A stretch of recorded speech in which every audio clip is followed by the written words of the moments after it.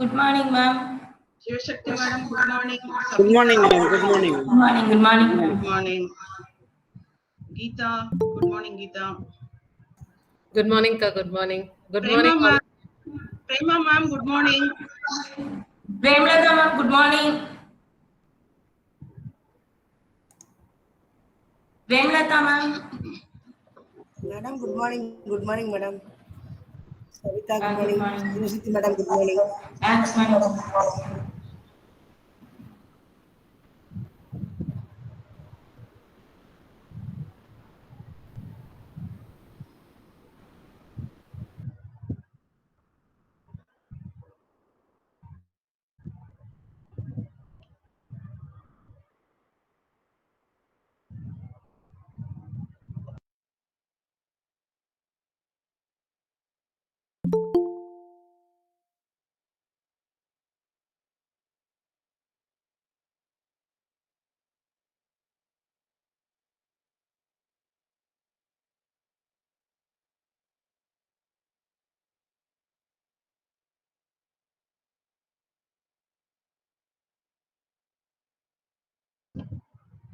Madam, with your kind permission, நாங்க எல்லாரும் video on பண்ணி சும்மா ஒரு ஹலோ சொல்லிக்கிறோம். சும்மா ஆடியோ வீடியோ டெஸ்ட் மேம் பண்றதுக்கு. எல்லாரும் தாராளமா அது ஆன் பண்ணலாமா? பண்ணிக்கலாம். Okay ma'am. ஒண்ணும் பிரச்சனை இல்ல.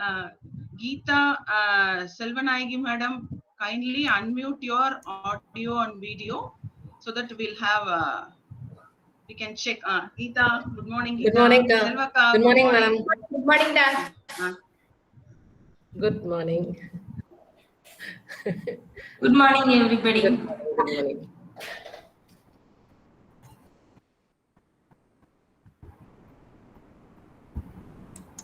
சபிதா இந்த பேக்ரவுண்ட் அனுப்பலையா எல்லாருக்கும்? எல்லாருக்கும் அனுப்புவா மேம்? நான் அனுப்புறேன்.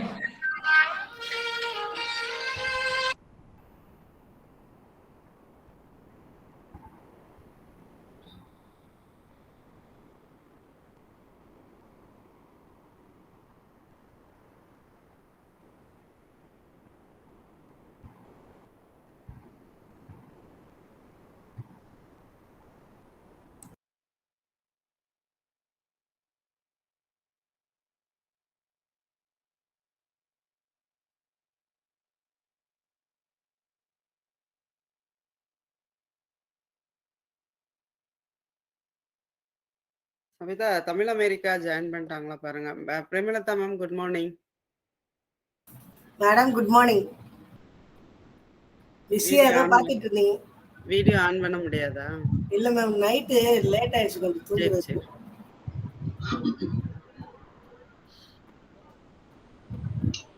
பிரியா மட்டும்தான் ப்ராப்பரா ரெடியா இருக்குது. நேற்று நிறைய கெஸ்ட் வந்துட்டாங்க. சரிங்க மேம். சரி. தூங்கவே லேட் ஆயிடுச்சு.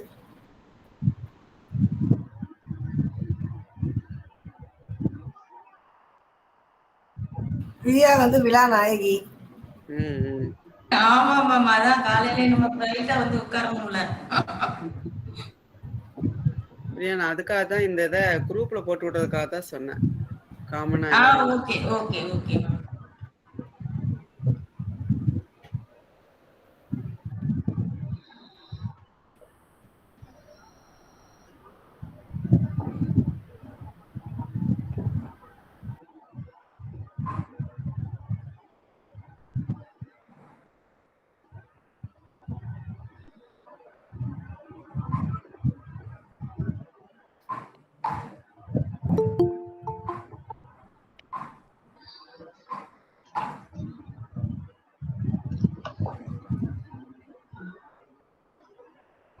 Hello.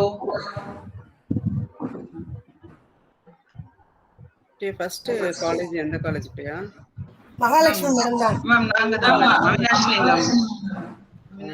அவங்க ரெடியா இருக்காங்க. ஆமா மேம், ஃபர்ஸ்ட் வெல்கம் ஸ்பீச் நீங்க கொடுத்துருங்க மேம். ஃபெலிசிட்டேஷன் பிரேமலதா மேம் கொடுத்துட்டோம். இப்போ இதுல நான் லிஸ்டட் காலேஜஸ் லிஸ்ட்ல சொல்லவா வேண்டாமா மேம்? இல்லப்பா, அப்படிலாம் டைம் வேஸ்ட் பண்ண வேண்டாம்ப்பா. அப்படின்னா நம்ம இப்பவே தொடங்கணும். 5 மணிக்கு கரெக்டா அவங்களுக்கு கலத்து கொடுக்கணும். இது தமிழ் அமெரிக்கா ஜாயின் பண்ணிட்டாங்கன்னு நம்ம தொடங்கிடுவோம். நீங்க அப்படியே சரி. லிஸ்ட் ஆஃப் காலேஜஸ்லாம் கொடுத்துலாம். கரெக்டா 5 o'clock தலத்தை வந்து காலேஜுக்கு கொடுத்துரும். சரி. தமிழ் அமெரிக்கா ஜாயின் பண்ணிட்டாங்கன்னா சொல்லுங்க. Okay ma'am. Okay ma'am. ரெக்கார்டிங்லாம் கொஞ்சம் கரெக்டா செக் பண்ணிக்கோங்க. Okay ma'am. ரெக்கார்டிங் கட் ஆகும் குறிப்பிட்ட நேரத்துக்கு அப்புறமா. மேடத்திட்ட சொன்னீங்கனாலும் அந்த பாப்பா நம்பருக்கு ஃபோன் பண்ணி சொல்லிடுவாங்க. திருப்பி ஆன் பண்ணி. Okay okay ma'am. எதனால சபிதா ப்ராப்ளம் வந்துச்சுன்னா உடனே ஃபோன் பண்ணுங்கக்கா. சரி மேம். Okay Jayalalithaa okay. மேடத்துக்கு உடனே ஃபோன் பண்ண அவங்க பாப்பாட்ட சொல்லிடுவாங்க. நான் இன்னைக்கு ஓகே மேம். திலகாக்கா குட் மார்னிங். Good morning.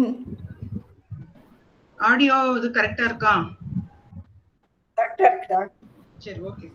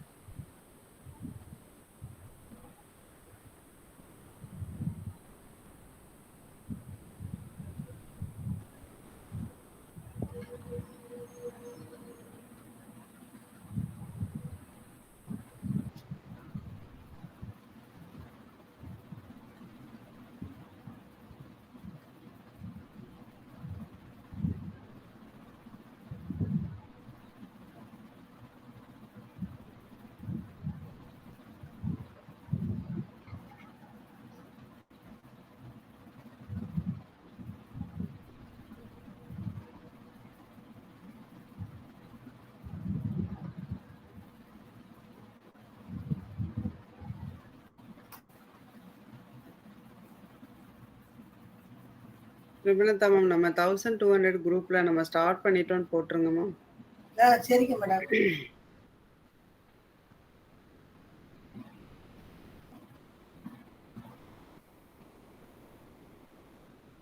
அந்த குரூப்லயா, அசிஸ்ட் குரூப்லயா? ஆமாங்க மேம், 1200. நம்ம இந்த லிங்க்ல ஸ்டார்ட் பண்றோம்ல, அவங்க அந்த இதை ஆஃப் பண்ணி வச்சிருவாங்க. சரி, ஓகே.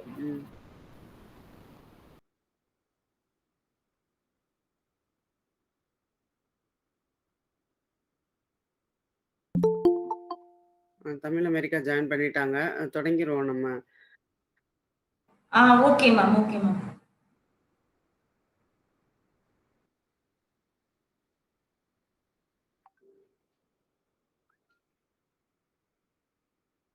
வணக்கம் சார், ஆஸ்டின் சார், வணக்கம்.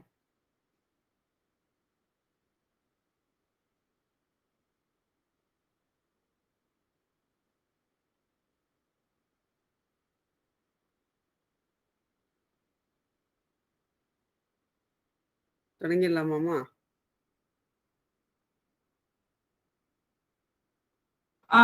Okay ma'am.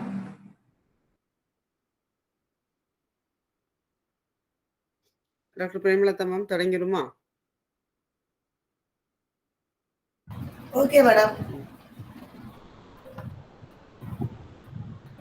அனைவருக்கும் காலை வணக்கம். தமிழ்நாடு ஆசிரியர் கல்வியியல் பல்கலைக்கழகம் பள்ளி ஆசிரியர்களுக்கான திறன் மேம்பாட்டு பயிற்சி மையம் அசிஸ்ட் உலக சாதனைக்கான 24 உட்தலைப்புகளுடன் 24 கல்வி நிறுவனங்கள் பங்கு பெறும் 24 மணி நேர பன்னாட்டு தொடர் வலையரங்கு இப்பொழுது இனிதே ஆரம்பமாகி இருக்கின்றது. மேதகு அப்துல் கலாம் ஐயா அவர்களின் பிறந்த நாளை முன்னிட்டு 8 அமைப்புகளுடன் இந்த உலக சாதனை நிகழ்வு நடைபெற இருக்கிறது.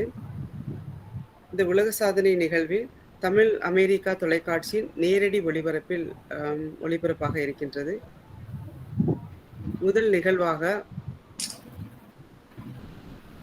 நூலாய்வு என்னும் தலைப்பில் 24 மணி நேரம் இந்த உலக சாதனை நிகழ்வு நடைபெற இருக்கின்றது.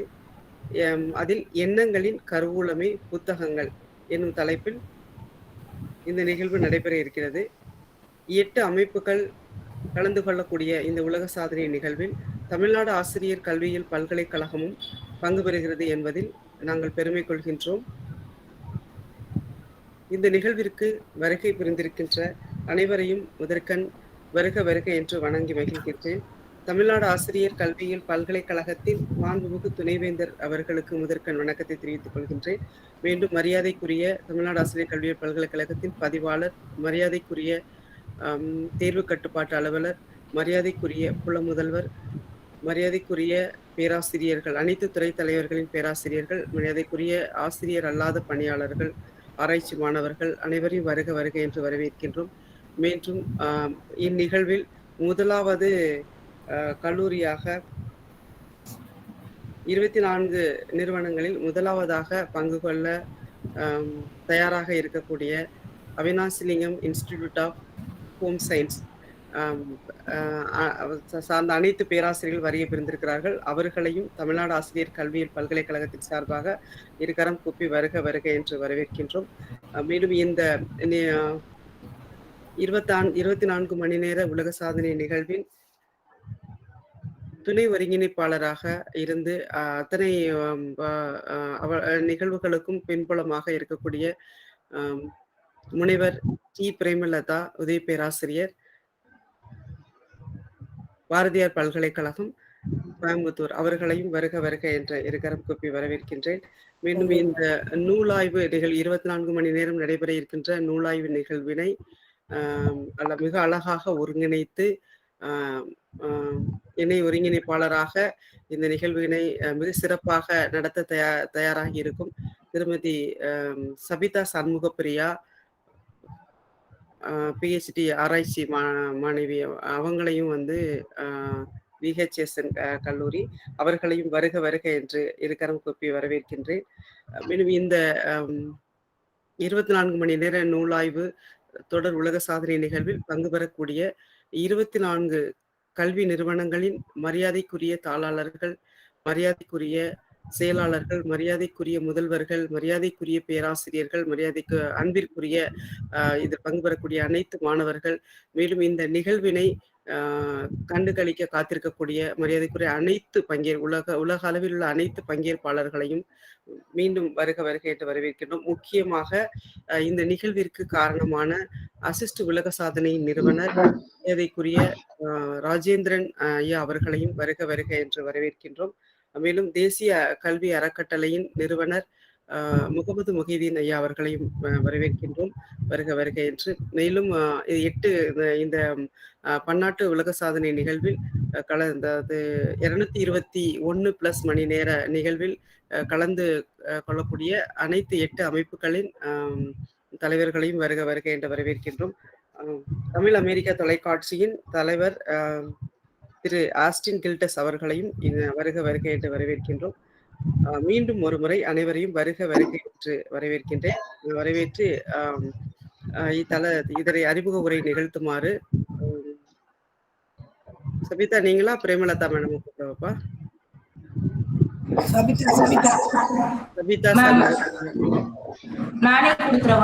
சபிதா சண்முகப்பிரியா, இணை ஒருங்கிணைப்பாளர், அவர்களை வருக வருக என்று வரவேற்கிறோம்.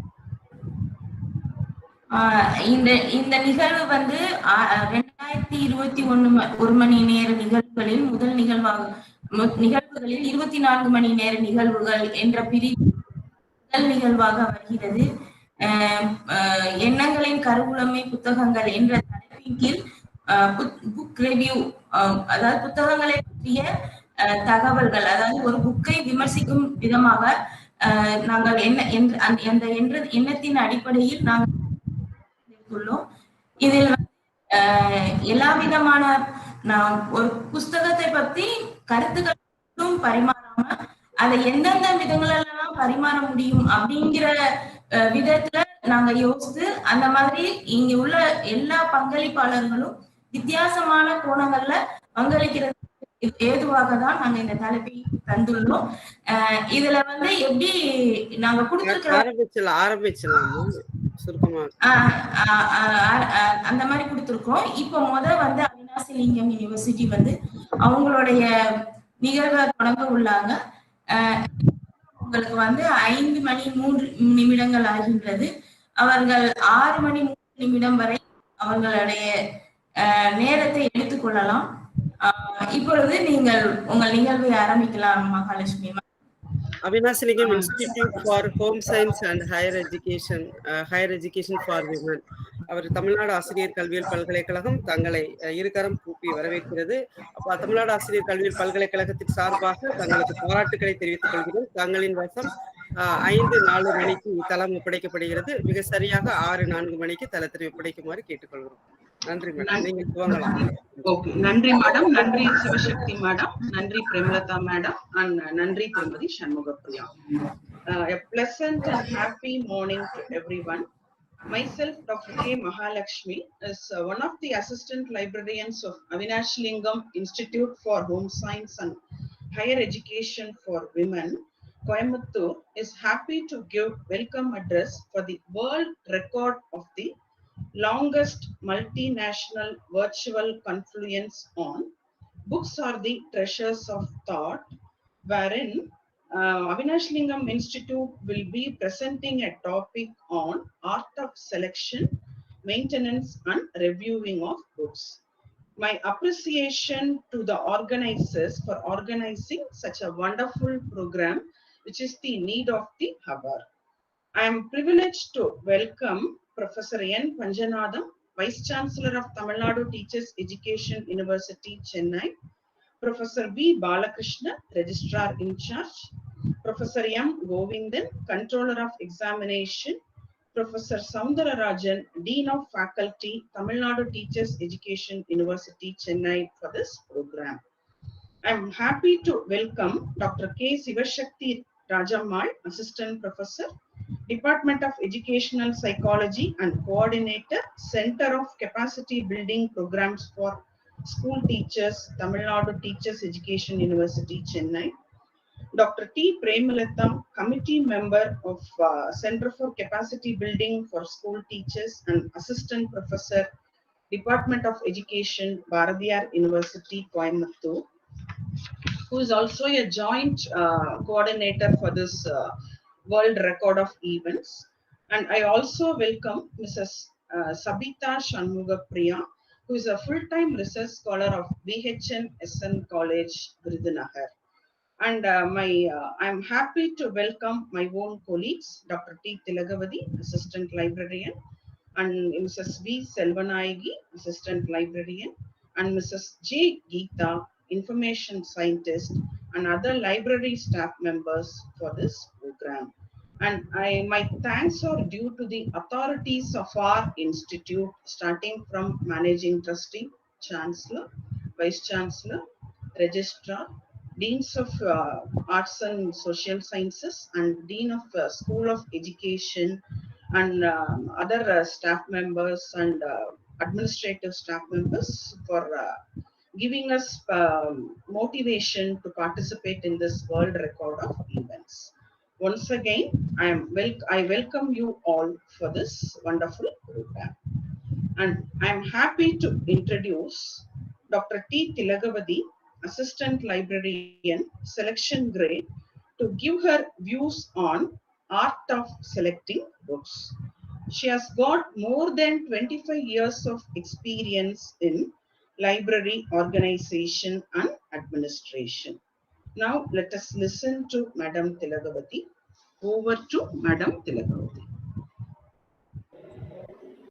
Very good morning to one and all present here.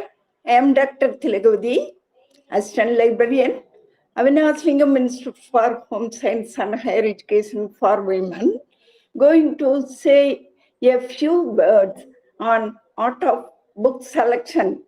Today, I feel honored and privileged to be a part of world record of the longest multinational virtual confluence organized by the Tamil Nadu Teachers Education University, Chennai, with the assist world record on the occasion of the former President Dr. APJ Abdul Kalam's birthday. One best book is equal to 100 best friends. One good friend is equal to a library. Dr. APJ Abdul Kalam Reading is a hobby all should nurture, and book selection is an art. It is to be practiced. Books are the essential resources of the library. Successful librarian, based on their experience, has formulated sound principles for book selection.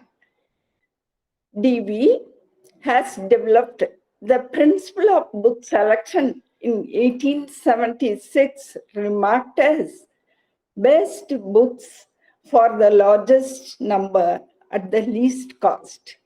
Keeping in mind the principle of economy and the condition of library at that time.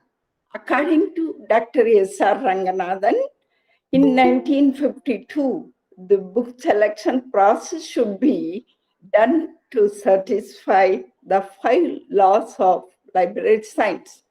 The 5 laws are: books are for use, every reader his or her book, every book its reader, save the time of the reader, library is a growing organism.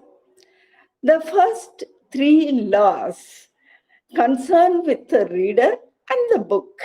The 4th law is about time, and the 5th law is for development of the library. Book selection requires the utmost care, skill, openness, and judgment.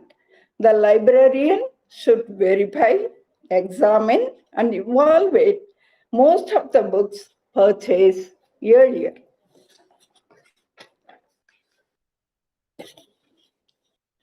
Depending upon the nature and size of the librarian must frame a sound and workable policy for selecting books. A well-written policy exhibits techniques of how the library materials are selected. The book selection policy is a joint responsibility of the faculties and the library staff. Each and every faculty member should participate in the book selection process in the area of their particular expertise. The policy adopted for selecting books is a good method of building a well-balanced, functional, and up-to-date collection. This is an active process to accelerate the qualitative acquisition plan and design a planned dynamic stock that attracts the readers towards the library. Guidelines to be adopted in selection. Guidelines play an important role in collection development. The following guidelines are to be adopted while selecting books for the library. To satisfy the user's need, latest books, latest edition of reference books, popular author, reputed publishers, artistic merit of literature, up-to-date maps and atlases, provision for online access to digital resources, compatibility of digital resources. Book selection policy should give direction to which materials are to be weeded and preserved. The users community will be fully satisfied if we follow the above guidelines. Criteria for selection. Selection policies should include specific criteria to guide professionals in purchasing books. The criteria should be relevant to the library's objectives. Excellence, appropriateness to the level of the users, authoritative and varying perspectives on controversial issues, accessibility and ability to stimulate further intellectual and social development. Librarians should consider authenticity, readers' demand, interest, content, and circumstances of use. Selecting books for children. School choose books that instill the intellectual, emotional, and maturity of the child. Develop vocabulary. Reading books aloud plays a vital role to build their word power. Choose books that make the children think, wonder, and want to find out more, stimulates the mind. Interactive books lift, press, fold, search, chatter, and most of all, bring smiles on their faces. Classic books have stood the test of time. Technical criteria should be included in developing policies. The following general criteria are used in selecting books for the academic libraries: currency and timeliness, accuracy, quality and depth, relevancy of subject, represents a variety of perspectives and controversial subjects, scope and content, cost, resources in a variety of formats and accessible both virtually and physically, coverage appropriate to the level of study of a subject. Tools for selection. A library cannot fulfill its aims and objectives unless it is supplied with the latest reading material. These are all the tools for selection of books: printed catalogs of libraries, union catalogs, national bibliographies, subject bibliographies, books in print, Woolrich's periodicals directory, list of reference works, publication list, academic and publication list of academic and research institutions, list of current list of periodicals, list prepared by government departments, booksellers and publishers catalog, list of theses and dissertations, list of audiovisual materials, catalogs of CD-ROM databases. Book selection is a cooperative and collective effort of staff and the librarians.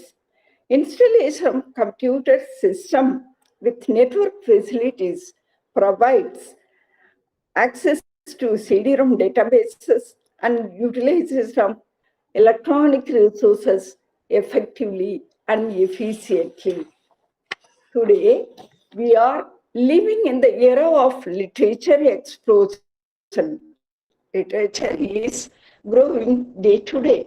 A vast number of resources are available from which librarian has to select the appropriate books. The following are the relevant sources for book selection: book reviews. Book reviews provides review and criticism found in periodicals, usually about new books. It is an essential source of book selection. The information provided in the book review should be brief, specific, and complete. The review should be done only by the subject experts, so the proper book selection process can be done by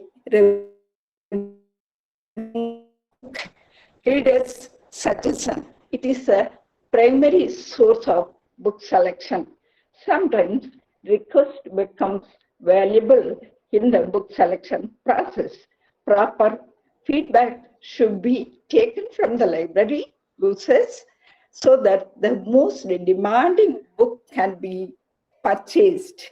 A suggestion register should be maintained by the library for this purpose. Libraries should keep a suggestion box, preferably near the entrance of the libraries. Bibliographies are also important sources of book selection. It includes subject bibliographies, author bibliography, a selective bibliography, bibliography of bibliographies, and national bibliographies. Subject bibliography. It is usually a list of books on a particular subject. It helps in select books on that specific subject. Author bibliography. Author bibliography is a list of books written by the particular author. Selective bibliography. It is a list of best books on a subject or a group of subjects. On an average, library uses this method for selecting books in the library. Bibliography of bibliographies. It is a list of bibliographies. It helps in selecting bibliographies for a library, which is an important tool for book selection. National bibliography. It is a list of books published in a country in different languages, which are mostly published in the printed form. It is a complete record of printed output in a given country without any limitation. Reading lists, prospectus, yearbook, library catalogs are also serves as a tool for book selection. Libraries are the reservoir of knowledge and fulfill the requirements of the readers. The library disseminates information to satisfy the research, teaching, and extension activities of the academic institution. The essential functions of the library are selection, collection, storage, and dissemination of information. The librarian serving the academic community is vigilant in selecting appropriate books and provides it to the right reader at the right time in a right personal way. During this pandemic situation, the resources and services of the library are utilized thoroughly by the readers by providing remote access facility. Let us join hands and work together to select and provide relevant books and serve the community to march towards Mission 2040 and achieve the goal. With these few words, I conclude my speech on selection of books and art. Thank you, madam, for your detailed presentation on art of selecting books for the academic library and personal use as well. Now I welcome Mrs. V. Selvanayagi, yet another assistant librarian of Vinashlingam Institute for Home Science and Higher Education for Women, to give her views on maintenance of books. She has got more than 22 years of experience in library services. And over to Dr. Mrs. V. Selvanayagi, madam. Good morning to one and all. I am happy to be a part of the event, world record of the longest multinational conference organized by Tamil Nadu Teachers Education University, Chennai. I begin my talk on the topic book maintenance. Reading is one of the best qualities that an individual should have. Books are often known to be your best friend for a specific reason. Reading books as a hobby is the most enjoyable experience a person can have. Books contain a vast amount of information which can only be learned by reading them. Reading is essential because it shapes your mind and gives you infinite knowledge and lessons of life. Books will help you understand the world around you better in a much different perspective. It keeps your mind active, healthy, and improves your creative ability. Dr. Johnson and Colin were of the opinion that books are central to higher education and every eminent educationist concurs with it. The prime aim of higher education should be to inflame the minds of the youth with the romance of books to enable them not only to realize their academic ambitions with the distinction, but a habit of reading in the life. All young men and women who enter university should leave its portals with a love for reading books ingrained in them. Loving a book also means preserving for long-term use. I will highlight the points on how to maintain the books in the library and in our personal cupboards. Each acquired document in the library should be kept physically fit. Proper care must be taken to avoid any damages. Book maintenance includes shelving, dusting, and cleaning. The library takes care while handling of library documents, particularly during processing, shelving, and conveyance of documents. Bound volumes should not be sorted out from their four edges, as this process weakens the binding. Shelves should not be fully packed.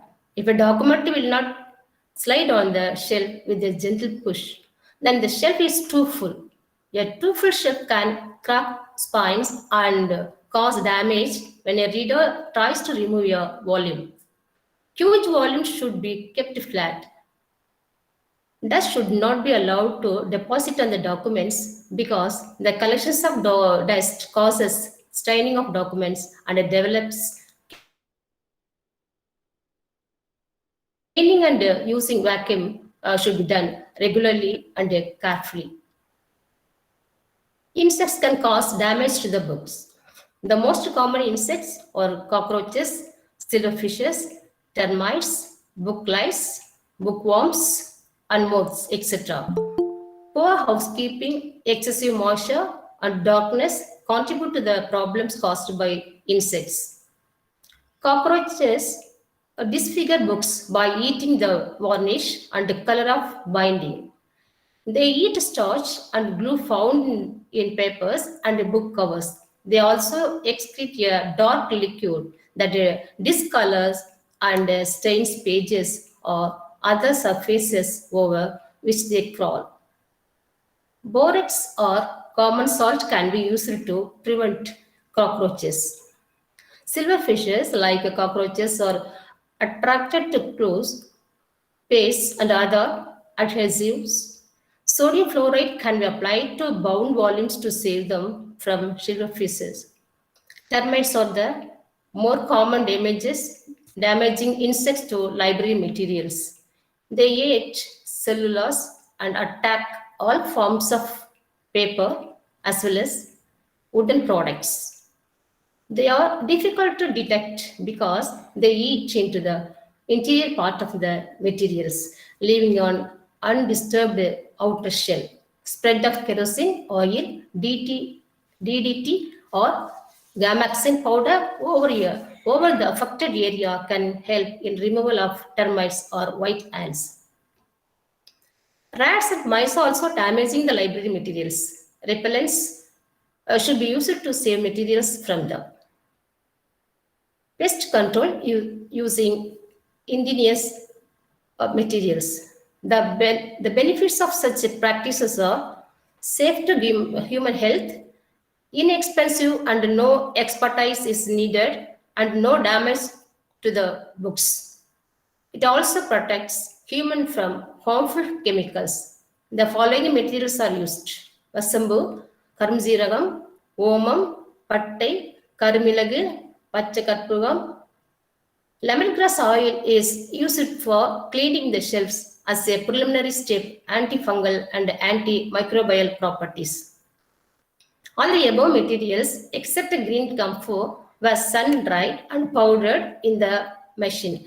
Later mixed the powder with the green camphor. Packet is made using red color cotton cloth and the edges were tied using thread, ready for placing in shelves. This method of pest control and save the lives of people and the environment as well. Proper cleaning, fumigation, and exposure to sunlight to the documents also help in reducing the effect of insects in the library. Proper pest management can be minimize the problems caused by the above. Binding of books. The binding is a way to increase the life of books. This is done by sealing the pages in place and by reinforcing the spine for each volume. The goal of binding is long-term preservation. Proper care and handling of books. Taking care when handling of any collection item, especially functional items like books with the fluxing pots, is one of the more effective, cost-efficient, and easily achieved preservation measures. Take proper care when handling books by having clean hands and a clean area to use the book. Keeping food and drink away. Removing the book from the shelf by gripping on both sides of the spine at the middle of the book. Push in the neighboring book on the both sides to get a good grip instead of tugging at the top of the spine. Not forcing a book to lie open to 180 degrees. Instead, prop up the cover of an open book to decrease the opening angle. Not using proper paper clips, dog ear, folding, or acidic inserts to the bookmark pages. Not using rubber bands, shelf adhesive tape, any kind of leather dressing, and glue on books. Proper storage of books. Good storage significantly prolongs of the life and usability of books and includes a cool room temperature or below, relatively dry, about 35% relative humidity, clean and stable environment, avoid attics, basements, and other locations with the high risk of leaks and environmental extremes. Minimal exposure to all kinds of light, no exposure to direct or intense light. Distance from radiators and vents. Regular dusting and housekeeping. Shelving books of similar size together so that the face of the covers are maximally supported by the neighbors on each side. Keeping upright shelves books straight and not leaning. Storing books lying flat is also good. The takeaway message. Arrange the books in a right manner in our cupboards. Provide proper sunlight to the materials. Maintain the cupboards without dust. Keep away from insects if found. Carry out pest control procedures. Bind the documents to preserve it. My humble request to all is to follow the procedures discussed and protect the book for our future. Encourage your children also to love and take care the books from their early childhood. Thank you. Thank you, madam, for your exhaustive and detailed talk on maintenance of books. See, at this juncture, I am happy to welcome Dr. Vijayarani, one of the faculty members of English department of our institute, and she has joined this program at the early hours. Thank you so much, madam. Now, I will be sharing my views on what book reviewing is. So let me begin my talk with, my talk consists of what is book review and role of reviewer and content and structure of book review and what are all the checklist and takeaway message. Let me begin with what book review is. A book review is a special form of academic writing and can be defined as an analysis based on content, style, and quality. In other words, it provides a summary of book with an evaluation of the work. Where it is, all of us have seen a book review in a newspaper, magazines, and journal. And with the advent of e-books, and nowadays on the internet too. and which covers varied topics such as literary works of fiction, poetry, biographies, history, and subject related works. And the length of such reviews may vary from a single paragraph to an essay, and depending on the individual publishers. And now let's see the role of reviewer in reviewing a book. Reviewer has to be familiar with the subject matter and is expected to offer an objective and unbiased assessment of the book. A skilled reviewer is a valuable asset, as he would have not only read and analyzed the text, but would also produce a review that gives the reader confidence in his insight of the book, which ultimately lead to purchase of that particular book or otherwise. Also, the reviewer is expected to make a decision on the competency of the topics covered in the book and the genuineness of its contents and statement on the validity of the author's points. Before actually reading the book, there are few things to be done by the reviewer, which deals with the physical attributes of a book. What sort of binding it is? Is the cover well illustrated, and does it indicate what the book contents would be about? How it is categorized by the publisher, or what is the genre of that particular book? Or there write-ups involved in the jacket? And flipping a book through the pages to have a smell of a book, which is a beautiful thing and which is not possible with the electronic books. And to know the arrangement of books arrangement of chapters in the book, paper quality, page design, layout, font type, size, illustrations in the books, which includes figures, graphs, diagrams, and tables. And above all, does the book look readable and user-friendly? Now it's time to see what are all the contents of a book review. There are 4 stages in writing a review.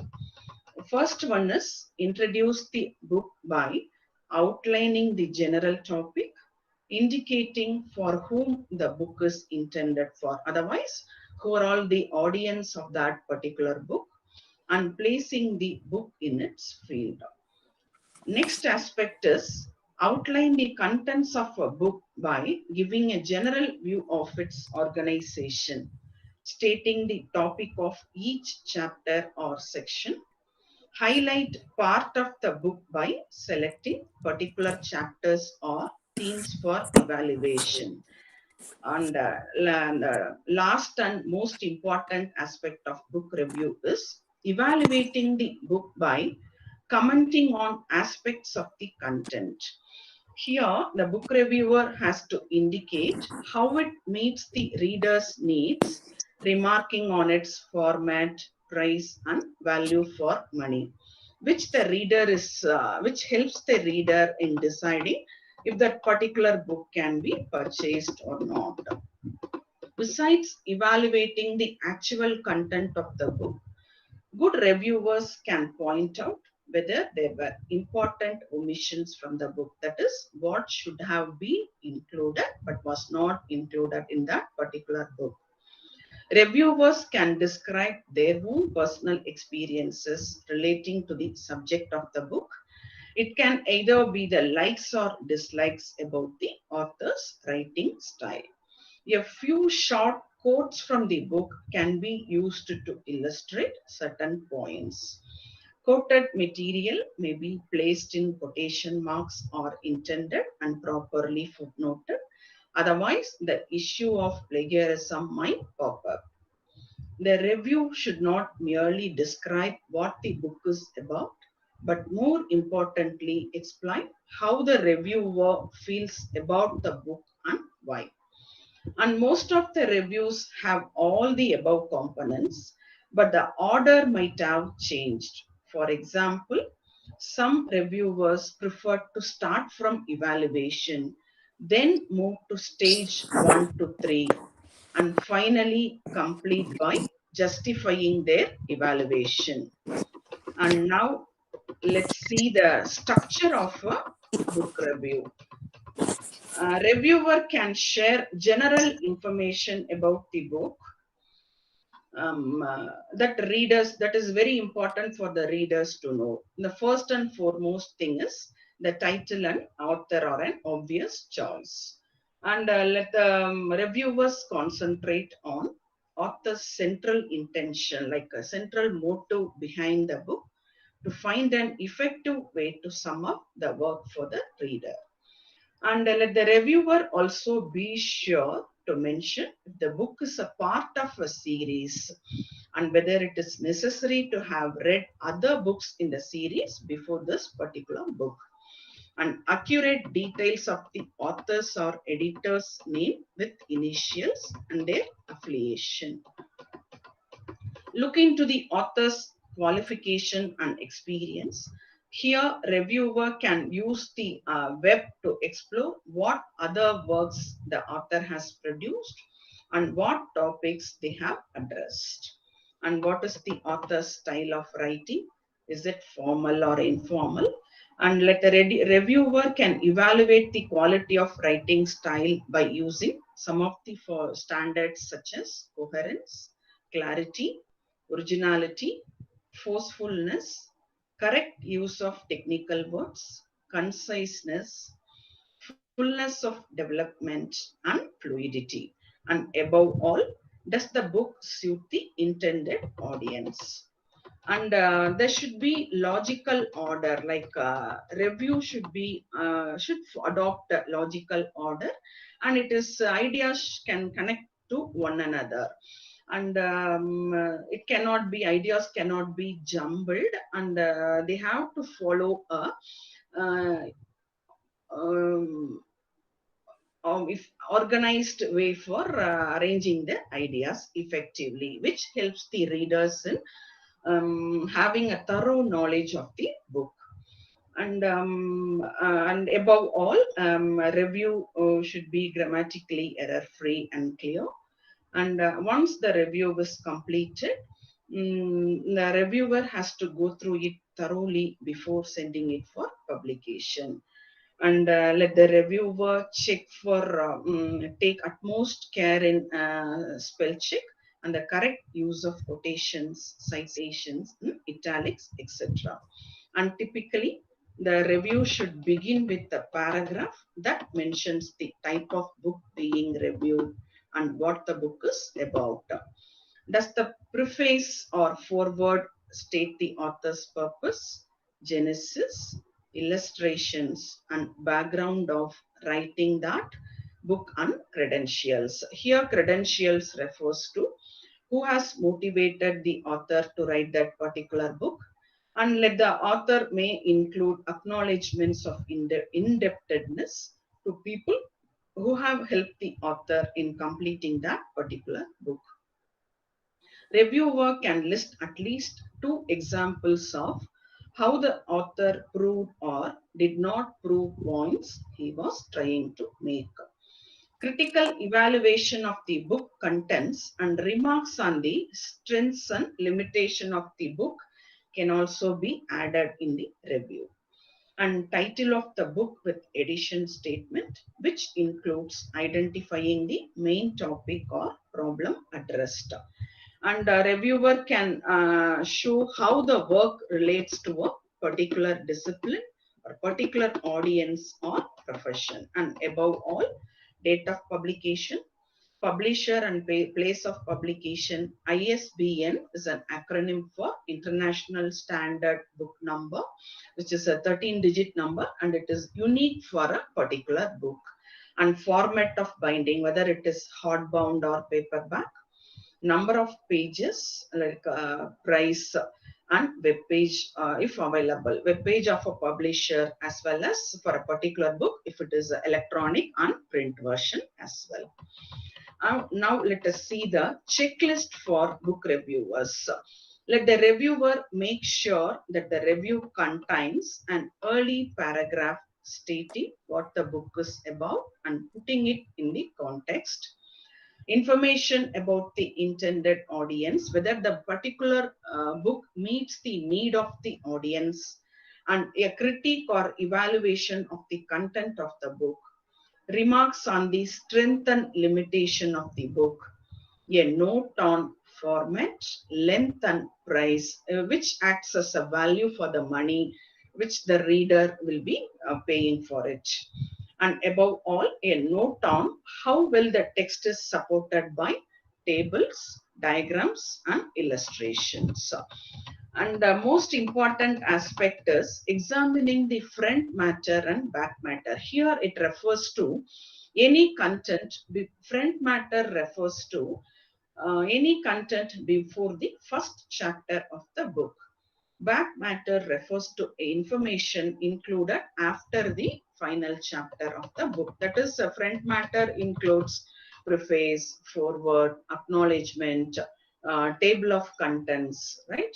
And these are all numbered differently from the rest of the text with the lowercase Roman numerals, right? Table of contents, whether it is it clear or detailed or it is general. Does it reflect the true content of the book? Does it help in understanding a logical sequence of the content? An author biography, it can either found as a back matter or at the jacket of a book. The biography of the author is very much helpful in determining the authority of the writer and whether the book builds on prior research or represents new search. And foreword, the purpose of foreword is to introduce the reader or introduce the author to the readers and the content of the book, and to help establish credibility for the both. A foreword may not contribute any additional information about the book's subject matter, but rather it serves as a means of validating the book's existence, for whom, for what purpose the book came into existence. In these cases, the foreword is often written by a leading scholar or expert who endorses the book's contributions to advancing research about the topic.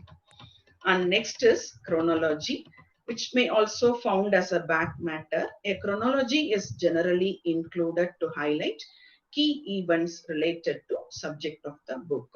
Does the entries contribute to the overall work? Is it detailed or very general? And list of non-textual elements. A book may contain numerous charts, photographs, maps, tables, etc. Will often list these items after table of contents in the order that they appear in the text. Is this useful? And all these points are to be taken care of by the reviewer before writing a book review. And next comes the back checking of back matter, which is the most important part of back matter is index, because after going through the index followed by a page number of that particular word which appears on the text. Is the index accurate? Is there glossary of terms? Is there appendix to supplement the content of the book? And check any endnotes or footnotes, as one can read from chapter to chapter. Do they provide any important additional information? Do they clarify or extend points made in the body of the text? And check for bibliography the author might provide. And what kind of a primary source or secondary source appear in the bibliography. And how does the author make use of all these sources? And if at all if there is any omissions, let the reviewer make note of important omissions. It is better to make the review readable and entertaining. It can be a description, not just a simple summary of the table of contents of the book. Here, description refers to content of the book can be woven on critical remarks. Next, let us see about what are all the common problems with book reviews? Most of the reviews are uninformative, indecisive, and boring. Or let the reviewer avoid book review to be uninformative, indecisive, and boring. Here, let the reviewer pay attention to length and make every word count. The reviewer has, he will be writing about that particular book. Lengthy reviews are quite confusing and time consuming to read. And let the reviewer keep the readers with them by giving to the point information. A mere listing of content of the book, adopting unkind and careless vocabulary, personally abusive about the author's credentials, return to boost the reviewer's ego. All these points are clubbed together and explain that. Let the reviewer remember that the author has taken tremendous effort to write a book and bring out a book. It is suggested to express honest opinion about the book. Imagine if it was his or her that reviewer book being reviewed, how would she or he want a reviewer to express their evaluation? Like putting putting author's view. Let the reviewer put author's viewpoint before writing a review of that particular book. And take home points. Give readers a balanced yet critical evaluation of the book content. Be concise, logical, and enlightening, and deliver vision into the strengths and weakness of the book, and help readers to decide whether or not the particular book is worth reading or buying. And I'm happy to be part of this world record of events on virtual program organized by the Tamil Nadu Teachers Education Association, Teachers Education University, Chennai, in association with Assist World Record. My thanks are due to the organizers for having given me an opportunity to share my views on book reviewing. And above all, my thanks are due to the Managing Trustee, Chancellor, Vice Chancellor, Registrar, Deans of all the faculties, and my fellow colleagues and other staff members of our institute in motivating us to participate in this world record of events.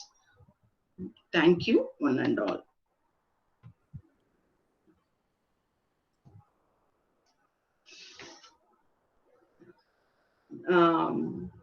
Gratitude is the mother of all virtues. I am happy to introduce Mrs. J. Geeta, information scientist of our institute, and who has got more than 17 years of experience in software development and maintenance for the library, for our library. And now I welcome Mrs. J. Geeta to propose vote of thanks. Thank you. Thank you, Dr. Mahalakshmi Madam. A warm and graceful morning to all.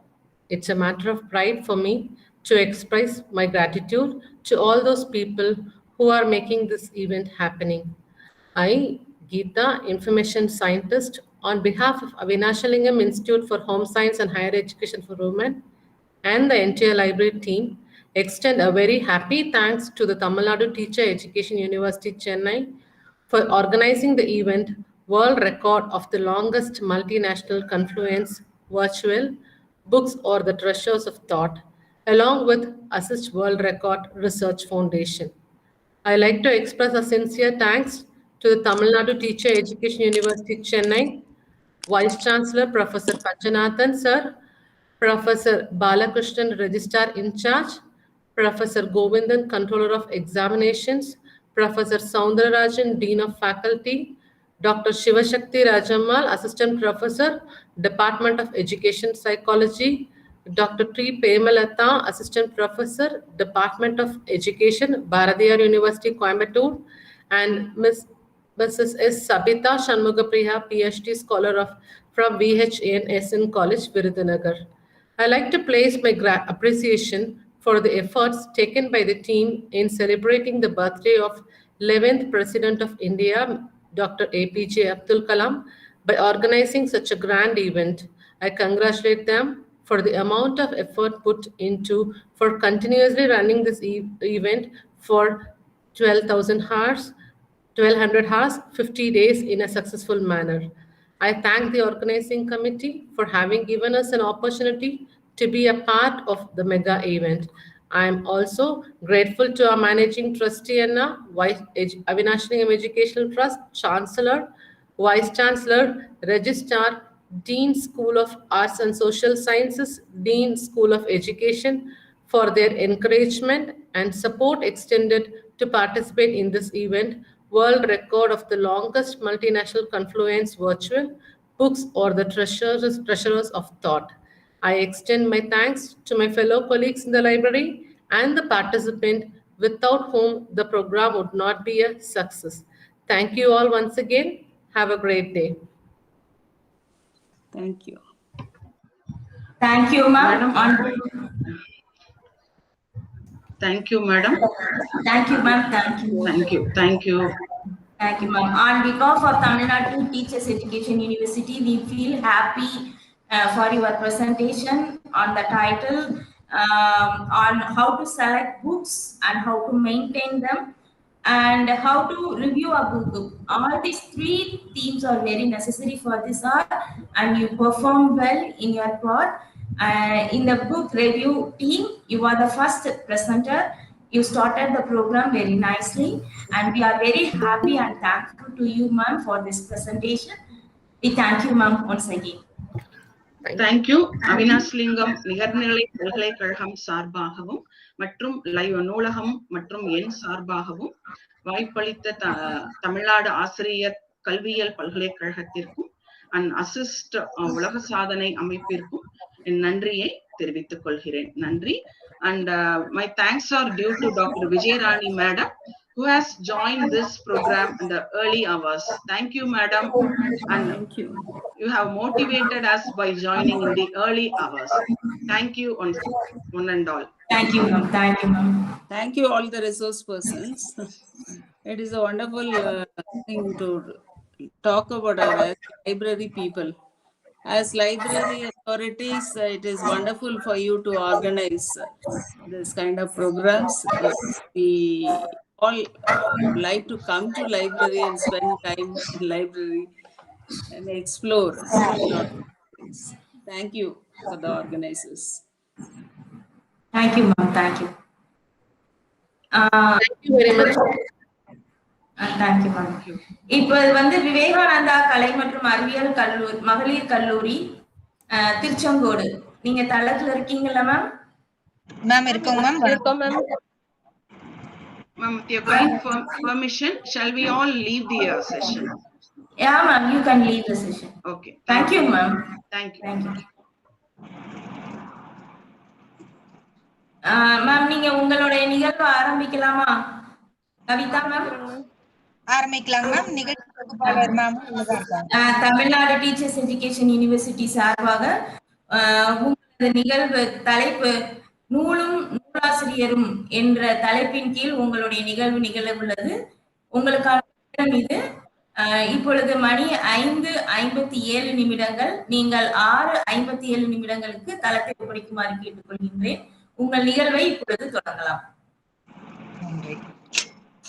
அனைவருக்கும் வணக்கம்.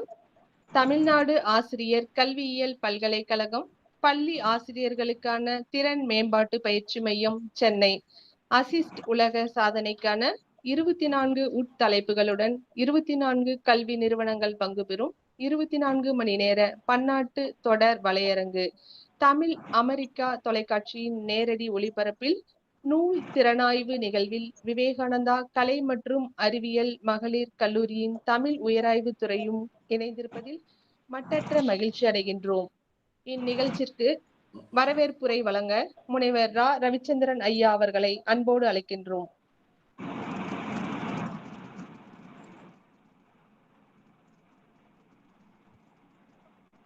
Ravi sir.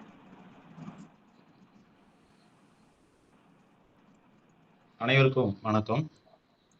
Tamil Nadu ஆசிரியர் கல்வியியல் கழகம் விவேகானந்தா கலை மற்றும் அறிவியல் மகளிர் கல்லூரி இணைந்து நடத்தக்கூடிய இந்த நூல் மதிப்பீட்டு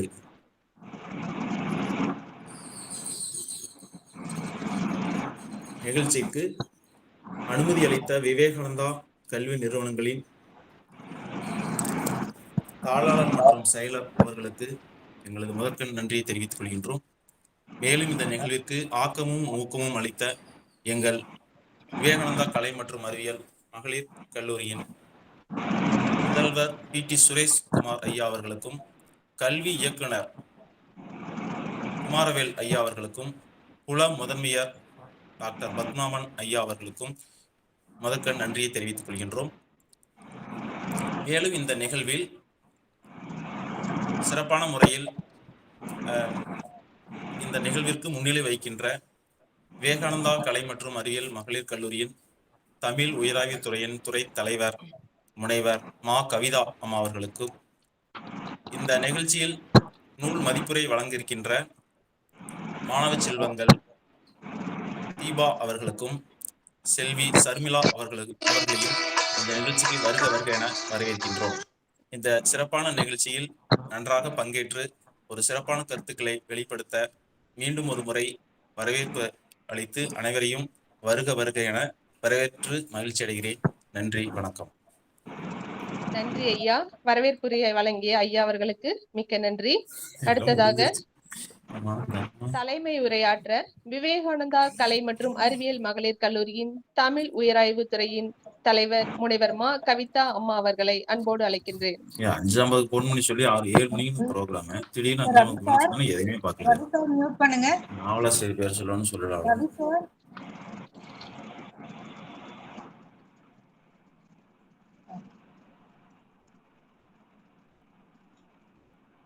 எங்கள் வாழ்வும் எங்கள் வளமும் மங்காத தமிழ் என்று சங்கே முழங்கு.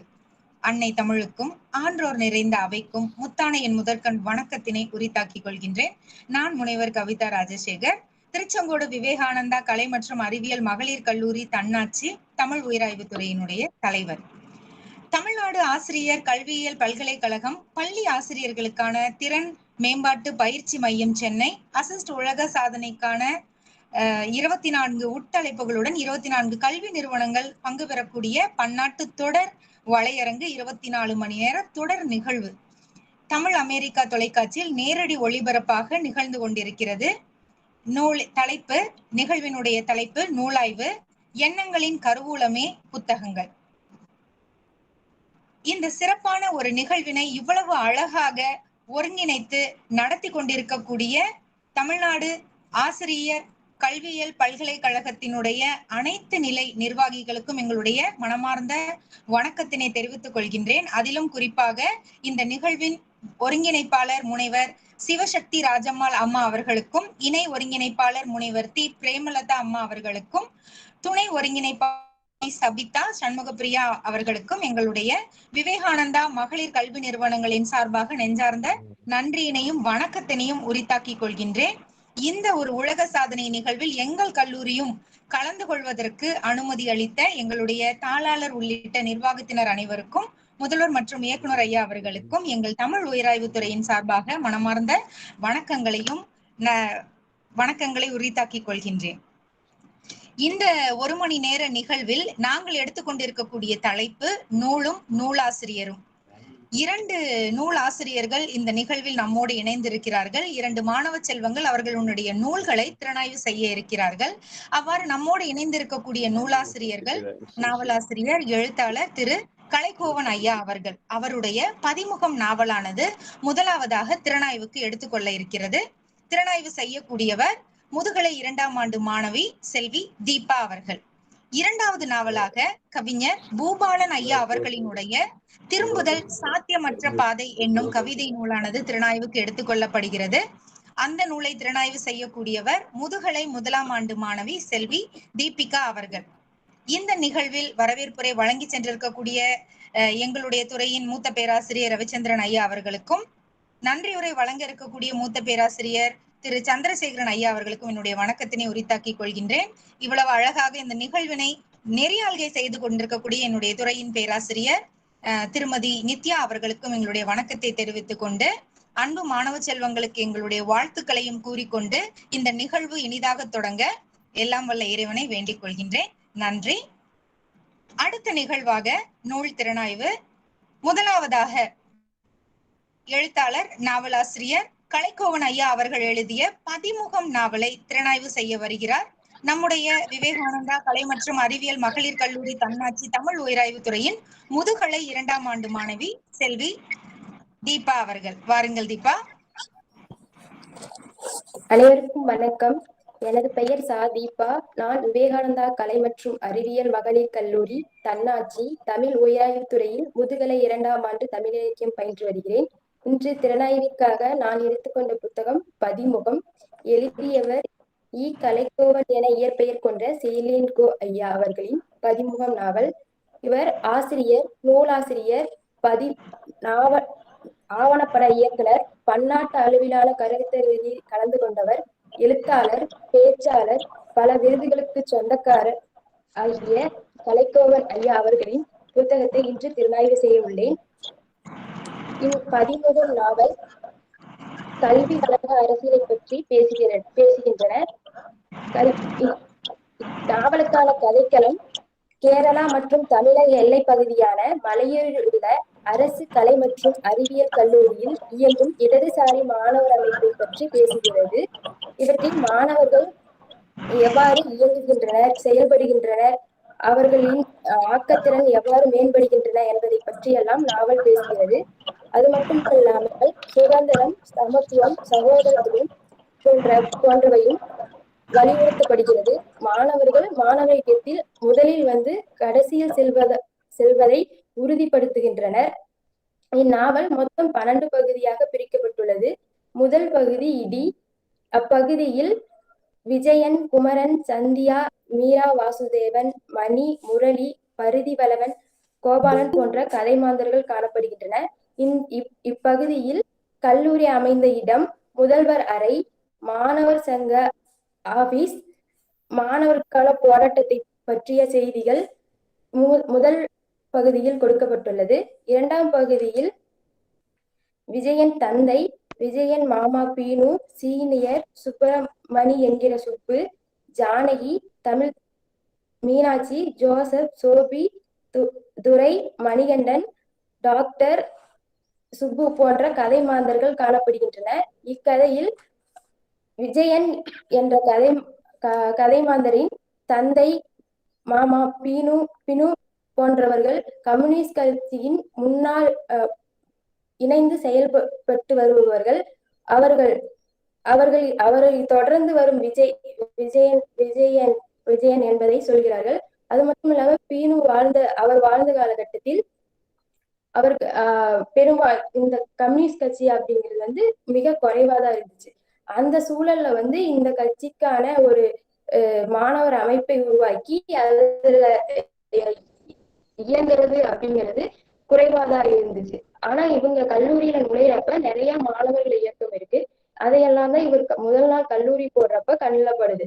அது மட்டும் இல்லாம இவர் அங்க இருக்கும் முன்னாள் கம்யூனிஸ்ட் கட்சியோட லீடரை மூலம் அறிமுகமாகி அவரோட நிறைய பேசி இவரும் அதை சார்ந்த கருத்துக்களை நிறைய தெரிஞ்சுக்கிறாரு. பினு அப்படிங்கிறவரு அவரோட இணைந்து சுப்பு அப்படிங்கிறவரும் இணைந்து மாணவர்களுக்கான பிரச்சனையை கண்டறிந்து அதை தீர்க்கணும் அப்படின்னு நினைக்கிறாங்க. அந்த சூழல்ல மாணவர் இயக்கத்திற்கான ஒரு தேர்தல் நடைபெறுகிறது. அதுல சேர்மேனா பினு அப்படிங்கிறவரும் ஜாயிண்ட் செக்ரட்டரியா சுப்பு அவங்களும் நிக்கிறாங்க. அதை சுப்புகிட்ட ஜோசப் சொல்றாரு. அது சுப்பு அந்த இதையில இணையலாமா வேண்டாமா அப்படிங்கிற மாதிரி யோசிக்கிறாரு. இது 2ஆம் பகுதியில சொல்றாங்க. இதுல என்ன மாணவர்களுக்கு பிரச்சனையா என்ன கருதுறாங்கன்னா அவங்களோட உணவு சரியா கிடைக்காது. உணவு ஹாஸ்டல்ல அவங்க தங்கி படிக்கிறதுனால அவங்களுக்கான உணவு சரியா கிடைக்காம இருக்கிறது. அதை கண்டறிந்து அதை தீர்க்கணும். அது மட்டும் இல்லாம அவங்களோட அந்த கல்லூரிய சுத்தியும் சுற்றுச்சுவர் இல்லாம இருக்கு. அதையும் சரி செய்யணும். அதுதான் அதை சொல்லி நம்ம தேர்தல்ல பிரச்சாரம் பண்ணலாம், அதை நிறைவேற்றியும் காட்டலாம் அப்படின்னு ஜோசப் அவர்கிட்ட பினு அப்படிங்கிறவர் சொல்றாரு. இது எல்லாமே அவங்க முத்தாச்சி மரம் அப்படிங்கிற இடத்துலதான் நின்று ஒவ்வொரு மாணவர் சார்ந்த பேசுற இயக்கத்தை பத்தி பேசுறப்ப எல்லாரும் ஒன்றிணைந்து அந்த முத்தாச்சி மரத்துட்டு தான் பேசுவாங்க. அடுத்தது 3ஆம் பகுதியில வந்து சுப்பு வந்து இந்த சுப்புவின் அம்மா, ராமையா, சந்திரன், மல்லிகா, பண்ணையார், காவல்துறை அதிகாரி, வட்டச்செயலர் போன்ற கதை மாந்தர்கள்லாம் இருக்காங்க. இதுல என்ன நினைக்கிறாருன்னா, நாம வந்து அந்த இயக்கத்துல இணைந்து அரசியல்ல ஈடுபடலாமா சுப்பு அப்படிங்கிறவரு நினைக்கிறாரு. அப்புறம் அவர் சின்ன வயசுல நடந்த போராட்டங்கள், அவங்க ஊர்ல வந்து பண்ணையார் வந்து ரொம்ப குறைவான கூலிதான் மக்களுக்கு கொடுப்பாரு. அதை எதிர்த்து வந்து சந்திரன் அப்படிங்கிறவர் வந்து யாருன்னா கம்யூனிஸ்ட் கட்சியில இணைந்து செயல்பட்டு வருவாரு. அவர் மூலமாக இணைந்து அந்த கூலி உயர்வை பெறுவாங்க. அது ஒரு போராட்டம். அப்புறம் மல்லிகாங்கிற ஒரு பொண்ணை வந்து தவறாக பண்ணையார் அவர்கள் நடத்திடுவாங்க. அதுக்காக சந்திரன் மூலம் தண்டனை வாங்கி தருவாங்க. இதெல்லாம் வந்து சுபுவின் அன்றைய இரவுல வந்து அவருக்கு தோன்றுது. அதை நினைச்சிட்டு பார்த்துட்டு இருக்காரு. விடிஞ்சிருது. இத வந்து இந்த கதை 3ஆம் பகுதியில சொல்றாங்க. 4ஆம் பகுதியில வந்து அந்த மாணவர் இயக்கத்துக்கான தேர்தல் நடைபெறுது. அந்த தேர்தல் வந்து விழா போன்று மிக பிரம்மாண்டமா நடைபெறுது. இந்த 4ஆம் கதை வந்து பினு, ஜோசப், சுப்பு, ஜானகி, ஸ்ரீகுமார் போன்றவங்க எல்லாம் இடம்பெறாங்க. இந்த இதுல வந்து மாணவர்கள் வந்து அந்த தேர்தலுக்காக பிரச்சாரம் பண்றது, பாடல் பாடுறது, இந்த இடதுசாரி மாணவர் அமைப்பை பற்றிய கொள்கைகள், அதன் மூலம் என்ன பயன், அதெல்லாமே சொல்றாங்க. சொல்லி பிரச்சாரம் பண்றாங்க. ஒரு மாலை பொழுதுல பின்னுவும் சுப்புவும் சாலை வழியா நடந்து போறப்ப சுப்பு வந்து சிலர் தாக்குறாங்க. தாக்கி அவரை வந்து மருத்துவமனை தாக்குனால அவர் ரொம்ப அடிபட்டனால மருத்துவமனையில அனுமதிக்கப்படுறாங்க. அனுமதிக்கப்பட்டு திரும்பி அவர் வந்து ஹாஸ்பிட்டல்ல இருக்கப்ப ஜோசப் அப்படிங்கிறவர் வந்து அந்த கம்யூனிஸ்ட் கட்சியோட லீடர். அவர் வந்து மறுநாள் காலையில சென்று பார்க்கிறப்ப சொல்றாரு, சுப்புவை வந்து நம்மளுடைய இடதுசாரி மாணவர் அமைப்பை வந்து ரத்தம் சிந்தி காத்திருக்காரு. அதனால நமக்கு வெற்றி கண்டிப்பா இந்த மாணவர் இயக்க தேர்தல்ல கிடைக்கும் அப்படின்னு சொல்லி பினுவை வந்து காலேஜ் அனுப்பி வைக்கிறாரு. அப்படி அனுப்பி வைக்கிறப்ப அவர் காலேஜ் போனதுக்கு அப்புறம் சொல்றாங்க, இப்படி நமக்கு இந்த இடதுசாரி மாணவர் இயக்கம் வந்து வெற்றி பெற்றிருக்கு அப்படின்னு சொல்லி.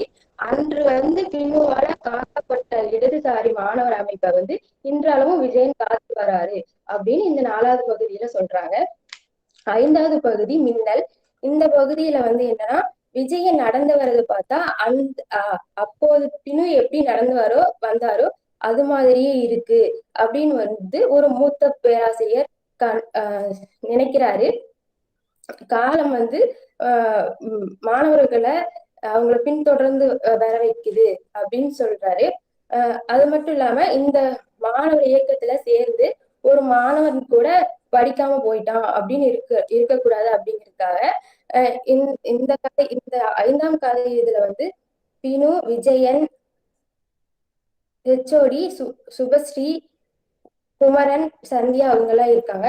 இந்த குமரன் அப்படிங்கிறவர் வந்து அதிகமா வகுப்புல இருக்கிறத விட மாணவர் இயக்க ஆபீஸ்லதான் இருப்பாரு. அதனால அவருக்கு வந்து தேர்வு எழுத முடியாது அப்படின்னு பரிதி வளவன் சார் சொல்றாரு. வளவன் சார் சொல்றாரு. அதை போய் விஜயன் வந்து நீங்க பரீட்சை எழுதி மதிப்பெண் பெறணும், மாணவர் இயக்கத்துல வந்துதான் இவன் வந்து வீணா போயிட்டான் அப்படின்னு யாரும் சொல்லக்கூடாது அப்படின்னு சொல்லி வலியுறுத்தப்படுகிறது இந்த பகுதியில. அடுத்ததாக 6ஆவது பகுதியில வந்து கார்த்திக், மூர்த்தி, ஆயிஷா பானு, பிரேம், சைலஜா, விஜயன், குமரன், சந்தியா, ஜீத் அப்படிங்கிற கதை மாந்தர்கள்லாம் இருக்காங்க.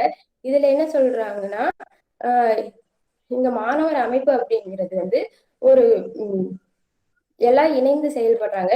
இதுல சுஜித் அப்படிங்கிறவர் வந்து வலதுசாரி மாணவர். இந்த இதுல வந்து மூர்த்தியும் கார்த்தி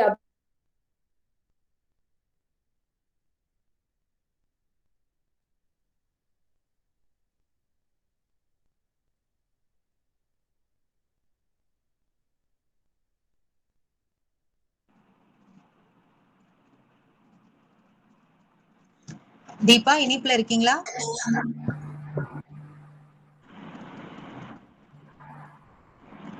அவங்க இணைப்புல இருந்து துண்டிக்கப்பட்டாங்களா? சரி பாருங்க மேம். தீபா ஏதாவது உங்களுக்கு கால் வந்து நினைக்கிறேன். தீபா உள்ள இருக்கீங்களா? இருக்காங்க மேம், லைன்ல இருக்காங்க மேம்.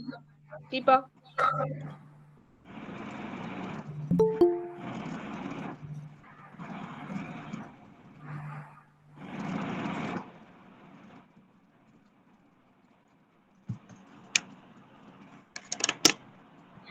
மேம் சில நேரங்கள்ல அவங்களுக்கு தெரியாம அவங்க பேசிட்டு இருக்கலாம், பாருங்க. ஒரே நிமிடம். தீபா உள்ள வந்துட்டாங்க. தீபா உங்களுடைய வீடியோ ஆன் பண்ணிக்கோங்க.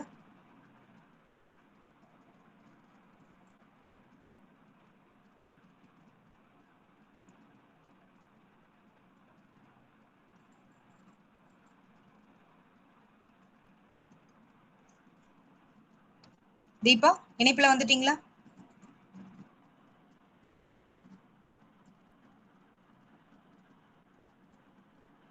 மேம் அவங்க உள்ள இல்ல, இன்னொரு தீபிகான்ற பொண்ணுதான் இருக்கிறாங்க. இல்ல அவங்க பேராசிரியர். ஓகே. இப்போ இந்த தீபா மாணவியை பத்தி நம்ம சொல்லணும் அப்படின்னம்னா, இந்த திறனாய்வு வந்து இவங்க ரொம்ப ஒரு ஆர்வம் மிகுதியாலதான் இந்த நூலை வந்து அவங்க எடுத்துக்கிட்டாங்க. இதற்காக இவங்க பலமுறை நூல் ஆசிரியரையே தொடர்பு கொண்டு நிறைய இவங்க வந்து இந்த நூல் சம்பந்தமாகவும் அதுல இருக்கக்கூடிய செய்திகள் தொடர்பாகவும் நிறைய ஆலோசனைகளை வந்து நூலாசிரியர் கிட்ட கேட்டாங்க. அந்த வகையில இந்த பொன்னினுடைய இந்த இவ்வளவு ஒரு திறனாய்வுக்கு ரொம்ப துணையா நம்மளுடைய நூலாசிரியர் இருந்தார் அப்படிங்கிறதும் குறிப்பிடத்தக்கது. அத்தகைய சிறப்பான ஒரு நூல் வந்து திறனாய்வு எடுத்திருக்கா நம்மளுடைய மாணவி தீபா. தீபா உள்ள இணைஞ்சிட்டாங்களாமா நித்யா? மேம் அவங்க இணையலைங்க மேம், அவங்களுக்கு கால் பண்ணுங்க மேம், லைன் போக மாட்டேங்குதுங்க மேம். சரி, ஓகே. அவங்களுக்கு ஏதாவது இணைய பிரச்சனை போல. சரி, நம்ம அடுத்த நிகழ்வுக்கு போயிடலாம். அதனால இத்தனை சிறப்பாக மாணவிகளினுடைய அத்தனை கேள்விகளுக்கும் எந்த சூழ்நிலையிலும் சரி சிறப்பான ஒரு பதிலளித்து அவர்களுடைய சந்தேகங்களுக்கு ஒரு தெளிவான புரிதலோடு கூடிய விளக்கங்களை கொடுத்த இந்த நூலினுடைய நாவல் ஆசிரியர் நம்மோடு இணைப்பில் இருக்கிறார். திரு கலைக்கோவன் ஐயா அவர்களை இந்த நூல் திறனாய்வு தீபாவும் மன்னிக்கணும், தீபாவும் அவங்க லைன்ல வந்துட்டாங்க போல இருக்கு. அவங்க ஏதாவது பேசுறாங்களான்னு ஒரு வார்த்தை கேட்டுக்கணும். தீபா லைன்ல வந்துட்டீங்களா?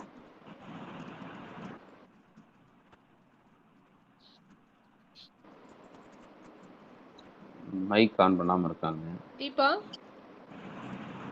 தீபா நாங்க பேசுறது கேக்குதாமா? மேம் உள்ளதான் மேம் இருக்காங்க. சரி, அப்போ வேணா நம்ம நடப்போம். அவங்க ஜாயின் பண்ணும்போது ஜாயின் பண்ணிக்கலாம், பேசுவோம். இந்த சிறப்பான இந்த நூல் திறனாய்வுக்கு ஏற்புரை வழங்க வருமாறு நாவலாசிரியர் திரு கலைக்கோவன் ஐயா அவர்களை அழைக்கின்றோம். அனைவருக்கும் வணக்கம். இப்படியான ஒரு சாதனை நிகழ்வை வந்து முன்னெடுத்திருக்கிறதுக்கும் இதை முன்னோடியாக இருக்கக்கூடிய அனைவருக்கும் மீண்டும் ஒரு முறை வணக்கத்தையும் வாழ்த்துக்களையும் நன்றிகளையும் தெரிவிச்சுக்கிறேன். என்றைக்குமே இது மாதிரியான நிகழ்வுகள்ல விவேகானந்தா மகளிர் பள்ளி கல்லூரி திருச்செங்கோடு வந்து முன்னிலையில இருப்பாங்க. அவங்க எதையுமே வந்து சிறப்பா செய்யணும், முதன்மையான ஒரு நிகழ்வாக எதை எடுத்தாலும் முன்னெடுத்து கொண்டு போகணும் அப்படிங்கிறதுல வந்து ரொம்ப தெளிவாகவும் இருப்பாங்க. அவங்களுடைய நிகழ்ச்சியினுடைய ஆர்கனைசேஷன் அது எனக்கு ரொம்ப பிடிக்கும். ஏன்னா சொன்னதுபடி எல்லாமே நடக்கும். என்ன சொல்ல போனா நான் இது வந்து ஒரு வாரத்துக்கு முன்னாடி என்கிட்ட சொல்லி தெளிவா நேரத்தெல்லாம் வாங்கிட்டாங்க. நானும் ரொம்ப மகிழ்ச்சியா சரின்னு சொல்லிட்டேன். கடைசி நேரத்துல கலந்துக்க முடியுமோ முடியாதுங்கிற ஒரு பயம் தான் வந்துருச்சு எனக்கு. இந்த ஸ்கூல் ஹெட்மாஸ்டர்கிட்ட பேசுற மாதிரி பயந்தே தான் ஹெச்ஓடிட்ட எல்லாம் சொல்லிட்டு இருந்தேன். என்னன்னு தெரியலையேன்னு. நல்ல வேலை, அதுக்கான நேரம் தான் ஒதுக்கிட்டு உள்ள வந்துட்டேன். ஒரு வாய்ப்பு தவற விட்டுறக்கூடாது அப்படிங்கிறதுல ரொம்ப தெளிவா இருந்தேன். அதனால அப்படியான ஒரு நல்ல நிகழ்வுல நானும் பங்கெடுத்திருக்கிறேன் அப்படிங்கிறதுக்கு மகிழ்ச்சி அடைகிறேன். அதற்கான காரணமாக என்னுடைய படைப்பு இருந்தது அப்படிங்கிறத இந்த இடத்துல நினைக்கும் போது உண்மையில் ஒரு படைப்பாளனாக மகிழ்ச்சி அடையும். ஒரு படைப்பு நம்ம வந்து சரியான ஒரு தருணத்துல சரியான நேரத்துல கொண்டு போய் சேர்த்திருக்கிறோம் அப்படிங்கிறது. அப்போ இந்த படைப்பை பற்றி அவங்க மாணவி தீபா அவங்க பேசிட்டு இருந்தாங்க. அதுக்கு முன்னாடி அவங்க வந்து என்னோடு தொடர்ந்து அவங்க தொடர்புல இருந்து இது சார்ந்து என்னென்ன ஐயப்பாடுகள் இருக்கோ அல்லது தெளிவு தேவைப்படுதோ அதெல்லாம் வந்து தெளிவா பேசினாங்க, கேட்டாங்க, தொடர்புல இருந்தாங்கன்னு சொன்னாங்க. அது ஒரு உண்மை 100% உண்மையும் கூட. ஏன்னா வெறுமனே ஒரு புத்தகத்தை எடுத்து நாம் அதை வந்து திறனாய்வு செய்யும் போது இருக்கக்கூடிய ஒரு பெரிய பிரச்சனை என்ன அப்படின்னா, அந்த படைப்பாளன் சொன்ன விதமும் சொன்ன கருத்தும் என்னவாக இருக்கும் அப்படிங்கிறத உள்வாங்கக்கூடிய ஒரு சின்ன சிக்கல் இருக்கும். அதுல ஒரு சின்ன பிரச்சனை வந்துருச்சு அப்படின்னு சொன்னா, அந்த படைப்பாளன் கொண்டு போக நினைத்த அந்த இடத்திற்கு வாசகனாக இருக்கக்கூடியவர்கள் வந்து சேர்ந்துருவாங்களா அப்படிங்கிறது பிரச்சனையான ஒரு விஷயம். அப்ப இதை தெளிவுபடுத்திக்கிறதுக்கு சில நேரங்கள்ல படைப்பாளனோடு நாம் தொடர்பில் இருக்க வேண்டிய தேவையும் இருக்கு. படைப்போடு நம்மளுடைய தொடர்பு முடிஞ்சிட்டா கூட இது மாதிரியான ஆரம்ப நிலை வாசகர்கள் வந்து படைப்பாளனோடும் அப்பப்போ தொடர்புல இருக்க வேண்டிய தேவை இருக்கிறதுனால அதை வந்து கல்லூரி மிகச்சிறந்த ஒரு பாலமாக இருந்து செய்து கொடுத்தது. அவங்களுக்கு படைப்பாளர்களோடு பேசுவதும், அப்புறம் புதிய புதிய படைப்பாளர்களோடு இணைந்து செயல்படுவதற்கு மாணவர்களுக்கு கிரியா ஊக்கியாக செயல்படுவது. ஏன்னா இன்னைக்கும் பல கல்லூரிகள்ல பார்க்குறோம், நாங்க படிச்ச காலங்கள்லயும் பார்க்குறோம், படைப்பிலக்கியங்கள் சார்ந்து புதுசு புதுசா தமிழ்ல என்ன வருது, அப்படியான படைப்பாளர்கள் புதுசு புதுசா உருவாகிறாங்க அப்படின்னா அவங்க எந்த சூழல்ல இருந்து உருவாகிறாங்க அப்படிங்கிற ஒரு அறிமுகத்தை நம்ம வந்து மாணவர்களுக்கு கொடுக்க தவறிடுறோமோ அப்படிங்கிற ஒரு ஐயப்பாடு இன்னைக்கும் இருந்துட்டு இருக்கு. ஏன் இதை வந்து நான் வலிந்து சொல்றேன் அப்படின்னா, புதிய புதிய படைப்பாளர்களோடும் இக்கால இலக்கியங்களோடும் மாணவர்களுக்கான தொடர்பை நம்ம ஏற்படுத்தி கொடுக்கும் போதுதான் அந்த மாணவர்கள் பின்னாடி ஒரு படைப்பாளர்களாக உருவாகுவதற்கு வாய்ப்பு இருக்கு. அப்படியான வாய்ப்பை ஏற்படுத்தி கொடுப்பதுல நம்ம கல்லூரி எப்பவுமே முதன்மையான ஒரு இடத்துல இருக்கு. அந்த அடிப்படையில தான் இன்னைக்கு வந்து அவங்க என்னுடைய புத்தகத்தையும் என்னுடைய நெருக்கமான நண்பர் தோழர் பூபாலன் அவர்கள் பொள்ளாச்சி இலக்கிய வட்டத்துல அவரும் இணைஞ்சிருக்கிறார். அவர் மிகச்சிறந்த கிரியா ஊக்கி. அவர் தான் வந்து எல்லாத்துக்கும் முன்னோடின்னு சொல்லலாம். தொடர்ந்து புதுசா எழுத வர்றவங்க அத்தனை பேத்தையும் ஆதரித்து அவங்கள வந்து முன்னாடி கொண்டு வந்து நிக்க வச்சு சந்தோஷப்படுத்தி பாக்குறதுன்னு இருக்குல்ல, அந்த வேலையை வந்து தொடர்ந்து செஞ்சுட்டு இருக்கிறார். அவ்வளவு ஒரு நல்ல ஒரு தோழர். இவங்களெல்லாம் வச்சு இந்த நிகழ்ச்சி நடக்குது அப்படிங்கும் போது அது எனக்கு ரொம்ப மகிழ்ச்சியானதாக இருக்கிறது. இப்ப நான் படைப்புக்குள்ள போகணும் அப்படின்னு சொன்னா, தீபா வந்து ரொம்ப அழகா சொல்லிட்டு போனாங்க, இயல் பிரிச்சு சொல்றது அப்படின்னு. இதுதான் படைப்பாளனுக்கும் ஒரு திறனாய்வாளனுக்கு உண்டான வித்தியாசம்னு நினைக்கிறேன். உண்மையில எனக்கு வந்து பல இந்த இயல் பிரிச்சது, அதுக்குள்ள சொன்ன இந்த விஷயங்கள், இப்படியான திறனாய்வு நோக்கில எல்லாம் நான் வந்து என்னோட படைப்பை நான் பார்க்கல. ஆனா நானும் வந்து தமிழ் படித்த மாணவன் அப்படிங்கறதுனால படிக்கிற காலத்துல எனக்கும் திறனாய்வு சார்ந்த வேலைகள்லாம் இருக்கும். அப்ப நான் சில புத்தகங்களை திறனாய்வு செய்யும் போது அந்த திறனாய்வாளனாக அந்த புத்தகத்தை நான் பார்ப்பேன். ஆனா படைப்பாளனா இருந்துட்டு அந்த என்னுடைய புத்தகத்தை திறனாய்வாளனா நான் பார்த்ததே இல்லை ஒரு நாளும். இன்னைக்கு நான் அதை பார்க்கும்போது எனக்கு வந்து ஒரு மாதிரி ஆச்சரியமாகவும் புதுசாகவும் இருக்கு. ஓ, இதுதான் நம்ம எழுதின புத்தகத்தை தான் இவங்க பேசிட்டு இருக்கிறாங்களோ அப்படிங்கிற மாதிரி. அந்த அளவுக்கு ரொம்ப அழகா அவங்க வந்து இயல் பிரிச்சு அந்த இயலுக்குள்ள இருக்கக்கூடிய கதாபாத்திரங்கள், அந்த கதா மாந்தர்கள் சொல்லக்கூடிய செய்திகள் இதெல்லாம் கொண்டு போய் கொடுத்துட்டு இருந்தாங்க. இப்ப இறுதியா சொல்லும் போது கூட ஒரு பேராசிரியர் வந்து தனக்கு முந்தைய தலைமுறையில ஒருத்தன் எப்படி உருவானானோ அதே போல ஒரு மாணவ சங்க தலைவனாக அடுத்த தலைமுறையோட உருவாகிறவனை காட்சிப்படுத்துற ஒரு இடம் வரும். அது அவ்வளவு அழகா உள்வாங்கி அந்த இடத்த வந்து குறிப்பிட்டு சொல்றாங்க. அது ஒரு படைப்பாளனாக நான் அது வந்து ரொம்ப ரசிச்சு எழுதின இடம். அதை அவங்களால சொல்ல முடியுதுன்னு சொன்னா உண்மையில் அந்த படைப்பை வந்து அவங்க நல்லாவே உள்வாங்கி இருக்கிறாங்க அப்படிங்கிறது புரியுது. சரி, இந்த படைப்பை நான் ஏன் ஆக்கினேன் அப்படிங்கிற விஷயத்த மட்டும் சொல்லிட்டு, அநேகமா எனக்கு வந்து 6:30 வரைக்கும் நினைக்கிறேன். கவிதா மேடம், என்னுடைய நேரம் எதுன்னு சொல்லிட்டீங்கன்னா நான் அதுக்குள்ள முடிச்சுக்கிறேன். 6:35 வரைக்கும் நீங்க பேசலாம். 6:35. அப்போ என்னுடைய படைப்பாக நான் அதை பார்க்கிறது அப்படின்னு சொல்லி எப்படி பார்க்கிறேன்னா, காலத்தினுடைய தேவையாக நான் உணர்ந்துதான் அந்த படைப்பை உருவாக்குனேன். எப்படியான தேவையாக இருக்கிறது அப்படின்னா, இன்றைக்கான சூழல் நம்ம பார்க்கிறோம். பொதுவெளியில பெரும்பாலும் நம்ம எல்லாம் கேள்விப்பட்டதெல்லாம், நம்ம வாங்குற பேஸ்ட்ல இருந்து நம்ம வாங்குற கார் வரைக்கும், நாம நடத்துற வீட்டுல இருக்கும் போதும் சரி, வீட்டை விட்டு வெளியே எடுத்து வைக்கிற ஒவ்வொரு அடியும் சரி, அத்தனையும் அரசியலால் பின்னப்பட்டிருக்கு அப்படிங்கிறத நம்ம புரிஞ்சுக்கிறோம். நமக்கு அது தெரியும்.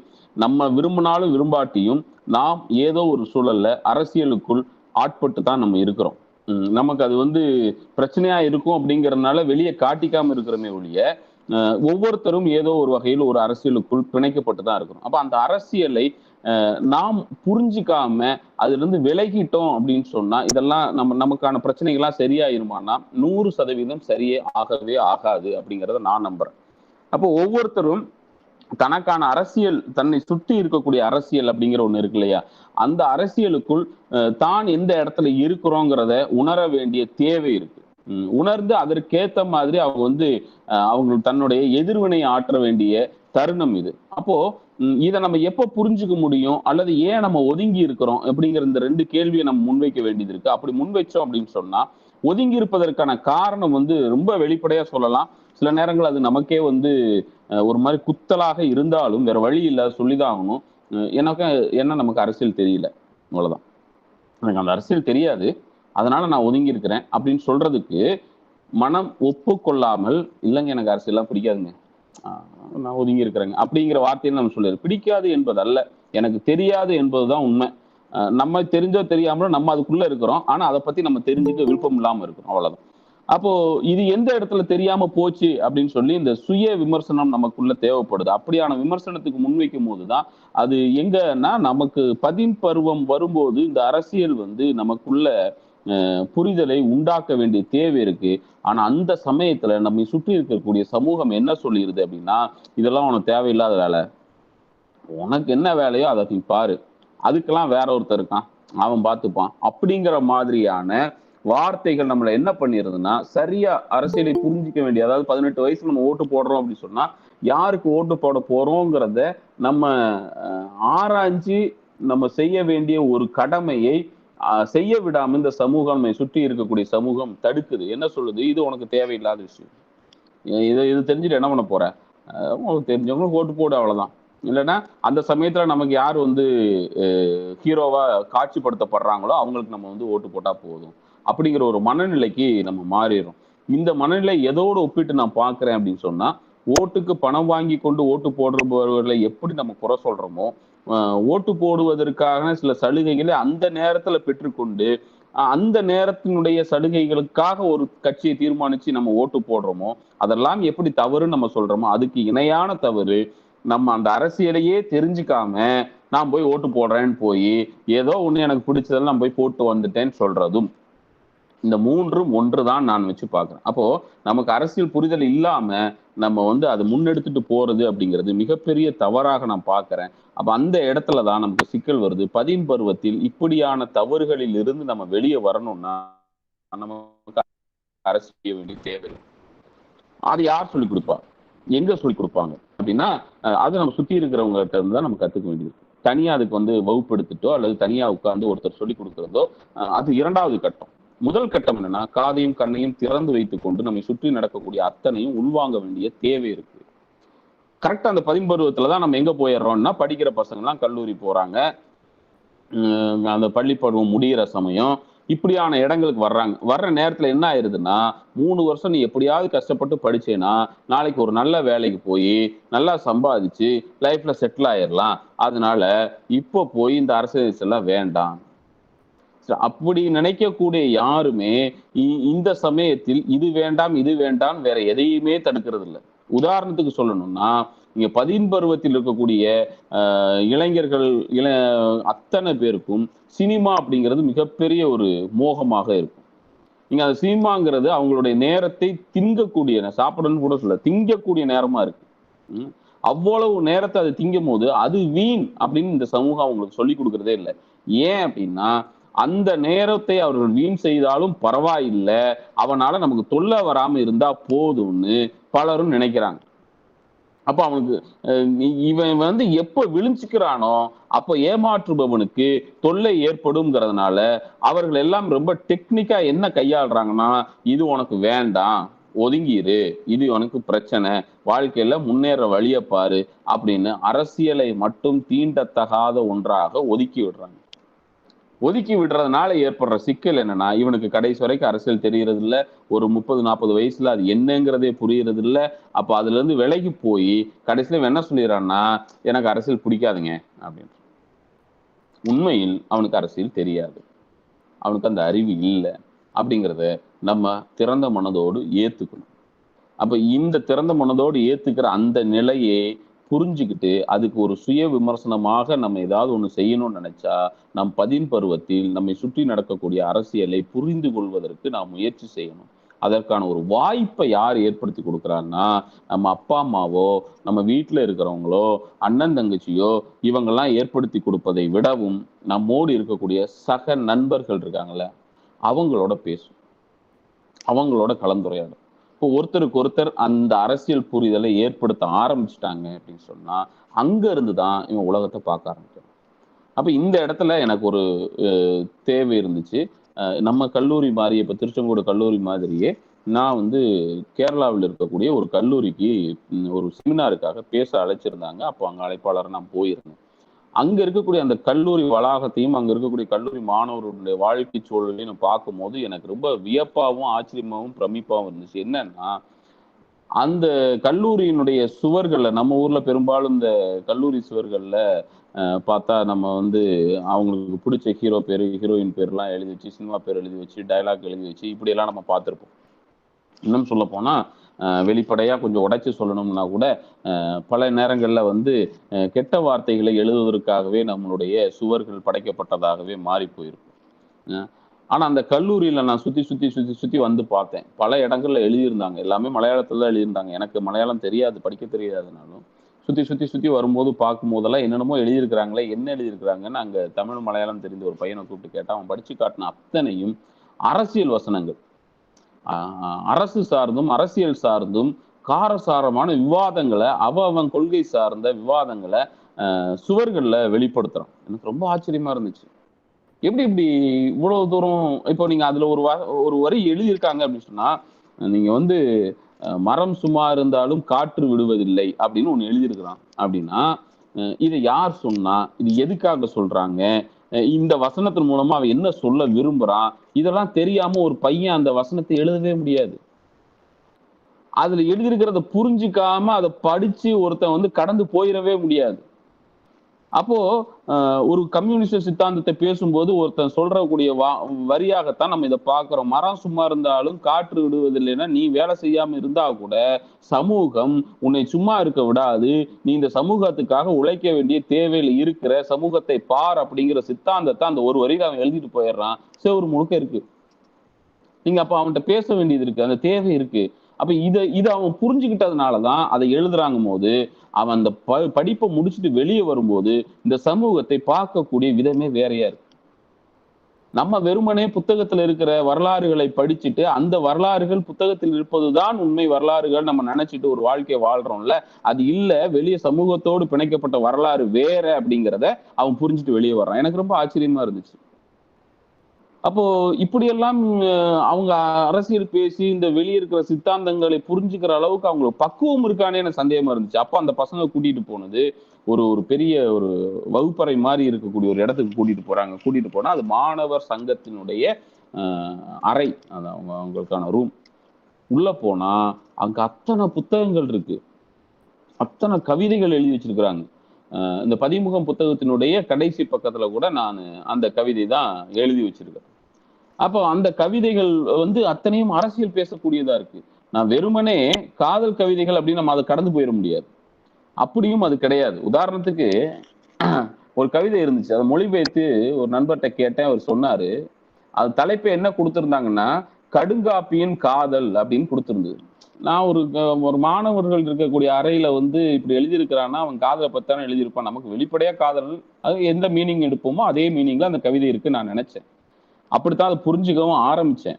அந்த கவிதை இப்படி போகுது. முத்தங்களுக்கு தேய்மானம் ஏற்பட்டிருக்கிறது, புரட்சி அவனது முத்தங்களால் வேலியிடப்பட்டிருக்கின்றன, கசப்பு நிறைந்த வாழ்வில் கொஞ்சம் இனிப்பை கூட்டு சேர்த்து போராட்டங்களுக்கு இடையிலும் அவன் சுவைத்தது கடுங்காப்பியை. கேட்டதெல்லாம் சரிதான், கடுங்காப்பிக்கும் காதல் அந்த புரட்சிக்காரனோடு தான் அப்படின்னு அவன் எழுதி வச்சிருக்கிறான். இது ஸ்டூடெண்ட்ஸ் வந்து சேர்ற ஒரு ரூம்குள்ள இந்த கவிதை இருக்கு. இதை நான் படிச்சுட்டு தலைப்பு கடுங்காப்பியின் காதல்னு நான் நினைச்சேன் அந்த பிளாக் டீ மேல இவனுக்கு ஒரு லவ் போல இருக்கு அப்படின்னு சொல்லி அப்படிதான் நான் புரிஞ்சுக்கிட்டேன். அல்லது இவன் பிளாக் டீ மேல இருக்கிற லவ்வாக வேறு ஒன்றை ஓமையாக உள்ள வச்சு பேசுறான் போலன்னு நான் நினைச்சுக்கிட்டேன். உண்மையிலேயே அதுல என்ன இருக்கு அப்படின்னா அவனுக்கு இந்த சமூகத்தின் மீதான ஒரு அக்கறையை அந்த கவிதையின் மூலமாக பிரதிபலிக்கிறான். வெறுமனே கடுங்காப்பியை மட்டுமே குடிச்சிட்டு நான் இந்த சமூகத்துக்காக உழைப்பதற்கு தயாரா இருக்கிறேன் தன்னை அவன் தயார்படுத்திக்கிட்டு இருக்கிறான் அந்த 13 வயசுல. இன்னைக்கு அப்படியான இந்த கவிதை எழுதுற பையனை எனக்கு நல்லா தெரியும்.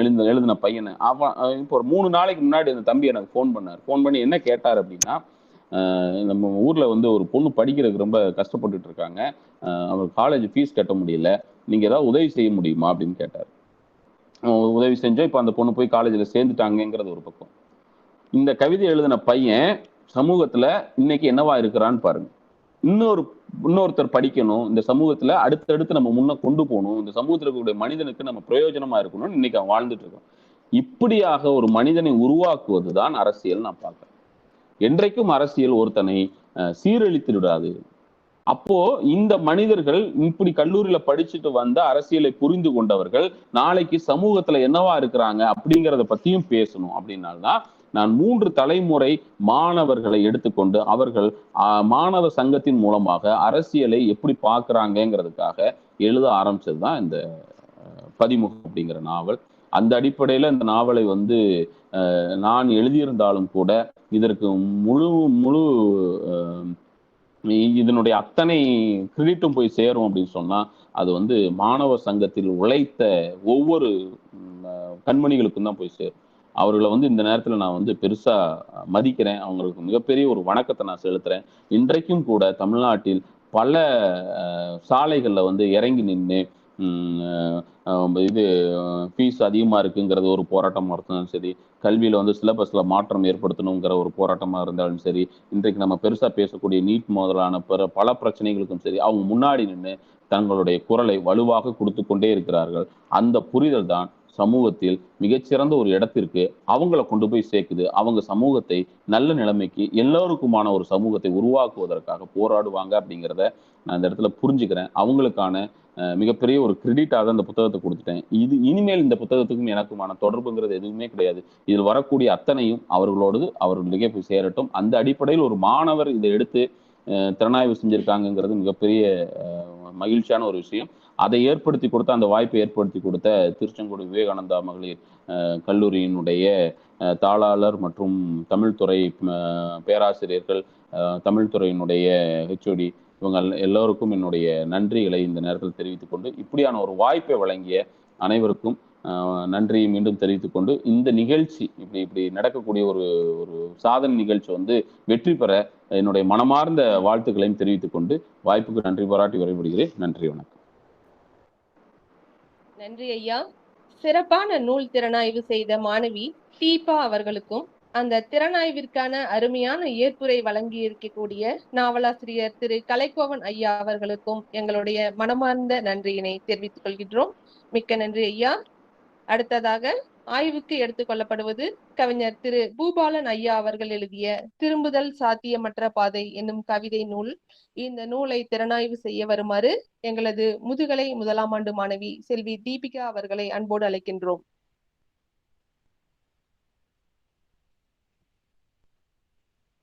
தீபிகா. அனைவருக்கும் அன்பான காலை வணக்கம். என் தமிழை வணங்கி என் உரையை தொடங்குகிறேன். நான் திறனாய்வு செய்யக்கூடிய நூல் தீபிகா இல்ல முதுகலை 1ஆம் ஆண்டு மாணவி. நான் திறனாய்வு செய்யக்கூடிய நூல் வந்து திரும்புதல் சாத்தியமற்ற பாதை. ஆஹா, என்ன ஒரு அற்புதமான புத்தகம். கவிதை படிக்கும் போது ஒவ்வொரு கவிதை வரிகளிலும் உள்ள ஆழம் சொல்கிறது கவிதையின் மகத்துவத்தை. நூலாசிரியர் வந்து பூபாலகிருஷ்ணன் அப்படிங்கிற இயற்பெயர் கொண்ட அவரோட புத்தகத்தை தான் நான் வந்து திறனாய்வு செய்ய இருக்கிறேன். இந்த புத்தகத்துல பல கத்துக்கிற விஷயம் நிறைய இருந்துச்சு. என்னன்னா, அப்பா குணத்தை பத்தி இந்த புத்தகத்தை 3 விதமா நான் பிரிச்சிருக்கேன். வாழ்க்கையின் உண்மைகள், சமூக சிந்தனைகள், பொருளாதார நெருக்கடி. இந்த மூணு அடிப்படையில தான் நான் இந்த நூலை நான் வந்து திறனாய்வு செய்யறேன். இதுல நிறைய சொல்லப்பட்டிருக்குது. அதாவது வாழ்க்கையின் உண்மைகள்னு எடுத்துக்கிட்டா நீதி வந்து எப்படிலாம் இருக்குது அப்படிங்கறது அழகா சொல்லியிருந்தாரு.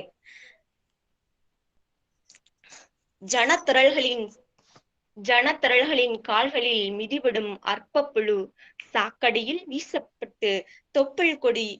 வீசப்பட்டுவிடும் தொப்புள் கொடி எருத்த சிசு கூட்டாக வன்புணர்ந்து கிழிக்கப்படும் யோனி சிதைப்படும் ஆலயம் என ஒரு வெற்றி சொல் அவ்வளவே ஆஹா, என்ன ஒரு அருமை! நீதிக்கு அப்படி ஒரு கற்பனையோடு கவிதை படைத்திருக்கிறார். வாழ்க்கையின் உண்மைகள்ல நிறைய சொல்லியிருந்தாரு. ஒரு இப்ப அம்மா வந்து எத்தனை பேர் இருந்தாலும் அம்மா வந்து நம்மள வந்து சாப்பிட்டியான்னு கேக்குற மாதிரி இருக்காது. அது போல அப்பாவோட குணத்தை மாதிரி வேற யாரும் இருக்க முடியாது இல்லையா? அதையும் அழகா சொல்லியிருந்தாரு. பேசுவதில் கவனம். நம்ம என்ன பேசினாலும் கடைசி சொல் வந்து கவனமா பேசணும். ஏன்னா கடைசி சொல் கவனமா பேசலன்னா கேட்கிறவங்களோட மனது புண்படும். அதையும் அருமையா சொல்லியிருந்தாரு. இந்த புத்தகத்துல அருமையா சொல்லியிருந்தாரு. பேச்சு வழக்குல கூர்னது அது நிஜமா நடந்தா எப்படி இருக்கும் அப்படிங்கறது அப்படி ஒரு அழகா சொல்லியிருந்தாரு. சாப்பிட்டியாங்கிறது கூட டூ பீட்சா அப்படின்னு ஒரு வார்த்தையில சொல்லியிருந்தாரு. எல்லாம் தலைகீழா மாறினா எப்படி இருக்குன்னு யோசிச்சு எவ்வளவு அருமையா எழுதியிருந்தாரு. அதுக்கப்புறம் இன்னொன்னு சொல்லணும்னா பழைய காதல். எல்லார லைஃப்லயும் பழைய காதல் அந்த ஏஜ்ல அந்த ஏஜ் தாண்டி தான் போவோங்க. அதுல வந்து அந்த காதலை பத்தி ஒரு பழைய காதல் பத்தி ஒண்ணு சொல்லியிருந்தாரு. நம் அகம் புறம் பலம் என சுயம் அனைத்தும் அறிந்து வைத்திருந்த பழைய காதல்களின் கைகளில் இருக்கின்றனர் நம் வாழ்வின் பொத்தான்கள். எதை எழுத்தினால் எது வெடிக்கும் என்பதையும் எது வெடித்தால் எவ்வளவு சிதறவோம் என்றும் நன்கறிந்தவர்கள் பொத்தான்களை அழுத்தாமல் நம்மை வாழ விடுகிறார்கள். நம்மை பிரிந்த நாளின் பின்னிரவிலேயே சூழ்ச்சி இருந்து விடுகிறார்கள். அதனாலேயே தப்பி பிழைத்திருக்கிறது வாழ்வு. அப்பப்பா அருமையான ஒரு கவிதை. ஒருத்தவங்க லைஃப்ல அந்த காதலை தாண்டி அவங்க போறாங்க. அது எவ்வளவு அருமையான ஒரு இதோட சொல்லியிருக்காரு. ஒரு நெகிழ்ச்சி மிக்க வரிகள் அல்லவா அது. அடுத்தது சமூக சிந்தனைகள்ல வந்து நீதி, குழந்தை இல்லாத ஏக்கம். நம்ம எங்க இருந்தாலும் ஒழுக்கமா இருக்கிறவங்க ஒழுக்கமா தான் இருப்பாங்க. சமுதாய அவலங்கள், நவீன தொழில்நுட்பம் வந்து எப்படிலாம் வளர்ந்திருக்குது, அத நினைச்சு வளர்ந்திருக்கிறத நினைச்சு கவலைப்படுறத பத்தியும் அதுல சொல்லியிருந்தாரு. அப்புறம் கூகுள், ஓவியம், குழந்தையின் ரசனை, காணாமல் போவது என பல இதுல வந்து சமூக சிந்தனைகள்ல வந்து சொல்லியிருந்தாரு. குழந்தை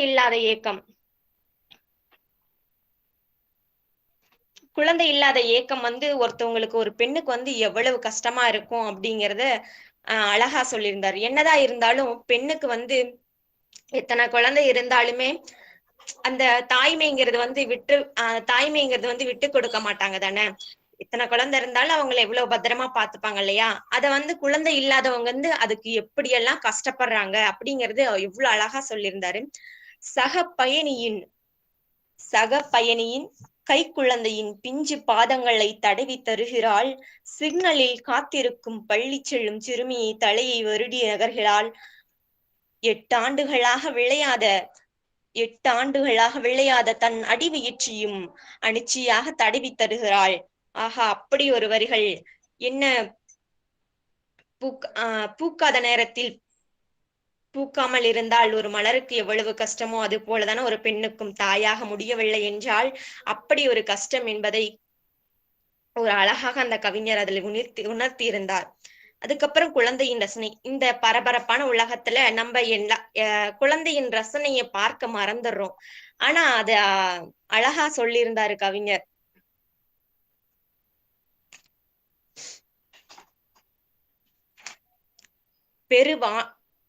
பெருவாணிகளாகத்தின் பிரம்மாண்டமான நகைக்கடையொன்றின் கண்ணாடி கதவுகள் தாமாக திறந்து மூடுகின்றனர்.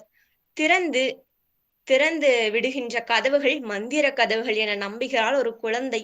குதூகலமாக அவள் அதனோடு விளையாடுகிறாள். முத்தமிட வேண்டும் என்று போல தோண்டியிருக்கிறது அவளுக்கு. கிளம்பகையில் வாசற்படியில் ஒரு பறக்க முத்தமிட்டாள். கண்ணாடி கதவுகள் ஒளி சிரிப்பென்ற போல் அவளுக்கு தோன்றுகிறது. பெரியவர்களுக்கு எவ்வளவோ ஆசை இருக்குங்க. ஆனா சிறு பிள்ளைங்களுக்கு வந்து எதை பார்த்தாலும் அது ஒரு குதூகலமான ஒரு ஆட்டத்தோட அத வந்து நகர்த்தி சொல்லிட்டு போவாங்க இல்லையா? மாற்றங்களை வந்து எவ்வளவு அழகா அந்த குழந்தையோட ரசனைய மாற்றங்களை வந்து சிறப்பா வந்து உற்று நோக்கி அந்த கவிதையை எழுதியிருந்தாரு.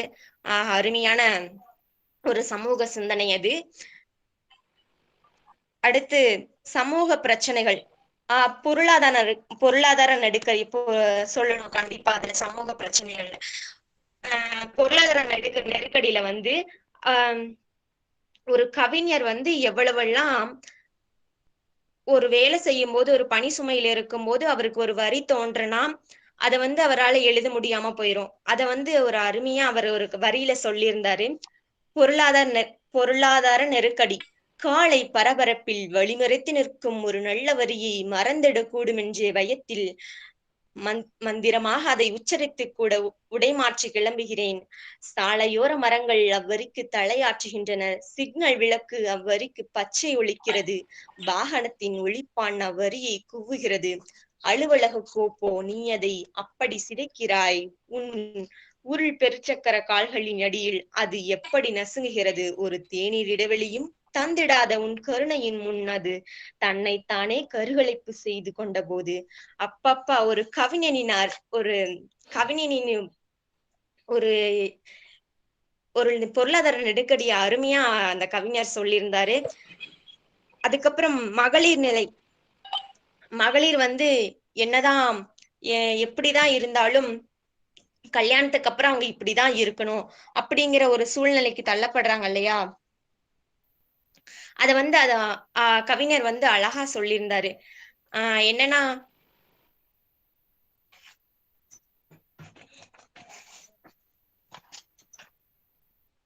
விடுமுறை நாட்களில் பக்கத்து வீட்டு குழந்தைகளுக்கு வரிசையாக சோறூட்டும் போது, குளிப்பாட்டும் போது அந்த மலர்ந்து வீடெங்கும் நிறையும். அக்காவின் பச்சை பூ மலர்வதை நிறுத்தி கொண்டது. செல்வண்ணன் கல்யாணத்துக்குத்தான் அதன் பின்னர் அந்த பூ ஒரு சவம் போல அவள் கைகளில் கிடந்தது. அவளைப் போலவே கல்யாணத்துக்கு முன்ன நம்ம எப்படிலாம் இருந்தாலும் கூட கல்யாணத்துக்கு பிறகு சில ஆசைகள் எல்லாம் நம்ம வந்து கட்டுப்படுத்திக்கிட்டு அத போகணும் அப்படிங்கறது இந்த வரியில வந்து அருமையா சொல்லியிருந்தாரு. எத்தனையோ புத்தகங்கள் படித்திருக்கிறேன். ஆனா என் வாழ்க்கையில ஒரு சின்ன மாற்றத்தை ஏற்படுத்தின புத்தகம், நான் ரொம்ப ரசிச்சு படிச்ச ஒரு புத்தகம். அடிக்கடி இந்த புத்தகத்தை நைட்ல எந்திரிச்சு படிச்சுட்டு இருப்பேன். எங்க அப்பா கூட திட்டுவாரு,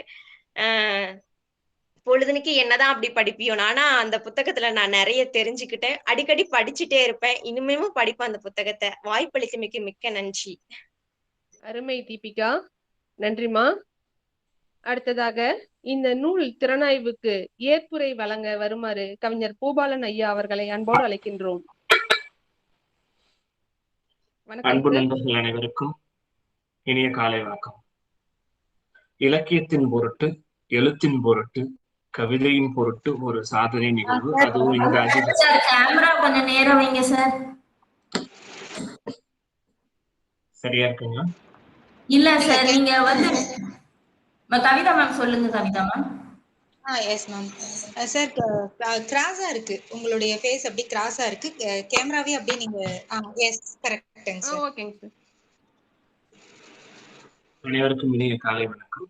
இலக்கியத்தின் பொருட்டு, எழுத்தின் பொருட்டு, கவிதையின் பொருட்டு ஒரு சாதனை நிகழ்வு. அதுவும் ஒரு சனிக்கிழமை அதிகாலையில் துவங்குகிறது.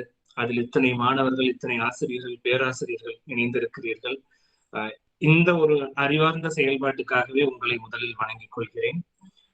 கவிதை என்ன செய்யும் அப்படிங்கிறத இன்றைக்கு நான் கண்கூடாக பார்க்கிறேன். என் வாழ்நாளில் எல்லா நாட்களிலும் அதைத்தான் பார்த்து கொண்டிருக்கிறேன். இந்த திரும்புதல் சாத்தியமற்ற பாதையை அறிமுகத்துக்கு எடுத்துக்கொண்ட மாணவிக்கும் தீபிகாவுக்கும் அதை அறிமுகம் செய்ய சொன்ன பேராசிரியர்கள், கல்லூரி நிர்வாகத்தினர் அனைவருக்கும் நன்றி. ஏன்னா விவேகானந்தா கல்லூரியே சென்ற வருடத்து ஊரடங்கு நாட்களில் தான் நான் கேள்விப்பட்டேன்.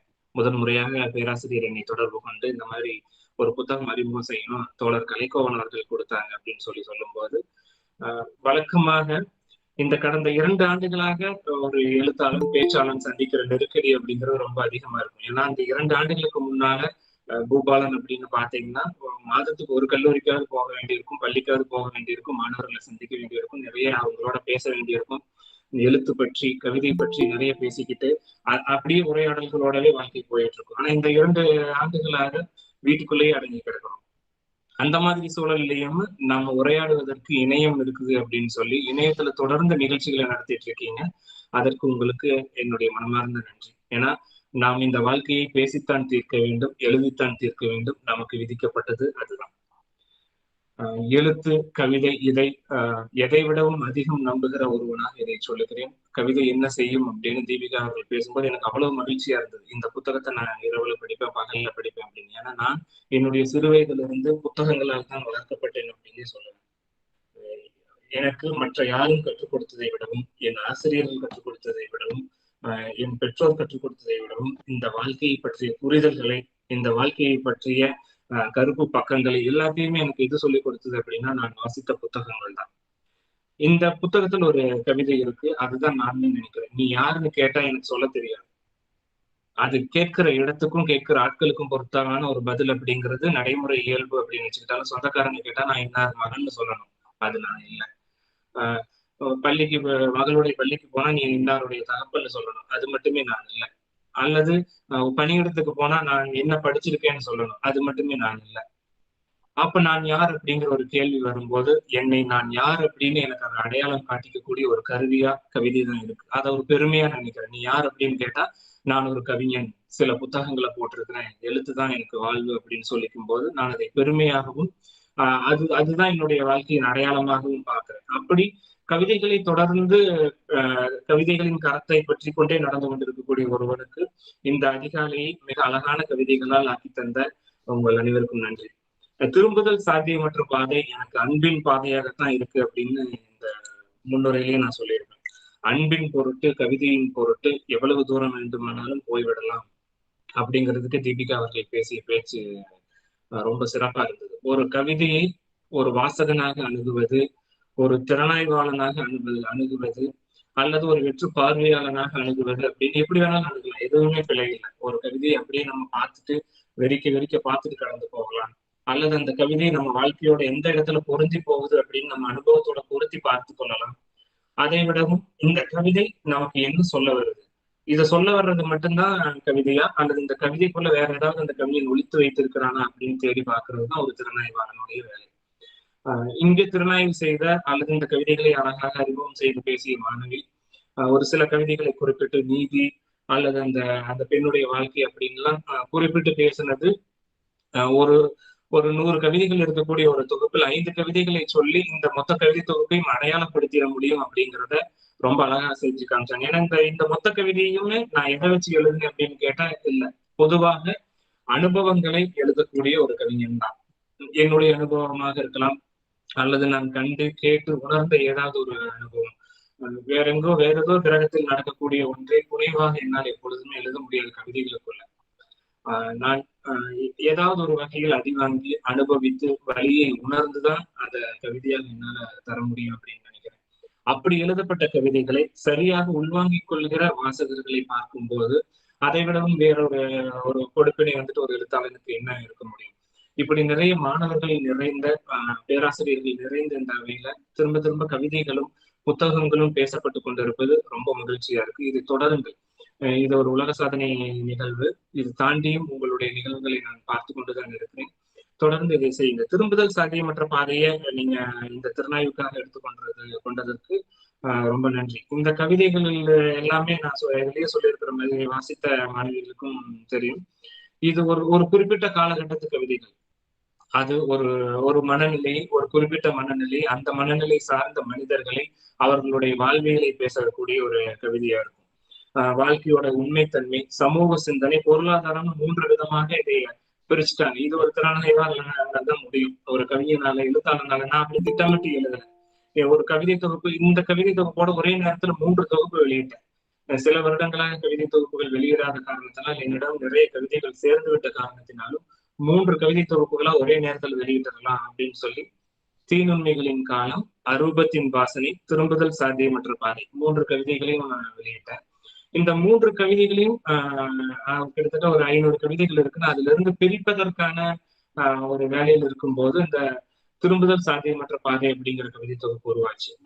அவ்வளவுதான் இதுல இருக்கக்கூடிய விஷயங்களுடைய இந்த கவிதைக்குள்ள இதைத்தான் வைக்கணும், இந்த புத்தகத்துக்குள்ள இதுதான் வைக்கணும் அப்படின்னு ரொம்ப பெரிய திட்டமிடல் இல்லை.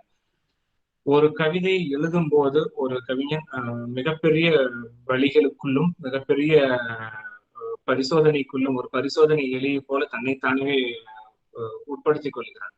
அந்த கவிதைக்குள் அவன் வாழ வேண்டி இருக்கிறது, அந்த கவிதைக்காக அவன் சாக வேண்டி இருக்கிறது, அந்த கவிதைக்காக ரத்தமும் நினமுமாக அவன் நிறைய அனுபவிக்க வேண்டி இருக்கிறது. அப்படி இதில் இருக்கக்கூடிய ஒவ்வொரு கவிதையும், இந்த கவிதைக்குள் இருக்கக்கூடிய ஒவ்வொரு வரியும் ரத்தமும் சதையுமாக நான் வாழ்ந்த அல்லது என் நண்பர்கள் வாழ்ந்த அல்லது என் உறவுகள் வாழ்ந்த ஒரு வாழ்க்கை. அதைத்தான் எழுதிக்கிட்டு இருக்கிறேன். அதைத்தான் தொடர்ந்து எழுதவும் நினைக்கிறேன். ஏன்னா இந்த வாழ்க்கையில நான் பேச வேண்டியது நிறைய இருக்கு. எனக்கு பேச தெரியாது.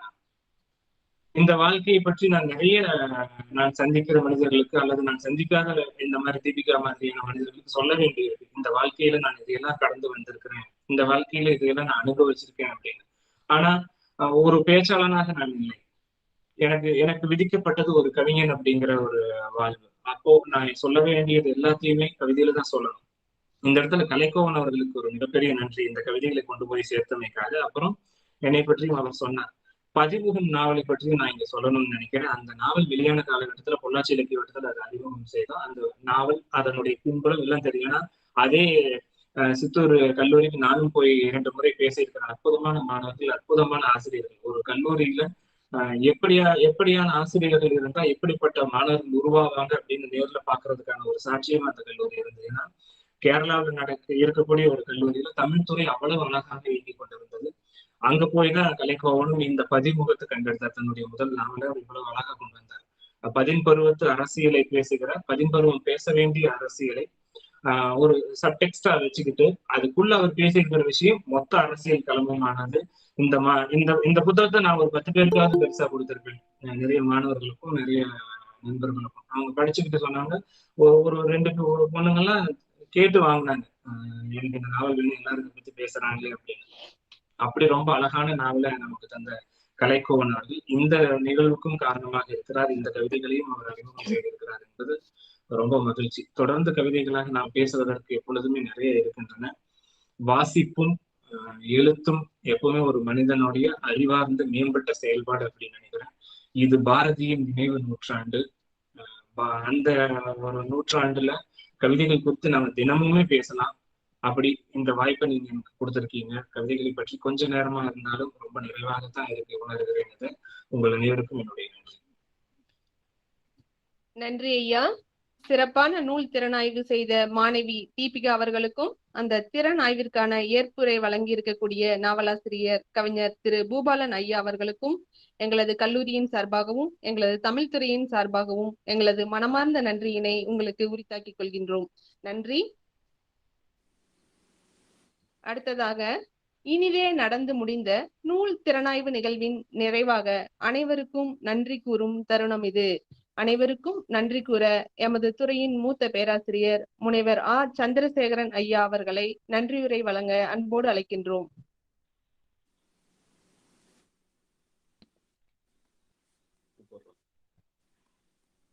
சந்திர சார்.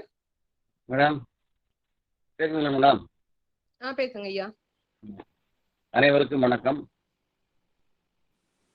இன்றைக்கு மிக சிறப்பான முறையில் நடந்தேறிய இந்த நிகழ்வினை ஏற்படுத்திய தமிழ்நாடு ஆசிரியர் கல்வியியல் பல்கலைக்கழகமும் பல்கலைக்கழகத்தின் பள்ளி ஆசிரியர்களுக்கான திறன் மேம்பாட்டு பயிற்சி மையம், விவேகானந்தா கலை மற்றும் அறிவியல் மகளிர் கல்லூரி தன்னாட்சி, அசிஸ்ட் உலக சாதனை அமைப்பு, தமிழ் அமெரிக்கா தொலைக்காட்சி நிறுவனம் ஆகியவை இணைந்து நிகழ்த்தி கொண்டிருக்கக்கூடிய இந்த நிகழ்வில் எண்ணங்களின் கருவூலமே புத்தகங்கள் என்ற தலைப்பில் நூல் திறனாய்வு நிகழ்வு நடந்தேறியது. இந்த நிகழ்ச்சியை நடத்திட அனுமதி அளித்த நமது கல்லூரியின் தாளாளர் ஐயா அவர்களுக்கும், கல்லூரியின் கல்விப்புல இயக்குனர் ஐயா அவர்களுக்கும், முதல்வர் ஐயா அவர்களுக்கும் நன்றியை தெரிவித்துக் கொள்கின்றோம். இதற்கு உறுதுணையாக இருந்து நிகழ்ச்சி ஏற்பாட்டு செய்து கொடுத்த தமிழ்நாடு ஆசிரியர் கல்வியியல் பல்கலைக்கழக துணைவேந்தர், பதிவாளர், தேர்வாணையர், குல முதன்மையர் ஆகியோருக்கும், ஒருங்கிணைப்பாளராக இருந்து செயல்படுத்திக் கொண்டிருக்கக்கூடிய முனைவர் சிவசக்தி ராஜம்மாள் அவர்களுக்கும், பாரதியார் பல்கலைக்கழக உதவி பேராசிரியர் முனைவர் பிரேமலதா அவர்களுக்கும், துணை ஒருங்கிணைப்பாளர் திருமதி சபிதா சண்முகப்பிரியா ஆகியோருக்கும் கல்லூரியினுடைய தமிழ்துறை சார்பாக மனமார்ந்த நன்றியை தெரிவித்துக் கொள்கின்றோம். இந்த நிகழ்வில் நாம் கலந்து கொண்டு சிறப்பிக்க வழிவகை செய்து ஏற்பாடு செய்து கொடுத்த பன்முக ஆளுமை கொண்ட தமிழ் துறை தலைவர் முன்னிலை வகித்து நிகழ்ச்சியை சிறப்புற அமைய ஏற்பாடு செய்து கொடுத்தார். அவர்களுக்கும் தமிழ் துறையின் சார்பாக நன்றியை தெரிவித்துக் கொள்கின்றோம். இந்த நிகழ்வில் கதாநாயகர்களாக விளங்கி வரக்கூடிய மாண்பமை எழுத்தாளர்கள் தங்களுடைய நாவலை அறிமுகம் செய்யும் பொழுது ஏற்புரை வழங்கிய நாவலாசிரியர் மதிப்புக்குரிய திரு கலைக்கோவன் ஐயா அவர்களுக்கும், திரும்புதல் சாத்தியமற்ற பாதை என்ற கவிதை நூலின் ஆசிரியர் மதிப்புக்குரிய கவிஞர் திரு பூபாலன் ஐயா அவர்களுக்கும் நன்றியை தெரிவித்துக் கொள்கின்றோம். இந்த நூலை திறனாய்வு செய்து அதற்குள் இருக்கக்கூடிய பல்வேறு தன்மைகளை வெளியே கொண்டு வந்த தமிழ்துறை மாணவிகள் சா தீபா, முதல் 2ஆம் ஆண்டு மாணவி சா தீபா அவர்கள் அந்த 10 பருவ மாணவ அரசியலில் திறமையை வெளிக்கொண்டு வந்தார். அவர்களுக்கும் அடுத்ததாக இந்த கவிதை நூலில் இருக்கக்கூடிய பல்வேறு தன்மையும் பல்வேறு கருத்துக்களையும் அதில் மறந்து கிடக்கக்கூடிய நிகழ்வுகளை எல்லாம், செய்திகளை எல்லாம், சமூக சிந்தனைகளையும், குழந்தை, தாய்மை போன்ற பல்வேறு சிந்தனைகளை வெளிக்கொண்டு வந்த முதுகலை 1ஆம் ஆண்டு மாணவி தீபிகா அவர்களுக்கும் நன்றியை தெரிவித்துக் கொள்கின்றோம். இந்த நிகழ்வுக்கு வரவேற்புரை வழங்கிய தமிழ்துறை உதவி பேராசிரியர் முனைவர் ரவிச்சந்திரன் ஐயா அவர்களுக்கும், இந்த நிகழ்வை சிறப்பாக நெறியாளுகை செய்து வழிநடத்தி சென்ற தமிழ்துறை உதவி பேராசிரியர் நித்யா அவர்களுக்கும், மேலும் இந்த நிகழ்வு சிறப்புற அமைய அனைத்து வகையிலும் உதவி செய்த அத்தனை நல்லுள்ளங்களுக்கும் தமிழ்துறையின் சார்பாக நன்றி பாராட்டி நிகழ்வை நிறைவு செய்கின்றேன். நன்றி, வணக்கம்.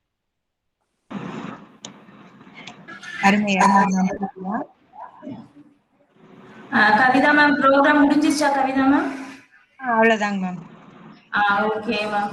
தமிழ்நாடு டீச்சர்ஸ் எஜுகேஷன் யூனிவர்சிட்டி சார்பாக விவேகானந்தா கலை மற்றும் அறிவியல் மகளிர் கல்லூரி திருச்செங்கோடு நன்றி தெரிவித்துக் கொள்கிறோம். உங்களுடைய இந்த 2 ஆசிரியர்களுக்கு நீங்க நிகழ்த்தின அந்த இன்டர்வியூ வந்து ரொம்ப ரொம்ப அருமையா இருந்தது. ரொம்ப இன்ஃபர்மேட்டிவா இருந்தது.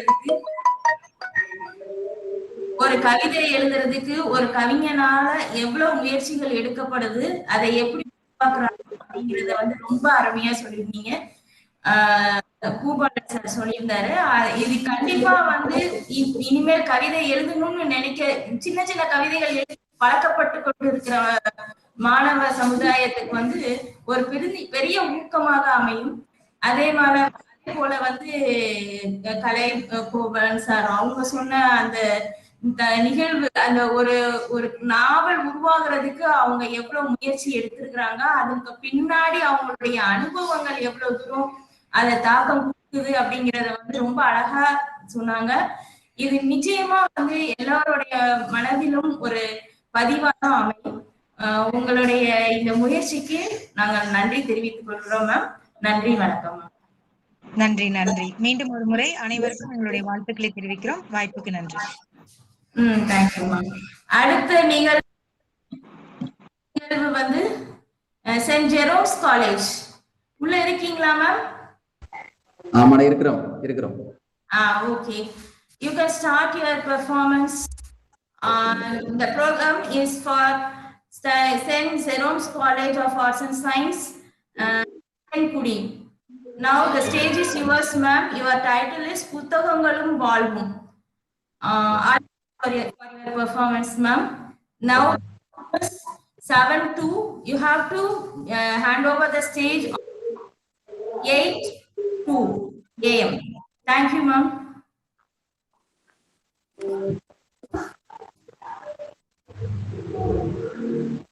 அறிவுடை ஒருவனை அரசனும் விரும்புவான். இல்லம் புகட்டாத இயல்பை ஆசிரியர் புகட்டுவார். ஆம், ஆசிரியர்கள் பெருமக்கள் அத்துணை பேருக்கும் ஆசிரியர்கள் தின நல்வாழ்த்துக்கள் கூறி இன்றைய தொடர் சாதனை நிகழ்விற்கு வந்திருக்கும் அத்தனை பேருக்கும் வாழ்த்துக்களும் வணக்கங்களும். புத்தகங்களும் வாழ்வும் என்ற தலைப்பில் தூய ஜெரோம் கல்லூரி அனந்தநடார்குடி நாகர்கோயில் சார்பில் இணைந்திருக்கும் அத்துணை தோழமைகளுக்கும் வாழ்த்துக்களும் வணக்கங்களும். துவக்கமாக வந்தாரை வரவேற்கும் தமிழர் பண்பாட்டை நிகழ்த்தி காட்டிட எம் கல்லூரி ஆங்கிலத்துறை பேராசிரியை மதிப்பிற்கும் மரியாதைக்கும் உரிய திருமதி குமாரி சுஜா அவர்களை அன்போடு அழைக்கின்றேன். வருக, உமது வரவேற்பை தருக.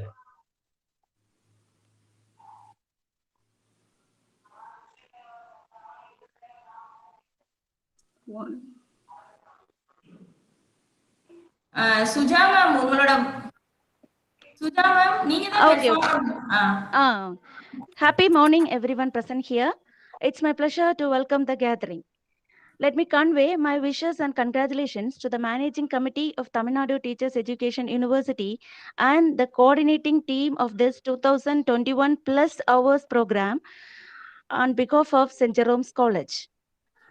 I'm happy to welcome our respected secretary, Father Swakin, and our respected principal, Dr. Amal Raj, and Dr.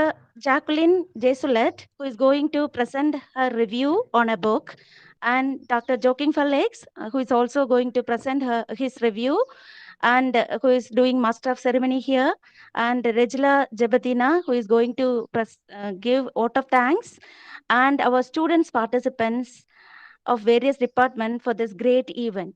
Welcome one and all. Thank you. Thank you. நன்றிகள் மேடம், நன்றிகள். அடுத்தபடியாக, சரியான தருணத்திற்காக காத்திருக்காதீர்கள், கிடைக்கின்ற தருணத்தை மிகச்சரியாக பயன்படுத்திக் கொள்ளுங்கள் என்பார்கள். சிகரங்கள் தன்னம்பிக்கை தரும். ஆம், சவால்களை ஏற்றுக்கொள்ளுங்கள், அப்பொழுது வெற்றியின் மகத்துவத்தை உணர முடியும் என்ற உண்மை வரிகளை வாழ்வாக்கும் விதமாக புத்தக மதிப்புரை நிகழ்த்த வந்திருக்கும் எமது கல்லூரி மாணவ தோழமைகள் புருனிலா மற்றும் லூர்து காட்வின் அவர்களை வரலாற்று ஆசிரியர் கல்கியின் மோகனை தீவு என்ற நூலை புத்தக மதிப்புரையாக நமக்கு வழங்க இருக்கிறார்கள். வித்தியாசமாக மாணவ மாணவிகள் தயார் செய்திருக்கிறார்கள். அவர்களை அன்போடு அழைக்கின்றேன். புத்தக மதிப்புரை புருனிலா மற்றும் லூர்து காட்வின், வருக, உமது மோகன தீவு நாவலின் புத்தக மதிப்புரையை எமக்கு தருக. அனைவருக்கும் வணக்கம். தங்கள் ஆர்வமுடன் எதிர்பார்த்து கொண்டிருக்கும் நிகழ்ச்சி இதோ உங்களுக்கு முன்பாக. நிலாவுடன் கல்கி. யார் இந்த கல்கி? உங்கள் உள்ளங்களில் எழும் புதிர் இதுதானே. யார் யார் யார் யார் யார் இந்த கல்கி? அமைதி அமைதி அமைதி. கல்கி உலக புகழ் தமிழ் எழுத்தாளர். கதை தொகுதிகள், புதினங்கள், கட்டுரைகள், பயண கட்டுரைகள் மற்றும் வாழ்க்கை வரலாற்று நூல்களை எழுதிய மாபெரும் எழுத்தாளர் தான் கல்கி. இன்று நிலாவுடன் கல்கி நிகழ்ச்சியில் நம்முடன் இணைய இருக்கிறார் கல்கி. கல்கி நம்முடன் இணைவதற்கு முன்பு கல்கி எழுதிய புகழ் பெற்ற புதினமாகிய மோகினி தீவு என்னும் புத்தக நூலின் விமர்சனத்தை சுருக்கமாக இங்கு நான் பகிர விரும்புகிறேன். இவரது கவிதைகளுக்கு புதினங்களுக்கு ஒரு வித்தியாசமான தன்மை உண்டு. ஒரு தேட்டர்ல ரெண்டு பேர் இருப்பாங்க. அவங்க என்னன்னா, இவர் எழுதியிருக்கிற ஒரு சில விஷயங்கள் எனக்கு ரொம்பவுமே பிடிச்சிருந்து. அது என்னன்னா, அவங்க பழைய காலத்துல உள்ள நாகரிகங்களையும் இப்ப உள்ள நாகரிகத்தையும் குறிப்பிட்டு தான் இவர் இதுல எழுதி இருப்பாரு. அது மட்டும் இல்லாம ஒரு தேட்டர்ல ரெண்டு பேர் இருக்காங்க. அவங்க படம் பார்த்துட்டு இருக்காங்க. அந்த படம் ரொம்ப ரொம்ப ரொம்ப மொக்கையா போகுது. அப்போ இவர் என்ன அவங்க ரெண்டு பேரும் அந்த இன்டர்வல் டைம் வந்ததும் திரும்பி திரும்பி பாக்குறாங்க, யாராச்சும் தெரிஞ்சவங்க இருக்கிறாங்களா அந்த மாதிரி. நம்ம அந்த இடத்துல இருந்தாலும் என்ன பண்ணுவோம், யாராவது தெரிஞ்சவங்க இருக்கிறாங்களா அந்த மாதிரி திரும்பி திரும்பி பார்ப்போம். அதே மாதிரி அவங்களும் இருக்காங்க. அப்படி திரும்பி பார்க்கும்போது அவரோட ஒரு சிநேகிதரை பார்க்கிறாரு. பார்த்தோன்னே இவருக்கு ரொம்ப சந்தோஷம். என்ன சந்தோஷம் நினைக்கிறீங்க? அப்படிப்பட்ட ஒரு சந்தோஷம் இருக்கு. அப்போ இவர் என்ன பண்றாருன்னா கேட்கிறாரு, நீ பார்த்துட்டு இருந்தேன்ல, அப்ப அங்க உள்ள நிகழ்வை பத்தி எனக்கு கொஞ்சம் சொல்லுவியா அந்த மாதிரி இதை கேக்குறாரு. அப்ப அவர் சொல்ல தொடங்குறாரு. அப்ப அதுல என்ன சொல்லுவாருன்னா, பர்மாவுக்கும் ஜாப்பனீஸுக்கும் வந்து வார் ஸ்டார்ட் ஆகும். அப்ப அங்க இந்த இந்திய மக்கள் வந்து என்ன பண்ணுவாங்கன்னா, இவங்க உடனே அங்கேயிருந்து எப்படியாவது வெளியே வந்துடணும்னு வார கப்பல்கள்ல சரக்கு கப்பல் இப்படி எதுவுமே பார்க்காம கூட்டம் கூட்டமா ஏறி வந்து அதுல வாராங்க. அப்படி வாராங்க இவங்களுக்கு என்ன ஆகுதுன்னா, திடீர்னு கப்பல் ஸ்டாப் பண்றதுக்கு கப்பல் தலைவருக்கு நாயகருக்கு ஒரு மெசேஜ் வருது. அதை கேட்டது இவங்க வந்து அப்படியே நிற்கிறாங்க. அப்படி நின்று அப்போ அங்க ஒரு தீவு தெரியுது நிக்கிற இடத்துல. அந்த தீவோட நேம் வந்து மோகினி தீவு. அப்ப இந்த நம்ம ஆளு கேக்குறாரு, நம்ம அந்த தீவுக்கு போய் பார்க்கலாமா அந்த மாதிரி கப்பல் நாயகர்கிட்ட கேக்குறாரு. அப்ப அவர் அந்த பத்தி சொல்றாரு. அந்த தீவுல வந்து ஆளே இருக்க மாட்டாங்க, அப்படிப்பட்ட ஒரு தீவு, ஆனா ரொம்ப அழகா இருக்கும் அந்த மாதிரி எல்லாம் சொல்றாரு.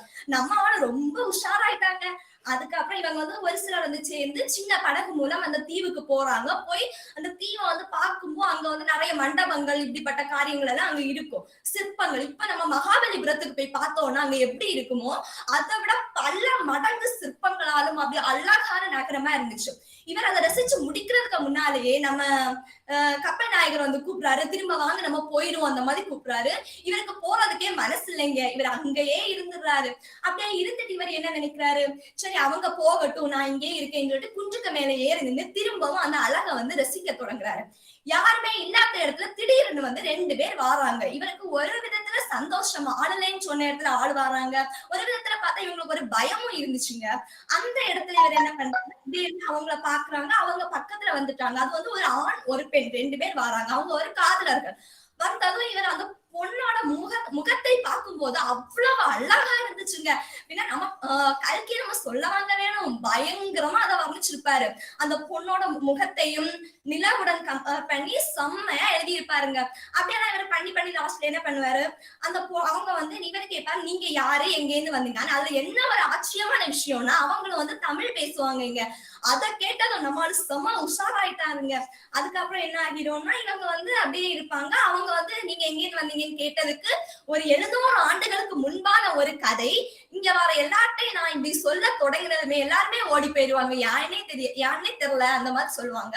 இப்ப நாம அந்த இடத்துல இருந்தா கூட 700 ஆண்டுகளுக்கு முன்பா அப்படின்னா யார் இவங்க எங்கேன்னு வந்திருப்பாங்க அந்த மாதிரி ஒரு திங்கிங் நமக்குள்ளால வரும்.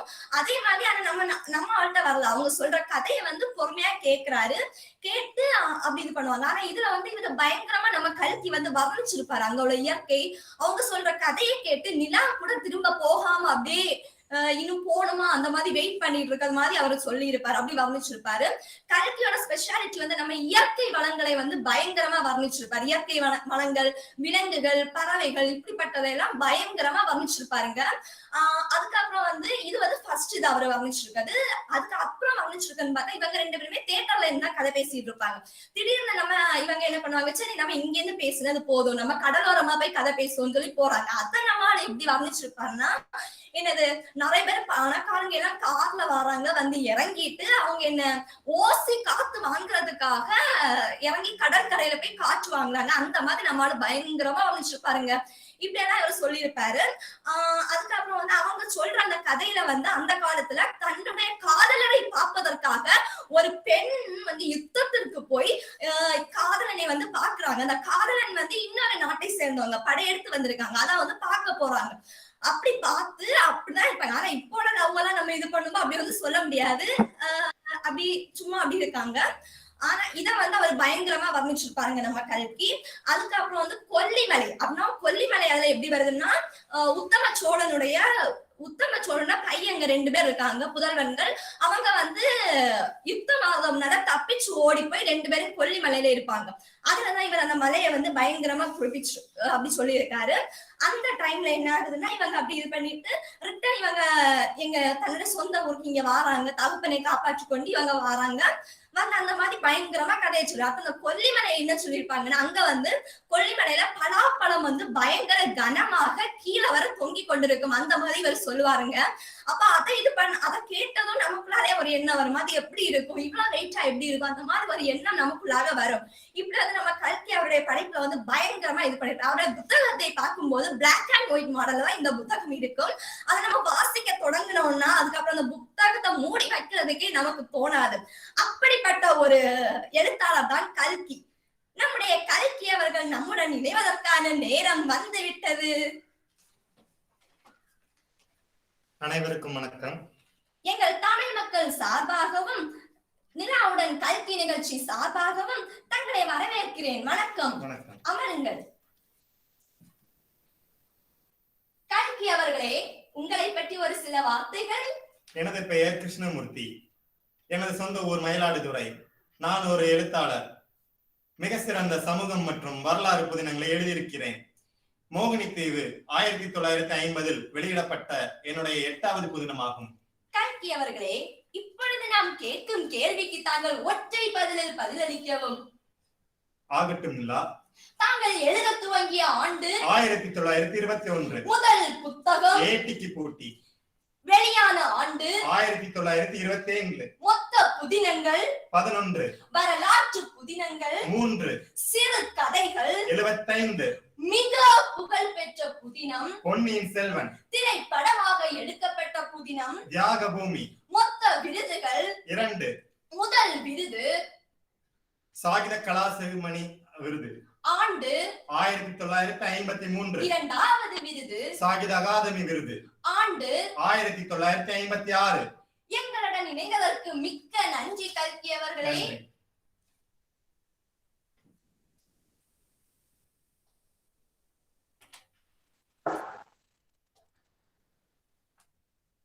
வாழ்த்துக்கள். மிக அருமையாக கல்கி நம்மோடு இல்லை என்றாலும் கல்கியை நம்முன் கண்முன் நிறுத்திய மாணவ தோழமைகளுக்கும் மிக அருமையாக கதை சொல்லி எங்களுக்கெல்லாம் புரிய வைத்த புருனிலா மற்றும் லூர்த் காட்வின் இருவருக்கும் வாழ்த்துக்கள், வணக்கங்கள். மிக சிறப்பாக இருந்தது. நீங்க இன்னும் சிறப்பாக வருவீங்க. வாழ்த்துக்கள். அடுத்தபடியாக, காத்திருப்பவர்களுக்கு நல்லவை கிடைக்கின்றன, ஆனால் வெளியில் வந்து முயற்சி செய்பவர்களுக்கு மிகச்சிறந்தவை கிடைக்கின்றன. ஆம், அருமையாக முயற்சி செய்திருக்கிறார்கள் எமது மாணவ தோழமைகள். ஆங்கில நூல் மதிப்புரை. மௌரின், ஜெனிஷா மற்றும் அபிதா, வருக மாணவ கண்மணிகளே, உங்களது ஆங்கில நூல் மதிப்புரையை எமக்கு தருக. இந்த ஆங்கில நூல் மதிப்புரைக்கு உங்களை அன்போடு வரவேற்கின்றேன். வருக, உமது மதிப்புரையை தருக. Good morning, honored all gathered here. It's my pleasure welcome to you all. We are going to review the novel based on the theme Book and Life. Novel Thousand Splendid Sun by Khalid Hossein, introducing us to the story of Mariam and Laila in a deeply moving an account of family and a friendship set in unforgiving time, and unlikely friendship and an indestructible love is carved in the story. Mariam is the real hero of the novel Thousand Splendid Sun. At the first glance, you might be tempted to think Laila is the novel's real hero. Mariam is the one who sacrificed her own life to her loved ones. Mariam is the illegitimate daughter of the most successful businessman Jalil in the city Harad. She grew up in a small hut several kilometers outside the city with her mother Nana. Mariam has not been confident in herself. Since she was the illegitimate child, Mariam resents her mother's way, in fact, that she is able to see her father once a week. Mariam ran away at age 15. After feeling that she is unimportant to Jalil, Mariam is plagued by the greater shame of being contributed to her mother's suicide. This incident caused Mariam to tolerance at being married to an abusive husband, Rashid. She is also stunned by her husband. Mariam's inability to have children turned her into a resentful, bitter, and fearful woman. This helps her to understand her own mother better. Mariam's life changes with the arrival of Rashid's second wife, Laila. Through her love for Laila and Laila's children, Mariam is able to fulfill her wish to be a mother and to finally give her and receive love. Rashid is the abusive husband, but until this point, she is never defended for herself. But when she sees Laila being strangled to death at the end of the novel, Maria rises up in revenge and strikes Rashid, and he dies. She ultimately tried and executed by Taliban for her action. Mariam makes the ultimate sacrifice, giving up her own life for those she loved. She is the novel's most powerful example of both suffering and strength of the woman in Afghanistan. There is no doubt that A Thousand Splendid Suns by Khalid Ghuzan is the book that you can read without giving up, and in some sentences you cannot move from the weight of emotions. It's a book that ripped my heart out and made it bleed. Laila. Laila, on the hand, led a very different life in Kabul. Amongst her family, Kabul is a place, and friends and loved ones, she also had a childhood sweetheart and a father who cherished her and encouraged her education and well-being. The Afghani war against her, the Soviets destroyed Laila's childhood, and both her older brothers lived to join the war. Laila seeks comfort from her best friend Tariq, a boy a few years older than her. Just before Laila reaches adolescence, her parents receive news that both of their sons have been killed. A few years later, war reaches Kabul and bombs fall on the city. Tariq and Laila are teenagers now and they are in love. Tariq tells Laila that he and his family are feeling to Pakistan. They are moving to Pakistan. A few days later, Laila parents decide to move Afghanistan. So as they are packing, while they are packing their things, a rocket hits their house, and both Laila's parents are died, and she also, as well as Laila, also wounded. Mariam nursed Laila. After a few days, she recovers and she back to health. One day, a stranger visited their house. His name is Abul Sharif. He brings her news that Tariq has died. Devastated and realizing that she is pregnant with the Tariq's child, Laila agrees to marry Rashid because she wants father for that child. So Mariam is initially hurt and threatened by Laila's presence and refuses to have everything to do with her. Laila gives birth to a daughter, Aziza. Aziza, the women come to see themselves allies against Rashid abusive, manipulating ways. A few years later, Laila gives birth to a son, Shalmai. One day, Laila saw Tariq and she was so shocked. She says everything about Rashid and Mariam. Tariq and Laila both get married, and Laila and Tariq build new life in Kabul. And Laila always feel Mariam close to her heart. Laila is pregnant with the third child, and she decides that if she had a girl, she'll name her Mariam. And they lived in very happily life. This book is not for the first of a faint of heart. It is the packed with brutality, and as a woman, I found myself deeply connected with Laila. All the hatred and female suppression made my jaw drop countless times due to that astonishment, horror, and shock. I broke my heart to know the level of atrocities and the pain of women have to go through in many parts of the world. Being born into a society which does not see the birth of the girl as a punishment. We are so blessed and so fortunate to live in this country where women are being celebrated in all fields, treated like gems, with our voices here. This book changed my perspective on life forever. Thank you. வாழ்த்துக்கள். மிகச்சிறப்பாக நம் கல்லூரிக்கு கொடுத்த தலைப்பு புத்தகங்களும் வாழ்வும். அந்த புத்தகங்களும் வாழ்வும் என்ற தலைப்பிற்கு நீங்கள் தான் உயிரூட்டி இருக்கிறீர்கள். ஆசிரியர்கள் செய்வது வேறு, மாணவ மாணவியர்கள் இந்த புத்தக மதிப்புரையில் கலந்து கொள்வதே தலை சிறந்த சான்றாக நான் கருதுகிறேன். புத்தகங்களும் வாழ்வும் உங்களை வாழ வைக்கும். வாழ்த்துக்கள். அடுத்தபடியாக மாணவர்களின் வெற்றியை தன் வெற்றியாக கருதிடும் ஆசிரியர்கள், மாணவர்களின் வாழ்வுக்கான, சமூகத்தின் புரிதலுக்கான, நடைமுறை வாழ்வியலை புரிந்து கொள்வதற்கான பழமொழிகள் நம் வாழ்வின் ஓர் அங்கம். அதை யாராலும் மறுக்க இயலாது.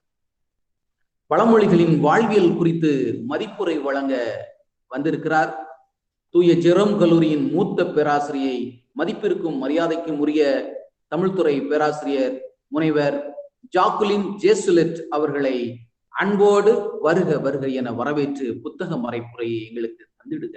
வருக. அவையோர் அனைவருக்கும் முதற்கண் எனது அன்பு கலந்த வணக்கத்தை தெரிவித்துக் கொள்கின்றேன். நான் இன்று எடுத்துக்கொண்ட புத்தகம் ஹேமா ராமானுஜம் எழுதிய மாணவர்களுக்கான பழமொழி கட்டுரைகள் என்ற நூல்தான். இந்த நூலினுடைய ஆசிரியர் ஹேமா ராமானுஜம் அவர்கள் 25 ஆண்டுகளுக்கு மேலாக தனியார் பள்ளியில் தமிழ் ஆசிரியராக பணியாற்றியதோடு சிறுவர் மாதர் சம்பந்தப்பட்ட வானொலி தொலைக்காட்சி நிகழ்ச்சிகளில் பங்கு கொண்டுள்ளார்கள். வழக்கத்தில் இருக்கக்கூடிய 50 பழமொழிகளுக்கு ஆசிரியர் கதை வடிவில் விளக்கம் அளித்துள்ளார்கள். தொல்காப்பியர் காலத்தில் இருந்து சங்க இலக்கியங்களில் 400க்கும் மேற்பட்ட பழமொழிகள் உருவாகியுள்ளன என்று கூறுகிறார்.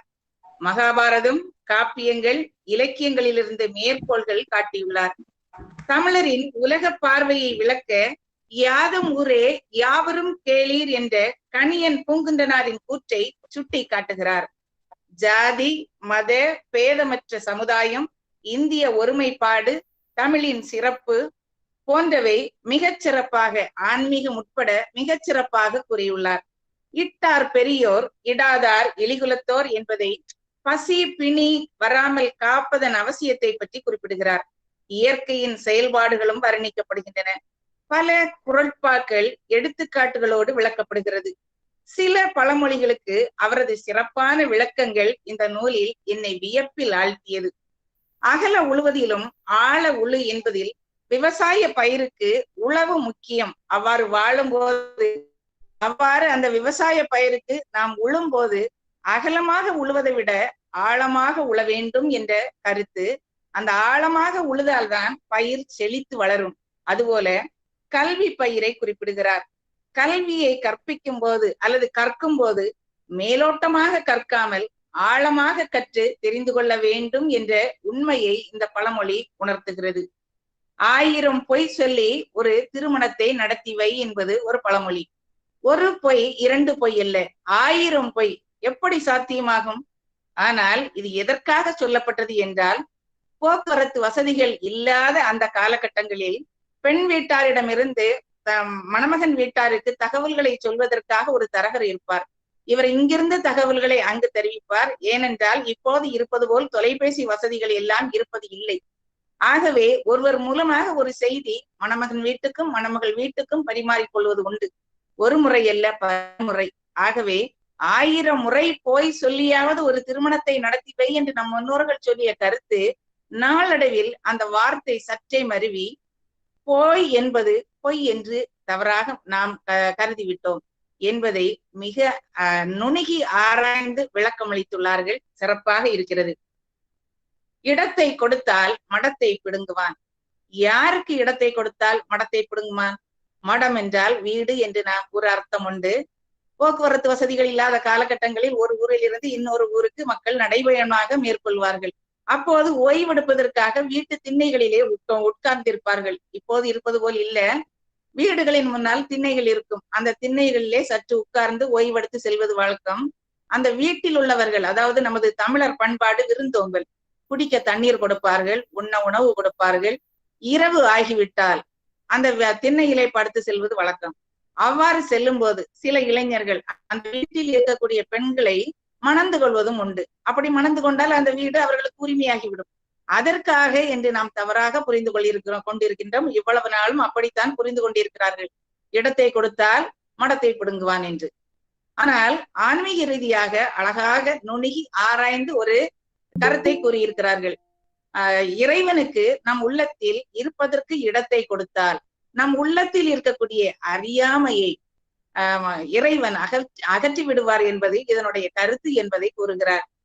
ஆகவே தான் இடத்தை கொடுத்தால், இறைவனுக்கு நம் உள்ளத்தில் இருப்பதற்கு இடத்தை கொடுத்தால் அவன் நம்மிடம் இருக்கக்கூடிய அறியாமையை அகற்றுவான் என்ற கருத்து சிறப்பாக இருக்கிறது. இட்டார் பெரியோர் இடாதார் இழிகுலத்தோர். யார் இட்டார்? தம்மிடம் இருக்கக்கூடிய பொருளை இல்லாதவருக்கு பங்கிட்டு உண்பதும் கொடுத்து மகிழ்வதும், அவ்வாறு கொடுத்து மகிழும் போது அவர்தான் இட்டார், அவர்தான் பெரியோர். இடாதார் அப்படி என்றால் அதிகமான பொருள் செல்வங்கள் இருக்கிறது, ஆனால் கொடுப்பதற்கு மனம் இல்லை, இல்லாதவர்களோடு பகிர்ந்து உண்ண மனம் இல்லை. அப்படிப்பட்டவர்களை இழிகுலத்தார் என்று கூறுகிறார். இட்டார் பெரியோர் இடாதார் இழிகுலத்தோர் என்று கூறுகிறார். அஞ்சிலே வளையாதது 50 வளையுமா என்று ஒரு பழமொழி. அஞ்சிலே என்றால் 5 வயது. நம் ஐம்புலன்களை அடக்கியாலும் தியானம், யோகம், பிராணாயாமம் போன்றவற்றை பயிற்றுவிக்க உரிய வயது 5. அப்பொழுதுதான் புலனடக்கம் மெல்ல புழக்கத்தில் வரும். பிரம்மச்சாரிய விரதம் என்பதே புலனடக்கம் தான். அது கைவரப்பற்றவர் மண்ணையும் ஆளலாம், விண்ணையும் ஆளலாம், ஒழுக்கத்தின் அரணாக நிற்கலாம். எனவேதான் அஞ்சிலே ஐம்புலனடக்க பயிற்சியால் மனதை வளைக்க வசப்படுத்த முடியவில்லை ஆயின் 50 எப்படி வளைக்க முடியும் என்று நம்மை தட்டி அறிவுறுத்தும் நோக்கமே இந்த பழமொழியின் உருவாக்கம் என்று கூறுகிறார். நாம் இவ்வளவு நாளும் அஞ்சிலே வளையாதது, 5 வயசுல ஒரு பிள்ளை கீழ்ப்படியலைன்னா 50 வயசுல கீழ்ப்படியாது, உண்மைதான், அப்படிதான் நினைச்சிட்டு இருந்தோம். ஏன்னா இப்படி ஒரு அர்த்தத்தை மிக அழகாக கூறுகிறார். ஊரார் பிள்ளையை ஊட்டி வளர்த்தால் தன் பிள்ளை தானே வளரும் என்பது ஒரு பழமொழி. ஊரார் பிள்ளை, பக்கத்து வீட்டு பிள்ளைக்கு உணவு கொடுத்தா தம் பிள்ளை எப்படி தானே வளரும்? எல்லாரும் கேட்கக்கூடிய கேள்வி. ஆனால் இதில் மாமியார் மருமகள் உறவு மிகச் சிறப்பாக சொல்லப்பட்டிருக்கிறது. நம் வீட்டிற்கு வரக்கூடிய மருமகளுக்கு சிறப்பான ஊட்ட உணவை கொடுத்தால் அவள் வயிற்றில் வளரக்கூடிய நம் வீட்டு வாரிசு, நம் பிள்ளை தானே வளரும் அப்படிங்கிற கருத்து சிறப்பு வாய்ந்தது. அடுத்ததாக, அடியாத மாடு படியாது என்ற ஒரு பழமொழி. நாம் உழவுக்கெல்லாம் மாடுகளை பயன்படுத்துவோம். அந்த மாடுகளை கொஞ்சம் அடிச்சு எடுத்து இருந்தாதான் அது படியும்னு நினைச்சுக்கிட்டு இருக்கோம். இல்லைன்னா வீட்டுல சின்ன குழந்தைகள் இருந்தா படிக்க அடம் பிடிக்கும். அந்த படிக்க அடம் பிடிக்க கூடிய குழந்தைகளை அடிச்சு படிக்க வைக்கணும் அப்படின்னு நினைச்சிட்டு அதை பயன்படுத்துறோம். ஆனா உண்மையிலேயே மாடு என்றால் தமிழில் அதற்கு செல்வம் என்ற ஒரு பொருள் உண்டு. நம் முன்னோர்கள் எவ்வளவு நுணுக்கமாக அந்த பழமொழியை கூறியிருக்கிறார்கள் என்பதை இவர் அழகாக ஆராய்ந்து கூறியிருக்கிறார். அந்த மக்கள் அதிகமாக விரும்பி வாங்கக்கூடிய ஒரு உலோகம், ஒரு செல்வம் அப்படி என்று நினைப்பது தங்கம். அந்த தங்கத்தை நெருப்பிலிட்டு நன்றாக உருக்கி சுத்தியல் கொண்டு அடி அடி அடி என்று அடித்தால் மிக நீண்ட மெல்லிய கம்பியாக வரும். அந்த மெல்லிய கம்பியை நாம் நினைத்த மாத்திரத்தில் மிக வடிவமாக, அழகான வடிவங்களில் கம்மலாகவோ செயினாகவோ காப்பாகவோ பிற அணிகலன்களாகவோ நம்மால் செய்ய முடியும். அவ்வாறு அடிக்கவில்லை என்றால், அதாவது நெருப்பிலிட்டு உருக்கி அடிக்கவில்லை என்றால் அவ்வாறு உருவாக்க முடியாது. அது அந்த நகை செய்வதற்கு படியாது.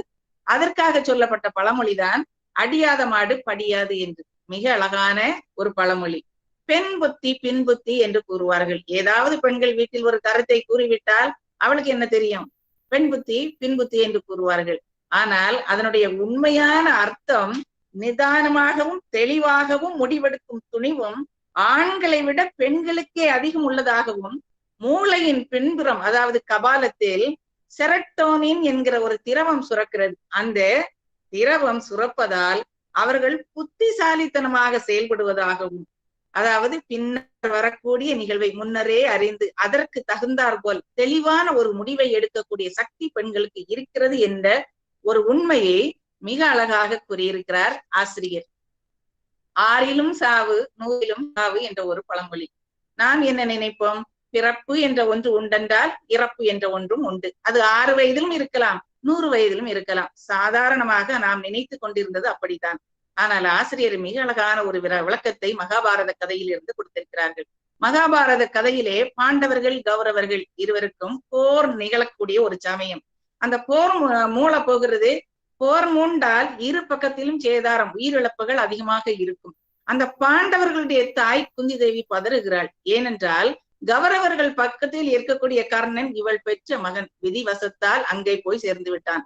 இவள் உடனே என்ன நினைக்கிறாள், அந்த கர்ணனை சந்தித்து பேசுகிறாள். மகனே, நான் தான் உன்னுடைய பெற்ற தாய், விதிவசத்தால் நாம் பிரிந்து விட்டோம். உன்னுடைய சகோதரர்கள் தான் பாண்டவர்கள். இந்த போரிலே நீ துரியோதனன் பக்கம் இருக்காதே, இங்க வந்துவிடு என்று கூறுகிறார்.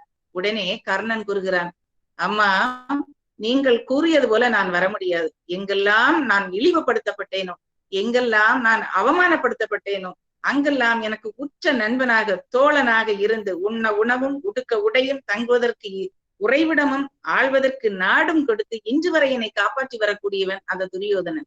அவனை விட்டு நான் வரமாட்டேன். செஞ்சோற்று கடன் தீர்க்க நான் அவனுடனேவே இருக்க வேண்டும் என்று கூறுகிறான்.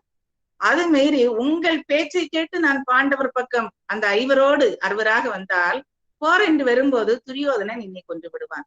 அங்கு வராமல் நான் 100 பேரோடு கௌரவர் பக்கம் இருந்தால் அர்ஜுனன் என்னை கொன்று விடுவான். மொத்தத்தில் போர் என்று வந்து விட்டால் 6 இருந்தாலும் எனக்கு சாவு நிச்சயம், 100 இருந்தாலும் எனக்கு சாவு நிச்சயம் என்பதை கூறுகிறார்.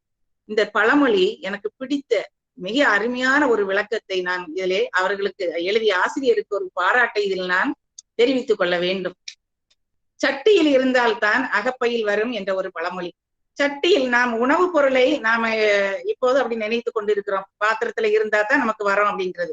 ஆனா உண்மையில் அது அப்படி அல்ல. சஷ்டியில் முருகபெருமானுக்கு விரதம் இருந்தால் நம் அகப்பையில், அதாவது நம் அகத்தில் இருக்கக்கூடிய உறுப்பாகி கருப்பையில் குழந்தை செல்வம் உருவாகும் என்ற பொருள் இதில் இருக்கிறது. மண் குதிரையை நம்பி ஆற்றில் இறங்கினார் போல என்ற ஒரு பழமொழி. மண்ணால் செய்யப்பட்ட குதிரை என்று நாம் நம்பி இருக்கிறோம், அப்படி அல்ல. காட்டாறுகளின் இடையில் மணல் திட்டுக்கள் உண்டு. அந்த திட்டுக்களை மணற்குதிர் என்று கூறுவார்கள்.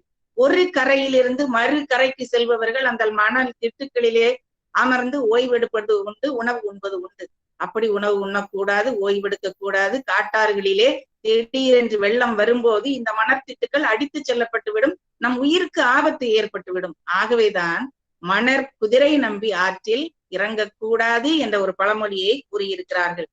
ஆவதும் பெண்ணாலே அழிவதும் பெண்ணாலே என்ற பழமொழியில் நன்மைகள் வருவதும் பெண்ணாலே தீமைகள் அழிவதும் பெண்ணாலே என்ற கருத்தை கூறியிருக்கிறார்கள். பெண்களை மேன்மைப்படுத்துவதற்காக, பெண்களை பெருமைப்படுத்துவதற்காக, பெண்களின் புத்திசாலித்தனத்தை மெச்சுவதற்காக சொல்லப்பட்ட ஒரு பழமொழி இது. நார்த்தங்காய்க்கு போட்ட உப்பும் நாத்தனாருக்கு போட்ட சாப்பாடும் வீண் போகாது என்று ஒரு பழமொழி. நார்த்தங்காய் நாம் உணவில் சேர்த்துக் கொள்ளக்கூடிய ஒரு உணவுப் பொருள். அதை ஊறுகாய் போடும்போது உப்பு சற்று தூக்கலாக இருந்தால் கெட்டு போகாது, அதற்காக சொல்லப்பட்டது.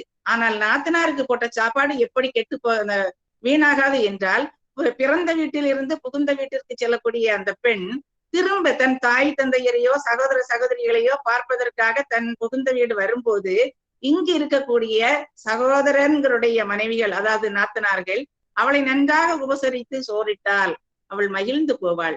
இந்த பெண்ணை, தன் சகோதரனுடைய மகளை தன் மகனுக்கு மணம் முடிக்கும் போது இவள் அந்த வீட்டுக்கு மருமகன், தன்னுடைய சகோதரன் மகளை நம் நன்றாக காத்துக்கொள்ள வேண்டும், பாதுகாத்துக் கொள்ள வேண்டும் என்ற உணர்வு அந்த பெண்ணுக்கு இருக்கும். ஒரு குடும்ப பிணைப்பு, ஒரு குடும்ப உறவு இதில் இருக்கிறது. அதற்காக சொல்லப்பட்ட பழமொழிதான் நார்த்தங்காய்க்கு போட்ட உப்பும் நாத்தனாருக்கு போட்ட சாப்பாடும் வீணாகாது என்பது. பழமொழி என்பது ஒரு முதிர்ச்சியுள்ள வாழ்க்கை தத்துவத்தை அல்லது பேர் உண்மையை செறிந்த சொற்களால் விளக்குவதாகும். நாட்டுக்கு நாடு, சமுதாயத்திற்கு சமுதாயம் பழமொழிகள் பழக்க வழக்கங்கள் மாறுபடுகின்றன. இப்படிப்பட்ட பயனுள்ள பழமொழிகளை தேர்ந்தெடுத்து நுணுகி ஆராய்ந்து சிறப்பான பொருத்தமான விளக்கத்தை ஆசிரியர் ஹேமா ராமனுஜம் கொடுத்திருப்பது சிறப்பு என்று கூறி நல்ல வாய்ப்புக்கு நன்றி பாராட்டி அமைகின்றேன். நன்றி, வணக்கம். மிக அருமையாக தங்களுக்கே உரிய அந்த அனுபவம், உங்களது படைப்பில் தெரிந்தது, மதிப்புரையில் நாங்கள் கண்டறிந்தோம். வித்தியாசமாக இருந்தது, மிக அருமையாக இருந்தது. நாம் நினைத்து வைத்திருந்த பழமொழிக்கு இதுவா விளக்கம் என்றெல்லாம் நினைக்க தோன்றிய அந்த பழமொழிகள் எல்லாம் நம் நினைவுக்கு வருகிறது. வாழ்த்துக்கள், மிக சிறப்பாக இருந்தது. அடுத்தபடியாக ஆசிரியர் பணியே அறப்பணி, அதற்கு உன்னை அர்ப்பணி என்ற வார்த்தைகளுக்கு உயிர் கொடுத்திடும் மிகச் சிறப்புக்குரியவர், எழுத்தாளர், பேராசிரியர், முதல்வர், பேச்சாளர், ஊக்கப்படுத்தினர், தலை சிறந்த நிர்வாகி என்று பன்முகம் கொண்ட இனியவர், மதிப்பிற்கும் மரியாதைக்கும் உரிய முனைவர் திரு கமல செல்வராஜ் அவர்களின் படைப்பு குறித்து அவரிடமே நேர்காணல் செய்ய இருக்கிறார் எம் கல்லூரி ஆங்கிலத்துறை பேராசிரியர், மதிப்பிற்கும் மரியாதைக்கும் உரிய திருமதி குமாரி சுஜா அவர்கள். வருக, எழுத்தாளரிடம் உமது நேர்காணலை எமக்கு தருக. அனைவருக்கும் வணக்கம். இன்று இந்த அருமையான நிகழ்வில் நம்முடைய ஆய்வுச்சுடர், கவிமணி போன்ற பல விருதுகளை பெற்ற கவிஞர், எழுத்தாளர், சிறந்த சமூக சேவகர், மேடை பேச்சாளர் முனைவர் கமல செல்வராஜ் அவர்களை அன்போடு வரவேற்கிறேன். மனிதன் பிறந்தான், வாழ்ந்தான், மாண்டான் என்றில்லாமல் பிறந்தான், வளர்ந்தான், மாண்ட பின்பும் வாழ்கிறான் என்னும் உயரிய பண்பாட்டை, கோட்பாட்டை அடிப்படையாக கொண்டு வாழ்க்கை நெறியை அமைத்து கொண்டவர். பல கல்லூரிகளில் பேராசிரியராக பணியாற்றிய பின்பு தற்போது கிரேஸ் கல்வியியல் கல்லூரியின் முதல்வராக 12 ஆண்டுகள் பணியாற்றி வருகின்ற முனைவர் அவர்கள் அகில இந்திய கல்வி கலாச்சார மேம்பாட்டு அமைப்பின் தமிழக ஒருங்கிணைப்பாளராகவும் உள்ளார். சார், உங்களோட வணக்கம் சார். உங்களோட கூந்தலை தட்டி முடி அப்படிங்கிற புத்தகத்துல வந்து ரொம்ப அதிர்வலைகளை ஏற்படுத்திச்சு அப்படின்னே சொல்லலாம். அந்த புத்தகத்தை பத்தி உங்களோட அபிப்பிராயம் கொஞ்சம் சொல்லுங்களேன். இதுதான் என்னுடைய கூந்தலை தட்டி முடியுங்கிற புத்தகம். அதற்கு முன்னாடி நான் வந்து எல்லாருக்கும் ஒரு வணக்கத்தை சொல்ல வேண்டியிருக்குது. இங்கே தமிழ்நாடு ஆசிரியர் பல்கலைக்கழகத்தினுடைய துணைவேந்தர், என்னோடு நெருங்கி பழகக்கூடிய மரியாதைக்குரிய பஞ்சதாந்தன் சார் அவர்கள், இந்த நிகழ்ச்சியை ஏற்பாடு செய்திருக்கக்கூடியவர்கள், கூடவே இந்த நம்முடைய நாகர்கோயில் புனித ஜெரோம் கலை அறிவியல் கல்லூரி அதனுடைய பேராசிரியர்கள் மிக அற்புதமாக மாணவிகளை தயார் செய்து புத்தகத்தை பற்றிய ஆய்வுரைகள், கூடவே பேராசிரியர் ஜாக்லின் அவர்கள் வழங்கிய பழமொழிகள் பற்றிய அந்த அற்புதமான விளக்கங்கள், அது சொன்ன விதம், அதை போன்று பேராசிரியர் யோகிம் அவர்கள் தொகுத்து வழங்கி கொண்டிருக்கக்கூடிய முறை, அத்தனையும் பார்க்கக்கூடிய நேரத்தில் உண்மையிலேயே நான் ஊறுப்படைந்து போனேன். உங்கள் அத்தனை பேருக்கும் என்னுடைய நெஞ்சமா நிறைந்த மகிழ்ச்சியை உறுத்தாக்கிக் கொள்கிறேன். ஆசிரியர் தினம் நாளை கொண்டாடுவதாக இருந்தாலும் நாம் அத்தனை பேரும் ஆசிரியர்கள் பணியில் மிக அற்புதமாக செய்து கொண்டிருக்கிறோம். நம்மை தொகுத்து நமக்காக அதிகாலையில் இருந்தே இந்த நிகழ்வுக்கு நம்மளோடு இணைந்து விஜயராணி மேடத்திற்கும் என்னுடைய மகிழ்ச்சியை தெரிவித்துக் கொள்கிறேன். அதாவது எழுத்தும் புத்தகங்களும் வாழ்வும் என்று நம் சொல்லக்கூடிய நேரத்தில் நான் சுஜாமிடத்தில் உங்களிடத்தில் திருப்பி ஒரு கேள்வியை கேட்கின்றேன். ஒரு 4-5 நாட்களுக்கு முன்னால் உங்களுக்கும் எனக்கும் எந்த தொடர்பும் கிடையாது, சரிதானே சுஜா மேடம்? திடீரென்று எதிர்பார்க்காத விதத்தில் நீங்கள் என்னை அழைக்கின்றீர்கள். ஒரு 4-5 நாட்களுக்கு முன்பா நீங்கள் உங்களை அறிமுகப்படுத்துகிறீர்கள், என்னிடத்தில் கேட்கின்றீர்கள். எதனால் நமக்குள்ளே இந்த தொடர்பு ஏற்பட்டது? ஒன்றுமே கிடையாது. நான் அடிக்கடி நம்முடைய குழுக்களில், இலக்கிய குழுக்களில் அல்லது முகநூலில் பதிவிடக்கூடிய எழுத்தினுடைய அடிப்படையில் மட்டுமே தான் உங்களுக்கும் எனக்கும் உள்ளே இந்த அளவுக்கு நெருக்கமான ஒரு நட்பை, அதாவது இன்றைக்கு இந்த உலக அளவில் தமிழ்நாடு ஆசிரியர் பல்கலைக்கழகத்தை எடுத்து செல்ல வேண்டும் என்று சொல்லக்கூடிய ஒரு உயர்ந்த எண்ணத்தில் இருக்கக்கூடிய துணைவேந்தர் மரியாதைக்குரிய பஞ்சநாதன் அவர்கள் அந்த பல்கலைக்கழகத்தோடு சேர்ந்து ஒரு நட்பை உருவாக்கக்கூடிய உறவு வேறு எதனாலும் நமக்குள்ளே வரவில்லை, எழுத்தினால் மட்டும்தான் வந்திருக்கிறது என்பதை நான் முதலில் சொல்வதற்கு ஆசைப்படுகிறேன். அப்பொழுது எழுத்து எவ்வளவு வலிமையானது, எழுத்தினால் நமக்கு எவ்வளவு தூரம் உறவுகள் மேம்படுகிறது என்பதை நாம் என்ன செய்ய வேண்டும், தொடர்புகள், அதை போன்று எழுத்தின் மூலம் எவ்வளவு தொடர்புகள் ஏற்படுகிறது என்பதை நாம் என்ன செய்ய வேண்டும் என்று சொன்னால் முதலில் உணர்ந்து கொள்ள வேண்டும். அதனுடைய அடிப்படையில் தான் நான் இன்றைக்கு 2 புத்தகங்களை எழுதியிருக்கிறேன். அதில் முதல் புத்தகம் என்னுடைய கூந்தலை தட்டி முடி என்று சொல்லக்கூடிய கவிதை புத்தகம். இந்த கவிதை புத்தகம் முழுக்க நாம் வாசித்து பார்க்கக்கூடிய நேரத்தில் அதில் இருக்கக்கூடியது சமூகம் சார்ந்திருக்கக்கூடிய எல்லா விஷயங்களையுமே அதுக்குள்ளே சொல்லி இருக்கின்றேன். அதில் முதலில் எனக்கு ஒரு கவிதை என்னை ரொம்ப கவர்ந்ததாக நான் இதில் சொல்லப்பட்டிருக்கக்கூடிய கவிதை என்ன என்று சொன்னால், இது மதிப்பீடு என்கிற தலைப்பிலே நான் ஒரு கவிதை எழுதியிருக்கிறேன். அந்த கவிதையை நான் வாசிக்கிறேன். மாதவி ஆயினும் மாடியில் வாழ்ந்தால் கண்ணகி பட்டம், கண்ணகி ஆயினும் குடிசையில் வாழ்ந்தால் மாதவி பட்டம். இது என்னுடைய முதல் கவிதை.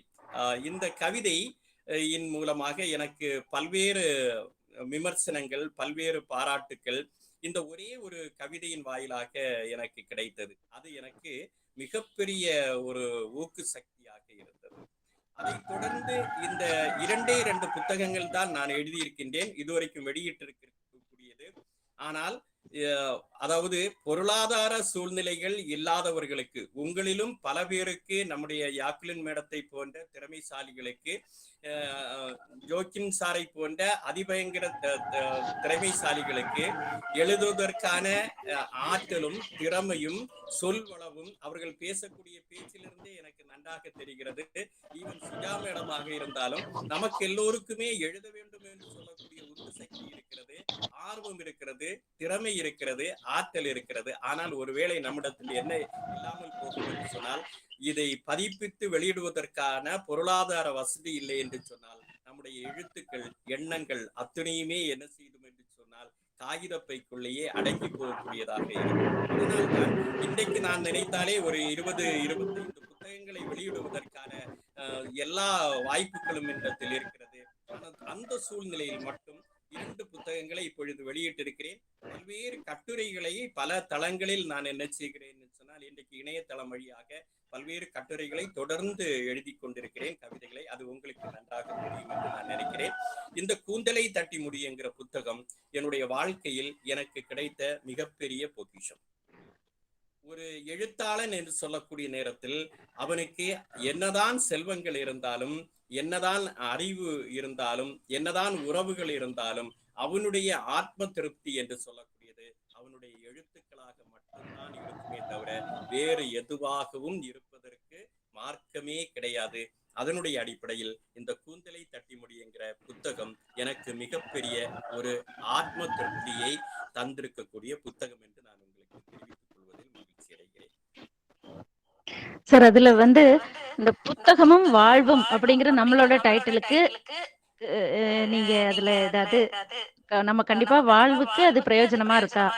அது உங்களோட எக்ஸ்பீரியன்ஸ் கொஞ்சம் சொல்லுங்களேன். இந்த புத்தகமும் இந்த வாழ்வும் என்று சொல்லக்கூடியது வாழ்வோடு தொடர்புடையதா என்று கேட்டால், நீங்கள் நான் என்னுடைய ஒரு இதை சொல்லியிருந்தேன். என்னுடைய ஒரு புத்தகத்தில் என்னுடைய வாழ்க்கை வரலாறை ஒரு புத்தகமாக்கி இருக்கக்கூடிய கட்டுரை நீங்கள் படித்திருப்பீர்கள் என்று நான் நினைக்கின்றேன். அந்த புத்தகத்தை நாம் படிக்கக்கூடிய நேரத்தில் இது எப்படி நம்முடைய வாழ்க்கையோடு தொடர்புடையதாக இருக்கிறது, எழுத்து எப்படி நம்மை மாற்றுகிறது என்று சொல்லக்கூடிய நேரத்தில் நான் முழுக்க வரதட்சணைக்கு எதிரானவர்.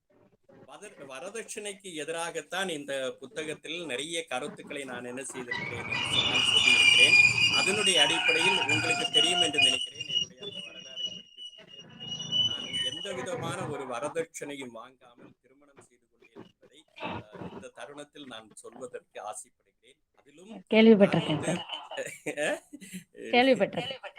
சரி, நான் ஒரு சாதாரண குடும்பத்தில் போய் திருமணம் செய்தால் கூட அது ஏதாவது ஒரு வகையில் வரதட்சணையாக எனக்கு ஏதாவது கிடைக்கும் என்று நினைப்பில் கூட அதை கூட நான் தவிர்த்து என்ன செய்திருக்கிறேன் என்று சொன்னால், ஆதரவற்ற குழந்தைகள் வளரக்கூடிய இடத்தில் சென்று அங்கிருந்து ஒரு பெண்மணியை திருமணம் செய்து இன்றைக்கு 22 ஆண்டுகளாக 2 குழந்தைகளோடு நாங்கள் வாழ்க்கையை நடத்தி கொண்டிருக்கிறோம் என்பது மிக மகிழ்ச்சியான ஒரு தருணமாக நான் இதை நான் உங்களுக்கு தெரிவித்துக் கொள்கிறேன். இதுதான் என்னுடைய எழுத்தும் வாழ்வும் என்று சொல்லக்கூடிய என்னுடைய மிக முக்கியமான விஷயமாக நான் சொல்லிக் கொள்வதற்கு கடமைப்பட்டேன். சார், அப்புறம் அந்த கிருஷ்ணகுமார் அப்படிங்கிற ஒருத்தவங்க உங்களை பத்தி உங்களை படிச்சதுனால அவங்களோட லைஃப் சேஞ்ச் ஆயிடுச்சு அப்படின்னு நான் ரீட் பண்ணியிருக்கேன். அதை பத்தி கொஞ்சம் சொல்லுங்களேன். கிருஷ்ணகுமார் என்கிறவர் நம்முடைய கன்னியாகுமரி மாவட்டத்தில் இன்றைக்கு வளர்ந்து வரக்கூடிய அருமையான அற்புதமான ஒரு இளைஞர், எழுத்தாளர், இளைஞர். நிறைய புத்தகங்களை எழுதி கொண்டிருக்கிறார். குமரி மாவட்டத்தில் இருக்கக்கூடிய சாதனையாளர்களை பற்றி அவர் நிறைய புத்தகங்கள் எழுதி இருக்கிறார். ஆண் எழுத்தாளர்கள், பெண் சாதனையாளர்கள், அப்படி பாகம் 1, 2, 3 அப்படின்ட்டு 5, 6 புத்தகங்கள் எழுதியிருக்கிறார். எனக்கு நான் நினைக்கிறேன் ஜாக்குலின் மேடத்துக்கு அவரை தெரியுமோ என்று சொல்லக்கூடிய எண்ணம் இருக்கிறது. உங்களை பத்தியும் எழுதியிருக்கிறாரா ஜாக்குலின் மேடம்? பாத்தீங்களா, நான் தெரியாது அவங்கள பற்றி எழுதி இருக்கிறது. ஆனா அவங்களுடைய முகப்பாவனையை வைத்தே நான் புரிந்து கொண்டேன். ஒருவேளை இனி வரக்கூடிய புத்தகத்துல வரப்போகுதா? நாளைக்கு ஒரு புத்தகம் வெளியிட இருக்கியா? ஆமா, அதுல நான் சொல்லவே இல்லை மேம், சொல்லவே இல்லை பத்தியெல்லாம். அது ஒரு எழுத்தாளர்களுக்கு தான் ஒரு எழுத்தாளரை அடையாளம் காண்பதற்கு முடியும். பாம்பரையும் பாம்பின் கால் என்று கேள்விப்பட்டிருக்கிறீர்களா? அல்லவா? உண்மை சார்.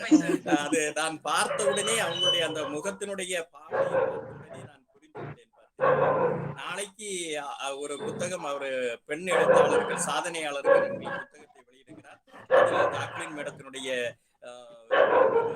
ஒவ்வொரு சாதனையும் வருகிறது என்று நான் நம்புகிறேன். அந்த புத்தகத்தை நாளைக்கு வெளியிடக்கூடியது யார் என்று ஜாக்லின் மேடத்திற்கு தெரியும் என்று நான் நினைக்கிறேன்.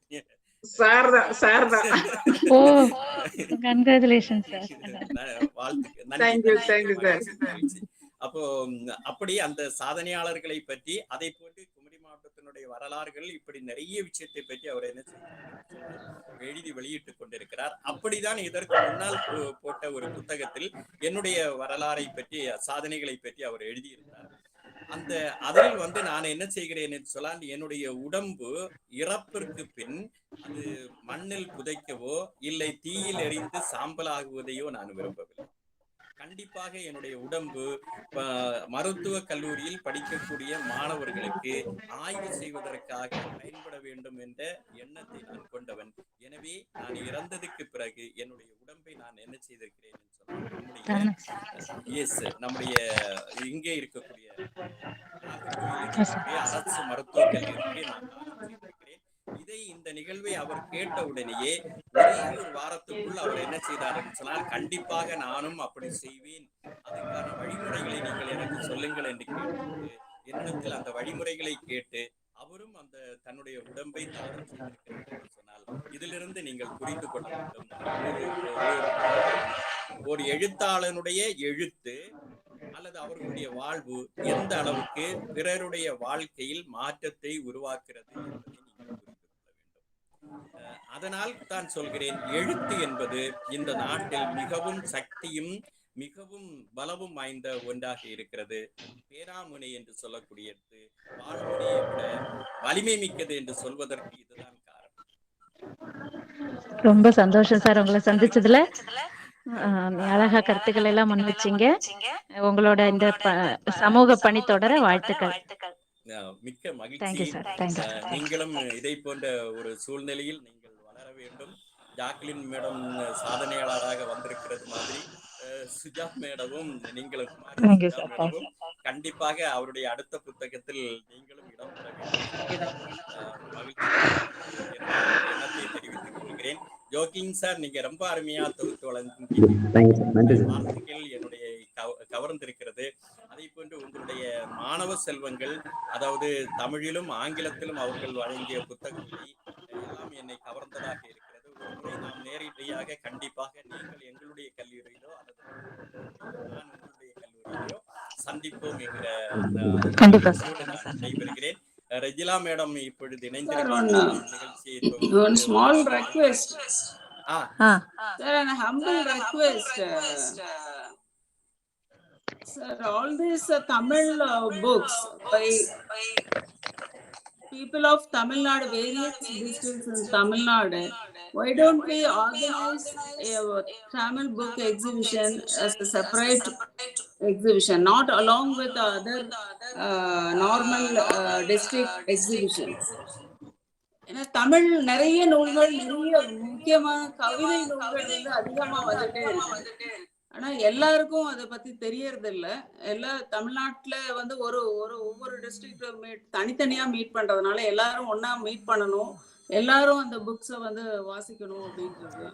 இப்போ இது அட்டென்ட் பண்றதுனால we come to know, I belong to English department. I am associate professor of English department at Avinash University. But I have enormous collection of Tamil books. I have read Tamil books, particularly poetry books. The poetryன்ற அந்த ஜானா இப்போ கொஞ்சம் கொஞ்சமா diminish ஆயிட்டே இருக்குது. ஏன்னா போய்ட்ரியில research பண்ண வரமாட்டேங்கிறாங்க students. எல்லாம் நாவலுக்கு தான் போயிட்டு இருக்காங்க ரிசர்ச் ஸ்டூடெண்ட்ஸ். அப்போ நம்ம கவிதை தொகுப்புல எடுத்துட்டு அதுல ஆராய்ச்சி பண்ணுங்க, அதுல வாழ்வியல் கருத்துக்களை சொல்லுங்க அப்படின்னு நம்ம டீச்சர்ஸ், தமிழ் டீச்சர்ஸா இருக்கும்போது நம்மளோட லாங்குவேஜை டெவலப் பண்றதுக்கும் நம்மளோட லாங்குவேஜ் குளோபலா ரீச் ஆனதுக்கான ஒரு அடையாளம் தான் இப்போ இந்த அமெரிக்கால இருக்க இந்த சொசைட்டியும் நம்மளும் இது கொலாபரேட்டா பண்ணிட்டு இருக்குங்க.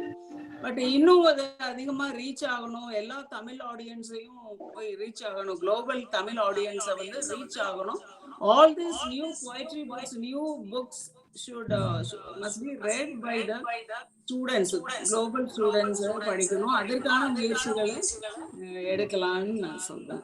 எல்லாரும் சேர்ந்து தேங்க்யூ மேடம். அதுக்கு சரியான ஆளு நம்முடைய தமிழ்நாடு ஆசிரியர் பல்கலைக்கழகத்தில் இருக்கக்கூடிய மரியாதைக்குரிய துணைவேந்தர் நினைத்தால் அது கண்டிப்பாக நடைபெறும். ஏன்னு சொன்னா இந்த நம்முடைய தமிழ்நாடு ஆசிரியர் பல்கலைக்கழகத்தை இன்றைக்கு உலக அளவிற்கு எடுத்து சென்றிருக்கிறார்கள் சொன்னால் அது அவருடைய தடைத்திறமை. அதை போன்று இதுவும் நடைபெறுவதற்கான வாய்ப்புகள் இருக்கிறது. நன்றி மேடம். மிக்க நன்றி சார், மிக்க நன்றி சார். எங்களோடு இணைந்து உங்க ஒரு எழுத்தாளர், தலை சிறந்த ஊக்கப்படுத்துனர், உங்களை பற்றி நாங்க நிறைய கேள்விப்பட்டிருக்கிறோம். இன்றைக்கு நீங்க பேசும்போது உங்களை நாங்கள் கண்டிப்பாக காண வேண்டும், உங்களை கல்லூரிக்கு அழைக்க வேண்டும் என்ற ஆவல் இன்னும் அதிகப்படுத்தி இருக்கிறீர்கள். வாழ்த்துக்கள் சார். மீண்டும் சந்திப்போம். எங்களோடு இணைந்ததில் மிக்க மகிழ்ச்சி sir. Thank you sir. Thank you sir. நன்றி. அடுத்தபடியாக கல் சூடாக இருக்கிறது என்ற ஒரு கவிதை நூல் குறித்து நான் மதிப்புரை செய்ய இருக்கிறேன். கல் சூடாக இருக்கிறது என்ற ஒரு அருமையான ஒரு நூல். ஜிதேந்திரன் என்ற ஒரு கவிதை ஆசிரியர் இந்த கவிதையை எழுதியிருக்கிறார். கல் சூடாக இருக்கிறது என்ற ஒரு தலைப்பு நம்மை வாசிக்க உள்ளே அழைத்து செல்கிறது, ஈர்த்து செல்கிறது. திருநெல்வேலி மாவட்டம் கல்லிடைக்குறிச்சி என்ற ஊரில் பிறந்தவர் ஜிதேந்திரன். ஜதகத்துல்லா அப்பா கல்லூரியில் பணியாற்றி தற்போது கேரள மாநிலம் மூணாறு அரசு கலைக்கல்லூரியில் பேராசிரியராக பணியாற்றி வருகிறார். அட்சயா என்ற ஒரு நாடக நூலை எழுதியிருக்கிறார். இந்திரா பார்த்தசாரதி, கிருஷ் கர்நாட் நாடகங்களில் இருத்தலியல் என்ற ஒரு நவீன ஆய்வு நூலை எழுதியிருக்கிறார். கல் சூடாக இருக்கிறது என்ற ஒரு கவிதை நூல் அவரது முதல் கவிதை தொகுப்பு நூல். காதல் முதற்கொண்டு எல்லா விதமான உணர்வுகளும் தளங்களும் தளவாடங்களும் இத்தொகுப்பில் இடம்பெற்றிருப்பதை காண முடிகிறது. அணில்களோடு உடையாடி கவிதையை தொடங்குகிறார். ஆம், அணில்களோடு அணில்களாய் மாறுகிறார், நம்மையும் அணில்களாய் மாற்றுகிறார். கல் சூடாக இருக்கிறது என்ற தலைப்பே நம்மை வித்தியாசமாக பார்க்க வைத்து உள்ளே இழுத்து செல்கிறது. கல் சூடாக இருக்கிறது என்ற ஒரு கவிதை உள்ளே இருக்கிறது. அதுதான் புத்தகத்தினுடைய தலைப்பும். தனித்திருக்கும் வீட்டினில் இருக்கும் அகப்பை சுற்றும் முற்றும் முன்பும் பின்பும் ஆட்கள் வந்தவுடன் இல்லை என்பதை இங்கே மிக அருகில் என கூவி கூவி விற்கும் இடத்தில் குடியமர்ந்து விடும் நமக்கெல்லாம் தெரிந்தும் தெரியாமல் இருக்கிறதே என்று நமக்கு சூடு வைத்திருக்கிறார். ரியல் எஸ்டேட் என்ற பெயர்ல இன்றைக்கு நடக்கக்கூடிய அவலங்களை எல்லாம் ஒற்றை வரியில நமக்கெல்லாம் தெரியும். இது ரொம்ப தூரத்துல இருக்கு, இங்க எந்த வசதிகளுமே இல்லை அப்படின்னு நமக்கு தெரிந்த பிறகும் நாம் பணத்தை கொண்டு போய் அவர்களிடம் கொட்டி இழக்கிறோம். இதுதான் உண்மை. கவிதைக்குள் எதிர்பார்ப்புடனே நுழைகிறது, அந்த எதிர்பார்ப்பை பூர்த்தியும் செய்கிறது. பல கவிதைகளை படிக்கும்போது முகத்தில் புன்சிரிப்போடு தொடங்குகிறது. அனைத்தும் என்றால் இல்லை, எல்லா கவிதைகளும் புன்சிரிப்போடு தொடங்குகிறதா? இல்லை. அடுத்தடுத்த திருப்பங்களில் விதவிதமான ரசனைகள் கவிஞரின் கண்களில் கண்டதும் அதை ரசித்தும் பூரித்தும் போய் கவிதை வரிகளை படைத்திருக்கிறார். சில கவிதைகளை படிக்கும் போது அடடே இது நமக்கும் நடந்திருக்கிறதே என்ற உணர்வோடு வாசிக்க தொடங்குகிறது. கவிதை படிப்போரையும் கவிஞராக்கி விடுகிறது. ஆம், கவிஞர் மெனக்கெடுத்திருக்கிறார். நம்மை கவிதை எழுதுவதற்கு சில துணுக்குகளை உள்ளே வைத்திருக்கிறார். வாசிப்போருக்கு வேலை கொடுக்கிறார். சில கவிதைகள் மனதில் அப்படியே தங்கி விடுகிறது. பல கவிதைகள் மீண்டும் மீண்டும் படித்து உள்ளே புதைந்திருக்கும் புதையலை கண்டுபிடிக்க தோன்றுகிறது. சில கவிதைகள் மனதில் அப்படியே தங்கி விடுகிறது. சில கவிதைகள் அப்படியே தங்கி விடுகிறது. பல கவிதைகள் மீண்டும் மீண்டும் படித்து உள்ளே புதைந்திருக்கும் புதையலை கண்டுபிடிக்க மீண்டும் வாசிக்க தோன்றுகிறது. அணில்களோடு அரவணைக்கிறார், ரயில் பிச்சுகளோடு நடக்கிறார், பள்ளிகளோடு கை குலுக்குகிறார், சிட்டுக்குருவிகளோடு கூடு கட்டுகிறார். இப்படி பலவிதமான நிலைகளில் நம்மை எல்லாம் அரவணைத்து செல்கிறார். கவிதைக்குள் இருக்கக்கூடிய அந்த ஆழத்தை நமக்கு புரிய வைக்கிறார். உதாரணமாக, சும்மா கிடந்த கல்லை தூக்கி நிறுத்தி குளிப்பாட்டி விடுகிறார்கள். சும்மா கிடந்த கல்லை தூக்கி நிறுத்தி குளிப்பாட்டி விடுகிறார்கள். கல் செப்பத் தொடங்கிவிட்டது, அன்பே சிவமென.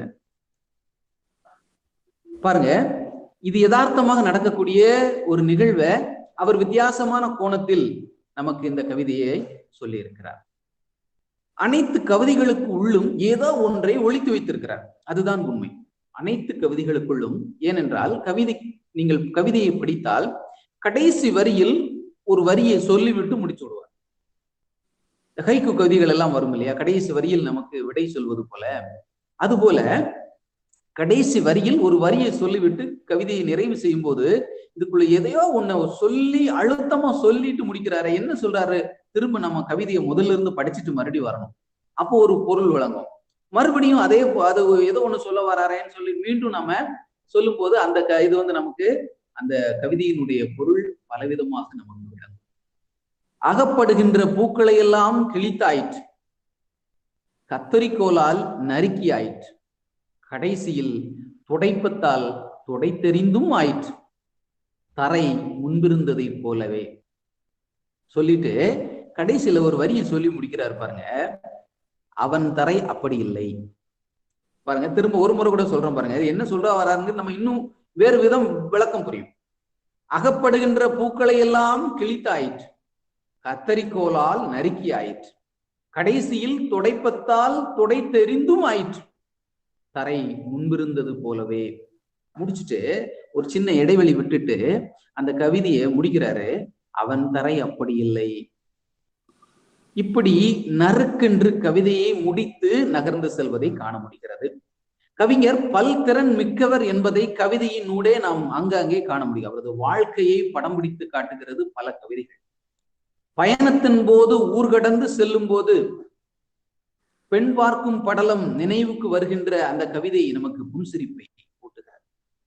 இதற்கு முன்பு இதுபோல் கவிதை படித்திருக்கிறேன் என்று சொல்லாத தரமான படைப்புகள்.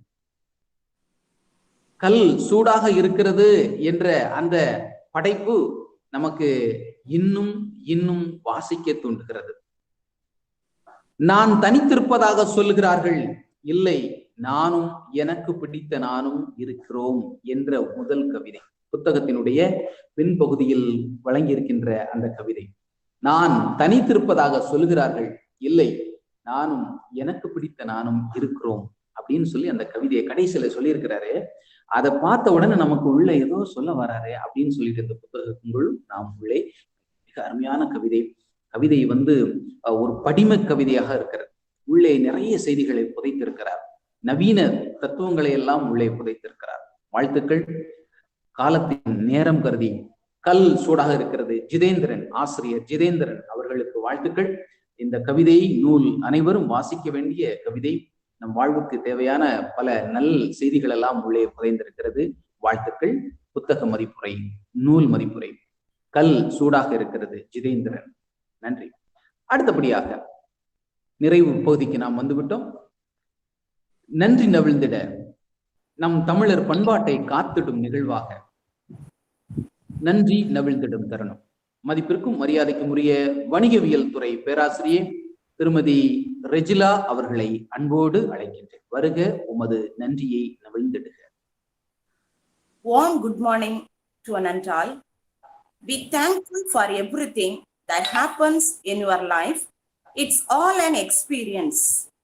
It's my duty to express gratitude. It's a great honor and privilege to propose the vote of thanks on this memorable occasion. Let me, first of all, start by giving glory to the Almighty God for making today's occasion a resounding success. First and foremost, I thank the managing committee and the coordinating team for the tireless effort in this program. Thank you all. We are grateful to our correspondent, Reverend Father Secretary, for his words of encouragement, his able guidance, and has always encourages us. Thank you, Father. I'd like to thank our beloved principal, Dr. Yamal Raj, for his worship, support, vision, and commitment. Thank you, sir. Let me express my heartfelt thanks to our writer, Dr. Kamala Selvaraj. Thank you, sir. My heartfelt thanks to the faculty member and student participants of St. Jerome's College who have worked hard to ensure that this occasion becomes a memorable success. Once again, I thank all present here. Thank you. மிகுந்த மகிழ்ச்சி madam. நன்றி நெகிழ்ந்த பேராசிரியை அவர்களுக்கு எங்களது நன்றிகள். அடுத்தபடியாக S Duraisamy Nadar Mariammal கல்லூரி கோவில்பட்டி அந்த கல்லூரி தோழமைகளை அன்போடு அழைக்கின்றோம். சாதனை தொடர் நிகழ்வுக்கு வரவேற்கின்றோம். வருக உமது தொடர் நிகழ்வை. சென்ட் ஜெரோம்ஸ் காலேஜ் ரொம்ப தேங்க்ஸ் உங்களோட பெர்ஃபார்மன்ஸ்க்கு. உங்களோட பெர்ஃபார்மன்ஸ் ரொம்ப ரொம்ப நல்லா இருந்தது. அந்த ரோல் பிளே பண்ணி அந்த கல்கியோடைய அவருடைய எழுத்து திறமைகளை வந்து அவருடைய முக்கியத்துவங்கள் அவருடைய எழுத்தின் முக்கியத்துவங்களை வந்து அவ்வளவு அழகா அந்த பொண்ணு பண்ணியிருந்தது. அவ வெளிப்படுத்தும் போதே அவ எவ்வளவு ரசிச்சிருக்கா கல்கிய அப்படிங்கிறது ரொம்ப தெளிவா இருந்தது. அதோட அவளோட அந்த ரோல் பிளே வந்து அவ செலக்ட் பண்ணியிருந்த அநேகமா அது ப்ரொஃபஸரா இருக்கும்னு நினைக்கிறேன். அதுவும் ரொம்ப நல்லா இருந்தது. அந்த ரெண்டு பேருக்கு இடையில அந்த இருந்தது வந்து ரொம்ப நல்லா இருந்தது. அடுத்தபடியாக எழுத்தாளர் கவிஞர் சார கூட்டு இருந்ததுக்கு அவங்க அந்த அதுவும் அவங்களுடைய ஸ்பீச் அவங்களுடைய டிஸ்கஷன்ஸ் வந்து சுஜா மேம் வந்து அந்த கொஸ்டின்ஸை ஒருங்கிணைச்சு கேள்வி கேட்ட விதங்கள் எல்லாமே ரொம்ப அருமையா இருந்தது. இந்த நிகழ்வுக்கு நடுவுல வந்து Avinashilingam university professor Vijayarani ma'am அவங்களும் அதுல வந்து இன்வால்வ் ஆகி கேள்விகள் கருத்துக்கள் பரிமாற்றங்கள் வந்து ரொம்ப அருமையா இருந்தது. ஒரு லைவ் ஷோ, நிஜமாவே ஒரு லைவ் ஷோ இருந்தா எப்படி நம்ம பிரசன்ட் பண்ணுவோமோ அதை வந்து விர்ச்சுவலா கொடுத்தது ரொம்ப ரொம்ப அருமையா இருந்தது. சென்ட் ஜெரோம்ஸ் காலேஜுக்கு நாங்க நன்றி தெரிவித்துக் கொள்கிறோம். ரொம்ப சந்தோஷம் சபிதா மேம், வாய்ப்பு கொடுத்தமைக்கு ரொம்ப சந்தோஷம். Thank you ma'am, thank you ma'am.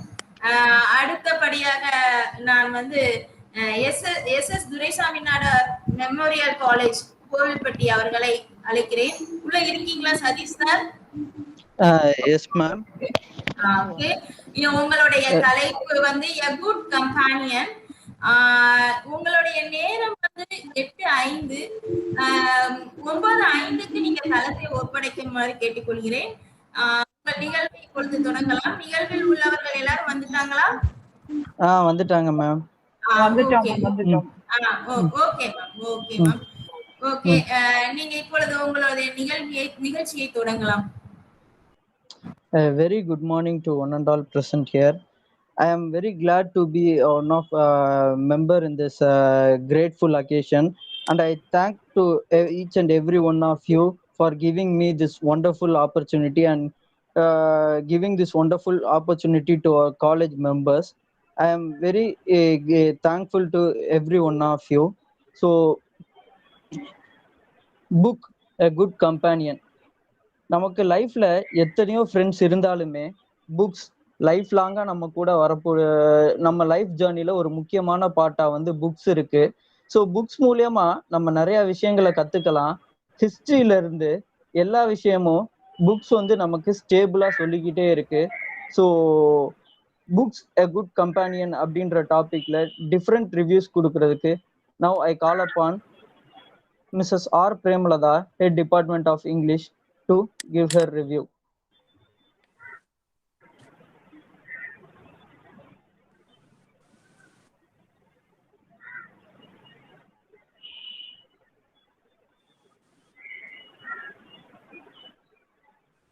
Good morning, everyone.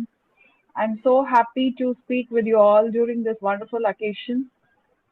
Am I audible? Yes. Am I audible? Yes. Yes, ma'am. Yes, ma'am. You can proceed. Okay. So I'm going to just. Okay. I'm going to review the play written by Henrik Ibsen, A Doll's House. See, it is a play, a heart-touching play.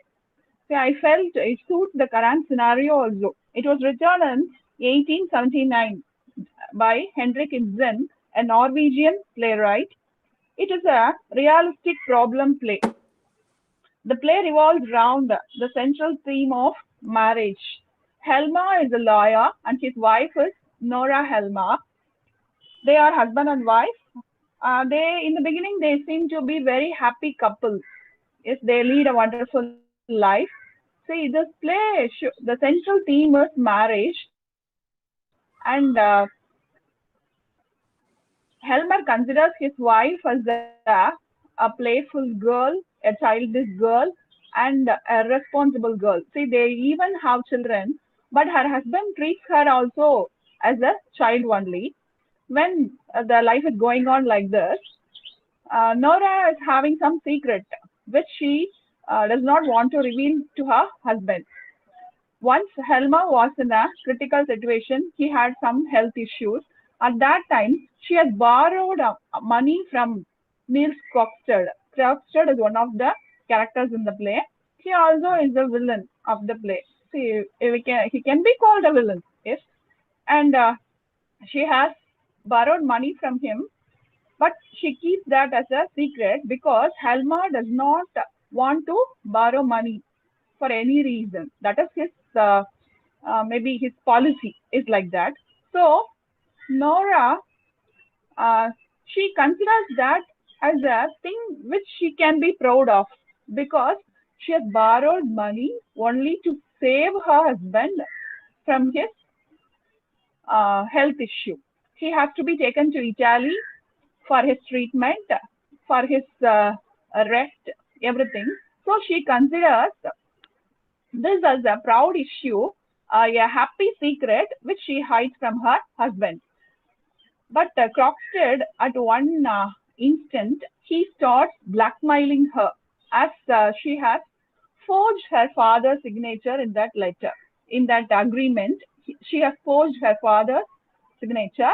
So he starts blackmailing her.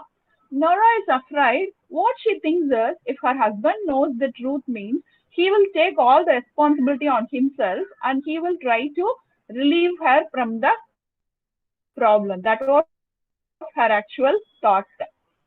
But actually, when the truth was revealed to Helma, he behaves in an unexpected way. He started chiding Nora and blaming her for all those things. And he also says that the future of the children will be spoiled when they live with such a lady like her. So this she does not able to believe because she didn't expect this from her husband. She thought that her husband will see for the Krogstad says that she will be put in prison for the forgery committed by her because she has signed in the agreement putting a date which is after the death of her father. Actually, Krogstad needs somebody to sign in the agreement for giving surety, but Nora signs in the agreement putting her father's signature. She is putting her father's signature. There, the date mentioned by her is after the date of her father's death. So she has done forgery. If it was exposed, means she will be given a punishment. Okay, she will be prisoned. So she thinks that if Helmer knows the truth means he will tell that I only did forgery and I will go to prison. I don't want my wife to go. So that is her belief. Husband will take the burden on his shoulders and he will go to prison. That is the belief she's having on her husband because he calls her by pet names. He treats her as a child. He says that you don't know anything. You are irresponsible. You are like my child. Like that only he is treating her. He uses her as a sort of entertainment for him. So actual belief of her is this only. Yes, he will take the responsibility on his shoulder and he will go to prison. So only she hides. She does not think about herself and she hides the matter. Only to save her husband, she hides the matter. But actually when the truth is revealed, Helmer reacts in a way which she did not expect. So she was not able to believe the way he reacted, and she was totally upset about this matter. But this matter was solved positively by a friend of her. So no one has to take the responsibility. Yes, the situation begins like that. The situation reaches that conclusion. No one needs to take responsibility of this, or no one need to go to prison, because Krogstad also convinces, and he is ready to tear the letter and throw it in the dustbin. He is ready for that. But Nora was not able to accept the behavior of her husband. So she decides to leave the house. See, this is an unexpected ending given by the playwright, because she was very childish, very playful, everything. So we can't expect this decision from her. She decides to leave her house, and she wants to first understand herself, and she wants to understand the world, because see, it may be the situation of women in that 19th century in Norway, but I feel even in our country, it is the real situation of women. Mostly 75% women are given this sort of treatment only. What we expect, what women expect, that does not happen. Just opposite of what we expect happens. See, we are better before marriage. We are like a doll in the hands of men, maybe father, brother. Yes, after marriage, women are dolls in the hand of their husbands, and after a certain age, they become dolls in the hands of their sons. So it goes on. See, women, they have their likings, their preference, everything are not what they do. They decide everything according in the before marriage according to the wishes of their father. What their father likes, they like. What their brother like, they like. After marriage, what their husband like, they like. After a certain stage, what their son like, they like. So they lose their individuality. They don't live for themselves. Even in a small matter, they don't choose anything according to their wish. See, mostly, see, we say that women have got what to tell, equal rights. Yes, we are free, we have got equal rights. No, maybe 25% it may be like that, but 75% women are like this only still now. That is what I think. Still now, 75% of women are in the same condition only. They are considered just as dolls, but dolls which do work. Yes, dolls which take care of everything. But only men want them to depend on them. Yes, women are not allowed to take their own decisions. They are not allowed to do what they like. They are not allowed to do what they are pleased with. So this shows the current situation of women. See, it was the situation in Norway in 19th century. Till now, it is like this. India, I believe. Yes. So this book impressed me in a lot of ways. Whenever I teach my students, I speak a lot regarding the current situation, current scenario in India, which we feel it's been expressed in the 19th century. So Nora takes a strong decision of leaving the house, but after coming to know that no one will get a punishment for this problem, Nora is also free. Helmer is also free. No one needs to go to prison. Helmer, he changes his attitude, everything, and he says, see, you are my darling, you are my sweetheart, you are my pet child. I'll take care of you, don't worry. Hereafter, don't hide anything from me. I will take the responsibility for each and everything. Like that, he tries to change the mind of Nora. But Nora is very strong here, and she says that I want to leave the house. First of all, I want to know who I am, and then I want to understand the society around me. Because till now, before her marriage, she has depended on her father. After marriage, she has completely depended on her husband. And she didn't think about anything else except her family and children. Even though she's having children, she's still treated as a child by her husband. So Helmer tries to convince her.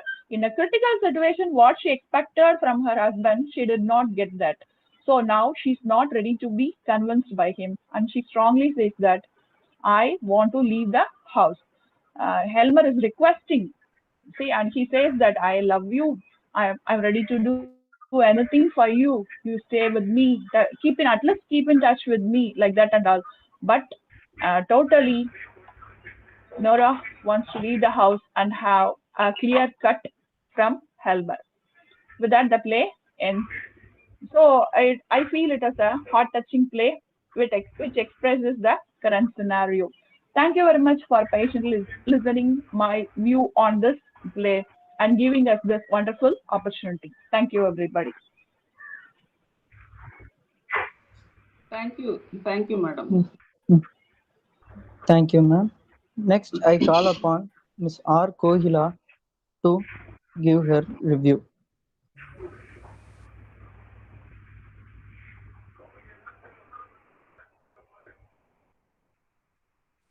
Volume. Can't hear. Yes, ma'am. Thank you. Good morning, everyone. Now I am going to give a review about Great Expectations by Charles Dickens. Expectation will give always a disappointment. Here, how the people is suffering in his life, we will see about this in this section. It was written and published in 1860. It is a classic fictional novel. The novel really have a genre, but it is like a normal story. It is a formal fictional novel. It is set in 1812 to 1840. English town surrounded by marshes. People lived in that outside of the town. Once receiving his fortune, he moved to London though. The novel tells of Pip, a young orphan. He is the protagonist. His life and his story is in the Great Expectation. Pip was prized by his sister. Her name is Mrs. Joe and her husband, Mr. Joe. In the beginning of the novel, Pip is in the graveyard where his parents are buried. He is approached by a shabby looking man who is in fact escaped of convict. The convict asks Pip to bring his some tool to make him escape. Pip does this. Becomes very important in this novel. One day, Pip's uncle take him to play at a rich, weird old lady's house, Miss Havison. She is like Neelambari. Here, Pip meets Estella, who falls in love with, though Estella only toys with Pip and feelings doesn't like him at all. Pip then becomes Joe's apprentice blacksmith, but Pip struggles there. He is not very happy in that place. Then one day, a lawyer called Jagger appears and announces to Pip that he has been left in the large fortune and needs to move to London immediately. So Pip decided to move to London. He meets new people and have beautiful place in there. Then one night, convict breaks into Pip's room. The same convict who helped, whom Pip helped. It was a little boy, and the convict Macwitch reveals that he made a fortune in Australia. He gave Pip his mysterious fortune. Pip is shocked, but he decided he will help Macwitch escape from London so they can escape from there. Pip begins to like Macwitch as they get to know each other, and Pip discovers many things about his past. As Pip is about to help Macwitch escape from London, Pip is nearly killed. Macwitch eventually does escape and kill somebody. He is sentenced to death, and hence Pip loses his fortune. Pip then goes to work and abroad as a merchant. Many years later, he returns home, meets his childhood love, Estella. They get to each other, with Pip believing that they will be together forever. But there is two main characters in the story. That is Pip and Estella. Pip is the main character of the novel, but and also he is a narrator of the story. In the beginning, he was a young child, but later, while the ending of the story, he will become an adult. Pip is a good boy. He always try to do what is right, and is quite sympathetic, helping Macwitch, always caring for Mr. and Mrs. Joe. Pip is always looking to improve himself. whether it's learning to read or write as a boy or learning to become a gentleman. He is a lower classes until he resists his fortune. He decides to become an upper class, largely so he can impress the girl he admires, Estella. Estella is important character, but she has been raised by Miss Havisham, so she's grown up child like a cruel and heartless towards men. When she meets Pip, she acts cruel and heartlessly, and playing with his emotion. Though Pip loves her, maybe he saw something inside her. He just longed to be upper class. She then married upper class men who treated her badly. This would have changed her life, rid of wholeness and cruelty. So when Pip returns, she's kind and they get together. The theme of novel is include social class and aspiration, wealth and crime. I think Charles Dickens' novel was trying to say about social doesn't matter. The desire to become better and change should be congratulated. The novel of first person with the narrator Pip being the main character, language is used is very weird and some it is like a old English stuff. Once you guessed in the language, it is good and not too hard to follow.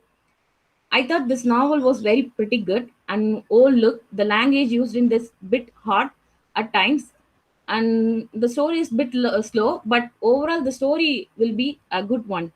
I liked it. Estella was interesting character. Miss Harrison too.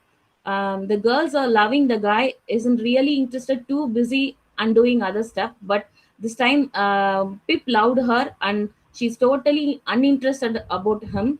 And then the twist is Macwitch in the story.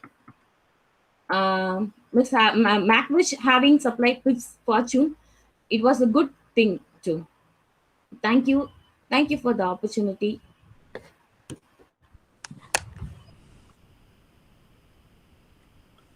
Thank you. Thank you, ma'am.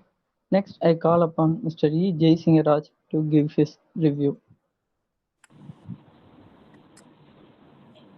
Good morning to all. நான் உங்கள் மத்தியிலே எனக்கு பிடித்த character என்ற தலைப்பிலே பேச விரும்புகிறேன். The book of Job. இந்த புத்தகம் எல்லா விதமான இலக்கியத்தை படிப்போம் அனைவருமே படித்திருப்போம். நம்ம அதில் வர மெயின் கேரக்டர் வந்து யோபு. பொதுவாகவே பார்த்தோம் அப்படின்னு சொன்னால் இந்த புத்தகம் யோபு என்ற புத்தகம் வந்து ஒரு விஞ்ஞானம் சார்ந்த அறிவியல் சார்ந்த புத்தகமாக இருக்கிறது. புத்தகத்தில் வருகிற மெயின் கேரக்டரான அந்த யோபு என்பவர் பார்த்தீங்க அப்படின்னு சொன்னோம்னா ரொம்ப ரொம்ப நல்ல ஒரு கேரக்டராக இருக்காரு. அவரை குறித்து ஒரு 5 காரியங்கள் மட்டும் ரொம்ப எனக்கு பிடித்த ஒரு காரியத்தை பற்றி பேச விரும்புகிறேன். இந்த புத்தகத்தை எடுத்துக்கொண்டோம் அப்படின்னு சொன்னால் இந்த புத்தகம் 5 பிரிவாக இருக்கிறது. அதில் முதலாவதாக முன்னுரை இருக்கிறது. அப்புறம் யோபுவுக்கும் அவர் நண்பர்களுக்கும் நடுவில் இருக்கிற விவாதங்களை குறித்து இருக்கிறது. மூன்றாவதாக எலிகோ என்கிற ஒரு ஒரு ஒரு யூத்துடைய உரை இருக்கிறது. அடுத்தது கடவுளுடைய உரை இருக்கிறது, ஒரு முடிவுரை இருக்கிறது. இந்த யோபு கதையானது இஸ்ரவேல் மக்களுடைய பாரம்பரிய கதையை பற்றியும் அவங்க வாழ்க்கையில ஒரு கஷ்டம் துன்பம் வந்தா அவங்க எப்படி வந்து கடவுள்கிட்ட அந்த கஷ்டத்தை போக்க வேண்டிக் கொள்வார்கள் என்பதை பற்றியும் நமக்கு தெளிவாக நமக்கு காண்பிக்குது. இந்த புத்தகத்தை எடுத்துக்கிட்டோம் சொன்னா இதுல வர மெயின் கேரக்டர் யோபு. இவர் முதலாவதாக பொறுமையானவர். பொறுமைக்கு வந்து யோபுவை சொல்லுவாங்க. இதுவே நம்ம இந்த உலகத்துல நம்ம ஃப்ரெண்ட்ஸ் பற்றி பேசும்போது யாராவது ரொம்ப பொறுமையாக நினைச்சோம் அவன் பெரிய யோபுவாகும் அப்படின்னு சொல்லி நம்ம கேள்விப்படுவோம். அந்த மாதிரி இந்த யோபு பார்த்தீங்கன்னா ரொம்ப பொறுமையா இருக்கான். அவன் தப்பு செய்யலை, தவறு பண்ணலை, எந்த விதமான கெட்ட காரியங்களும் பண்ணலை. அவன் அந்த புத்தகத்தில் சொல்லப்பட்டிருக்குது அவன் உத்தமன் சன்மார்க்கன் சொல்லப்பட்டிருக்குது. ஆனாலுமே அவன் வாழ்க்கையில துன்பம் வந்த போது கஷ்டம் வந்த போது அவன் என்ன செய்யறான், ரொம்ப ரொம்ப பொறுமையா இருக்கிறான். அவனுடைய மனைவி கூட அவனை என்ன செய்யறாங்க, அவனை தவறா பேசும்போது கூட அவன் என்ன செய்யறான், அவன் வந்து அவர்களை வந்து கோவப்பட்டு பேசுற, அவன் தன்னுடைய வார்த்தைகளை காத்து கொடுக்கிறான். பொறுமையா அவனை ரொம்ப ரொம்ப ரொம்ப பொறுமையாவே இருக்கிறான். அந்த பொறுமைக்கு வந்து அவன் பொறுமைக்கு வந்து எல்லையே கிடையாது. அவன் நண்பர்கள்லாம் என்ன செய்யறாங்க, யோபு வந்து குறையா பேசுறாங்க, தவறா பேசுறாங்க, மற்ற விஷயங்கள் நிறைய விஷயங்கள் சொல்றாங்க. ஆனாலுமே இந்த யோபு என்ன செய்யல, கடைசி வரைக்கும் என்ன பண்ணாங்க வந்து கோபப்படவில்லை. அது ரொம்ப ரொம்ப பொறுமையா இருக்கிறான். அவன் வாழ்க்கை துன்பம் வந்த பொழுதும் கஷ்டம் வந்த பொழுதும் அவனுக்கு முன்னால எல்லாமே போச்சு. பாருங்க, ஃபார் எக்ஸாம்பிள் அவனுக்கு 7000 மாடுகள் இருந்துச்சு, 3000 ஒட்டகங்கள் இருந்துச்சு, 500 ஏர்மாடுகள் இருந்துச்சு, 500 கழுதைகள் இருந்தது, 7 குமாரர்கள், 3 பெண் பிள்ளைகள் இருந்தாங்க. எல்லாருமே என்ன பண்ணாங்க, எல்லாமே ஒரே நாள்ல எல்லாமே லாஸ், எல்லாருமே போயிட்டாங்க. அவனோட வீடு போயிடுச்சு, அவனோட ஆஸ்தி செல்வம் எல்லாமே அவனை விட்டு போனாலுமே அவன் என்ன செய்யற, அவன் பொறுமையா இருக்கிறான். அப்ப இந்த பொறுமை ரொம்ப ரொம்ப நல்ல ஒரு விஷயம். இன்னைக்கு பார்த்தோம்னா இந்த பொறுமை நம்ம உலகத்துல நம்ம பொறுமையா இருக்கவங்க பார்த்தோம் ரொம்ப கஷ்டம். சீக்கிரமா நவீன காலத்துல மக்கள் சீக்கிரமா நினைச்சுவாங்க, ஷார்ட் டெம்பர், சின்ன சின்ன விஷயங்கள்லாம் கோவப்படுற மக்கள் நம்ம பார்க்குறோம். ஆனா இந்த யோபு ரொம்ப பொறுமையா இருப்பான். அந்த இது ரொம்ப எனக்கு கிடைக்கும். அடுத்ததாக பார்த்தோம் சொன்னா அந்த யோபு வந்து நல்லவன், நேர்மையானவன். நிறைய பேர் நினைச்சுவாங்க, நான் ஒரு கஷ்டம் தான் நினைச்சுவாங்க, நமக்கே கஷ்டம் வந்துருச்சு, நம்ம ஏன் நேர்மையா இருக்கணும் அப்படி சொல்லுவாங்க. ஆனா இன்னைக்கு கடைசி வரைக்கும் என்ன பண்ணலாமே, அவன் அந்த நேர்மையை விட்டு, அவனுடைய உத்தமத்தை விட்டு, அவனுடைய நல்ல காரியத்தை விட்டு அவன் விலகவே இல்லை. நான் இப்படிதான் இருப்பேன். அவனுடைய கேரக்டர் வந்து அவன் நேர்மையானவன் தான் கடைசி வரைக்கும். வாழ்க்கையில நன்மையா இருக்கும் பொழுதும் உயர்ந்திருக்கும் போதும் நேர்மையா இருந்தான். அவன் வாழ்க்கை கஷ்டம் வந்த போதும் நேர்மையா இருந்தான். அவனுடைய வாழ்க்கையில மீண்டுமா கடவுள் அவனை பிளஸ் பண்ணி அவன் வாழ்க்கையை மாற்றும் போதும் அவன் எப்படி என்ன செய்யறாமே, நேர்மையாவே என்ன செய்யறான் இருக்கிறான். மூணாவது பார்த்தோம் சொன்னா அவன் யாருக்கும் என்ன செய்ய மாட்டேங்கான், தீங்கு செய்யற எண்ணம் அவனுக்கு கிடையாது.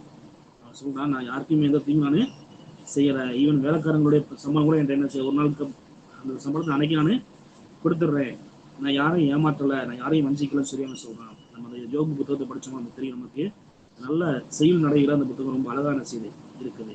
இதை வந்து அந்த புத்தகத்தை நம்ம வந்து எபிக் கூட சொல்லலாம், இல்ல இது வந்து விஸ்டம் புக்ஸ், நல்ல அறிவுரை கதைகள் நிறைய சொல்லலாம். அதை பார்த்தீங்கன்னா அதில் அவனுடைய பேச்சுக்கள் பார்த்தா ஒவ்வொன்றும் ரொம்ப மிக மிக அருமையான வார்த்தையாக செய்து காணப்படுது. அவ்வளவு என்ன செய்யறான், யாருக்குமே தீங்கு செய்யாதவன் என்ன செய்யறான் இருக்கிறான். அவன் மனைவி கூட என்ன சொல்றாங்க, அவனுக்கு வியாதியை பார்த்து அவருக்கு வந்து அந்த அந்த குஷ்டரோகம், அந்த லெப்ரஸியை பார்த்து அவங்க என்ன செய்றாங்க, இன்னுமா நீ கடவுள் மேல நம்பிக்கையா இருக்கிற, என்ன செய்ய, கடவுளை என்ன சபிச்சு என்ன செய்ய, நீ செத்து போயின்னு சொல்லி மனைவி சொல்லும்போது கூட அந்த அவன் என்ன சொல்றான், அவன் கோவப்பட்டு அவங்கள்ட்ட பேச மாட்டேங்கிறான். அவங்க மனைவி அந்த வார்த்தையால் கூட என்ன செய்யறாங்க, தீங்கு செய்கிற எண்ணம் அவனுக்கு இல்லை. ரொம்ப சாஃப்டான சொல்றாங்க, கடவுளோட நன்மை பெற்ற நாம் தீமையும் பெற வேண்டாமான்னு சொல்லி என்ன செய்யறாங்க, ரொம்ப சாஃப்டா என்ன செய்யறான் பேசலாம். யாருக்குமே தீங்கு செய்யற எண்ணம் அவனுக்கு இல்லை. அவன் நண்பர்கள் என்ன செய்யறாங்க, வந்து 3 நண்பர்கள் என்ன செய்யறாங்க, எலிபாஸ், பில்டாத், சோப்பான், 3 நண்பர்கள் அவனை வந்து பேச வராங்க, அவனுக்கு உதவி செய்ய ஆலோசனை சொல்ல வராங்க, அவனை என்கரேஜ் பண்ண வராங்க. ஆனா வந்தவங்க என்ன பண்றாங்கன்னா யோபுவை குற்றப்படுத்தி பேசுறாங்க. நீ தப்பு பண்ணிருப்ப, அதான் உனக்கு கஷ்டம் வந்துச்சு, கடவுள் வந்து என்ன செய்ய மாட்டாரு, நல்லவங்களை இந்த மாதிரி கஷ்டப்படுத்த மாட்டாரு, நல்லவங்களை சோதிக்க மாட்டாரு, நீ தப்பு பண்ண போய் தான் அவனுக்கு வந்து பிரச்சனை வரும்னு சொல்லி அவன் மேல பலவிதமான குற்றங்களை அந்த யோபு மேல அவன் நண்பர்கள் சொன்னாலுமே இந்த யோபு என்ன செய்யற, அவங்க யாரையுமே என்ன செய்யறாமே, அவன் என்ன செய்யற, அவன் எந்த விதமான வார்த்தைகளும் கஷ்டமான வார்த்தைகளால தனித்த வார்த்தைகளை யூஸ் பண்ணி என்ன செய்யற, யாரையுமே அவன் காயப்படுத்தல. ஏன்னா அவன் அவன் என்னவா இருக்கிறான், அவன் நட்பை என்ன செய்யறான், பேணுபவனா என்ன செய்யறான் இருக்கிறான். அடுத்த கேரக்டர் பார்த்தோம் சொன்னா யோபு என்ன செய்யலாம், அந்த ஃப்ரெண்ட்ஷிப் நட்பை என்ன செய்யலாம், அவன் பேணுபவனா இருக்கிறான். நம்ம என்ன செய்வோம், சில விஷயங்கள் பார்த்தீங்கன்னா ரொம்ப திக் ஃப்ரெண்ட்ஸா இருப்பாங்க, ரொம்ப நண்பர்கள் இருப்பாங்க. ஆனா ஒரு சின்ன விஷயத்துல என்ன செய்வாங்க, சின்ன பிரச்சனையில பிரிஞ்சு போயிடுவாங்க. ஆனா யோபுக்கு வந்து பிரச்சனை பெரிய பிரச்சனை, அது அந்த பிரச்சனை வந்து யாருக்குமே என்ன செய்யாது, வரக்கூடாது, வந்தா யாருமே உயிரோட இருக்கவே முடியாது. அப்படிப்பட்ட பிரச்சனைகள் இருந்தாலுமே நண்பர்கள் வந்து அவனை அதுலயும் அவனை என்ன செய்யறாங்க, அவனை வந்து தவறா பேசாலுமே அவன் என்ன செய்யறாங்க, அவன் நண்பர்களை அந்த நட்பை என்ன செய்ய காப்பாத்திட்டே வரான். அந்த யோபுடைய சாப்டர்ஸ் பார்த்தீங்க அப்படின்னா 42 சாப்டர்ஸ் இருக்குது. அதுல 3ஆவது சாப்டர்ல இருந்து 43ஆம் சாப்டர் வரைக்கும் பார்த்தீங்க அப்படின்னா நிறைய வாதங்கள் விவாதங்கள் நடக்குது. யோபுடைய நண்பர்கள் எல்லாம் பேசுறாங்க. ஆனா அவன் ஒரு இடத்துல கூட என்ன செய்யல, அவன் நண்பர்கள் என்ன செய்யலாமே, அவங்கள பிரிஞ்சு போற மாதிரியோ இல்லை நீங்க போங்க அப்படின்னு சொல்லியோ இல்லை அவங்கள சண்டை போடுற மாதிரியோ அவன் என்ன செய்யல, பேசவே இல்லை. ஏன்னா அவன் அந்த ஃப்ரெண்ட்ஷிப்புக்கு ரொம்ப முக்கியத்துவம் கொடுக்குறான். நம்மளும் நம்ம வாழ்க்கையில செய்யணும், ஃப்ரெண்ட்ஷிப்புக்கு ரொம்ப ரொம்ப முக்கியத்துவம் கொடுக்கணும். இங்க பாத்தீங்க அப்படின்னா இந்த யோபுடைய நட்பு வந்து எதையுமே எதிர்பாராத நட்பான செய்து இருந்தது. அதாவது நான் கஷ்டப்படுறேன், என் ஃப்ரெண்டு எனக்கு உதவி செய்யணும் என்ற எண்ணம் கூட யோபுக்கு என்ன செய்யல இல்லை. அவனுக்கு தேவை வந்து நட்பு தான் தேவை. ஸோ நட்பு என்பது என்ன செய்யுது, எதையுமே எதிர்பார்க்காத நட்பானது யோபுட்ட இருந்தது. நம்ம அதனால யோபு பாருங்க, நம்ம நட்பை பேணுபவனாக, நட்பை காப்பாற்றுறவனாக என்ன செய்யலாம் இருந்தான். கஷ்டம் வந்தாலும், துன்பம் வந்தாலும், பிரச்சனை வந்தாலும், நண்பர்களே அவனை குறை சொன்னாலும் அவன் என்ன செய்யலாமே அந்த நட்பை வந்து என்ன செய்யல கட் பண்ணல. நம்ம வாழ்க்கையில கூட என்ன செய்வோம், நம்ம யாராவது நமக்கு சின்ன அட்வைஸ் பண்ணா நம்ம என்ன செய்வோம், ஏதாவது ஒரு விஷயங்களை சொல்லும்போது என்ன செய்வோம், பிடிக்காத விஷயங்களை செய்யும்போது நம்ம என்ன செய்வோம், நம்ம அவங்களோட நட்பை நம்ம வந்து கட் பண்ணிடுவோம். நம்ம வாழ்க்கையில நம்ம விஷயங்களை பார்த்துருப்போம். நம்ம ஆனால் யோபுடைய வாழ்க்கையை பார்த்தா அவன் என்ன செய்யலாமே அந்த ஃப்ரெண்ட்ஷிப்ங்கிறத அவன் சரியா வச்சுக்கிட்டான். நல்ல நண்பர்களை அந்த நண்பர்கள் சொன்ன கருத்துக்களை என்ன செய்யாம ஏற்றுக்கொள்பவனாக, அவங்க சொல்றதுக்கெல்லாம் என்ன செய்யாம அதை ஆமோதிப்பவனாக என்ன செய்யலாம், அந்த நட்பை வந்து பேணுபவனாக காணப்பட்டான். கடைசியா பார்த்தோம்னா இந்த யோபுடைய வாழ்க்கையில பார்த்தோம்னா இந்த யோபுக்கு நல்ல ஒரு கேரக்டர் இருந்துச்சு. என்ன அப்படின்னா, கடவுள் மேல ஒரு ஆழ்ந்த பற்று இருந்துச்சு.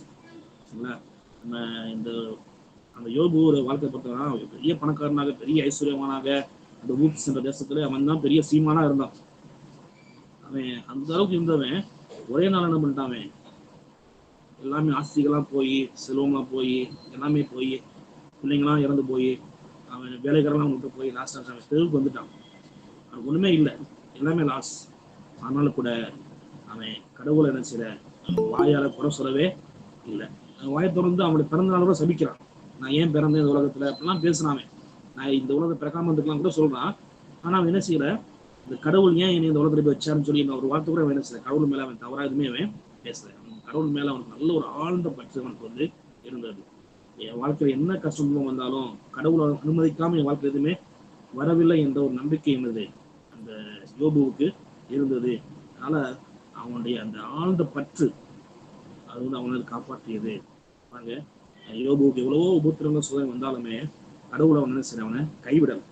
ஏன்னா நம்ம இந்த யோபுவோட புத்தகத்துல கடைசி சாப்டர்ல பாக்குறோம், கடவுள் நினைச்சு அவனை வந்து சரி அவனை பிளஸ் பண்ணும் பொழுது எல்லாம் டபுள் ஃபோல்டு, இருமடங்கு அவனுக்கு இருது பிளஸிங் அவனுக்கு கிடைக்குது. அவன் முந்தி இருந்தது காட்டிலும் அவன் கடவுள் மேல பற்று அதிகமா இருந்ததுனால பாருங்க, அவன் தன்னுடைய வாழ்க்கை அதை விட இன்னும் அதிகமாக நல்ல சீமானாக, இன்னும் நல்லவனாக, இன்னும் 7 குமாரர்கள், இன்னும் 3 பிள்ளைங்களோட கூட அதே மனைவியோட அவன் வாழ்க்கையை திரும்பி அவன் நல்ல ஒரு வாழ்க்கை வாழ அவருக்கு அந்த அந்த கடவுள் மேல உள்ள பற்று வந்து காரணமாக அமைந்தது. நீங்க நிறைய பேர் பாருங்க, சின்ன கஷ்டம் தான் நினைச்சுவாங்க, நம்பிக்கை போயிடும் அவங்களுக்கு. கடவுள் மேல நம்பிக்கையில யார் மேல நம்பிக்கை என்ன செய்யாது, உலக வாழ்க்கையில் நம்பிக்கை இருக்காது. நம்ம அந்த பேப்பர்ல பாக்குறோம், நியூஸ் பேப்பர்ல பாக்குறோம், டிவியில பாக்குறோம், எத்தனையோ தற்கொலைகள் நடக்குது. தற்கொலை ஏன் நடக்குதுன்னா காரணம் என்னன்னா கடவுள் நம்பிக்கை இல்லாது, அவங்க வாழ்க்கையில அவங்க மேல நம்பிக்கை இல்லை. நிறைய பேர் சின்ன கடன் வாங்குறாங்க, தூக்குப்படுத்துறாங்க. ஆனா இங்க யோபுவோட வாழ்க்கை பார்த்தோம்னா அவன் எவ்வளவோ கஷ்டம் வந்தாலும் அவன் என்ன செய்யறாங்க வந்து ஒருபோதும் தருவான் நம்பிக்கையை வந்து அவன் இழக்கவே, வாழ்க்கையில ஆப்டிமிஸ்டிக்கா இருந்தான், கடவுள் மேல நம்பிக்கையா இருந்தான். அந்த நம்பிக்கை அவன் என்ன செய்து காப்பாற்றியது, அவன் வாழ வைத்தது. அதனால எனக்கு இந்த 5 கேரக்டர் ரொம்ப ரொம்ப பிடிக்கும். யோபுவோட புத்தகம் ரொம்ப ரொம்ப பிடிக்கும். இந்த வியூவுக்கு என்னை பேச அனுமதித்ததுக்கு ஒரு நன்றி தெரிவித்துக் கொள்கிறேன். Thank you for all. Thank you. Thank you. Thank you, sir. Next, I am going to speak about book A Good Companion. So, புத்தகம் வந்து நம்ம எல்லாருக்குமே ஒரு நல்ல நண்பனா, வாழ்க்கையில வந்து பல நேரங்கள்ல புக்ஸ் வந்து நம்மளுக்கு ஹெல்ப் பண்ணியிருக்கு. ஸோ புக்ஸ் மூலியமா நம்ம நிறைய விஷயங்களை வந்து தெரிஞ்சுக்கலாம். ஸோ நல்லதும் இருக்கு, கெட்டதும் இருக்கு. இந்த புக்ஸ் தான் இப்போ வரைக்குமே சாலிடா இருக்க ஒரு சோர்சஸ். என்னதான் நமக்கு கிண்டில்ஸ், புக்ஸ் எல்லாமே வந்தாலுமே எழுத்துப்பூர்வமா அச்சடிக்கப்பட்ட புத்தகங்கள் தான் இன்னைக்கு வரைக்கும் நிலையா நிக்குது. நம்ம என்னதான் ஆன்லைன் கிளாஸஸ் அப்படின்னு போனாலும் டெக்ஸ்ட் இல்லாம, டெக்ஸ்ட்டை ரீட் பண்ணாம அதுல கிடைக்கிற சோர்சஸ் வந்து நமக்கு ஆன்லைன் கிளாஸஸ்ல கிடைக்கிறது கிடையாது. ஸோ புக்ஸ் வந்து எப்பயுமே பாத்தீங்கன்னா நமக்கு ஒரு ஆணித்தனமான ஒரு நம்பிக்கையை கொடுக்கும். ஸோ எவ்வளவு பேர் நம்ம மோட்டிவேட் பண்ணாலும், எவ்வளவு ஸ்ட்ரெஸ்டப்பா நம்ம இருந்தாலுமே நம்ம புக்ஸை ரீட் பண்றப்போ அதுல கிடைக்கிற விஷயங்கள், அதுல கிடைக்கிற ஒரு ரிலாக்ஸேஷன், அதுல கிடைக்கிற ஒரு பீஸ் வந்து வேற எதுலையுமே கிடைக்காது. ஸோ நம்ம லைஃப்ல வந்து பல மனிதர்களை பார்த்திருப்போம், பல பேரை பார்த்திருப்போம், பல பேரை கடந்து வந்திருப்போம். ஒவ்வொருத்தருக்கும் ஒவ்வொரு கஷ்டம் இருக்கும், ஒவ்வொருத்தருக்கும் ஒவ்வொரு சூழ்நிலையால அவங்க படுற கஷ்டங்கள், அவங்க படுற வேதனைகள் எல்லாத்தையுமே நம்ம கிட்ட சொல்லியிருப்பாங்க, நம்ம நியூஸ்ல பார்த்து தெரிஞ்சிருப்போம். ஸோ நிறைய விஷயங்கள் நம்ம படிச்சு தெரிஞ்சிருப்போம். சுயசரிதையெல்லாம் எழுதியிருப்பாங்க. அந்த சுயசரிதையெல்லாம் படிச்சோம்னா அவங்க என்ன மாதிரியான இன்னல்களை வந்து ஃபேஸ் பண்ணாங்க, அவங்க வந்து என்ன மாதிரி கஷ்டங்களை ஃபேஸ் பண்ணாங்க, அதுல இருந்து எப்படி வெளிவந்தாங்க அப்படிங்கிற ஒரு அவங்க கஷ்டத்தையும் சொல்லியிருப்பாங்க. அதுல இருந்து அதுக்கான சொல்யூஷனையுமே அவங்க சொல்லியிருப்பாங்க. ஸோ இந்த மாதிரி புக்ஸ் வந்து நமக்கு வந்து வரலாற்றுல இருந்து வாழ்க்கை வரைக்கும் எல்லாத்தையுமே ரொம்ப தெளிவா ரொம்ப அழகா சொல்லியிருப்பாங்க. ஸோ வரலாற்றையுமே இப்ப நம்ம தெரிஞ்சுக்கிறதுக்கு 100 வருஷத்துக்கு முன்னாடி நடந்த விஷயங்கள், 200 வருஷத்துக்கு முன்னாடி நடந்த விஷயங்கள் எல்லாத்தையுமே நம்ம தெரிஞ்சுக்கிறது வந்து புத்தகங்கள் மூலமா தான். திருக்குறள்ல இருந்து இப்ப எழுதிக்கிட்டு வர்ற லேட்டஸ்ட் ஒர்க்ஸ் வரைக்கும் எல்லாத்தையுமே நம்ம தெரிஞ்சுக்கிறது புக்ஸ் மூலியமா தான். அதுலயும் நமக்கு வந்து புக்ஸ் வந்து எதை ரொம்ப அழகா கத்து கொடுக்குது அப்படின்னு பார்த்தோம்னா, வரலாறு, நம்ம நாட்டோட வரலாறு, அயல் நாட்டோட வரலாறு, எல்லா நாட்டோட வரலாறையுமே நமக்கு கத்து கொடுக்கறது வந்து புத்தகங்கள் தான். ஸோ ஷேக்ஸ்பியர்ல இருந்து இன்னைக்கு இருக்க ஜோ பைடன் வரைக்கும் எல்லாரோட ஹிஸ்டரியுமே புக்ஸா தான் எழுதியிருக்காங்க. ஸோ ஒவ்வொரு புத்தகத்திலையும் நம்ம வந்து ஒவ்வொரு விஷயங்களை கத்துக்கலாம். நல்லதையும் கத்துக்கலாம், கெட்டதையும் கத்துக்கலாம். ஆனா அது வந்து என்னைக்குமே நமக்கு ஒரு நிரந்தர நண்பனா இருக்கு. நிறைய பேருக்கு புக்ஸ் கலெக்ட் பண்றதெல்லாம் ஹாபிஸா இருக்கும். அதுலயுமே ஒரு பர்டிகுலர் ஜானர் புக்ஸ் அப்படிங்கிறது வந்து ஒரு பெரிய கடல் மாதிரி. மனிதர்கள்ல வந்து எப்படி நிறைய கேரக்டர்ஸ் இருக்காங்களோ புக்ஸ்ல வந்து ஜானர் வைஸா பிரிச்சிருப்பாங்க. காதல் காவியத்துல இருந்து எல்லா கிரைம் ஃபிக்ஷன் வரைக்கும், ஃபேண்டசி வரைக்கும் எல்லா துறைகள்லயுமே வந்து புத்தகத்தை வேறு வேறா பிரிச்சிருப்பாங்க. வேறு வேறு ஜானர்ல பிரிச்சிருப்பாங்க. ஸோ அப்படி நிறைய ஜானர்ஸ் இருக்கப்ப அதுல நம்ம பலதரப்பட்ட மனிதர்களை பார்ப்போம், பலதரப்பட்ட கேரக்டரை பார்ப்போம். ஒவ்வொரு ஆசிரியரும் ஒவ்வொரு புது புது விதமான கேரக்டரை கொடுத்திருப்பாங்க.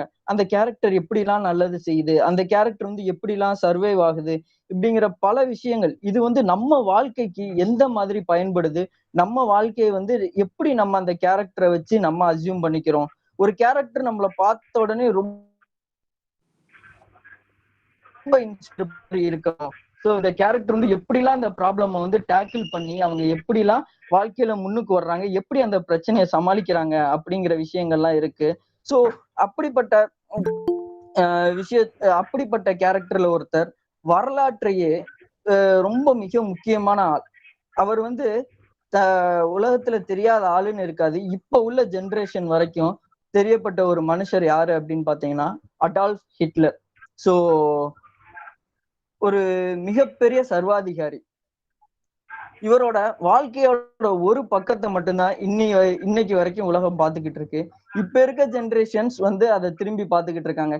எல்லாருமே நம்மளை பொறுத்த வரைக்கும் ராவணனோட ஒரு பக்கத்தை பார்த்திருப்போம், ஸோ ஹிட்லரோட ஒரு பக்கத்தை பார்த்திருப்போம். இப்படியே தான் பார்த்துக்கிட்டு இருக்கோமே தவிர அவங்களோட பர்சனல் லைஃப், அவங்களோட மறுபக்கத்தை நம்ம பார்த்ததே இல்லை. ஸோ அந்த மறுபக்கம் எப்படி இருக்கு, அது வந்து ஒரு மனுஷனை எப்படி எல்லாம் மாத்துது, அது வந்து ஒரு மனுஷனுக்கு என்ன மாதிரியான ஊக்கத்தை எல்லாம் கொடுக்குது அப்படிங்கிறத பார்ப்போம். இப்ப வரைக்கும் ஹிட்லர் வந்து ஒரு பெரிய சர்வாதிகாரி, அவரை போல ஒரு கொடுமைக்காரன் யாருமே இல்ல அப்படின்னு சொன்னது வந்து உண்மைதான். அவர் வந்து ஜூ இன மக்களுக்கு அவ்வளவு தீங்கு வந்து விளைவிச்சாரு. ஆனா அவரோட மறுபக்கம் அப்படிங்கிற ஒரு விஷயம் இருக்கு. அந்த மறுபக்கம் என்ன சொல்லுது அப்படிங்கிறத பார்ப்போம். ஒரு மனுஷன் கஷ்டத்தை வந்து அனுபவிக்கலாம், ஆனா பிறப்பே கஷ்டமா இருந்து இறப்பு வரைக்கும் எவ்வளவு கஷ்டங்கள், எவ்வளவு துன்பங்கள், எவ்வளோ தடைகள், இது எல்லாத்தையும் மீறி ஒருத்தன் வந்து வாழ்க்கையை வந்து கடைசி நிமிஷம் வரைக்கும் சந்தோஷமா தனக்கு பிடிச்ச மாதிரி வாழ்ந்தான் அப்படின்னு பார்த்தோம்னா அது ஹிட்லர் தான். ஸோ ஹிட்லர் என்ன பண்றாரு அப்படின்னு பாத்தீங்கன்னா, அவர் பிறக்கும் போதே அவரை வந்து டாக்டர் சொல்லிடுறாங்க, இந்த குழந்தை ரொம்ப வீக்கா இருக்கு, பொழைக்கிறதே கஷ்டம் அப்படின்னு சொல்லிட்டு. அதுக்கு அவங்க அப்பா சொல்றாரு, அப்ப இந்த குழந்தைய கொன்றுங்க. அவங்க அம்மா தான் போராடி மீட்கிறாங்க, இல்ல இவன் வளர்ந்தே ஆகணும் அப்படின்னு சொல்லிட்டு. சோ இந்த மாதிரி கொஞ்சம் கொஞ்சமா ஹிட்லரோட பெர்த்ல இருந்தே பிரச்சனை ஆரம்பிக்குது. அதுக்கடுத்து வளர்ற ஹிட்லருக்கு வந்து பண கஷ்டம் வருது. அந்த பண கஷ்டத்தினால அவர் என்ன பண்றாரு அப்படின்னு பார்த்தோம்னா ஸ்கூல் படிக்க முடியாம போயிருது. அப்போ ஹிட்லர் வந்து என்ன யோசிக்கிறாருன்னா, நமக்கு பணம் தேவை, நம்ம சம்பாதிக்கணும், நம்ம வாழ்க்கையை நல்லா வாழணும். ஒரு சராசரியா மனுஷன் வந்து என்னென்ன ஆசைகளோட இருப்பானோ அதே ஆசைகளோட தான் ஹிட்லரும் இருக்காரு. சோ அடுத்து அவர் என்ன பண்றாரு அப்படின்னு பார்த்தோம்னா, அவருக்கு வந்து பெயிண்டிங்ல திறமை இருக்கு. சோ அவர் என்ன பண்றாருன்னா அப்பவே பெயிண்ட் பண்ணி ரோட்ல உட்கார்ந்து அந்த பெயிண்டிங்ஸ் எல்லாத்தையும் விற்கிறாரு. வித்து வர்ற காசை வச்சு அவரோட டே டு டே லைஃபை வந்து நடத்திக்கிட்டு இருக்காரு. சோ அடுத்து அவர் என்ன பண்றாரு அப்படின்னா, அந்த பெயிண்டிங் லைஃபும் அவருக்கு வந்து போர் அடிக்குது. ஒரு கட்டத்துல அவளால பெயிண்ட் பண்ண முடியல. போர் நடந்துகிட்டு இருக்க சமயம் வந்து என்ன பண்றாங்க அப்படின்னு பாத்தீங்கன்னா, எல்லாருமே ஆர்மில சேரணும் அப்படின்னு சொல்லி சொல்றாங்க. ஆர்மில சேரணுங்கிறது இன்னைக்கு வந்து நிறைய பேரோட கனவா இருக்கு. ஆனா அப்ப வந்து கட்டாயப்படுத்தி ஆர்மில சேர்த்துக்கிற ஒரு சிச்சுவேஷன் இருந்துச்சு. ஹிட்லரையும் கொண்டு போய் ஆர்மில சேர்க்கிறாங்க. ஆனா சண்டை போட இல்ல, தூதுவனா சேர்க்கிறாங்க. உனக்கு சண்டை போடுறதுக்கான பலமோ தெம்போ கிடையாது. ஆனா நீ தூதுவனா இருக்கணும். ஹிட்லர் தெரிஞ்சே அந்த கஷ்டமான சூழ்நிலையில இறங்குறாரு. ஏன்னா ஆஹ் தூது பண்ண ஆரம்பிச்சாங்க அப்படின்னா, தூதுவரா செயல்பட ஆரம்பிச்சாங்கன்னா கண்டிப்பா மரணம் நிச்சயம்னு தெரிஞ்சு மரண குழிக்குள்ள முறையா ஹிட்லர் வந்து காலடி எடுத்து வைக்கிறாரு. ஸோ இதுல வந்து ஹிட்லர் என்ன சொல்ல வர்றாரு அப்படின்னா, நமக்கு வந்து இதுதான் நடக்கும்னு தெரிஞ்சாலும் தைரியமா லைஃப்ல ஃபேஸ் பண்ணணும். ஒரு படி கூட நம்ம பின்வாங்க கூடாது. என்னதான் ஆனாலும் நம்ம மோதி பாத்துறணும் அப்படின்னு சொல்லிட்டு அவர் வந்து தைரியமா அந்த வேலையை செய்யறாரு. இதுக்கு முன்னாடி இருந்தவங்க எல்லாம் ஒரு பேட்டில் கூட தாக்கு பிடிக்கல. ஆனா ஹிட்லர் வந்து என்னதான் ஆனாலும் இன்ஃபர்மேஷனை கரெக்டா கொண்டு வந்து ஒரு கிட்டத்தட்ட அவரு 4 வருஷமா அந்த வேலையை கரெக்டா செய்யறாரு. கரெக்டா செஞ்சதுக்கு அப்புறம் என்ன ஆகுது அப்படின்னு பார்த்தோம்னா, ஒரு நாள் ஒரு பாய்சன் பாம் பிளாஸ்ட்ல அவருக்கு கண்ணு தெரியாம போயிருது. சோ கண்ணு தெரியாம போனோடனே ஹிட்லர் வாழ்க்கையே முடிஞ்சிச்சுன்னு உட்காராம அவர் என்ன பண்றாரு அப்படின்னா, அவரோட ஃபேமிலியில இருக்க ஒரு கேர்ளை அவர் கூட்டிக்கிட்டு, அதாவது அவருக்கு முறை பொண்ணா இருக்க ஒரு பொண்ணை கூட்டிக்கிட்டு, நீ வந்து என் கூட வா, நம்ம வந்து இந்த வாழ்க்கையெல்லாம் விட்டுட்டு கொஞ்சம் வந்து தனியா போய் நம்ம லைஃபை லீட் பண்ணலாம். ஏன்னா மிலிட்ரியில அதுக்கு மேல வேலை செய்ய முடியாதுன்னு சொல்லிட்டாங்க. ஹிட்லர் போய் அவர் அவ்வளோ புத்தகங்களை வாசிக்கிறாரு, வாசிக்க சொல்லி காட்டுறாரு, அந்த கருத்துக்கள் எல்லாம் கேட்கிறாரு. நம்ம வாழ்க்கையை திரும்ப எப்படி வந்து முன்னேற்றணும்னு சொல்லி ஹிட்லரும் புக்கை படிச்சு அந்த புக்ல இருக்க கருத்துக்களை வந்து ரொம்ப ஆழமா புரிஞ்சுக்கிட்டு அந்த கருத்துக்களை அவர் படிச்ச விஷயங்களை எல்லாத்தையும் இம்ப்ளிமெண்ட் பண்ணணும்னு சொல்லிட்டு ஒரு நாள் ஹாஸ்பிட்டலுக்கு போய் தனக்கு பார்வை வருமா வராதான்னு தெரிஞ்சுக்கிற கவலையில இருக்க ஹிட்லர் என்ன பண்றாரு அப்படின்னா, ரொம்ப ஸ்ட்ரெஸ் ஆகி மயங்கி விழுந்துடுறாரு. அந்த ஸ்ட்ரெஸ் தான் ஹிட்லருக்கு ஒரு பெரிய பலத்தை கொடுக்குது. அந்த ஸ்ட்ரெஸ்ல இருந்து வெளியே வர்றவரு பார்வையோட வெளியே வர்றாரு. பார்வையோட வெளியே வந்தவர் மட்டும் இல்லாம நைட்டு ஒரு கடையில போய் உட்கார்ந்து இருக்கப்ப அங்க இருக்கவங்க அரசியல் பேசுறதை கேட்டுக்கிட்டு தான் படிச்ச விஷயங்கள், தான் மிலிட்ரியில இருக்கப்ப கத்துக்கிட்ட விஷயங்கள் எல்லாத்தையுமே கோர்வையா சேர்த்து ஒரு 5 நிமிஷம் பேசுறாரு. அந்த 5 நிமிஷம் பேச்ச கேட்க அங்க சேர்ந்தது 5 பேர் 10 பேர் இல்ல, 500 பேர். அந்த 500 பேர் 5000 பேரா மாறுறாங்க. அந்த 5000 பேர் 50,000 பேரா மாறுறாங்க. அந்த 50,000 பேர் 5 லட்சமா மாறுறாங்க. கடைசி ஒரு கூட்டமாவே மாத்துறாரு. தன்னோட பேச்சு திறமையால அனைத்து மக்களையும் ஜெர்மனி வந்து நமக்கு சொந்தமான நாடுன்னு பேச்சாலே கவர்றாரு. தன்னோட வரைபடங்களை வரைஞ்சு காட்டுறாரு. மேப்ப அவரே வரைகிறாரு. எங்கெங்க இடத்துல என்னென்ன தாக்குதல் நடத்தணுங்கிறாரு. என்னதான் அவர்கிட்ட வந்து போர் நிறைய இருந்தாலும் அவரோட திறமைகள், ஒரு வழிவகுக்கிறது, போர் நுணுக்கங்கள், அது மட்டும் இல்லாம அவர் கஷ்டப்பட்டது, நான் கஷ்டப்பட்ட மாதிரி இனிமே என் நாட்டு மக்கள் கஷ்டப்படக்கூடாது அப்படின்ட்டு ஒவ்வொரு விஷயத்தையும் அவங்களுக்கு தகுந்த மாதிரி அவ்வளவு அழகா பேசுறாரு. அவ்வளவு அழகா வந்து வரைபடங்களை வந்து சொல்லி கொடுக்குறாரு. என்னோட வாழ்க்கையை வந்து நான் தான் வாழணும், எவ்வளவு கஷ்டம் இருந்தாலும் என்னை நம்பி இருக்கவங்களை நான் காப்பாத்தணும் அப்படின்னு சொல்லிட்டு அவ்வளோ ஒரு தன்னம்பிக்கையோட அவ்வளோ அவரே இறங்கி போராடுறாரு. அவரே இறங்கி நாட்டு மக்களுக்காக நல்லதெல்லாம் செய்யறாரு. என்னதான் இருந்தாலுமே அவர் பண்ண சின்ன சின்ன விஷயங்கள் அவரோட வெற்றி பாதையை வந்து தடுத்து அவருக்கு தோல்வியே கொடுத்தாலும் வாழ்க்கையில வந்து சாதிக்கணும்னு முற்படுற ஹிட்லர் வந்து என்னதான் இருந்தாலும் நான் வாழ்க்கையில வந்து நினைச்ச எல்லா விஷயங்களையும் நான் வந்து அடையணும் அப்படின்னு சொல்லிட்டு ஹிட்லர் கடைசி காலத்துல ஒரு அண்டர் கிரவுண்ட் ரூம்ல வாழ்றப்ப கூட எனக்கு வந்து மரணம் நிச்சயம்னு தெரியும். ஆனா அந்த மரணம் கூட எனக்கு பிடிச்ச மாதிரி அமையணும். எல்லாமே வாழ்க்கையில எனக்கு பிடிச்ச மாதிரி அமையணும். அந்த மரணத்தை கூட நான் தான் அமைச்சுக்கணும்னு எனக்கு. ஆனா இப்படியே நான் சாகக்கூடாது.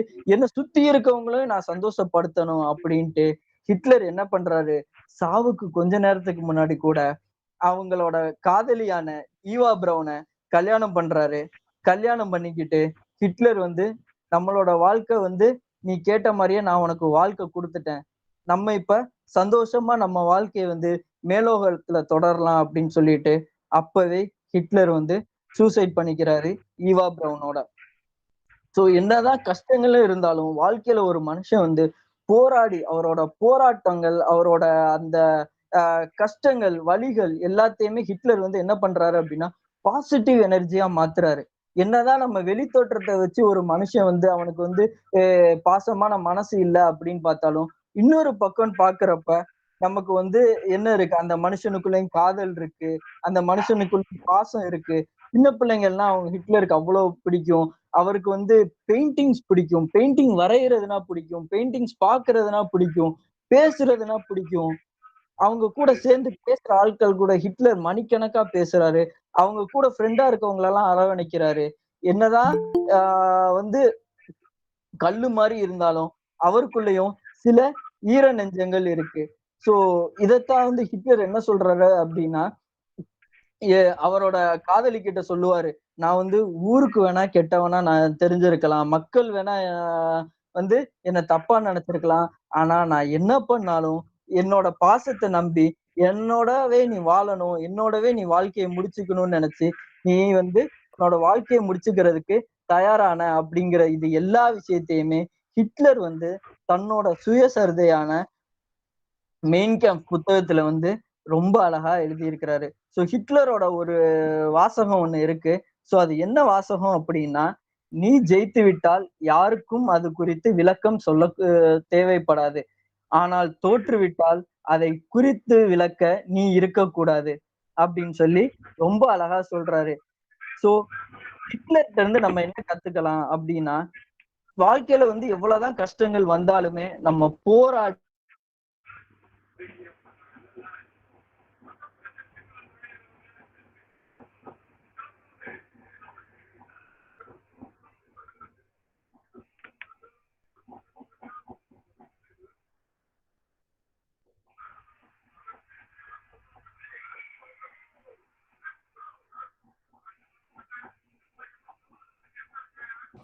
Sadish sir, Sadish Balakumaran sir. Sir, Karkuvel sir. Okay ma'am, நான் பேசலாமா? அவருங்க உள்ள லைன்ல இல்லையா சார்? சார் லைன்ல இருக்கு, நெட்வொர்க் ப்ராப்ளம் நினைக்கிறேன் சாருக்கு, அதான் ஸ்ட்ரக் ஆகி நிக்குது. சரி சரி சார், அப்ப நீங்க கன்டினியூ பண்ணுங்க sir. Okay okay ma'am, thank you ma'am, thank you. So அனைவருக்கும் காலை வணக்கம். இந்த ஒரு நல்ல ஒரு நிகழ்ச்சியில நானும் கலந்து கொண்டு பேசுறதுக்கு மிகவும் சந்தோஷம் அடைகிறேன். அதாவது எங்கள் காலேஜில் இருந்து இப்போ ஒவ்வொரு ஸ்டாஃபாக ஒவ்வொரு டாப்பிக்கில் வந்து ஒவ்வொரு விஷயங்கள் அழகாக சொன்னாங்க.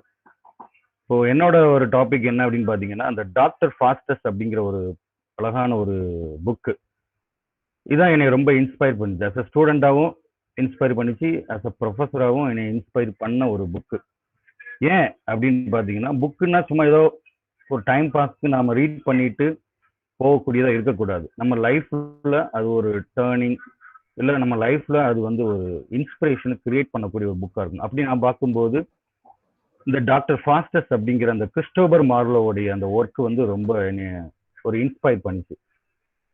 ஸோ இந்த கிறிஸ்டோபர் மார்லோ யாருன்னு பார்த்தீங்கன்னா, நம்ம வேர்ல்டு ஃபேமஸ் ட்ராமாட்டிஸ்ட் ஷேக்ஸ்பியரோட டைம்ல வாழ்ந்த ஒரு ரைட்டர், ஒரு ட்ராமாட்டிஸ்ட் தான் அவரும். அதாவது 16ஆம் நூற்றாண்டு 16th செஞ்சுரியில் உள்ள ஒரு ரைட்டர் தான். பட் ஆக்சுவலி என்னை பொறுத்த வரைக்கும் இவருக்கு தான் ஒரு நல்ல நேம் அண்ட் ஃபேம் கிடைச்சிருக்கணும். பட் அன்பார்ச்சுனேட்டாக 29th ஏஜ்லேயே இவர் இறந்துடுறாரு. ஒரு பார்ல இவரை திட்டிடுறாங்க. ஸோ அதனால இவரோட ஒர்க்ஸ் அதோட அப்படியே ஸ்டாப் ஆயிடுது. ஒரு 7 ஒர்க்ஸ் தான் அவர் இது பண்ணுறாரு, அதோட ஸ்டாப் ஆயிடுச்சு. இவர் மட்டும் இன்னும் கொஞ்ச நாள் வாழ்ந்திருந்தார் அப்படின்னா ஷேக்ஸ்பியருக்கு ஒரு டஃப் கொடுத்துருப்பாரு. ஸோ ஷேக்ஸ்பியரோட ஒர்க் அந்த அளவுக்கு இந்த இப்போ வரைக்கும் ஃபேமஸாக ஆயிருக்காது அப்படிங்கிறது என்னோட ஒப்பீனியன். ஏன்னா இவரோட ஐடியாஸ் எல்லாமே ஷேக்ஸ்பியருடைய ஒர்க்ஸை காட்டிலும் ரொம்ப பெட்டரான, சூப்பரான, நல்லா இருக்கக்கூடிய ஒரு ஐடியாஸ், ஒரு தாட்ஸ், ஒரு தீம்ஸ் எல்லாமே இவரோட ஒர்க்ஸ்ல இருக்கு. ஸோ இவரோட ஒர்க்ல இப்போ நாம பார்க்கக்கூடிய அந்த புக்கு, ஐ மீன் அந்த ட்ராமா வந்து, அந்த புக்கு வந்து என்ன அப்படின்னா second work doctor Faustus. So doctor Faustus எப்பவுமே நம்ம ஒரு புக்கை ரீட் பண்றோம்னா அந்த டைட்டில் வச்சு ஒரு ஐடென்டிஃபிகேஷன் பண்ணிக்கலாம். அந்த எதை பத்தி அந்த புக்கு சொல்ல போகுது அப்படிங்கிற மாதிரி. இங்க ஒரு நேம் ஆஃப் த கேரக்டர், ஒரு ஆளோடைய ஒரு பேரு. ஸோ அதனால இங்க நம்ம ஃபாஸ்டஸ்ட் அப்படிங்கிற ஒரு பர்சனை தான் நம்ம பார்க்க போறோம். அவர் சாதாரண ஒரு பர்சன் இல்லை, ஒரு டாக்டரேட். சரியா, டாக்டரேட். அதாவது டாக்டரேட் அப்படின்னு டாக்டர் அப்படின்னு சொல்லுவாங்க ஷார்ட் ஃபார்ம்ல. டாக்டர்னு நம்ம மெடிக்கல் ஃபீல்டில் உள்ள டாக்டர் அப்படிங்கிற மாதிரி இல்லை. இங்க வந்து நிறைய படிச்சு முனைவர் பட்டம் அப்படிங்கிற அந்த ஒரு இதுல வாங்கின ஒரு டாக்டரேட். அதனால டாக்டர் ஃபாஸ்டஸ். ஸோ எந்த கண்ட்ரி அப்படின்னு பார்த்தீங்கன்னா, ஸ்டோரி வந்து எங்க நடக்கு அப்படின்னா, ஒரு ஜெர்மனியில் உள்ள ஒரு கேரக்டர் டாக்டர் ஃபாஸ்டஸ்.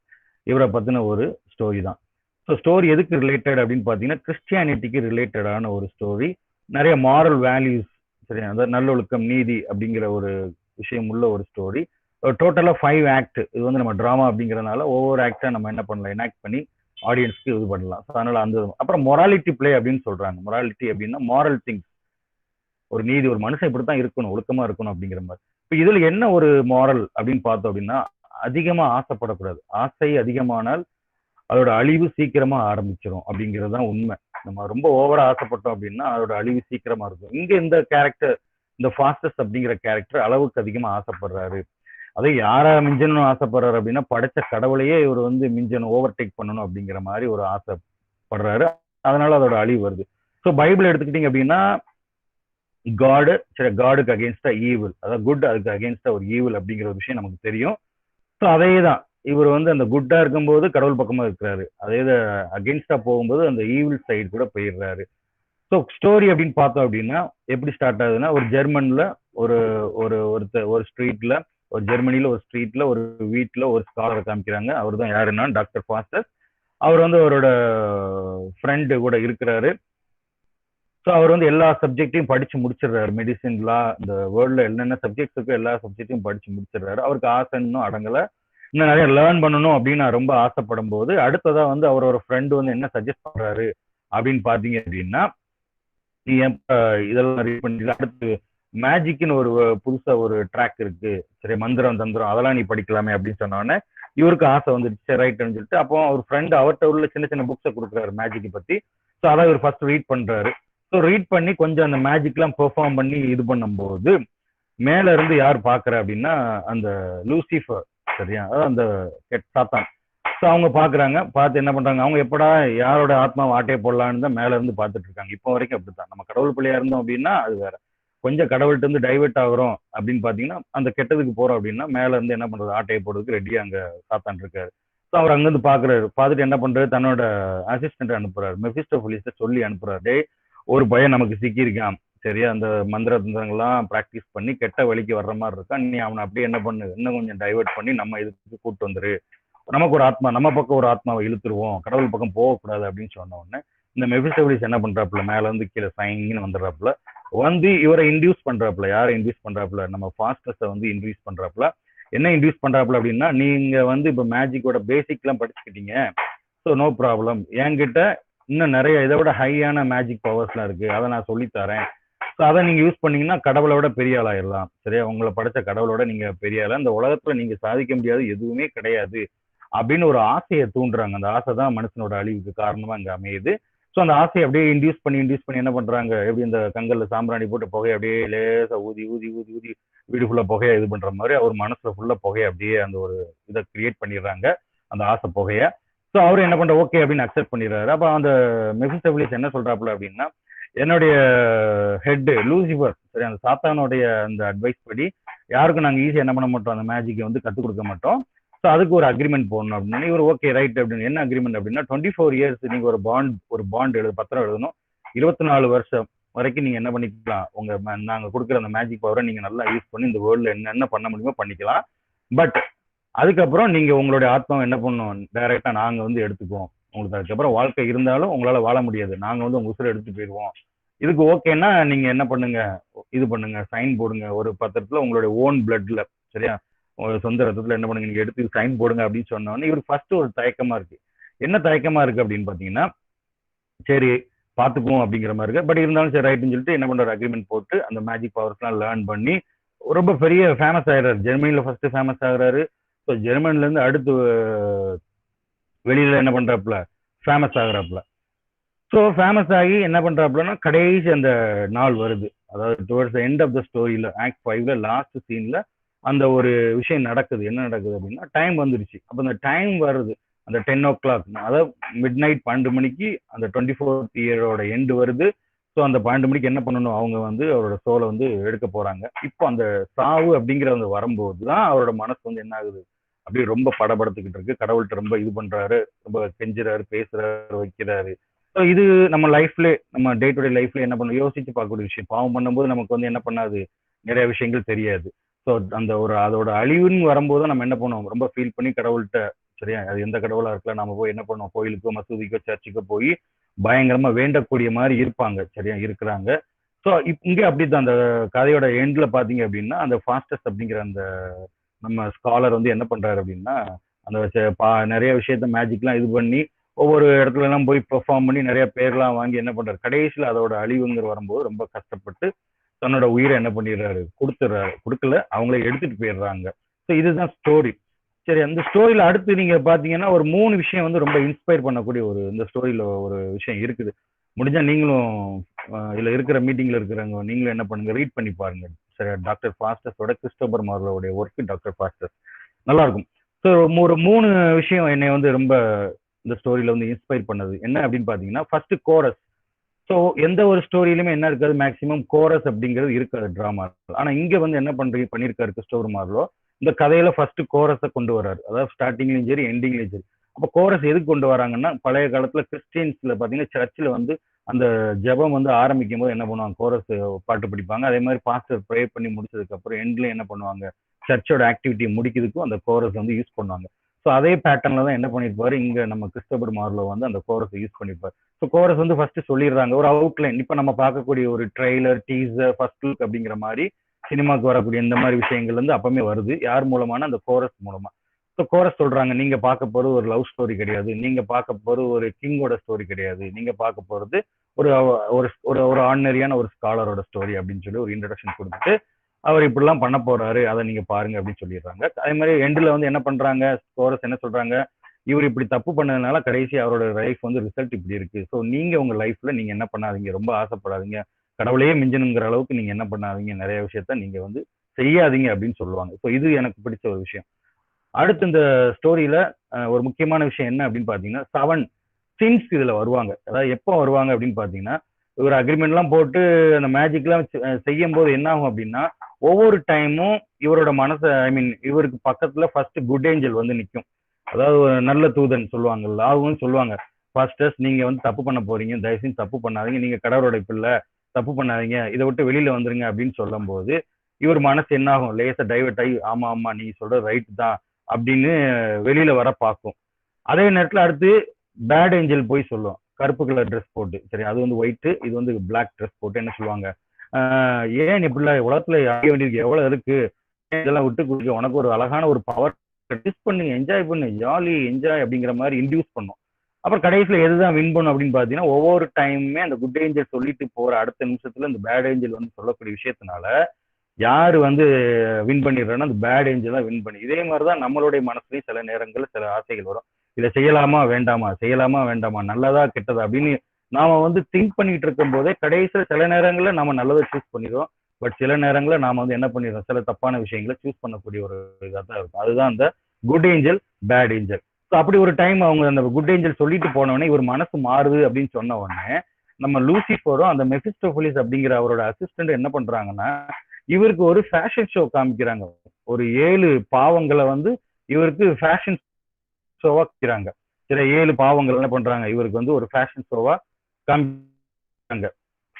அது என்னன்னு அப்படின்னு பாத்தீங்க அப்படின்னா, ஃபர்ஸ்ட் பெருமை அப்படிங்கிறது வரும். ஒரு பெருமை, அப்படி எப்படி பெருமைன்னா எப்படி இருக்கும், ரொம்ப ஒரு இதா ஒரு கெட்டப் போட்டு அப்படியே வாக் பண்ணி வரும். அடுத்து பேராசை, அது இது 7மே பாவங்கள் அப்படின்னு சொல்றாங்க, 7 டெட்லி சின்ஸ்ங்கிறாங்க.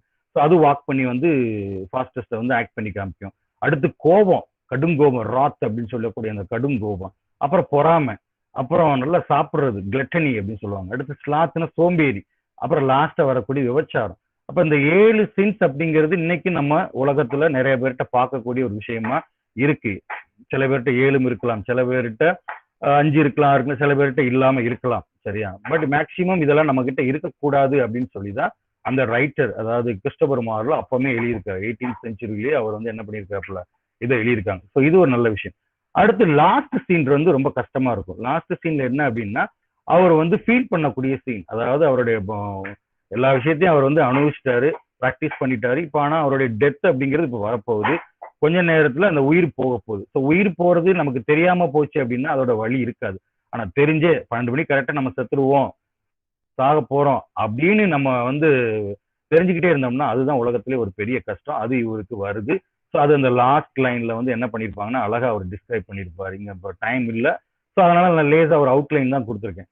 ஸோ நீங்களும் டைம் இருந்துச்சு அப்படின்னா என்ன பண்ணுங்க, இந்த ஸ்டோரியை வந்து ரீட் பண்ணுங்க. ஒரு நல்ல ஒரு மாரலான ஒரு குட் ஸ்டோரி தான் இந்த டாக்டர் ஃபாஸ்டஸ் கிறிஸ்டோபர் மார்லோ எழுதின ஒரு அழகான ஒரு ஸ்டோரி. ஸோ கடைசியா என்னோட கல்லூரியிலேருந்து நான் இப்போ பேசியிருக்கிறேன். இந்த நல்லது ஒரு அசிஸ்ட் உலக சாதனை நிகழ்ச்சிக்காக எங்க கல்லூரியில எங்களை தேர்ந்தெடுத்து பேச வச்சதுக்கு இந்த நிகழ்ச்சியை நடத்திட்டு இருக்கிற உங்க எல்லாருக்கும் ரொம்ப ரொம்ப நன்றி. எங்கள் கல்லூரியின் சார்பாக நன்றி. கல்லூரியில் உள்ள கல்லூரியின் செயலாளர், முதல்வர் மற்றும் ஆசிரியர் பெருமக்கள், எங்களுடைய மாணவ மாணவிகள் அனைவரின் சார்பாக எங்களுக்கு வாய்ப்பு கொடுத்த உங்கள் அனைவருக்கும் நன்றி. முக்கியமாக நன்றி யாருக்கு அப்படின்னு பார்த்தீங்கன்னா, முனைவர் ராஜம்மாள், உதவி பேராசிரியர், கல்வி உளவியல் துறை, தமிழ்நாடு ஆசிரியர் கல்வியியல் பல்கலைக்கழகம் சென்னை அவங்களுக்கும், அப்புறமா முனைவர் பிரேமலதா, உதவி பேராசிரியர் கல்வியியல் துறை, பாரதியார் பல்கலைக்கழகம் கோயம்புத்தூருக்கும், கடைசியா திருமதி சபிதா சண்முகப்பிரியா, முழு நேர ஆராய்ச்சியாளர், ஆங்கிலத்துறை, VHNSN காலேஜ் விருதுநகர் அவர்களுக்கும் எங்கள் நன்றியை நாங்கள் காணிக்கிறோம். நன்றி. தேங்க்யூ.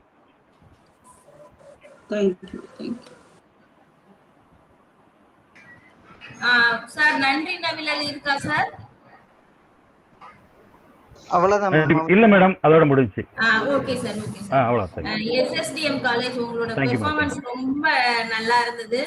அதாவது நம்ம லிட்ரேச்சர் ஃபீல்ட்ல இங்கிலீஷ் லிட்ரேச்சர்ல இருக்கிறவங்களுக்கு நீங்க சொன்ன புத்தகங்கள் எல்லாமே ஓரளவுக்கு அறிமுகமானதாக இருந்தாலும் உலக அளவுல அந்த கருத்துக்களை நீங்க எடுத்து சொன்ன விதம் ரொம்ப ரொம்ப அருமையா இருந்தது. கிறிஸ்டோபர் மார்லோ, சார்ல்ஸ் டிக்கன்ஸ், அப்புறம் பயோகிராஃபி ஆஃப் ஹிட்லர், இவங்களெல்லாம் நீங்க சொன்ன விதங்கள் வந்து ரொம்ப, அதாவது மாணவர்களா இருக்கட்டும், லிசன் பண்ணிக்கிட்டு இருக்கிறவங்க யாரா இருந்தாலும் அவங்களுக்கு அந்த புத்தகங்களை எடுத்து படிக்கணும் அப்படிங்கிற ஆர்வத்தை தூண்டுற விதத்துல இருந்தது. ரொம்ப அழகான விதத்துல நீங்க எல்லாருமே அதை எடுத்து சொன்னீங்க. உங்களுடைய பங்களிப்புக்கு தமிழ்நாடு டீச்சர்ஸ் எஜுகேஷன் யூனிவர்சிட்டி சார்பாக நன்றியை தெரிவித்துக் கொள்கிறோம் சார். Thank you sir. நன்றி மேம். சார் அடுத்தபடியாக நேஷனல் காலேஜ் உள்ள திருச்சி இருக்கீங்களா மேம்? இருக்கேன் மேம். Okay ma'am. இங்கே தான் மேம் இருக்கிறேன். ஓகே ஓகே, நான் கவனிச்சிட்டேன் மேம். இப்போ வந்து உங்களுடைய தலைப்பு வந்து journey of reading and learning. நீங்க இப்போ உங்களுடைய நிகழ்வை ஆரம்பிக்கலாம். மணி வந்து 9:05. நீங்க 10:05க்கு எங்களுக்கு உங்களுடைய தளத்தை ஒப்படைக்குமாறு கேட்டுக்கொள்கிறேன். நன்றி ma'am. Thank you. Yes. Good morning to all. Let me first of all start by giving glory to the Almighty God for making today's occasion a resolving success. It's a great honor and privilege to propose.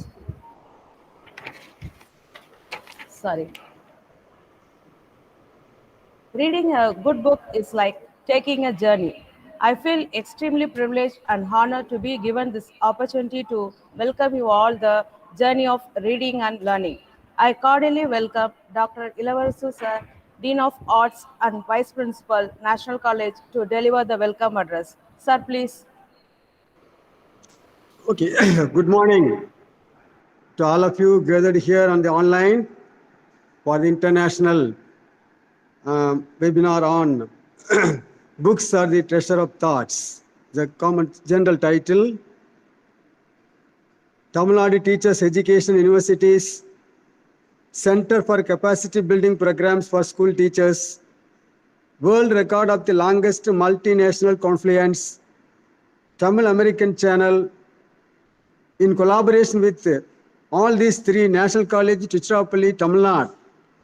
I am so proud to welcome you on behalf of National College, the management, Secretary Sri K. Raghunathan, Principal Dr. R. Sundararaman. On behalf of the management and the National College staff and students, I wholeheartedly welcome you all for the 50 days world record events of this online webinar. Books are the treasure of thoughts. With a few words, I would like to wholeheartedly welcome you all. Books are the treasure of thoughts. Library is the reservoir of knowledge. We, the National College, is given journey of reading. Reading, according to Bacon, Francis Bacon, reading maketh a full man, conference a ready man, writing an absolute man, complete man. So according to his saying, let me start with Winston Churchill's saying, read, read, read. We got freedom from Winston Churchill, England. He starts with read, read, read. So reading maketh a full man. As a literature student, I would like to make the audience understand, long 8 years, John Milton was continuously reading. Because of his continuous reading, he has lost his eyesight at the age of 40. After that, he had been living for next to 40 years. Then he wrote the world marvelous, wonderful book, Paradise Lost. So after he lost his eyesight because of his continuous 8 years reading, he was able to compose a great fight between Lucifer and Jehovah, God and Satan. That was the Paradise Lost, right and evil. Okay, just and injustice. So here, reading maketh a full man. C.N. Annadurai in Tamil Nadu, the farmer, the then Chief Minister of Tamil Nadu, gave his address to his house. C.N. Annadurai, care of librarian, Kannimara Library, Chennai 17. This was the address when he was studying second MA Economics in Pachepas College. Such a voracious reader he was. When he went to America, he was asked to deliver the address on Anion. Nothing. He was given a title, nothing. Because of his voracious reading, he was able to speak for 3 hours. So reading maketh a full man. So on behalf of National College, Hindi Madam, and the staff and students of National College, I wholeheartedly welcome you all for the 50 days world record events. Thank you one and all for having given me this great opportunity. Thank you. Ma'am. Thank you, sir. It's time to invite our student speakers. Now I welcome Santosh to start his reading experience of his chosen book, Think Like a Monk. Santosh. Good morning, one and all. I'm Santosh. I'm from 3rd BCom B, National College at Tiruchirappalli. I'm going to talk about the book Think Like a Monk, written by Jay Shetty. Jay Shetty, social media superstar, host of the number one podcast on purpose. Discuss the timeless wisdom he learned as a monk into practical steps. Anyone can take every day to live less and achieve more meaningful life. When you think like a monk, you'll understand how to overcome negativity, how to stop overthinking, why compassion kills love, how to use fears, why you can't find happiness by looking for it, how to learn from everyone you meet, and etc. Part 1, there are 3 parts. I'll say one and one part. Part 1, let go. Our identity is tied up in what we think others think of. Values are an ethical GPS we use to navigate through life. Our values are defined by what we experience growing up. The media's mind game we learned earlier as a monk that our lives are influenced by whatever observed our mind. We need space, silence, and stillness to build self-awareness. And 3, solution to actively create space for reflection. 1, on a daily basis, sit down to reflect on how the day went and what's emotion you are feeling. Once a month, go some place you have never been visit before to explore yourself in a different environment. Get involved in something that meaningful to you. And meditation. The monk taught him that meditation is cleaning your heart. and by the time you finish it, you need to be done again. It is work always needs to be done. In getting you to where you want to meditation may show you what you want to see. When you align with your breath, you learn to align with yourself through every emotions, calming, centering, and distressing yourself. And part two, purpose, the nature of scorpion. They were thought to see society as organs in the body. No one organ was more important than others. They all worked constant and body needed them all. We need flexibility in order to access every corner of the study and society. Dhamma is living in your purpose. He sees Dhamma is a combination of Varana and Seva.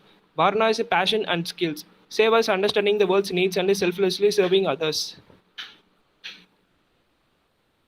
And ego, you are who you are when no one is watching. The ego wants to be seen as better. The ego creates a false heritation.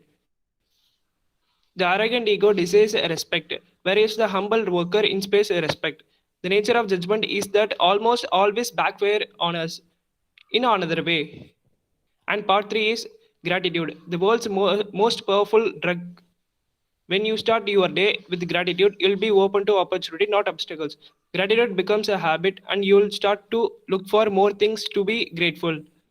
And there is an exercise. Keep a gratitude journal. Every night, take 5 minutes to write down things you are gratitude for you. You can also take how you sleep before and after the experiment. And every gratitude practice, morning gratitude. As soon as wake up, flip over on your stomach, put on your hands in prayer, bow your heads, then think whatever good in life and relationship people watching. In addition to diet and lifestyle, practicing longevity was tied with several aspects of community, close relationship with family, and tribe with a shared belief, healthy social behavior. Radio trees are strong, steady, but not their roots are deep. But because they are wide, they thrive in grooves, interweaving their roots so strong and weak. In the end, Think Like a Monk is a book that offers both conventional as unconventional wisdom in our attempt to make our lives better, happier, more peaceful, and purposeful. It is the book that I would certainly recommend to readers and more importantly to non-readers because of its relevance in the current times. Thank you. Thank you, Shantos. Now, I am glad to listen Miss Kavya's experience of reading. Kavya, please. Good morning to all. I'm Kavya, second BA English Literature from National College Trichy. Today I'm going to give a review on the book of my favorite nature story, written by Rustin Bond. My favorite nature stories. In this charming collection, Rustin Bond talks about his various encounters with natural world. From the chorus cicadas, the song of whistling thrush, from his love for seashore to his favorite place on earth.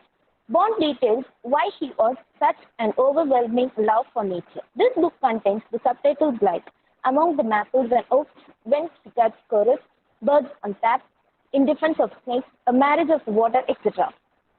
In this book, my favorite topic is birds on tap and my trees in Himalayas. Most of the Rustin Bond book is filled with nature stories. Some are real, which was part in his life. Birds on Tap is also and real-life story which is felt by the author. Birds on Tap. In this content, author shares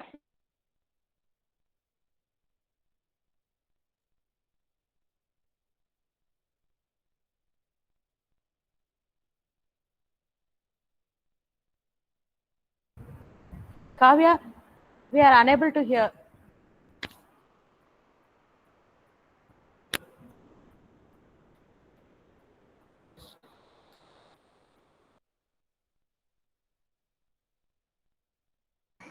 ma'am network problem நினைக்கிறேன் ma'am. Yes ma'am, இந்த பேச சொல்றேன் ma'am. Continue.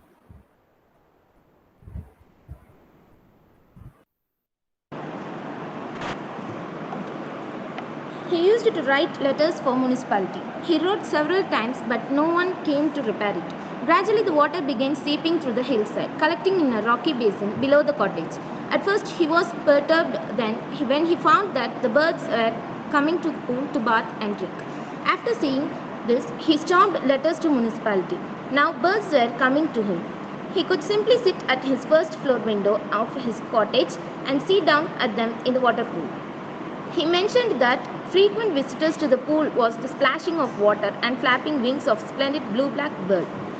He says that this splendid blue-black bird, after drying itself, it would burst into song. This song is indescribably sweet and melodic. He mentions that it is one of the loveliest sounds in the forest. Later he says about tits which visited the tap water pool. There were some varieties like grey tits, red tits, greenback tits, and a pair of tiny willow warblers. He says that chirping is just a fairy twinkle.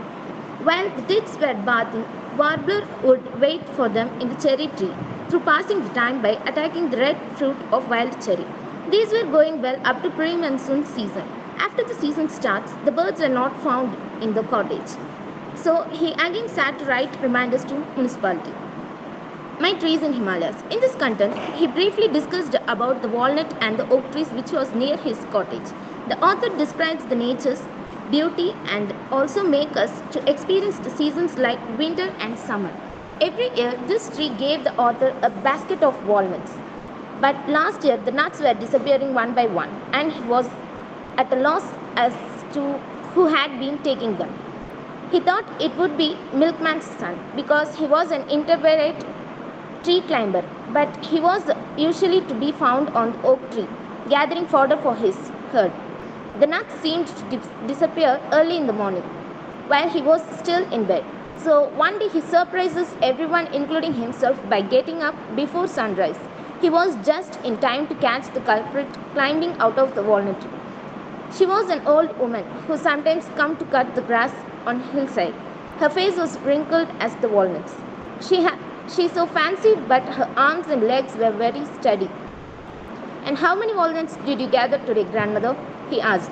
Just two, she said with a giggle, offering them to one on her open palm. He accepted one and thus encouraged. She climbed higher in the tree and helped herself to the remaining nuts. It was impossible for him to object. He was taken with admiration for her ability. She must be twice the author's age, but he could never even get up the tree. To the victor, the spoils. Unlike the prized walnuts, the horse chestnuts are inedible. Even the rehearsed monkeys threw them away them in disgust. But the tree itself is the friendly one, especially in summer when it is in full leaf. The lightest breeze makes the leaves break into the conversation, and their rustle is the cheerful sound. The spring flowers of the horsenuts looked like candelabra, and the blossoms fall. They carpet the hillside with their pale pink petals. Most of the pines near his home are the next hillside, but there is small Himalayan blue a little below the cottage, and sometimes he sits beneath it to listen to the wind playing softly in the branches. I conclude my speech by saying this book makes me love to nature. I ensure that everyone will read this book. Thank you. Thank you, Kavya. Letters are communicating with each other. Here, Dhanushkanna wants to elaborate his experience of reading the book Unposted Letters. Dhanushkanna, please. Good morning, everyone. Myself S. Dhanushkanna from Trichy National College. The book I have chosen is Unposted Letter, which is written by Mahathir Rao. This book is actually about inspirational and spiritual, which tells the author to find happiness and spiritual in all over the life. Actually, there are lots of topics in this book. The topic which I have chosen is be someone's greatest gift. So I will just go through some of the best lines and express it in my own words. Be someone's greatest gift. I need a relationship in which I don't have to keep explaining myself. Nothing is more tiring than having to constantly explain yourself. Emotional tiredness drains you. So for emotional tiredness drains you for more than physical tiredness. So the search is for one relationship in which I can enjoy the freedom of trust, where I don't have to keep explaining everything about me. I need a relationship in which I won't be healed against myself. I have my strength, I have my shortcomings. The search is for one relationship in which my lesser side will not be proved and incited constantly. I want that one relationship in which my positive sides will always be brought to the surface.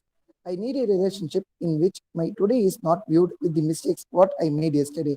Being human, I want someone who won't maintain a database of my mistakes. The search is for one relationship where yesterday's fight don't want hurt today's communication. I need a relationship in which it has been taken the integrity all the times. I need a relationship where I can be transparent, and I need a relationship in which I want have my altered likes and dislikes to gain and retain the relationship. So already நான் சொன்ன மாதிரி இந்த book name வந்து பார்த்தீங்கன்னாக்கா அன்போஸ்டட் letter. தமிழில் பார்த்தீங்கன்னா தாயம் அப்படின்ற பேரில் வந்து வெளிவந்திருக்கு. இதை எழுதின ஒரு பேர் பார்த்தீங்கன்னாக்கா மார்ட்டின் ராவ். ஸோ இந்த புக்கில் வந்து நிறைய டாபிக்ஸ் இருக்குது. எல்லாமே பார்த்தீங்கன்னா நம்மளோட டே டு டே லைஃப்பில் ஒரு இன்சிடென்ட் கூடமே வந்து கம்பேர் பண்ணிக்கலாம். ஸோ அந்த அளவுக்கு வந்து எழுதிருப்பாங்க. ஸோ ஆக்சுவலி இந்த புக்கோட மெயின் மோட்டிவ் வந்து பார்த்தீங்கன்னாக்கா ஆத்தர் வந்து ஒரு சின்ன சின்ன இன்சிடென்ட்ஸ்லையும் வந்து நம்ம வந்து ஹாப்பினஸ் வந்து ஃபைன் பண்ண முடியும் அப்படின்றத வந்து சொல்றதுக்காக எழுதியிருப்பாரு. இது வந்து ஒரு ஸ்பிரிச்சுவல் அண்ட் இன்ஸ்பிரேஷனல் புக்கு தான். ஸோ இந்த புக்கில் இருக்க எல்லா டாபிக்ஸுமே லைஃப்ல ரிலேட் பண்ணி முடியும். ஸோ அதில் நான் சூஸ் பண்ண டாபிக் என்ன அப்படின்னு சொல்லிட்டு பார்த்தீங்கன்னாக்கா வந்து be someone's greatest gift. So இந்த டாபிக்ல வந்து ஆத்தர் என்ன சொல்லியிருப்பாரு அப்படின்னாக்கா, உங்க லைஃப்ல வந்து நீங்க ஒரு டைப் ஆஃப் ரிலேஷன்ஷிப், ஒரு உறவு முறை வந்து தேடணும். எப்படிப்பட்ட உறவு அப்படின்னாக்கா, ஒன்ஸ் நீங்க வந்து உங்களை பத்தி தன்னை எக்ஸ்பிளைன் பண்ணிட்டே இருக்க வேண்டாம். அதாவது நீங்க வந்து நான் வந்து நல்லவன், நான் வந்து என்னோட பாஸ்ட் லைஃப்ல இருந்த மாதிரி இருக்க மாட்டேன், நான் வந்து இன்னைக்கு இது மாதிரி இருப்பேன், நான் வந்து ஃபியூச்சர்ல இப்படி இருப்பேன் அப்படின்னு சொல்லிட்டு நம்மளை பத்தி எக்ஸ்பிளைன் பண்ணிட்டு இருக்க வேண்டிய ஒரு அவசியம் இல்லாத ஒரு ரிலேஷன்ஷிப் தான் வேணும். ஸோ என்னை பத்தி நான் வந்து எதுவுமே சொல்லக்கூடாது. பட் அவங்க வந்து என்னை வந்து புரிஞ்சுக்கணும்.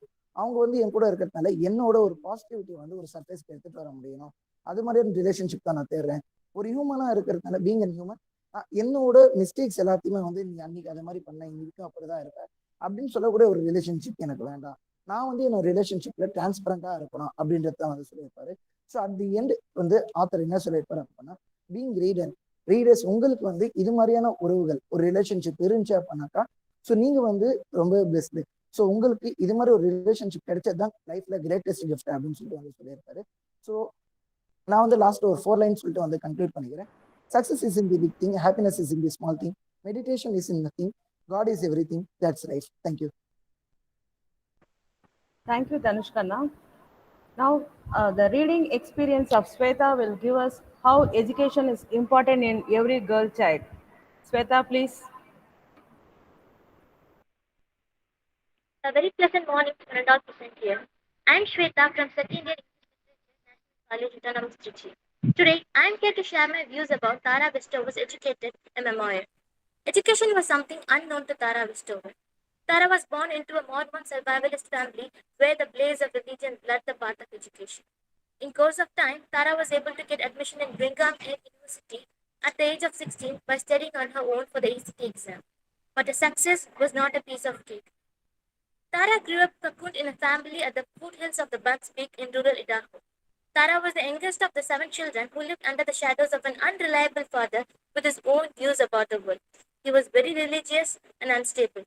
He was so religious that he believed the hardships they were facing were the God's way of testing them. He had no faith in a communist life, and he was against the government. Tara simply summed all this as the life as she knew on the Bucks Peak. It was one of her elder brothers who rooted the idea that getting education will change everything. She faced all the struggles and succeeded in her path. The major achievement of the girl from the shadows of the Bucks Peak was entering into Cambridge and Harvard. Educated is something that Tara Westover owns for herself. It gives her own identity, which she was denied all her life. The most important point that educated conveys is education is the door for the new world. It says how one can create their own identity by educating themselves. For a normal girl, education may mean to get good marks and get a well-paid job. But for Tara, education was a pursuit of survival. She analyzed the society, her family, her past, everything through education. The girl who never had a birth certificate until 9 received a doctorate from Cambridge through education. Her struggles to get education intensify the story. Educated is a heart-touching story that every student must read. Educated is not just a book. It is the identity of the youngest girl who wandered under the Bucks Peak. I thank you all for giving me this opportunity. Thank you, Shweta. Now, Jahir Hussain will present his reading experience of an alchemist. We are eager to hear Jahir. Please. அனைவருக்கும் இனிய காலை வணக்கம். நான் ஜாகிர் ஹுசைன், 3ஆம் ஆண்டு இளங்கலை புவி அமைப்பியல் துறை. நன்று கருது நாளெல்லாம் வினைசெய் நினைப்பது முடியும் நீதினுள் பயிர் என்று பாரதியின் வாக்கிற்கிணங்க நான் பயின்ற ஒரு நூலை பற்றி தங்களிடம் பகிர்ந்து கொள்ள விரும்புகிறேன். அந்த நூலின் பெயர் அல்கெமிஸ்ட், ஆங்கிலத்தில், தமிழில் ரசவாதி. அதை எழுதியவர் பவுலோ கவுலோ. இந்த ஆசிரியர் நமக்கு சிறு வயதிலிருந்தே கதை கேட்கும் பழக்கம் இருக்கிறது. கதை கேட்பது என்றால் அனைவருக்கும் பிரியம். அதை பயன்படுத்தி நம் வாழ்க்கைக்கு தேவையான பல நல்ல விஷயங்களை இந்த கதையின் மூலம் நமக்கு பகிர்கிறார். இதுதான் இந்த ஆசிரியரின் சிறப்பம்சம். இந்த கதையின் சாராம்சத்தை தெரிவித்து விடுகிறேன். இந்த கதையோட கதாநாயகன் யாருன்னு பாத்தீங்கன்னா சாண்டியாகோ அப்படிங்கிற ஒரு ஆடு மேய்க்கிற சிறுவன். இந்த ஆடு மேய்க்கிற சிறுவன் ஒரு நாள் தன்னோட ஆட்டு மந்தையோட ஒரு கிறிஸ்துவ பேராலயத்தை தங்கியிருப்பான். அது ஒரு பாலடைஞ்ச பேராலயம். அங்க இரவு தூங்கிட்டு இருக்கும் போது அவனுக்கு ஒரு கனவு வருது. அந்த கனவுல பாத்தீங்கன்னா அவன் பிரமிட்க்கு போறதாகவும், எகிப்துல இருக்கக்கூடிய பிரமிட்க்கு போறதாகவும், அங்க புதையல் அவனுக்கு கிடைக்கிறதாகவும் அவனுக்கு ஒரு கனவு வருது. முதல்ல அவன் இந்த கனவை நம்பல. அதுக்கப்புறமா அவன் பக்கத்து ஊர்ல இருக்கக்கூடிய எதிர்காலத்தை பற்றி கணிச்சு சொல்லக்கூடிய ஒரு பெண்மணியை போய் சந்திக்கிறான். அந்த பெண்மணி என்ன சொல்றாங்க அப்படின்னா, ஆமாப்பா, இது உனக்கு வந்த கனவு உண்மையான கனவு தான். இந்த கனவை நோக்கி நீ போன அப்படின்னா கண்டிப்பா உனக்கு புதையல் கிடைக்கும் அப்படின்னு சொல்றாங்க. அதை நம்பி இவன் என்ன பண்றான்னா தன்னோட ஆட்டு மண்டை எல்லாத்தையும் வித்துட்டு பிரமிடுக்கு கிளம்புறான். பக்கத்து ஊர் வழியாதான், பக்கத்து நாட்டுக்கு போய் தான் அந்த பிரமிடுக்கு போக முடியும், எகிப்துக்கு போக முடியும். அதனால பணத்தெல்லாம் சேர்த்துட்டு அந்த நகரத்தை போய் அடையிறான். அந்த நகரத்துல ஒரு மனுஷன் கிட்ட தன்னோட பணத்தை எல்லாத்தையும் இழந்து திருப்பி வாழ்க்கையில விரக்தி அடைகிறான். இப்ப என்ன பண்றதுன்னு தெரியல. அதனால அந்த நகரத்துல இருக்கக்கூடிய ஒரு கடையில வேலை பார்க்கறான், பணம் சம்பாதிக்கிறான். திருப்பி எகிப்துக்கு போகணும், தன்னோட கனவை நிறைவேற்றணும் அப்படிங்கிற எண்ணம் அவனுக்கு வருது. அதனால பயணத்தை திருப்பி தொடங்குறான். அப்படி எகிப்துக்கு போகும்போது அவனுக்கு நிறைய தடைகள் வருது. இடையில கொள்ளை கூட்டம், பாலைவனத்தை கடந்து போகணும். பாலைவனம்னால நம்மளுக்கு தெரியும், பகல்ல எவ்வளவு வெயிலா இருக்கும், இரவுல ரொம்ப குளிரா இருக்கும். இந்த தடையெல்லாம் கடந்து போகணும். அப்படி அவன் போய் கொண்டு இருக்கும் போது பாலைவனத்துல ஓய்வு எடுக்கிறதுக்குன்னு ஒரு இடம் இருக்கும். ஓசிஸ் அப்படின்னு சொல்லி இங்கிலீஷ்ல சொல்லுவாங்க. அதாவது பனைமரங்கள் சூழப்பட்ட ஒரு நீர் நிறைந்த ஒரு பகுதி தான் ஆசிஸ். அந்த ஆசிஸ்ல அவன் பாத்திமா அப்படிங்கிற ஒரு பெண்மணி சந்திக்கிறான். இருவருக்கும் காதல் பயப்படுறாங்க ரெண்டு பேரும். அப்ப அவன் என்ன புரிஞ்சுக்கிறான்னா, இந்த உலகத்துல இரண்டு மனிதர்களோ இரண்டு உயிரினங்களோ பேசிக்கொள்றதுக்கு ஒரு மொழி அப்படிங்கிறது தேவையில்லை. நம்மளோட ஆன்மா இன்னொரு ஆன்மா கிட்ட பேசும். அதே மாதிரி இந்த இயற்கை நமக்கு எல்லாதாட்டையும் ஏதாவது சொல்ல வந்துட்டே இருக்கு. நம்ம இதயம் சொல்றதா நம்ம கேட்டு நடக்கணும் போல. இந்த மாதிரியான விஷயங்களை அவன் கத்துக்கிறான். அவன் அங்க என்ன நினைக்கிறான்னா, சரி நம்ம தான் பணம் எல்லாம் சம்பாரிச்சிட்டோமே, நம்ம ஏன் திருப்பி ஊருக்கே போய் நல்ல வாழ்க்கை வாழக்கூடாது, நமக்கு ஒரு தேவை கிடைச்சிட்டாங்களே அப்படின்னு நினைக்கிறான். ஆனா அப்ப அங்க ஒரு ரசவாதியை சந்திக்கிறான். அந்த ரசவாதி என்ன சொல்றாரு அப்படின்னா, இல்ல தம்பி, நீ உன் கனவை நோக்கி போ, அப்பதான் உனக்கு இன்னும் பெரிய புதையல் உனக்கு வாழ்க்கையில கிடைக்கும் அப்படின்னு சொல்றாரு. அந்த பேச்சை நம்பி அவனும் திருப்பி எகிப்துக்கு பயணத்தை தொடர்றான்.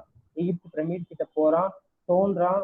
அப்படி தோண்டி புதையலுக்காக தேடி தோண்டிட்டு இருக்கும் போது அவனை ஒரு கொள்ளை கூட்டம் கொள்ளடிச்சுட்டு போகுது. அவனை அடிச்சு போட்டு அவன்கிட்ட இருந்த செல்வத்தை எல்லாத்தையும் பிடுங்கிட்டு அவங்க போயிட்டு இருக்கும் போது அவங்களுக்குள்ள ஒரு பேச்சுவார்த்தை நடக்குது. அதுல என்னன்னா, அந்த கொள்ளை கூட்டத்தோட தலைவனுக்கு ஒரு கனவு வந்ததாகவும், அதுல அந்த கனவுல சாண்டியாகோட ஊர்ல ஒரு பாலடைஞ்ச பேராலயம் இருக்குல்ல, அந்த பேராலயத்துல ஒரு புதையல் இருக்கிறதாகவும் இந்த கொள்ளைக்கூட்டத்தோட தலைவனுக்கு ஒரு கனவு வந்துருக்கு. ஆனா அவர் அந்த கனவை நம்பல. இந்த பேச்சு எல்லாமே சாண்டியாகோ காதுல கேட்குது. அப்பதான் அவனுக்கு ஒண்ணு புரியுது, ஓ, இயற்கை இதை சொல்றதுக்கு தான் நம்மளுக்கு இவ்வளவு தூரம் கூட்டிட்டு சொல்லியிருக்கா அப்படின்னு அவன் புரிஞ்சுக்கிறான். திருப்பி தன்னோட பயணத்தை தன்னோட ஊருக்கே புறப்பட்டு போறான். அங்க போய் அந்த புதையலை எடுக்கிறான். நாட்டிலே பெரிய பணக்காரன் ஆகுறான். இந்த கதையில எனக்கு மிகவும் பிடிச்ச பகுதி அப்படின்னு என்னன்னு பாத்தீங்கன்னா, கடைசியா ஆசிரியர் இந்த கதையை எப்படி முடிக்கிறார் அப்படிங்கிறதான். ஒரு நாள் மாலை பொழுதுல சாண்டியாகோ பணக்காரன் ஆயிட்டான். அப்புறம் ஒரு நாள் மாலை பொழுது அவன் வீட்டுல அமர்ந்திருக்கான். அப்போ ஒரு தென்றல் காற்று அவனோட முகத்துல வீசினான். அந்த தென்றல் காற்று என்ன சொல்லுதாமா, உன்னோட காதல ஏந்திக்கிட்டு பாலைவனத்துக்கு நடுவுல பாத்திமா உனக்காக காத்திருக்காங்க, அதனால அவங்கள அழைச்சி வரதுக்காக திரும்பி பயணத்தை தொடரு அப்படின்னு சொல்லுது. அதாவது இந்த கதையில இருந்து ஆசிரியர் நமக்கு என்ன சொல்ல வர்றாருன்னா, நம்ம எல்லாருக்குமே ஒரு கனவு இருக்கும் வாழ்க்கையில. அந்த கனவை நோக்கி நம்ம போகும்போது பல தடைகள் ஏற்படும். இது நமக்கு போதுமே, இதோடு நிறுத்திக்கலாமே அப்படின்னு சொல்லி மனப்பான்மையே ஏற்படும். ஆனா அதையெல்லாம் நீங்க தாண்டி போனீங்கன்னா உங்களுக்கு மிகப்பெரிய புதையல் கிடைக்கும். நம்ம ஒரு கனவு நோக்கி போகும்போதே நாம மட்டும் தனியா இல்ல, நமக்காக இந்த பிரபஞ்சமே துணையா நிற்கும் அப்படிங்கிறதையும் ஆசிரியர் நமக்கு சொல்றாரு.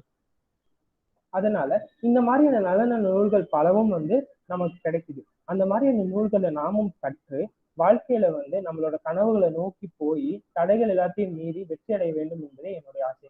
நீங்களும் பல புத்தகங்களை படித்து நல்ல நல்ல செய்திகளை கற்று வாழ்க்கையில் வெற்றியடையுங்கள். நன்றி. Thanks, Jai Hussain. Everyone wants to read book.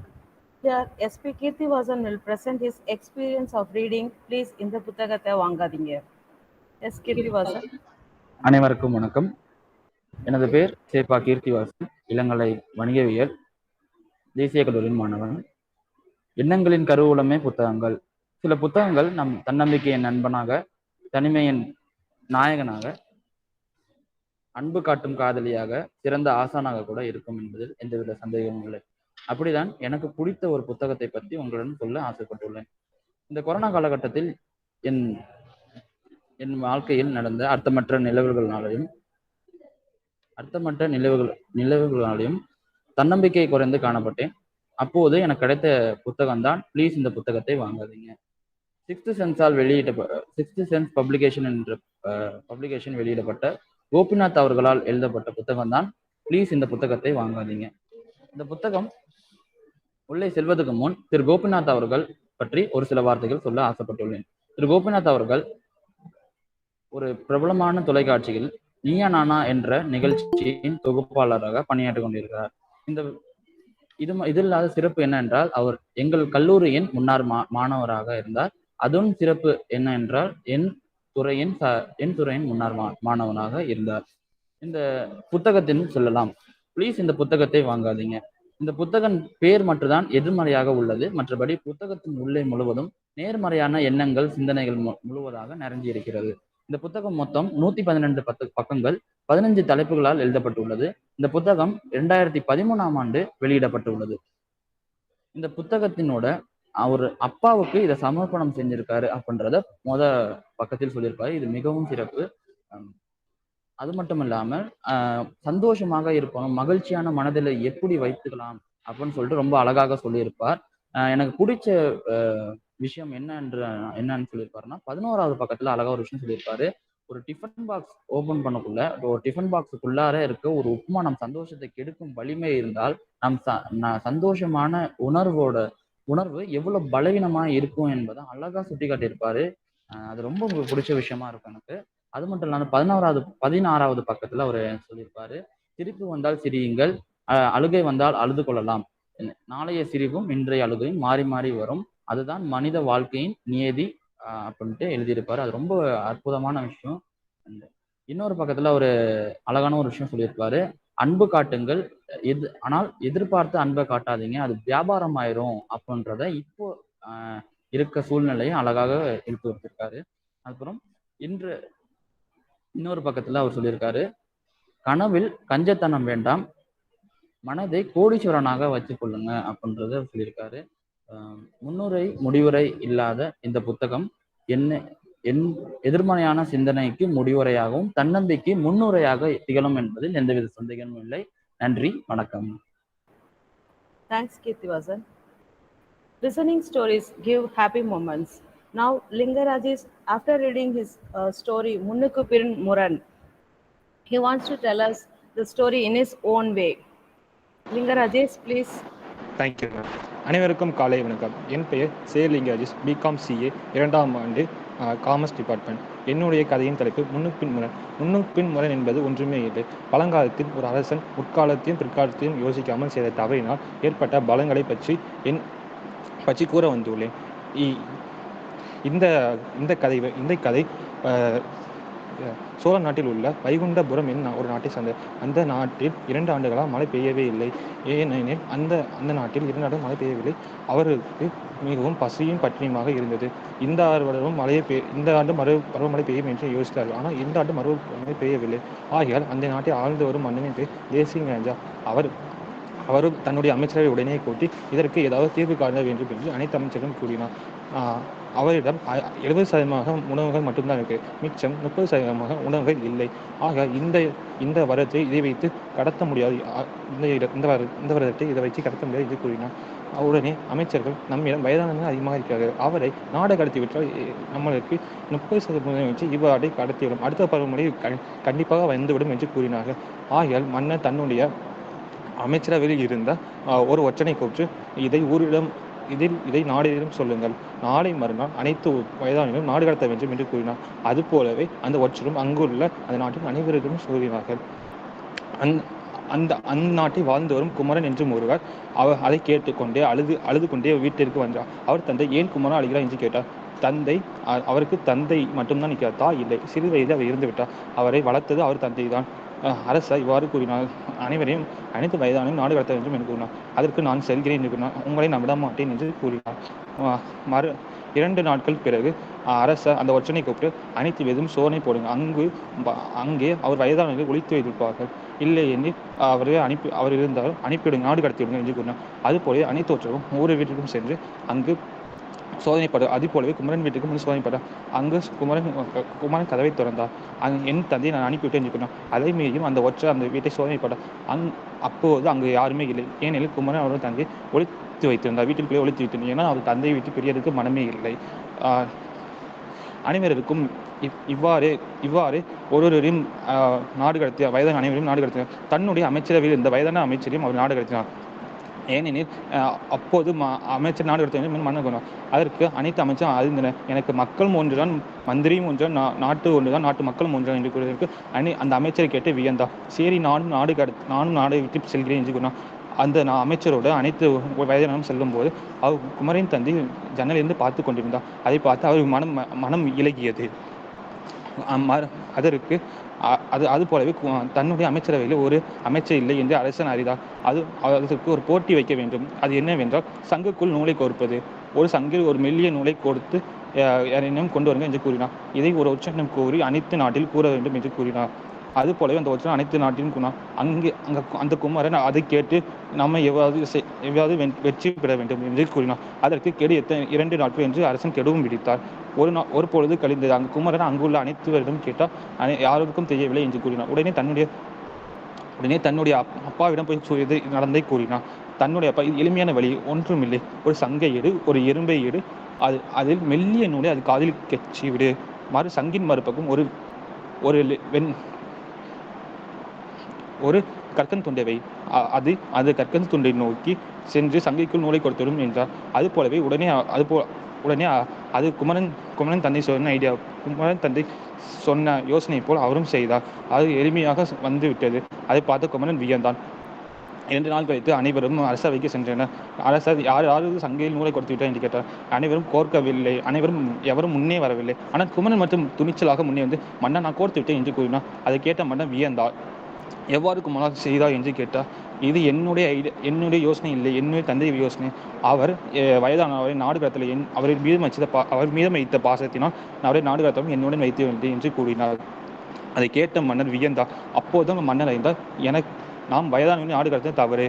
ஆகையால் நான் நல்ல மன்னரே இல்லை, நான் மன்னர் பதவியில் விலகுகிறேன் என்று குமரை மன்னனாக்கி அவர் அமைச்சராகினார். இதிலிருந்து நாம் என்ன தெரிந்து கொண்டோம் என்றால், வயதானவர்கள் அவங்க ஞானிகள், அறிவாளிகள்.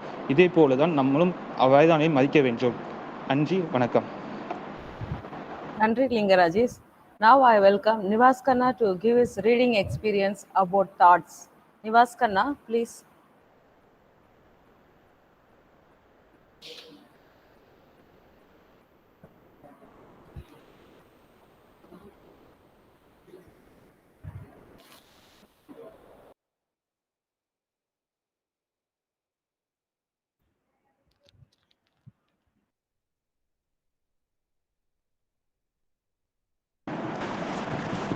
அனைவருக்கும் வணக்கம். என் பெயர் நிவாஸ் கண்ணா, இளங்கலை 2ஆம் ஆண்டு உயிரி தொழில்நுட்பியல் துறை. இன்று நான் பேசப்போகும் கதையின் தலைப்பு வளர்ச்சியை தடுக்கும் எதிர்மறை எண்ணங்கள்.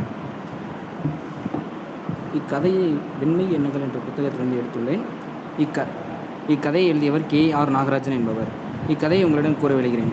ஒரு குக்கிராமத்தில் ஒரு கல்லுடைக்கும் தொழிலாளி அன்றும் வழக்கம் போல் தன் வேலைக்காக சென்று கொண்டிருக்கும் போது அவருக்கு ஒரு யோசனை வருகிறது. இவ்வுலகில் தான் கடினப்பட்டு உழைக்கிறோம், ஆனால் நமக்கு எந்த ஒரு பயனும் கிடைக்கவில்லை. இவ்வுலகில் கடவுள் ஒவ்வொருவரையும் சமநிலையின்றி படைத்துள்ளார் என்ற எண்ணம் அவருக்கு ஏற்படுகிறது. இதனால் அவர் மிகுந்த மன உளைச்சல் ஆளாகிறார். அப்போது கடவுள் அவர் முன் தோன்றுகிறார். உன்னுடைய ஆசைகளை நான் நிறைவேற்றுகிறேன் என்று கூறிவிடுகிறார். கல்லுடைக்கும் தொழிலாளி மாலை வீடு திரும்பிக் கொண்டிருக்கிறார். அப்போது வழியில் ஒரு மாளிகையை பார்க்கிறார். அம்மாளிகை பெரியதாக அழகாக உள்ளது. அதன் சொந்தக்காரராக தான் ஆக வேண்டும் என்ற ஆசையை கடவுளிடம் கூறுகிறார். கடவுள் அதுபோல் நிறைவேற்றி வைக்கிறார். அந்த மாளிகைக்கு சொந்தக்காரரான பின் அவ்வூரிலே மிக பெரும் செல்வந்தராகிறார்.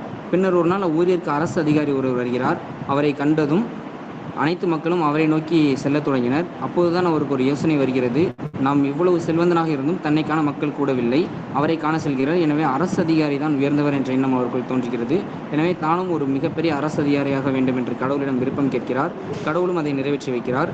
பின்னர் அரசு அதிகாரியாகி ஒரு நாள் தன்னுடைய வாகனத்தில் சென்று கொண்டிருக்கும் போது வழியிலேயே வாகனம் பழுதாகிறது. எனவே வாகனத்தை விட்டு வெளியே இறங்கி வரும்பொழுது அவர் வெயிலின் தாக்கத்தை உணர்கிறார். அப்பொழுது அந்த வெயிலின் உஷ்ணத்தை அவர் உணரும்போது உணர்கிறார், இவ்வுலகிற்கே சூரியன் தான் ஒளியை தருகிறது.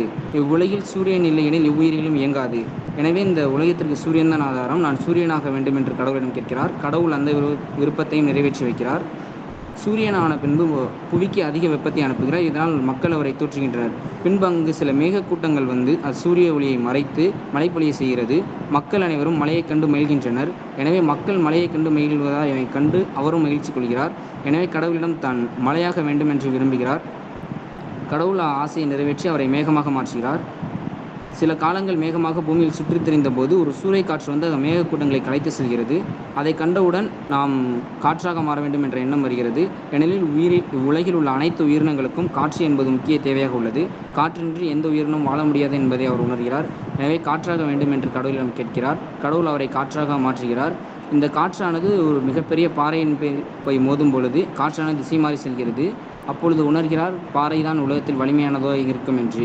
எனவே கடவுளிடம் கடைசியாக தன் விருப்பத்தை முன்வைக்கிறார். கடவுள் அவரை பாறையாக மாற்றுகிறார். பிறகு ஒரு நாள் வேறு ஒரு கல் உடைக்கும் தொழிலாளி வந்து அப்பாறையை உடைக்கிறார். அப்பாறையை உடைக்கும் போது அவருக்கு அப்போதுதான் சிந்தனை வருகிறது. நாம் செய்த தொழிலின் பெருமை அப்போதுதான் அவர் உணர்கிறார். அதுவரை அவர் செய்த தவறுகளை அப்போது எண்ணி பார்க்கிறார். இப்புத்தகத்தில் எனக்கு பிடித்த பகுதி இக்கதை தான். இக்கதையில் இப்புத்தகத்தின் எழுத்தாளர் வந்து நம்மளுடைய எண்ணங்கள் தான் நம்முடைய வாழ்க்கையை தீர்மானிக்கின்றன. எண்ணங்கள் எல்லா வகையிலும் செயல்வடிவம் பெறுகின்றன. எனவே நம் எண்ணங்களை முதலில் சீர்படுத்த வேண்டும். எண்ணங்கள் தான் எல்லாமே என்ற கருத்தினை சொல்லியிருப்பார். அது எனக்கு மிகவும் பிடித்த பகுதி. முதலில் நாம் எண்ணங்களை செதுக்க வேண்டும். எண்ணங்கள் இல்லையெனில் எதுவும் இல்லை. நல் எண்ணங்களை செதுக்குவதற்கு நாம் நல் புத்தகங்களை வாசிக்க வேண்டும் என்று கூறி விடைபெறுகிறேன். நன்றி. Nandri Nivaskana. Last but not least, Surender will share his reading experience of Pennin Marupakam. Surender, please.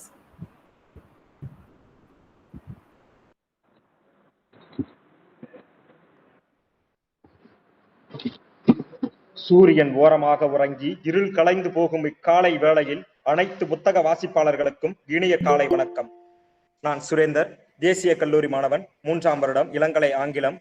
இன்று நாம் பார்க்கக்கூடிய புத்தகம் டாக்டர் ஷாலினி அவர்கள் எழுதிய பெண்ணின் மறுபக்கம். இவர் மனநல மருத்துவர், சமூகத்தின் மீது பேரன்பு கொண்டவர், அடிமைத்தனத்தை அறிவியல் ரீதியாக பார்க்கும் சமூக ஆர்வலர். இந்த புத்தகத்தின் பற்றி சொல்லணும் அப்படின்னா சொல்லிக்கிட்டே போலாம். ஆனா எனக்கு கொடுத்த அந்த 4-5 மணி துளிகள்ல அந்த புத்தகத்தின் கருவினை மட்டும் நான் சொல்லிட்டு இதை உரையை முடிச்சுக்கிறேன்.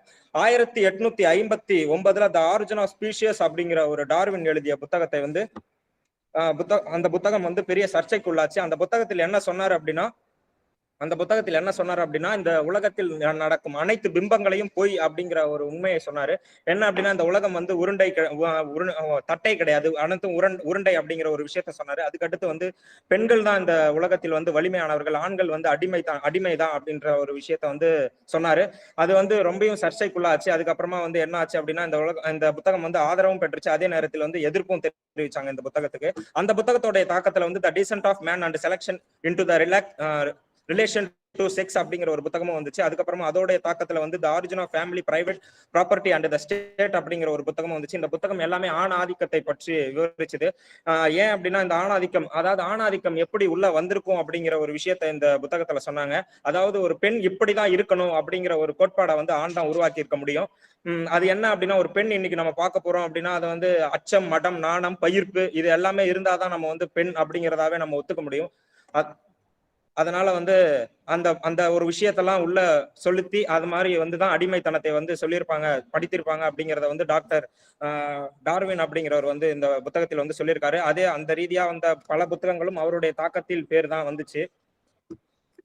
இந்த இதுல வந்து அக ஆராய்ச்சி செய்து பார்ப்போம், பெண்கள் தான் முன்னாடி தோன்றினார்களா, பெண்கள் தான் ஆளுமை செய்தார்களா அப்படின்ற ஒரு விஷயத்தையும் வச்சிருந்தாங்க. அதனால வந்து இந்த ஜோசப் சாம்பத்தி அப்படிங்கிற ஒருத்தர் வந்து இந்த அகழ ஆராய்ச்சியில வந்து சேர்ந்திருந்தாரு. அப்புறம் வந்து இந்த வில்லன்டார்ஃப் அப்படிங்கிற ஒரு சிலையை வந்து எடுத்திருந்தாங்க. அந்த சிலையுடைய அகழாராய்ச்சி முடிவு வந்து என்ன சொல்லுச்சு அப்படின்னா, இந்த ஆதி கடவுள் பெண்ணா தான் இருந்திருக்க முடியும், அந்த பெண் தான் இந்த ஆண் சமூகத்தை வந்து வழி நடத்திருப்பாங்க அப்படிங்கிற ஒரு தகவல் வந்து அந்த ஆராய்ச்சி வந்து சொல்லுச்சு.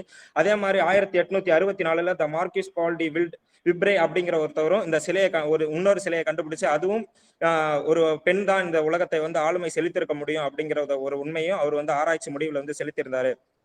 இன்னைக்கு வரைக்குமே யூரோப்லயும் எகிப்திலும் ஆதி கடவுள் வந்து பெண்ணாகத்தான் இருக்காங்க. அதே மாதிரிதான் நம்மளுடைய சங்க இலக்கிய நூலும் என்ன சொல்லுது அப்படின்னா, கொற்றவை அப்படிங்கிற ஒரு வனத்தில் வாழ்ந்த ஒரு தெய்வம், அதாவது கொற்றவை அப்படின்னா காளி அப்படிங்கிற இன்னைக்கான ஒரு நடைமுறையில காளை அப்படிங்கிறத மாத்திருக்கு. அந்த தெய்வம் தான் அன்னைக்கு வந்து வனத்தில் வாழ்ந்த மக்களை வந்து வழி நடத்துது, அதுதான் ஆதி கடவுள் தமிழர்களுக்கு அப்படிங்கிற மாதிரி சொல்லிட்டு இருக்காங்க. டாக்டர் டார்வின் வந்து என்ன பண்றாரு அப்படின்னா, இந்த குரங்கிலிருந்து தான் மனிதர்கள் வந்தார்கள், எந்த மரபணுக்கள்ல இருந்து வந்திருந்தாங்க, எந்த குரங்கு வகையில இருந்து வந்திருந்தாங்க அப்படிங்கிற ஒரு ஆராய்ச்சியில வந்து ஈடுபட்டு இருந்தாரு. அதாவது ஹோமோனைன் அப்படிங்கிறதுல வந்து கொரிலா, ஹோமோனைன் அப்படிங்கிற வந்து ரெண்டு பிரியும். அந்த ஹோமோனைன் அப்படிங்கிறதுல வந்து சிம்பான்சி, பொனேபோ, மானுடம் அப்படிங்கிறது பிரியும். இந்த மூணுத்தை மட்டும் நம்ம வச்சுப்போம். அதாவது சிம்பான்சி, பொனேபோ, மானுடம் அப்படிங்கிறத மட்டும். சிம்பான்சியும் பொனேபாவும் மனிதர்கள், அதாவது மனித மரபணுக்கள்ல வந்து 98%, 94%, 98% மனிதனுடைய மரபணுக்கள்ல வந்து ஒத்திருந்தது. அதனால் வந்து குரங்கில் இருந்துதான் மனிதன் வந்திருக்க முடியும் அப்படிங்கிறத வந்து ஆய்வு ரீதியா தெரிவிச்சிருந்தாங்க.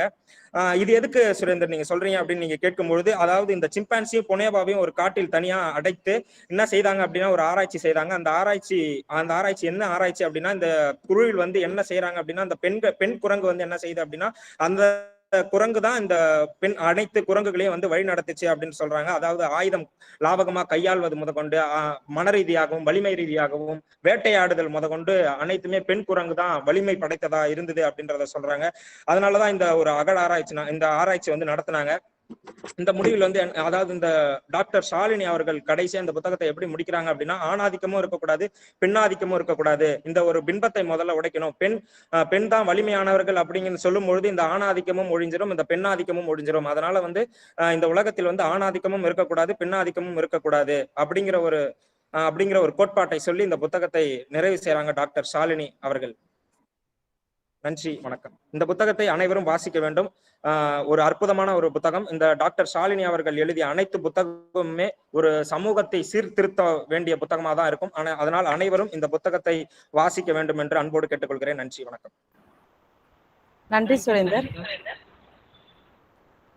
Every program will end with gratitude and thanks. Here, our organizing secretary, Professor S. Prasanna Devi, will propose her vote of thanks. Thank you, Jahir.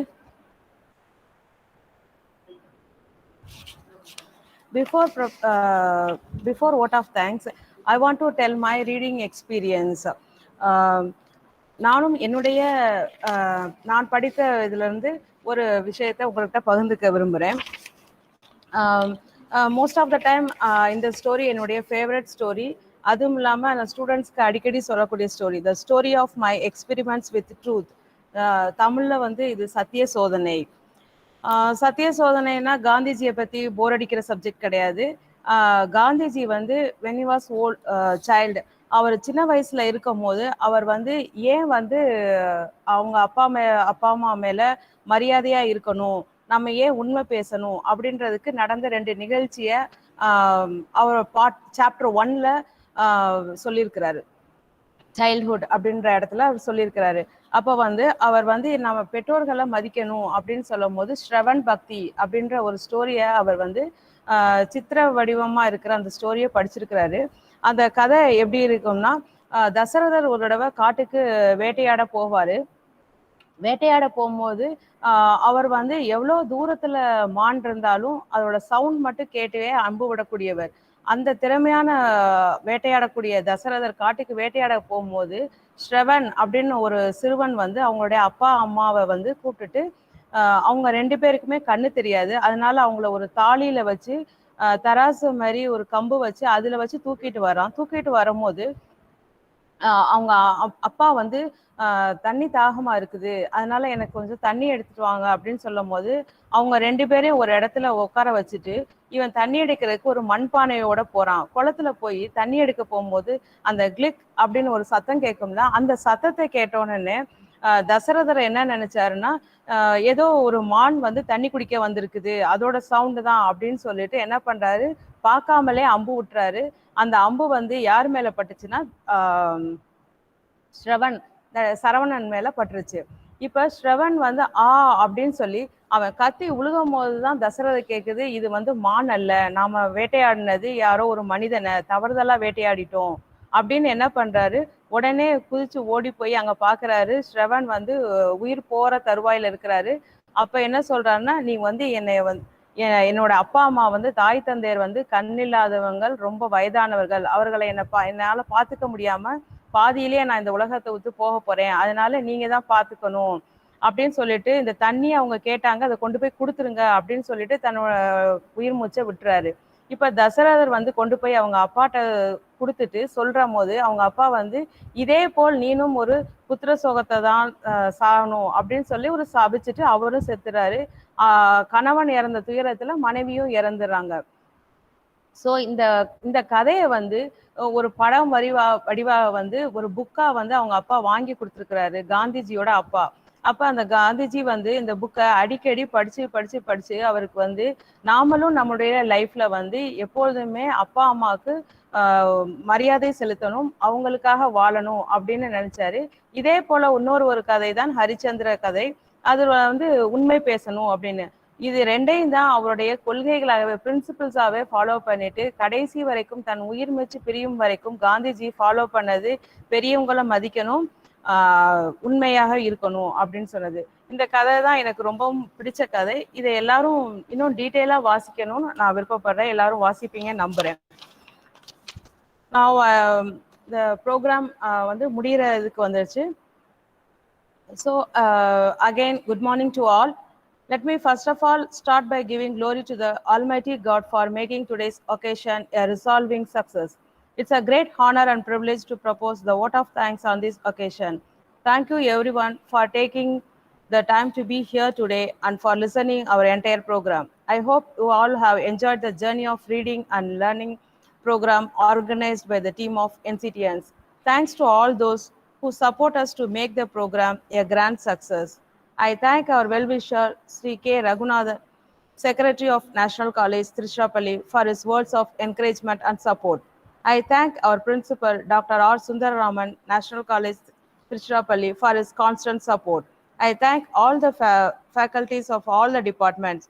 I also thank the student friends who have supported us inside and behind the screen. My sincere thanks to the management for appreciating us to do a wonderful program. Life is a journey of learning and adapting. It never ends. Take advantages of your opportunities to learn every day. I thank Tamil Nadu Teachers Education University, Chennai, the Assist World Record, the Tamil America channel, and so on for giving us opportunity to participate the world record of the longest multinational confluence. Finally, I leave you this inspiring quotes by Leo Tolstoy. Just as one candle lights another and can light thousands of other candles, so one heart illuminates another heart and can illuminate thousands of other hearts. Our student speakers deliver their reading experience. Yes, Santosh delivered Think Like a Monk. Then Kavya, My Favorite Nature Stories. Dhanush Khanna, Unposted Letters. Jai Hussain, Alchemist. Linka Rajesh, Munukupin Muran. SP Kirtivasan, Please இந்த புத்தகத்தை வாங்காதீங்க. சுரேந்தர், பெண்ணின் மறுபக்கம். நிவாஸ் கண்ணா, வளர்ச்சியை தடுக்கும் எதிர்மறை எண்ணங்கள். At last, myself, the story of my experiments with truth. So we have what we have experienced, அதை தான் நாங்கள் வந்து உங்களுக்கு ரீடிங்காக கொடுத்துருக்கோம். ஐ ஹோப் இந்த புக்ஸ் எல்லாத்தையும் வியூவர்ஸ் எல்லாரும் வாங்கி ரீட் பண்ணுவீங்கன்னு நினைக்கிறேன். Thank you all. Then I wholeheartedly welcome VV Vanniya Perumal College for Women, Virudhunagar, to exhibit their program. I welcome you, ma'am. Thank you, ma'am. Savita, ma'am. Ma'am Prasanna Devi ma'am, உங்க காலேஜோட performance ரொம்ப ரொம்ப நல்லா இருந்தது. மெயின்ல சொல்லணும்னா full and full students performance தான். Purely thank you ma'am, students thank you. Performance. எல்லாருமே அந்த அந்த புக்கை வந்து ரசனையோட தான் செலக்ட் பண்ணியிருக்கிறாங்க. அத ஒரு பையன் சொன்னதெல்லாம் வந்து நான் ஏன் கோபிநாத்தோட புக்கை நான் செலக்ட் பண்ணேன் அப்படின்னு சொன்னதுக்கு அவன் கொடுத்த எக்ஸ்பிளனேஷன்லாம் ரொம்ப அருமையா இருந்தது. இந்த மாதிரி ஒரு எல்லாத்துக்கும் ஒரு காரணத்தால நாங்க செலக்ட் பண்ணோம்னு சொன்னதும் இன்னுமே வந்து இந்த புத்தகம் வாசித்தலோடைய முக்கியத்துவத்தை வந்து பிள்ளைங்க உணர்ந்திருக்கிறாங்க. இன்னுமே நாங்க இன்னும் லைவா தான் இருக்கோம், ரீடிங்ல இன்ட்ரெஸ்டா தான் இருக்கோம் அப்படின்னு சொல்லி இன்னைக்குள்ள எங்க ஜெனரேஷன் காட்டுற விதத்துல இருந்தது மேம் உங்க ப்ரோக்ராம். ரொம்ப நன்றி. தமிழ் யூனிவர்சிட்டியின் சார்பாக உங்களுக்கு நாங்க நன்றியை தெரிவித்துக் கொள்றோம் மேம். நன்றி மேம். நன்றி மேம். நன்றி மேம். அடுத்தபடியாக ட்ரிபிள் பி காலேஜ் உள்ள இணைப்புல இருக்கீங்கன்னு நினைக்கிறேன். Yes ma'am, yes ma'am. உங்களுடைய தலைப்பு வந்து நல்ல வித்தியாசமான தலைப்பா எடுத்திருக்கீங்க. சமையல் நூல்கள் ஒரு பல்நோக்கு பார்வை அப்படிங்கிற தலைப்பு எடுத்திருக்கீங்க. இப்போ உங்களுக்கான நேரம் வந்து 9:58. நீங்க வந்து 10:58 வந்து தளத்தை ஒப்படைக்கணும். இப்ப வந்து நீங்க உங்களுடைய ப்ரோக்ராம் ஆரம்பிக்கலாம் மேம். All the best.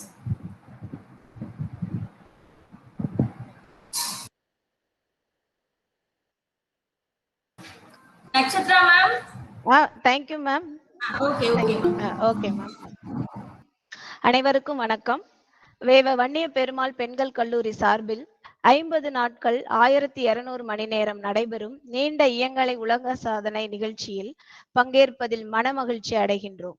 முதலில் இந்நிகழ்விற்கு ஏற்பாடு செய்துள்ள ஒருங்கிணைப்பாளர் முனைவர் சிவசக்தி ராஜம்மாள் அவர்களுக்கு எங்கள் கல்லூரி சார்பில் நன்றிகள் பல கூறிக்கொள்கின்றோம். இந்நிகழ்ச்சியில் எங்கள் கல்லூரி பங்கேற்பதற்கு வழிகாட்டிய திருமதி எஸ் சபிதா சண்முககுமாரி அவர்களுக்கும் எங்களது மனமார்ந்த நன்றிகள் மற்றும் தமிழ்நாடு ஆசிரியர் கல்வியியல் பல்கலைக்கழகத்திற்கும் எம் கல்லூரி சார்பில் நன்றிகள் பல கூறிக்கொள்கின்றோம். இந்நிகழ்ச்சியில் பங்கேற்க அனுமதி அளித்த எங்கள் கல்லூரி நிர்வாக குழுவினருக்கும் எங்களுக்கு ஊக்கம் அளித்த எம் கல்லூரி முதல்வர் முனைவர் எஸ் எம் மீனாராணி அவர்களுக்கும் நன்றிகளை கூறிக்கொண்டு இந்நிகழ்ச்சியில் சமய நூல்கள் ஒரு பல்நோக்கு பார்வை என்ற தலைப்பில் உரையாற்ற வந்துள்ள எம் கல்லூரி பேராசிரியர்கள் முனைவர் ப நாகஜோதி துறை தலைவர் முதுகலை தமிழ்துறை, முனைவர் ப மலர்விழி வரலாற்றுத்துறை உதவி பேராசிரியை, முனைவர் ஜே காவேரி தமிழ்துறை உதவி பேராசிரியை, முனைவர் ஆ ஆனந்தி தமிழ்துறை உதவி பேராசிரியை, முனைவர் ப கனிமொழி தமிழ்துறை உதவி பேராசிரியை அனைவரையும் இன்முகத்துடன் இந்நிகழ்ச்சியில் சிறப்புரையாற்ற வருமாறு அன்புடன் வரவேற்கின்றேன். புத்தகங்கள் அறிவை மட்டுமல்ல புத்துணர்வையும் கொடுக்கும் ஓர் அரிய பெட்டகம். ஒவ்வொரு நூலும் மனித வாழ்க்கைக்கு தேவையான அனைத்து தகவல்களையும் அள்ளித்தருகின்றன. அதிலும் தமிழ் இலக்கிய நூல்கள் அருமையான வாழ்க்கை நெறிகளை உள்ளடக்கியுள்ளது. அத்தகைய சிறப்புமிக்க தமிழ் இலக்கிய நூல்களில் கம்பராமாயணம், பெரிய புராணம், இயேசு காவியம், சீரா புராணம், திருவருட்பா போன்ற சமயம் சார்ந்த நூல்களில் பல்நோக்கு கருத்துக்களை இன்று எம் கல்லூரி பேராசிரியர்கள் திறம்பட விளக்க உள்ளனர். குறுகிய நேரத்தில் சாதனை பயணம் நோக்கி எம் கல்லூரி பேராசிரியர்கள் பயணிக்க உள்ளனர். அவர்களின் சாதனை பயணம் வெற்றி பயணமாக அமையட்டும் என்று இறைவனை வாழ்த்தி நிகழ்ச்சியில் முதலாவதாக முனைவர் ப நாகஜோதி துறை தலைவர் முதுகலை தமிழ்துறை அவர்களை சிறப்புரையாற்ற அன்புடன் அழைக்கின்றேன். சாதனை பலகண்டு உலக சாதனை படைக்க வரும் இவர் 21 ஆண்டுகள் கல்வி பணியாற்றி வருகின்றார். இன்முகத்துடன் அறிவை பகர அவர்களை அனைவரின் சார்பில் வரவேற்கின்றேன். இதோ நம் முன் முனைவர் ப நாகஜோதி. அனைவருக்கும் வணக்கம். இந்த நல்ல வாய்ப்பை எனக்கு அளித்த இறைவனுக்கும் நம் கல்லூரி நிர்வாகத்திற்கும் முதல்வர் அவர்களுக்கும் ஒருங்கிணைப்பாளர் அவர்களுக்கும் எம் கல்லூரி ஒருங்கிணைப்பாளர் நட்சத்திர செல்வகுமாரி அவர்களுக்கும் இந்த நேரத்தில் என்னுடைய ஆசிரியர் தின வாழ்த்தையும் வணக்கத்தையும் நான் தெரிவித்துக் கொள்கின்றேன். நான் எடுத்துக்கொண்ட தலைப்பு கம்பராமாயணத்தில் அரசியல் நெறிகள். உலக பெருங்காப்பியங்களில் ஒன்றாக வைத்து எண்ணப்பெறும் இராமாயண காப்பியத்தை இயற்றியவர் கம்பர். இம்பர் நாட்டில் செல்வமெல்லாம் எய்தி அரசாண்டிருந்தாலும் உம்பர் நாட்டில் கற்பகக்கா ஓங்கு நீழல் இருந்தாலும் செம்பொன் மேடனைய புயத்திரல் சேர் ராமன் திருக்காதையில் கம்பநாடன் கவிதையர் போல் கற்றோர்க்கு இதயம் கழியாதே என்பது சான்றோர் வாக்கு. கம்பர் எழுதிய கம்பராமாயணம் ராமகாதையை கூறுவது. மகான் அரவிந்தர் காப்பியம் குறித்து கூறும் பொழுது an epic poem is the ensouled image of a great culture என்கிறார். அவ்வகையில் தனிச்சிறப்பான பண்பாட்டு கூறுகளை உள்ளடக்கியது கம்பராமாயணம். பல வகையான மனிதர்களும் அவர்களின் உணர்வுகளும் ஊடாடி கிடக்கும் காப்பியம் இது. வாய்மைக்கு தசரதன், அறத்திற்கு ராமன், அன்புக்கு இலக்குவன், அமைதிக்கு சத்ருக்கணன், பண்புக்கு பரதன், பக்திக்கு குகன், தியாகத்திற்கு சடாயு, ஆற்றலுக்கு அனுமன், சீற்றத்திற்கு வாலி, துணிவிற்கு அங்கதன், துடுக்குத்தனத்துக்கு சுக்ரீவன், ஞானத்திற்கு வீடனன், பாசத்திற்கு கும்பகர்ணன், காமத்துக்கு ராவணன், வீரத்திற்கு இந்திரஜித், விவேகத்திற்கு ஜாம்பவான், விரக்திக்கு மாலியவான், தாய்மைக்கு கோசலை, தவத்திற்கு சீதை, சொல்லுக்கு சுமித்திரை, சூழ்ச்சிக்கு கூனி, கொடுமைக்கு கைகேயி, கூர்மைக்கு தாரை, கற்புக்கு மண்டோதரி, கனவிற்கு திரிசடை, தைரியத்திற்கு தானியமாளி, இப்படி பல பாத்திரங்களும் அவர்தம் உணர்வுகளும் ஊடாடி கிடக்கும் காப்பியம் கம்பராமாயணம். அதுபோல பல துறைகளையும் தன்னுள் உள்ளடக்கி கிடக்கின்ற காப்பியம் கம்பராமாயணம். அதில் அரசியல் நெறிகள் என்ற தலைப்பில் பேச உள்ளேன். கம்பர் பேசும் அரசியல் நெறிகளில் முதலாவது, ஒரு அளவு வயதான பிறகு தனது பொறுப்புகளை, தன்னுடைய உரிமைகளை மகனுக்கு அல்லது அடுத்து வரும் தலைமுறையினருக்கு தந்துவிட்டு ஒதுங்கிக் கொள்ள வேண்டும் என்பதாகும். 1000 வருடங்கள் அரசாண்ட பிறகு தசரதனுக்கு நரைமுடி தோன்றுகிறது.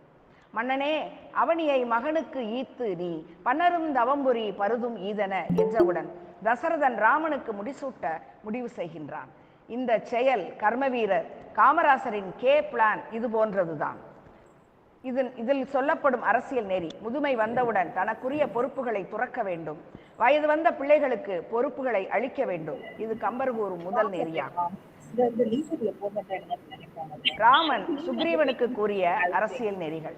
வாலியை வதம் செய்த பிறகு ராமன் சுக்ரீவனை கிட்கிந்தைக்கு அரசனாக்குகிறான். அப்பொழுது ராமன் வழியாக கம்பர் கூறுகிறார், மாண்டவன் மைந்தனோடும் வாழ்தி. மாண்டவன் அண்ணன், அவனுடைய மகனாகிய அங்கதனை உன்னோடு சேர்த்துக் கொள்வாயாக. எதிரியின் மகனை தன் கையணைப்பில் வைத்துக் கொள்பவர்கள் வீழ்வதில்லை என்பது ஒரு பெரிய அரசியல் நிபுணத்துவமாகும். மேலும் சேய்மையோடு அணிமையின்றி தேவரில் தெரிய ஒற்றி என்கிறார். உன்னுடைய அமைச்சர், சேனை தலைவர்கள், படை வீரர்கள் அனைவரும் உன்னை விட்டு விலகி நிற்காமலும் நெருங்கி இருக்காமலும் பார்த்து கொள்வாயாக என்கிறார். நாம் எல்லோரையும் ஒரு அரசன் அரவணைத்து செல்லும் பொழுதுதான் அவனுடைய நிர்வாகம் மிகச் சிறப்பானதாக இருக்கும். மேலும் பகையுடை சிந்தையார்க்கும் பயனிரு பண்பிற்தீரா நகையுடை முகைத்தையாகி இன்னுரை நல்கு நாவால். வஞ்சகமான வார்த்தைகளை கூறுவதாக இருந்தாலும், தண்டனையே சொல்வதாக இருந்தாலும் முகத்தில் புன்னகையுடன் இனிமையாக கூறுவாயாக என்கிறார் கம்பர். எவரும் இனியவர் நண்பர் அயலவர் விரைவார் என்று மூவகை ஆவார் முனைவர்க்கும் உலகம் மூன்றின். இவ்வுலகத்தில் மூவகையான மனிதர்கள் இருக்கிறார்கள். நண்பர், விரோதி, நடுவுநிலை உடையவர்கள். இவர்கள் மூவரிடத்திலும் தீயென சிந்திக்காதே ஒரு தலைவனாக இருப்பவன் இவர்கள் மூவரிடத்திலும் விரோதம் பாராட்டக்கூடாது என்கிறார். அதன் பொருள், தன் மக்களில் யாருடையவர்களிடத்திலும் தீயவற்றை செய்யக்கூடாது, தண்டிக்கவற்றை செய்யலாம், தீயவற்றை செய்யக்கூடாது. ராவணன் வழிகூறும் அரசியல் நெறிகள். சீதையை காண வந்த அனுமன் அதன் பின் இலங்கையை தீக்கிரையாக்கி விட்டு செல்கிறான். யுத்தத்தை எதிர்பார்த்திருக்கும் ராவணன் மந்திரி சபையை கூட்டுகிறான். சபையை கூட்ட எண்ணிய ராவணன் யுத்தம் செய்ய வேண்டும் என்று முதலையே தீர்மானிக்கின்றான். அதனால் தன் சபையில் இருக்கும் முனிவர் போன்றோர் அதனை எதிர்ப்பார்கள் என நினைத்து முதலில் அவர்களை அப்புறப்படுத்துகிறான். மந்திரி மக்கள் தம்பிமாரை தன் அருகில் இருத்திக் கொள்கிறான். அதன் பொருள் என்னவென்றால், தனக்கு ஆதரவாக பேசக்கூடியவர்களை அருகில் உட்கார வைக்கிறான், பிறரை விலகிச் செல்ல சொல்கிறான். மந்திராலோசனை நடைபெறும் வரை யாரையும் உள்ளே விடக்கூடாது என்று ஆணையிடுகிறான். இவையெல்லாம் முக்கியமான அரசியல் நெறிகள், இன்றும் நம் அரசியல் தலைவர்கள் பின்பற்றக்கூடிய நெறிகள். அடுத்ததாக கும்பகர்ணன். தனது அண்ணன் என்பதற்காக கும்பகர்ணன் ஆதரவாக பேசவில்லை. நாட்டிற்கு எது நன்மை தருமோ அதை செய்ய வேண்டும் என்கிறான். இது ஒரு மிகப்பெரிய அரசியல் நெறியாகும். பேசுவது மானம், இடை பேணுவது காமம், கூசுவது மானிடரை, நன்று நம் குற்றம் என்று மன்னனே ஆனாலும் தன் அண்ணனே ஆனாலும் இடித்துரைக்கின்றான். அவருடைய இன்னொரு தம்பியாக விபீடனன் இன்னொரு மிகவும் வருத்தத்துடன் தன் கருத்தினை முன்வைக்கின்றான். எந்தை நீ, தாயும் நீ, எம்முன் நீ, வந்தனை தெய்வம் நீ மற்றும் உச்சுனர் இந்திர பெரும்பதம் இழக்கின்றாய் என நொந்தனநாதலின் வெல்வதாயின். ஒரே கூற்று, இருவரும் தன்னுடைய அண்ணனை இடித்துரைக்கிறார்கள். ஆனால் கும்பகர்ணன் அதை மிக தைரியமாக நேரடியாக சொல்கிறார். விபீடனன் சிறிது மறைமுகமாக சொல்கிறார். விபீடனன் கூறுவது, நீ எப்பொழுதும் போல அரசாண்டிருந்தால் உனக்கு அரச பதவி கிடைத்திருக்கும். ஆனால் ராமனின் மனைவி சீதையை கடத்தி வந்ததால் உன் அரச பதவிக்கே கேடு நிகழும் என்று வருவதை உரைக்கின்றான். வீடனன் ஒற்றர்கள் மூலம் ராமன் தசரதன் குறித்த அனைத்து செய்திகளையும் சேகரித்து வைத்துள்ளான். அதனை முறையாக எடுத்துரைக்கின்றான். தசரதனின் புதல்வன் ராமன். தசரதனிடம் இருக்கும் நல்ல குணங்கள் அனைத்தும் ராமனிடத்தில் இருக்கும் என்கிறான். அது மட்டுமல்லாமல் ராமனின் கையில் உள்ள ஆயுதங்களையும் அது யாரால் கொடுக்கப்பட்டவை என்பதையும் எடுத்துரைக்கின்றான். நாட்டு மக்களின் நிலையையும் எடுத்துரைக்கின்றான். சீதையை ராவணன் கடத்தி வந்ததிலிருந்து இலங்கையில் வாழும் அரக்கர்களின் தூக்கம் போய்விட்டது என்கிறான். எனவே சீதையை விட்டுவிடலாம், புகழ் குன்றினாலும் பரவாயில்லை, சுற்றத்துடன் வெற்றியுடன் வாழலாம் என்பது விபீஷனுடைய கருத்தாகும். ஆனால் ராவணன் இது எதையும் கேட்கவில்லை. அது மட்டுமல்லாமல் எதிரியான ராமனின் பலத்தையும் குறைத்து மறைப்பிடுகிறான். ஊன வில்லிருத்து ஓட்டை மாமரத்து உழம்பு ஒட்டி கூனி சூழ்ச்சியால் அரசிழந்து உயர்வனம் குறுகி யான் இழைத்திட இல்லிழுந்து இன்னுயிர் சுமக்கும் மானுடன் வழி நீயலால் ஆகுல மதினி. ராமன் மாடுனன், அதனால் எனக்கு நிகரான வலிமை இல்லை என்று எண்ணுகின்றான் ராவணன். வினைவலியும் தன்வலியும் மாற்றான் வலியும் துணை வலியும் தூக்கிச் செயல் என்கிறது வள்ளுவம். ஆனால் தனது தம்பிகள் கூறிய எவற்றையும் ராவணன் மதிக்கவில்லை. பகைவன் தன்னினும் வலிமையானவன் என்றால் அவனை பகைக்க கூடாது. அவ்வாறு செய்யாமல் தன்னிடம் உள்ள பலத்தை கூடுதலாக கணக்கிட்டு தன்னைத்தானே புகழ்ந்து கொண்டு செயல் மேற்கொண்டால் வெற்றி கிட்டாது. இது முக்கியமான அரசியல் நெறியாகும். 1962 இந்தியாவில் பிரதம மந்திரியாக இருந்த நேரு அவர்கள் தன்னை போல அனைவரும் சமாதானத்தை விரும்புவார்கள் என்று நினைத்து படை வலிமையை பெருக்காமல் விட்டுவிட்டார். அதன் விளைவு இந்தியாவின் தோல்வி. அடைக்கலம் தருவது குறித்து கம்பனுடைய நெறி. விபீடனன் ராமனிடத்தில் அடைக்கலம் நாடுகின்றான். கொற்றவ சரண் என்று உரக்க கூறிய விபீடனனை ராமன் உடனடியாக தன்னுடன் சேர்க்கவில்லை. ஒரு தலைவனுக்குரிய இயல்பு இது. லக்குவன், சுக்ரீவன், அனுமன், வானர்கள் அனைவரையும் ஒன்று திரட்டி அடைக்கலம் கொடுப்பது குறித்து ஆலோசிக்கின்றான். சுக்ரீவன் கூறுகின்றான், அரக்கர்களில் நல்லவர் கெட்டவர் கிடையாது என்கின்றான். சாம்பவான் யோசித்து செய்வாயாக என்கிறார். நீலன் அடைக்கலம் கொடுக்க கூடாது என்கின்றார். நீலன் கூறிய கூற்று என்னவென்றால், எவ்வாறு தன் அண்ணனுக்கு தீங்கு செய்தவன் உனக்கு எப்படி நன்மை செய்வான் என்று கேட்கின்றான். ஆனால் சொல்லின் செல்வனாகிய அனுமன் மாற்றி யோசிக்கிறார். கொல்லுமின் இவனையென்று அரக்கன் கூறிய எல்லையிற் தூதரை எரிதல் என்று புல்லிது என்று தன்னை காப்பாற்றிய விதத்தையும் தன்னை உணர்ந்து கொண்ட விதத்தையும் எடுத்துரைக்கின்றான். உங்கள் பலத்தை அறிந்து வந்துள்ள அரக்கர்களில் ஒருவன் நம்முடன் இருந்தால் அவர்களின் மர்மங்களை அவர்களின் மாயங்களை நாம் புரிந்து கொள்ள இயலும் என்று எடுத்துரைக்கின்றார். தலைவனாகிய ராமன் அனைவரின் ஆலோசனைகளையும் கேட்ட பின் முடிவு கூறுகிறான். இது ஒரு தலைவனுக்குரிய குணம். தன்னுடைய மனதில் நினைத்து வைத்திருந்தவற்றை பிறருடைய கருத்துக்களை அடிப்படையாக வைத்து மாற்றிக்கொள்வதும் அதையே ஏற்றுக்கொள்வதும் ஒரு தலைவனுக்குரிய முக்கியமான இயல்பாகும். ராவணன் அந்த இயல்பினை தான் என்ன நினைக்கிறானோ பிறர் அதை மறுத்தாலும் அதையே செய்ய நினைக்கிறான். ராமன் தன்னுடைய கருத்து வேறாக இருந்தாலும் கூட பிறர் சொல்வதற்காக அவற்றை ஏற்றுக்கொள்கிறான். நிறைவாக அதிகார பகிர்வு. அரியணை அனுமன் தாங்க, அங்கதன் உடைவாள் பற்ற, பரதன் வெண்குடை கவிக்க, இருவரும் கவரி வீச என இராமாயண காப்பியம் நிறைவுறுகிறது. அதிகாரத்தை முதிய வயதில் பிறருக்கு அளிக்க வேண்டும் என்பதில் தொடங்கி அதிகார பகிர்வுடன் முடித்துள்ளார் கம்பர். இது கம்பர் பேசும் அரசியல் நெறிகளில் மிக முக்கியமானது. இப்படி நாம் சொல்லிக்கொண்டே செல்லலாம். அதன் நேரமின்மையின் காரணமாக என்னுடைய உரையை இத்துடன் முடித்துக் கொள்கிறேன். அதற்கு அடுத்ததாக இந்த சொற்பொழிவின் தொடர்ச்சியாக பேச வருபவர் எம் கல்லூரியின் வரலாற்றுத்துறை பேராசிரியர் முனைவர் பா. மலர்விழி அவர்களை பேச வருமாறு அன்புடன் அழைக்கின்றேன்.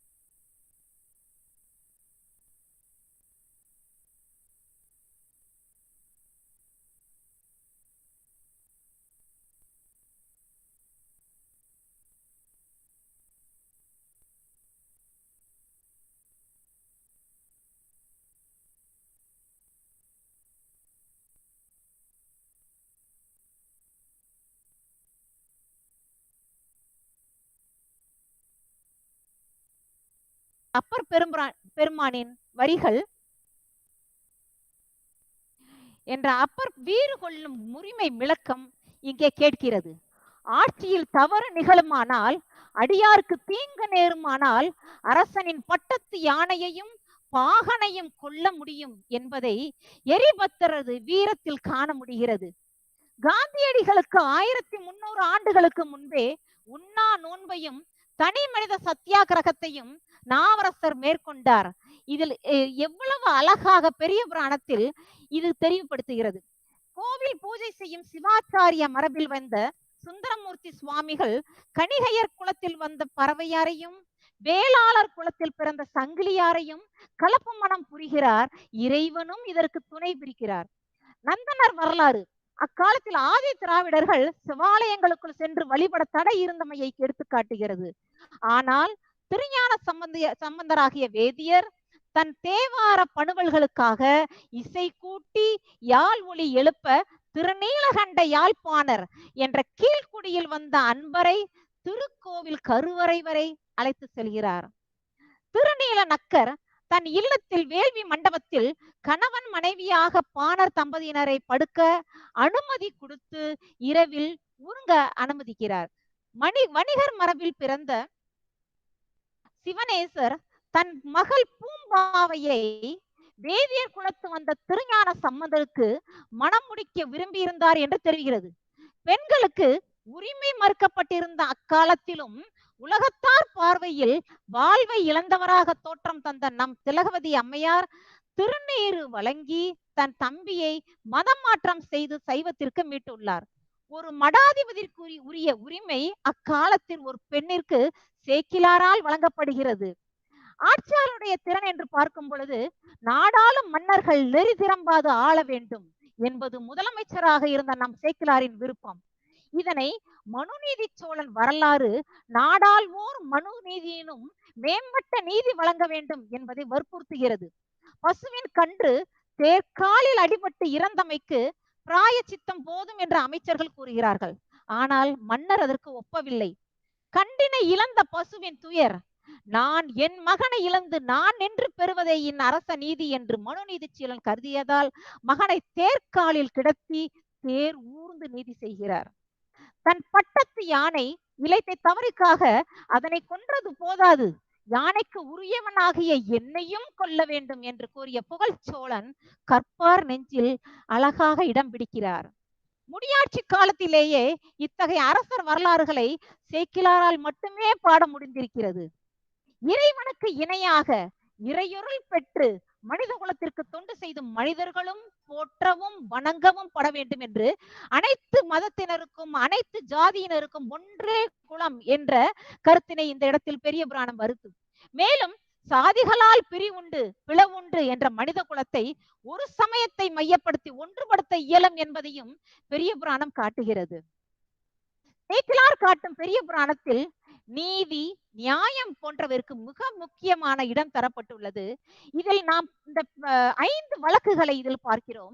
மனுநீதி சோழனின் புதல்வன் மீது பசு தொடுத்த வழக்கு 1, இரண்டாவதாக சுந்தரர் மீதான கிளவேதியரின் அடிமை வழக்கு, திருநீலகண்ட நாயனாரின் திருவோட்டு வழக்கு, தண்டியடிகளின் மாற்று சமயத்தவர் மீதான நில ஆக்கிரமிப்பு வழக்கு, மேலும் அமர் நீதியாரின் கோவணம் சார் பிரச்சனையால் உருவான வழக்கு. இவ்வாறாக உரிமை மீறல் வழக்கு, உரிமை வழக்கு, குற்ற வழக்கு என மனித உரிமைக்காக அன்றே பேசப்பட்டு வந்திருக்கிறது. சுந்தரர் ஆதி சைவ அந்தனர்.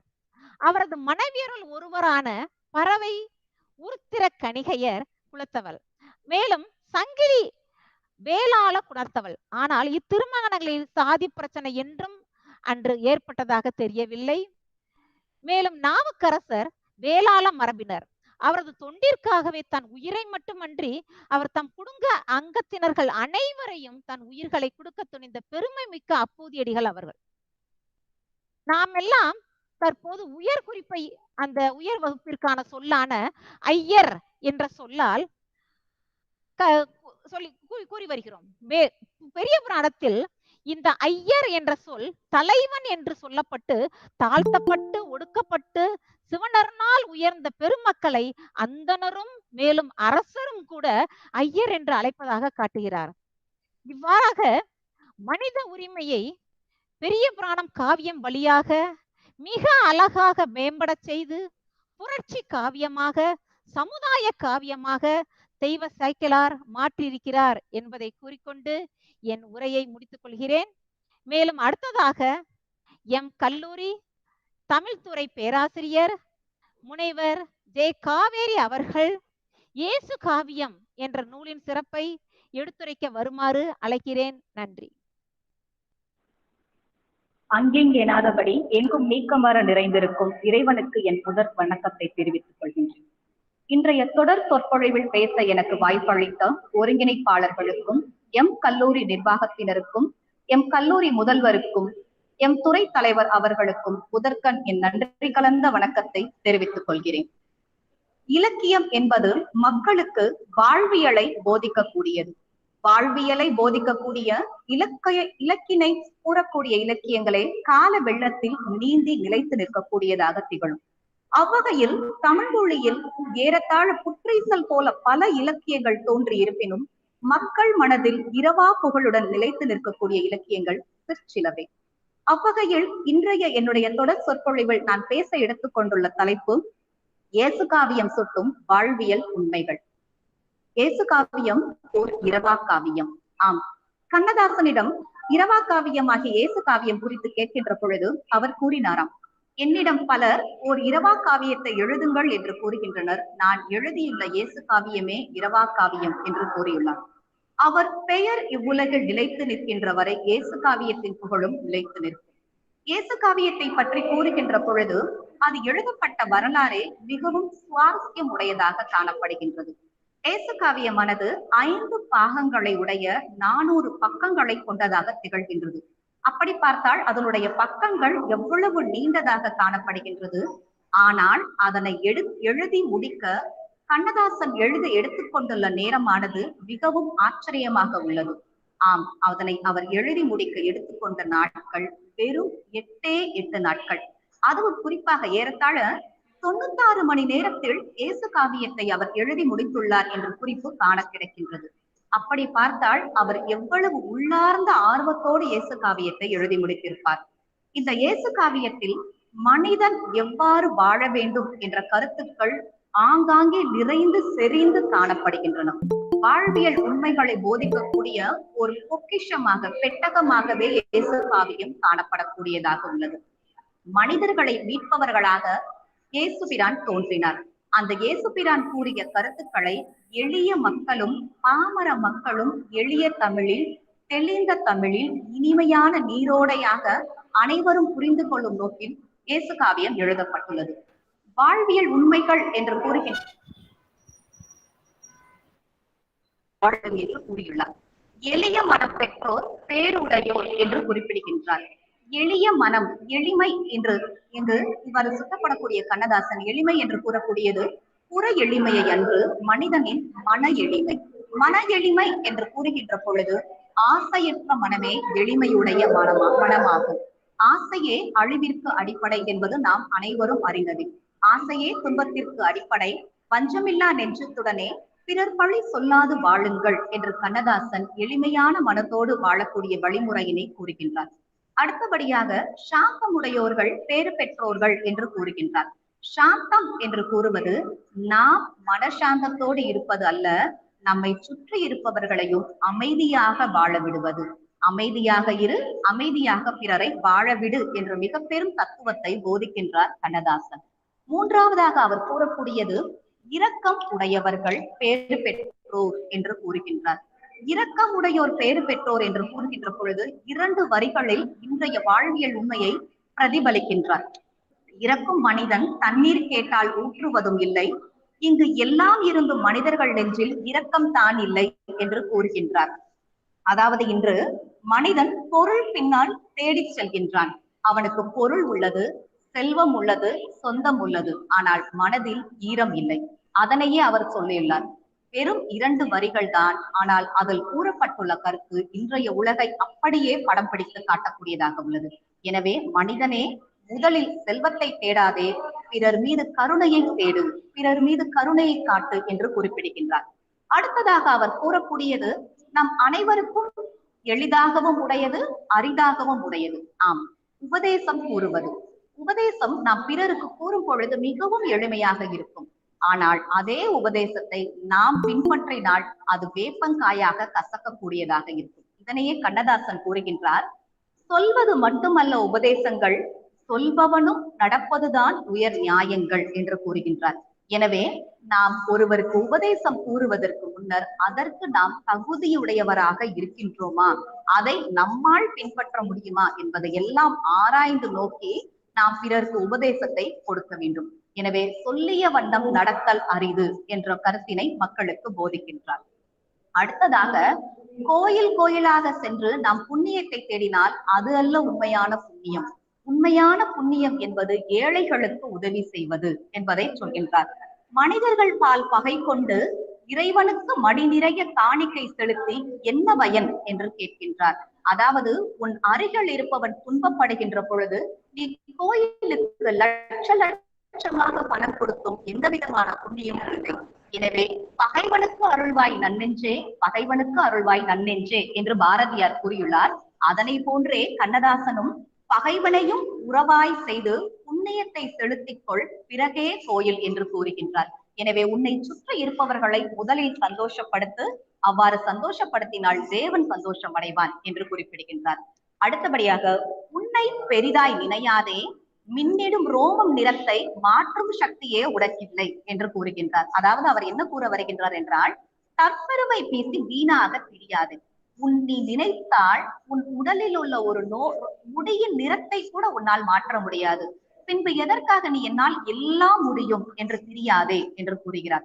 ஆணவத்தை அழித்து விடு என்று கண்ணதாசன் மக்களுக்கு உபதேசிக்கிறார். அன்பு செய்தாருக்கு அன்பு செய், அதிலே ஆனந்தம் இல்லை. அன்பற்ற பேருக்கு அன்பு செய், அதிலே நிலையான இன்பம் என்று கூறுகின்றார். உங்களுடைய உறவுகளுக்கும் உங்களை அறிந்தவர்களுக்கும் நீ அன்பு செய்வது மிகப்பெரிய அன்பு கிடையாது.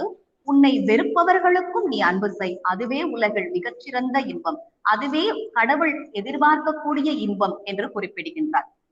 நாளை பொழுது நம்மிடம் இல்லை, இன்றைய பொழுதே நிச்சயம். எனவே நாளைக்காக சேர்த்து வைக்காதே, இன்றைய வாழ்வினை மகிழ்வோடு வாழ் என்று கூறுகின்றார். இறுதியாக நம் கண்ணதாசன் கூறக்கூடிய கருத்தாக இங்கு நான் காணக்கூடியது, அடுத்தவர்கள் மீது குற்றம் சுமத்தாதே. உதாரணமாக, பிறரை மீது நீங்கள் குற்றம் சுமத்தி காட்டுகின்ற பொழுது ஒரு விரல் தான் உங்களுடைய எதிராளியை நோக்கி இருக்கும், மீதி 3 விரல்களும் உங்களை நோக்கியே காணப்படும். அதனே கண்ணதாசன், உமது கண்ணில் உத்தரம் கிடக்க சோதரன் கண்ணில் துரும்பை பார்க்காதே என்று கூறுகின்றார். நம்மீது 1000 குறைகள் இருக்கும், ஆனால் நம் எதிரில் இருப்பவர்களுடைய ஒரு குறையை நாம் இமாலய அளவு குறையாக நினைத்து நாம் பேசுவோம். எனவே உன் மீது இருக்கக்கூடிய குற்றத்தை முதலில் நீக்கிவிட்டு அடுத்தபடியாக பிறர் மீது இருக்கக்கூடிய குற்றத்தை நீ சொல்.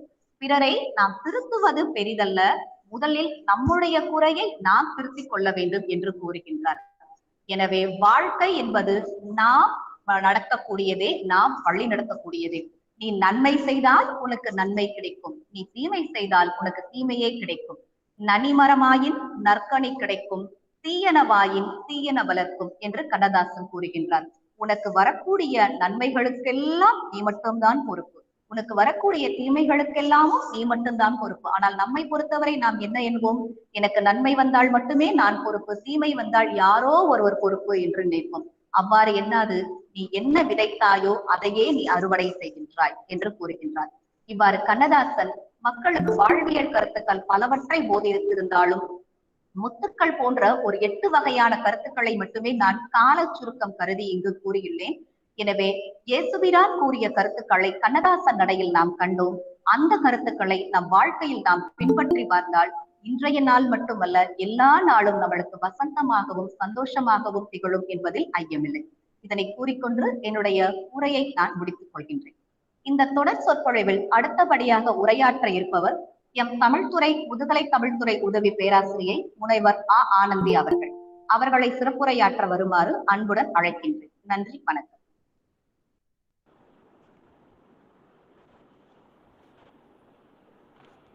அனைவருக்கும் வணக்கம்.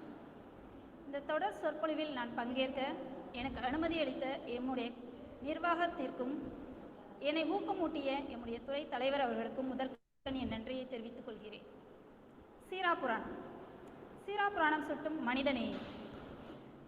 சீராபுராணம் ஒரு மத நூல் என்றாலும் கூட மதத்தை தாண்டி மனிதத்தை பேசுகின்ற ஒரு உன்னதமான காப்பியமாக திகழ்கிறது. நபிகள் நாயகத்தின் முழுமையான வரலாற்றை கூறும் காப்பியம். அவருடைய வாழ்க்கை முழுவதுமே மனிதத்தை, உயிர் நேயத்தை மையமிடுவதாகவே அமைந்துள்ளது. இதனை நாம் முழுமையாக சீராபுராணம் வாயிலாக அறிய முடிகிறது. இன்றைய காலகட்டத்தில் மனிதர்களிடம் இருக்க வேண்டிய அடிப்படை குணமான, மனிதன் என்பதற்கு அடையாளமாக இருக்க வேண்டிய அடிப்படை குணமான மனித நேயம் மறந்து போய்விட்டது. இவற்றையெல்லாம் தாண்டி நாம் ஒரு இயந்திர வாழ்விற்குள் வாழ்ந்து கொண்டிருக்கிறோம்.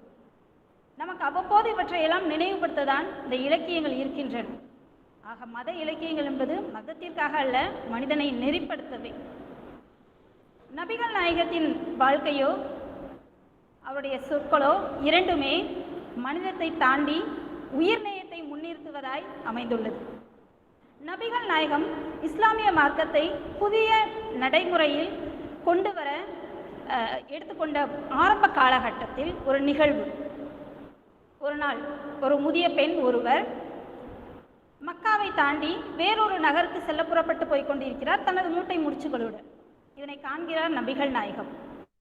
அந்த முதியவரிடம் சென்று, அம்மா எங்கு செல்கிறீர்கள், ஏன் செல்கிறீர்கள் என்று வினவும் போது, ஐயா இது புனிதமான ஒரு நகரம்தான், ஆனால் எனக்கு இங்கு இருக்க விருப்பம் இல்லை என்கிறார்.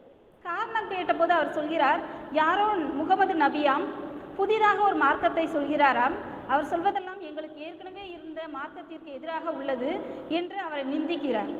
அதனை கேட்ட நபிகள், சரி வாருங்கள், உங்களுக்கு எங்கு செல்ல விருப்பமோ அங்கு நான் அழைத்து செல்கிறேன் என்று அவருடைய மூட்டை முடிச்சுகளை, அதாவது அவரது சுமைகளை தன்னுடைய தலையில் ஏற்றுக்கொண்டு அவரோடு நடக்கிறார். மக்காவின் எல்லை வரை நடக்கிறார். எல்லை வரை அந்த முதிய பெண் அவரை நிந்தித்து கொண்டே வருகிறார். பதிலுக்கு எதுவுமே பேசாமல் புன்சிரிப்போடு புன்முறுவலோடு கூடவே அமைதியாக வருகிறார் நபிகள் நாயகம். எல்லையை அடைந்ததும் தனது மூட்டை முடிச்சுகளை பெற்றுக்கொண்ட முதிய பெண், ஐயா சிறந்த நற்குணங்களை உடையவராக இருக்கிறீரே, தாங்கள் யார் என்று கேட்க, அம்மா இவ்வளவு நேரம் தாங்கள் யாரை நிந்தித்துக் கொண்டிருந்தீர்களோ அந்த முகமது நபி நான் தான் என்கிறார். வள்ளுவர் கூறுவார், அகழ்வாரை தாங்கும் நிலம் போல தம்மை இகழ்வாரை பொறுத்தல் தலை என்பார். நபிகள் நாயகம் வாழ்ந்து காட்டியுள்ளார். ஒரு செயலை நாம் முன்னெடுக்கிறோம், அது மனித குலத்திற்கு நன்மையான செயல் என்றால் எத்தனை துன்பங்கள் தடைகள் வரினும் அதை நாம் பொருட்படுத்தாது சென்று கொண்டே இருக்க வேண்டும். அத்தகைய குணம் கொண்டவராக நபிகள் நாயகம் காணப்படுகின்றார்.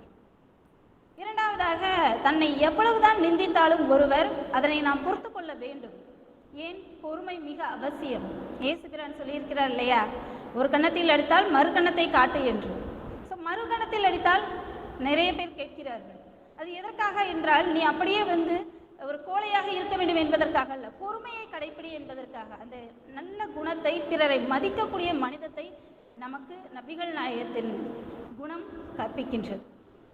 சற்று அவர் வளர்ந்துவிட்ட நிலையில் அவரை சந்திக்கும் இன்னொருவர் கேட்கிறார், ஐயா இஸ்லாமிய மார்க்கத்தை தூக்கி பிடிக்கிறீர்களே, இஸ்லாமியம் என்றால் என்ன என்று. அதற்கு ஒரு அருமையான பதிலை உரைக்கிறார் நபிகள். இஸ்லாமியம் என்றால் நற்குணம் என்று பெயர் அப்படிங்கிறார். அங்கேயே நமக்கு புரிஞ்சு போயிடுது, இஸ்லாமியம் அப்படின்னு சொன்னால் ஏதோ அல்லாவின் கொள்கைகளை எல்லாம் பரப்புவதற்காக அல்லது இஸ்லாமிய கொள்கைகளை பரப்புவதற்காக என்று நபிகள் வாழவே இல்லை. அவரை பொறுத்தவரை மனிதன் உயிர் நேயத்தோடு, மனித நேயத்தோடு பிற மனிதர்களை சமமாக நினைத்து வாழ வேண்டும் என்பதுதான். அதனால்தான் அவர் அப்படி ஒரு விளக்கத்தை கொடுக்கின்றார், நற்குணம் என்று. அவர் இஸ்லாமிய மார்க்கத்தை நல்ல முறையில் வளர்த்து ஒரு தலைவராக வளர்ந்துவிட்ட ஒரு காலத்தில் அவரை சந்திக்க ஒரு மனிதர் வருகிறார். மிகவும் எளிய மனிதர், உடல் நடுங்கியபடி அவரிடம் வருகிறார். அதை கண்ணுற்ற நபிகள் நாயகம் உணர்ந்து கொள்கிறார், நாம் ஒரு தலைவர், நம்மை சந்திக்க வருகின்ற எளிய மனிதர் நம்மை கண்டு அச்சமுற்று பயந்து நடுங்கி வருகிறார் என்பதை புரிந்து கொள்கிறார். அவரை தன்னிடம் மெல்ல அழைத்து, ஐயா, இயல்பாக இருங்கள், சாதாரணமாக இருங்கள், உலர்ந்த இறைச்சியை உண்டு வந்த சாதாரண குறைசி குல பெண்ணின் மகன்தான் நான் என்று தன்னுடைய எளிமையை விளக்கி தன்னை காண வந்த அந்த உடல் நடுங்கிய மனிதரின் நடுக்கத்தை போக்கி சகஜ நிலைக்கு திருப்புகிறார். நம்முடைய எல்லா மதங்களும் சொல்வது ஒன்றுதான், இறைவனின் முன்னால் அனைவரும் சமம், பிறப்பில் எந்த வேற்றுமையும் ஏற்றத்தாழ்வும் இல்லை என்பது. அதனை வாழ்ந்து காட்டியுள்ளார். மனிதனை சக மனிதனாக மதிக்கும் மாண்பு நபிகள் நாயகத்திடம் இருந்துள்ளது என்பதை காட்சி நமக்கு உணர்த்துகிறது. இன்னும் அவருடைய மனிதத்தை தாண்டிய உயிர் நேயத்தை நாம் முழுமையாக அறிய வேண்டும் என்றால் சீரா புராணத்தில் இடம்பெற்றுள்ள ஒரு தனி படலம், மானுக்கு பிணை நின்ற படலம். நாம் சிறு வயதில் எல்லோருமே கேட்டிருப்போம் ஒரு கதையை, சிபி சக்கரவர்த்தியின் கதை. புறாவுக்காக தன் சதையை அறிந்து கொடுத்த சிபி சக்கரவர்த்தி அந்த சிறு புறாவின் எடைக்கேற்ப தன்னுடைய உடம்பிலிருந்து சதையை அறிந்து கொடுத்தார். உயிர் நேயம் அங்கு நாம் கற்பிக்கப்பட்டது, அதையே தான் இங்கும். அவர் சதையை அறிந்து கொடுத்தார். இங்கு நபிகள் நாயகம் தன்னையே கொடுக்கின்றார் ஒரு மானுக்காக. ஒரு மான் 3 நாட்களுக்கு முன் கன்றை ஈன்ற ஒரு மான் வேடனிடம் அகப்பட்டு நிற்கின்றது, வலைப்பட்டு நிற்கின்றது. காட்டுக்குள் பயணப்பட்டு கொண்டிருந்த நபிகள் நாயகம் அதை காண்கிறார். அதை கண்ட உடனே அவருக்கு மனம் துணுக்கின்கிறது. ஏனென்றால் அதனுடைய கண்ணில் ஒரு துடிப்பு. அந்த துடிப்பு உயிரை வெறுத்ததாக இல்லை, உயிருக்காக ஏங்கியதாக இல்லை, ஐயோ நம் உயிர் போக போகிறதே என்று பயந்ததாக இல்லை, வேறு ஏதோ ஒரு துடிப்பு. அவருக்கு அது புரிகிறது. அந்த மானின் அருகில் செல்கிறார். என்னவாயிற்று, என்ன நடந்தது, உனக்கு ஏதாவது செய்ய வேண்டுமா உதவி என்று கேட்கிறார். இப்படி கேட்பது நமக்கு சாதாரணமாக, என்ன இது இப்படி கேட்கிறாரு, அதுவே உயிருக்காக போராடுகிறது, இப்படி போய் கேட்கலாமா அப்படின்னு தோணலாமா இருக்கும். இல்லை, அவருக்கு புரிகிறது அது உயிருக்காக போராடவில்லை, வேறு எதற்காகவோ துடிக்கிறது என்று. மானிடம் வந்து அவர் கேட்கும் பொழுது மான் சொல்கிறது, ஐயா, 3 நாட்களுக்கு முன் பிறந்த எனது கன்றை நான் இழந்து விட்டேன், எங்கிருக்கிறது என்று தெரியவில்லை, என்னுடைய கலைமானையும் பிரிந்து வந்து இங்கு மாட்டிக்கொண்டேன், எனக்காக ஒரு உதவி, எனக்காக சிறிது காலம் சிறிது நேரம் இந்த வேடனிடம் நீங்கள் பிணையாக நின்றால் நான் சென்று எனது கலைமானின் வருத்தம் போக்கி என்னுடைய கன்றின் உணவு பசியை தீர்த்து அவர்களுக்கு ஆறுதல் சொல்லிவிட்டு உடனே வந்து விடுவேன் ஐயா என்கிறது. கேட்காமலேயே உதவிகளை செய்யக்கூடியவர் நபிகள் நாயகம், அவ்வளவு கருணை மிக்கவர். கேட்டும் செய்யாமல் இருப்பாரா? உடனடியாக வேடனிடம் பேசுகிறார். வேடனும் ஏற்றுக்கொள்கிறார். மான் செல்கிறது. இங்கு நபிகள் நாயகம் பிணையாக நிற்கின்றார். சென்ற மான் வருமா வராதா என்ற ஐயம் வேடனுக்கு இருக்கிறது. ஆனால் சிறிதும் கலங்காத நபிகள் நாயகம் சொல்கிறார், மான் வரும், வரவில்லை என்றாலும் 1க்கு 2ஆக உனக்கு வேண்டியதை நான் தருவேன் என்று சொல்கிறார்.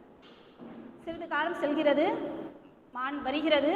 வரும்போது அதனுடைய கன்றும் சேர்ந்தே வருகிறது. தாயை பிரியாத கன்று தாயுடனே சேர்ந்தும் வருகிறது. அதனை கண்டு வேடன் விக்கித்து போகின்றான். நாம் ஏதோ நினைத்தோம், இங்கு ஏதோ நடக்கிறதே என்று அவன் மனம் துணுக்கென்கிறது. நபிகள் நாயகம் ஒன்றுமே சொல்லவில்லை, புன்முறுவ அடைக்கின்றார். அதனால்தான் உமருப்புலவர் அவரை பற்றி எழுதுகிறார். அழகான ஒரு அந்த வரிகள் வருகின்றது. அவர் பிணையாக நிற்கின்றார் இல்லையா, அந்த நேரத்தில் அவர் எழுதுகிறார், தீன் எனும் பயிரை காத்து செழும்புகள் விளக்கும் செம்மல் என்கிறார். செம்மல், தீன் அப்படின்னு சொன்னால் அந்த உயிர்களை எல்லாம் காக்கக்கூடிய அந்த கருணை திறத்தை உலகிற்கே எடுத்துக்காட்டி ஒரு எடுத்துக்காட்டாக அங்கு அவர் நிற்கின்றார் என்கிறார். ஆக உயிர் நேயம், மனிதத்தை தாண்டி உயிர் நேயத்தை நமக்கெல்லாம் எடுத்துரைப்பவராக இங்கு நபிகள் நாயகம் நமக்கு முன்பு வாழ்ந்து காட்டியுள்ளார். விலங்கு என்றாலும் கூட, ஏனென்றால் நம்மிடம் விலங்கு என்றால் ஒருபடி தாழ்ந்துதான் பார்க்கின்றோம். மனிதன் மட்டுமே உயர்ந்தவன், அவன் மட்டுமே ஆறறிவு மிக்கவன், எல்லாவற்றையும் சாதிக்கக்கூடியவன் அப்படின்னு தான் நம்ம பேசுகிறோம். நம்ம எல்லோருடைய நினைப்பும் அப்படியாகத்தான் இருக்கின்றது. ஒரு மனிதன், ஒரு விலங்கு ஆபத்தில் இருக்கிறது என்றால் யாரை காப்பாற்றுவோம், முதலில் யாருக்கு முக்கியத்துவம் கொடுப்போம்னா மனிதனுக்குத்தான் நாம் முக்கியத்துவம் கொடுப்போம். ஆனால் அதை தாண்டியதாக உயிர் என்பது எல்லோருக்கும் பொதுவானது. மனிதனாக இருந்தாலும் சரி, எந்த விலங்காக இருந்தாலும் சரி, அனைத்திற்கும் உயிர் பொதுவானது என்ற கோட்பாட்டை முன்னிறுத்துபவராக, உயிர் நேயத்தை முன்னிறுத்துபவராக நபிகள் நாயகம் நமக்கு முன்னால் வாழ்ந்து காட்டியுள்ளார். இது மட்டுமல்ல, இவர் பல்வேறு நிகழ்வுகள், தன் மீது ஒரு குப்பையை கொட்டிய ஒரு மூதாட்டியை அவர் ஒரு நாள் கொட்டாத போது, ஆஹா என்ன வயிற்று இன்னைக்கு அந்த பெண்ணிற்கு அவருக்கு எதுவும் உடல்நலம் சீர்கெட்டு விட்டதா என்று தேடி சென்று அவரை நலம் விசாரித்தார் என்று கூட சொல்லப்படுவது உண்டு நபிகள் நாயகத்தை பற்றி. இவர் பல நற்குணங்கள் அவரிடம் கொட்டி கிடக்கின்றன. அவற்றையெல்லாம் இன்றைய சூழலில், குறிப்பாக இன்றைய சூழலில் மனிதத்தை எல்லாம் மறந்து நாம் சென்று கொண்டிருக்கிற இயந்திர வாழ்க்கையில் வாழ்கின்ற இன்றைய சூழலில் நபிகள் நாயகத்தை, அவருடைய நற்குணங்களை நாம் எண்ணி பார்த்து கடைபிடிக்க வேண்டிய முக்கியமான ஒரு சூழலில் நாம் வாழ்ந்து கொண்டிருக்கிறோம். நேரம் கருதி இத்துடன் எனது உரையை நான் முடித்துக் கொள்கின்றேன். நன்றி. அடுத்ததாக உரையை தொடர வருமாறு எமது துறை பேராசிரியர் முனைவர் ப. கனிமொழி அவர்களை அழைக்கின்றேன். நன்றி, வணக்கம்.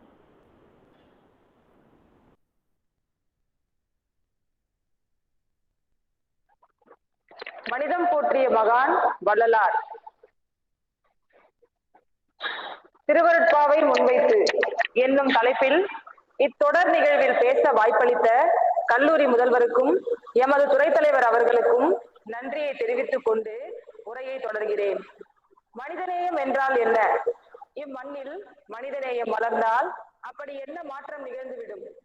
மாணவ சமுதாயத்திற்கும் மனித நேயத்திற்கும் என்ன தொடர்பு என்பது போன்ற எண்ணற்ற வினாக்கள் உங்களில் பலருக்கும் எழலாம். மனித நேயம் என்ற சொல்லுக்கு மனிதர்கள் மற்ற உயிர்களிடம் காட்டும் அன்பு என்று பொருள். அடுத்தவர்களின் வழிகளை உணர்வுகளால் உணரத் தொடங்கும் போதுதான் மனித நேயம் பிறக்கிறது. ஒவ்வொரு மனிதனுக்கும் தன்னுடைய வாழ்க்கையில் தன் குடும்பம், தன் உற்றார், உறவினர் போன்ற தொடர்புடையவர்களோடும் தொடர்பில்லாத பிறரோடும் பழகும் வாய்ப்பு இயற்கையாகவே அமைகிறது.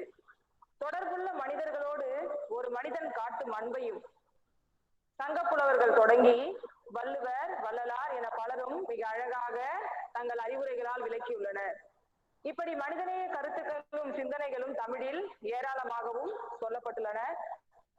ஒரு மனிதன் ஆகச்சிறந்த அறிவாளியாக இருக்கலாம், ஆளுமை உடையவனாக இருக்கலாம், அதிகாரம் படைத்தவனாகவும் இருக்கலாம். எல்லாம் இருந்தும் அவரிடம் மனிதநேயம் இல்லாவிட்டால் தான் நினைத்த எந்த செயலையும் சிறப்பாக செய்ய இயலாது. மனிதநேயத்தின் மூலமே இறைவனை காண முடியும் என்பது வள்ளலாரின் வாக்கு. உயர்வான ஒழுக்கம், உன்னதமான பண்பாடு, அவலக்குரல் கேட்டால் உடனே துடித்து எழும் மனிதநேயம் என அத்தனை நற்பண்புகளிலும் உலகம் வியக்கும் வகையில் வாழ்ந்து மனிதகுலம் செழிக்க வழிகாட்டி சென்றவர் வள்ளலார்.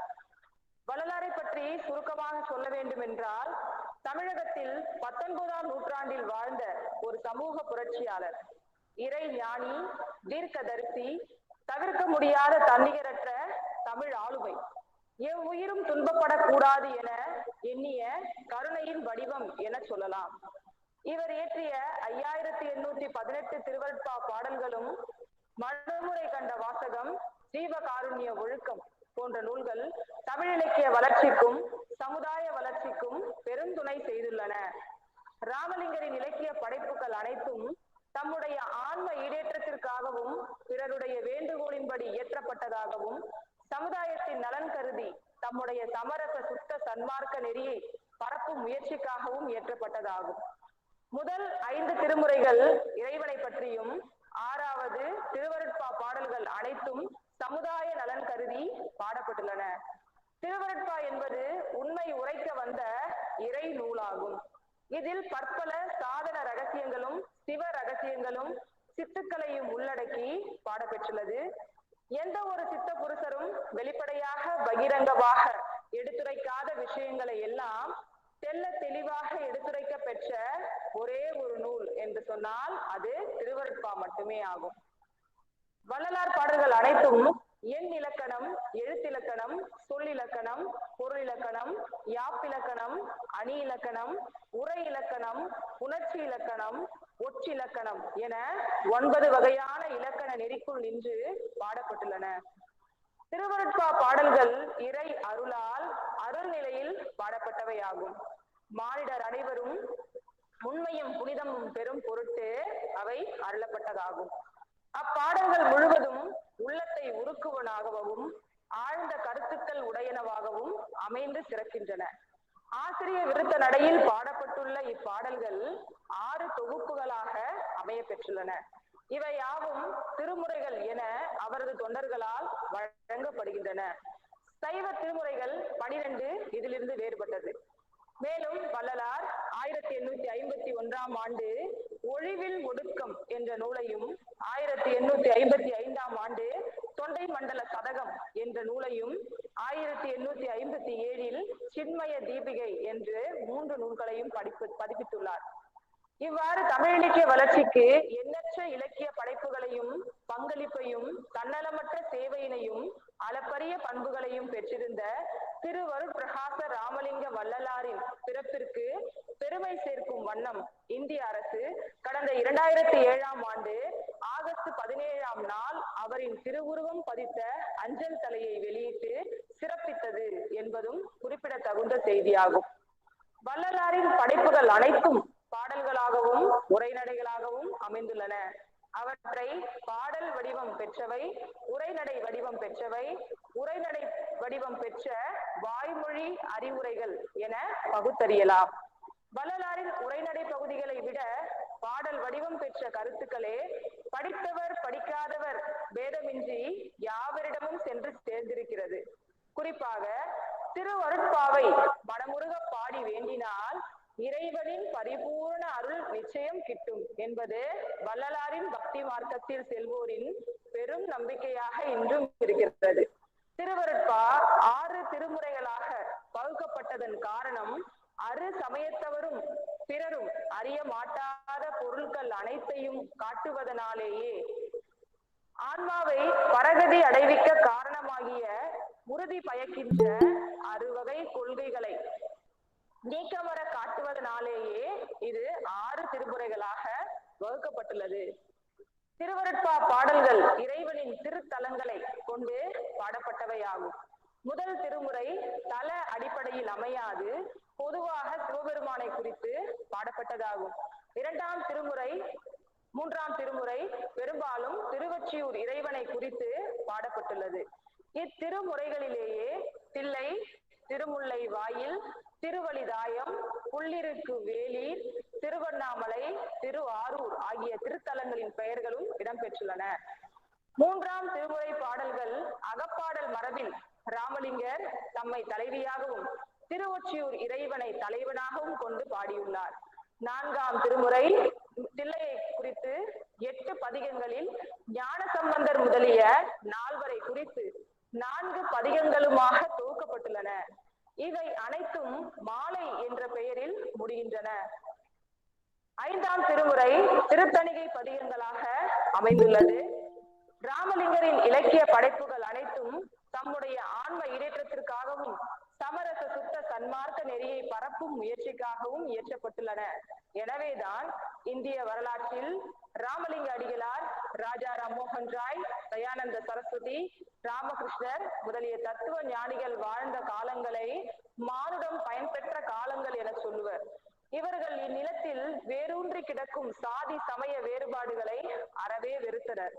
இவ்வேற்றுமை உணர்வுகளை மனித மனங்களில் இருந்து அடியோடு அகற்றுவதற்கும் பெரிதும் முயற்சித்தார்கள்.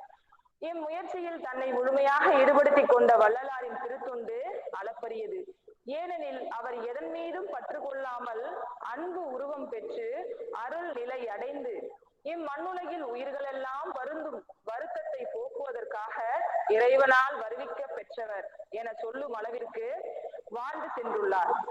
வாடிய பயிரை கண்டபோதெல்லாம் வாடினேன் என்று சொன்னவர் அன்று பசியினால் வாடுபவர்களுக்கு அன்னமிட அவர் ஏற்றி வைத்த அணையா பெருநெருப்பு 100 ஆண்டு கடந்து இன்றளவும் எரிந்து கொண்டிருக்கிறது என்றால் இந்த மனிதநேயம் மண்ணில் எவருக்கும் உதிக்காத ஒப்பற்ற சிந்தனை என்றே மனித சமுதாயம் கொண்டாட வேண்டும். எந்த ஒரு யோகி தன்னை போல அனைத்து உயிரினங்களையும் சமமாக பார்க்கின்றானோ, மகிழ்ச்சியையும் துக்கத்தையும் சமமாக பார்க்கின்றானோ, அவனே சிறந்த யோகியாக கருதப்படுகிறான் என்று பகவத்கீதை கூறுகின்றது. அந்த வகையில் இப்பண்புகளை இயல்பாக பெற்று விளங்கும் ராமலிங்க அடிகளார் ஆக சிறந்த யோகி என்பதில் எவ்வித மாற்று கருத்தும் இருக்க முடியாது. மனிதம் மனித நேயம் என்பது வெறும் வார்த்தைகள் அல்ல, பல்லாயிரம் ஆண்டுகள் மனிதர்கள் கடந்து வந்த பரிணாம வளர்ச்சியில் விளைந்த மாபெரும் பண்பாட்டு வடிவம் அது. வள்ளலார் தம் குழந்தை பருவத்தில் சென்னை கந்தக்கோட்டத்தில் குடிகொண்டிருக்கும் முருகப் பெருமானிடம் வேண்டும் இடத்தில் ஒருமையுடன் நினது திரு மலரடி நினைக்கின்ற உத்தமர்தம் உறவு வேண்டும், உள்ளொன்று வைத்து புறமொன்று பேசுவார் உறவு களவாமை வேண்டும். பெருமை பெரு நினது புகழ் பேச வேண்டும். பொய்மை பெருநெறி பிடித்து ஒழுக வேண்டும். மதமான பேய் பிடியாது இருக்க வேண்டும். மருவு பெண் ஆசையை மறக்கவே வேண்டும். உனை மறவாதிருக்க வேண்டும். மதி வேண்டும். நின் கருணை நிதி வேண்டும். நோயற்ற வாழ்வில் நான் வாழ வேண்டும் என்று பக்தி சுவை சொட்ட சொட்ட தெவிட்டாத சுந்தர தமிழில் மனமுருகி வேண்டுகிறார். சாதாரண மனிதர்களைப் போல் பொன்னையும் பொருளையும் வேண்டாமல் இறைவனின் அருளையும் தூய்மையான மனிதர்களின் நட்பையும் அவர்களை நேசிக்கும் மனங்களை மட்டுமே வேண்டுகிறார் வள்ளலார். இப்பண்பு எல்லோருக்கும் எளிதில் வளர்ந்து விடுவதில்லை. உண்மையை சொல்ல போனால் மரபார்ந்த இவ்வாறான மனிதநேய பண்பு மிக்கவர்கள் இன்றும் இம்மண்ணில் ஆங்காங்கே வாழ்வதனால்தான் இந்த உலகம் இன்றளவும் உயிர்ப்போடு இயங்குகிறது என்று கூறி உரையை முடித்துக் கொள்கிறேன். இறுதியாக வாய்ப்பளித்த தமிழ்நாடு ஆசிரியர் கல்வியியல் பல்கலைக்கழகத்திற்கும் எமது கல்லூரிக்கும் மனமார்ந்த நன்றியை தெரிவித்துக் கொள்கிறேன். நன்றி. மேம்.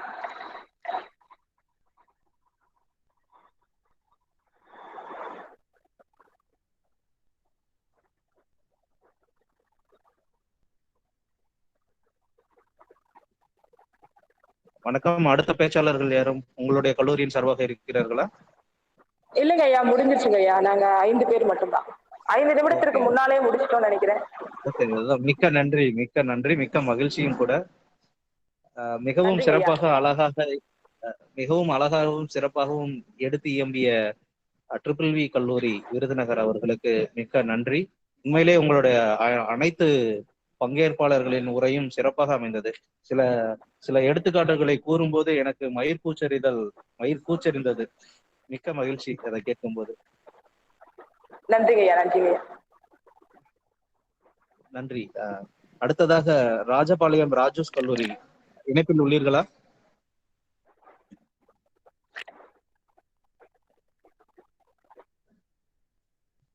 ராஜபாளையம் ராஜூஸ் கல்லூரி இணைப்பில் உள்ளீர்களா?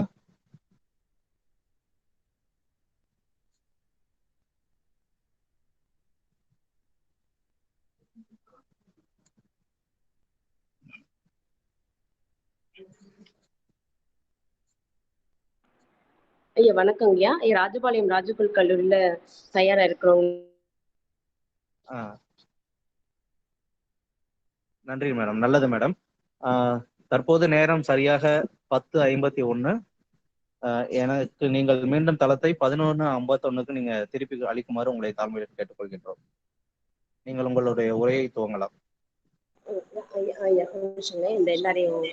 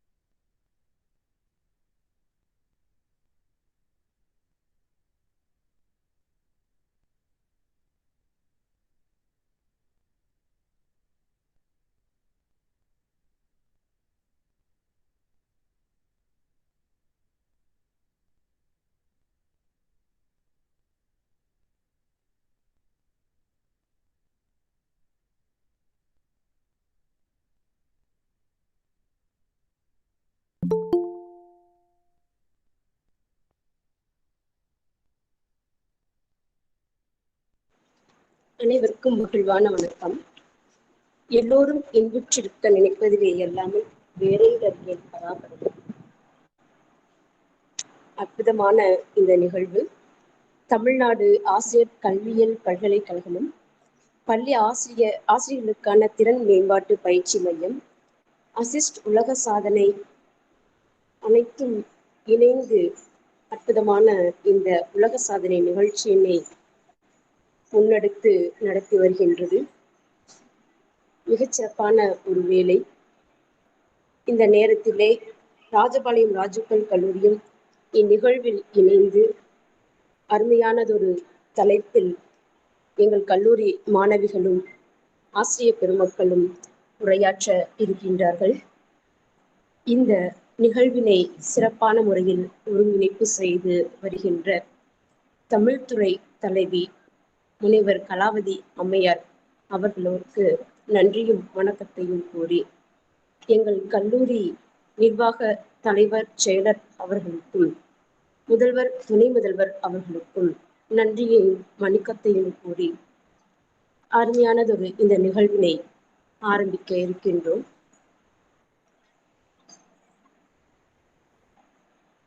இந்த நிகழ்விற்கு முறையாக வரவேற்புரை வழங்க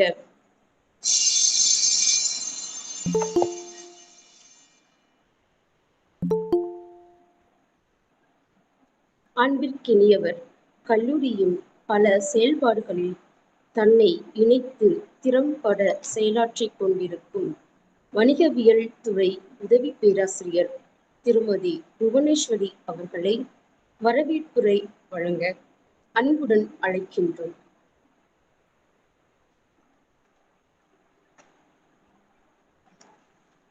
பூனமும்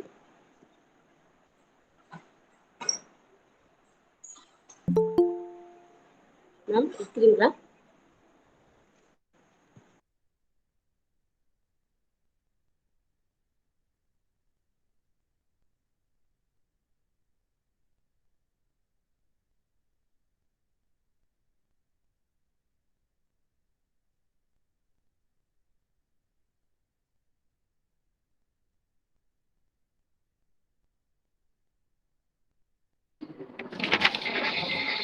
அனைவருக்கும் இனிய காலை வணக்கம்.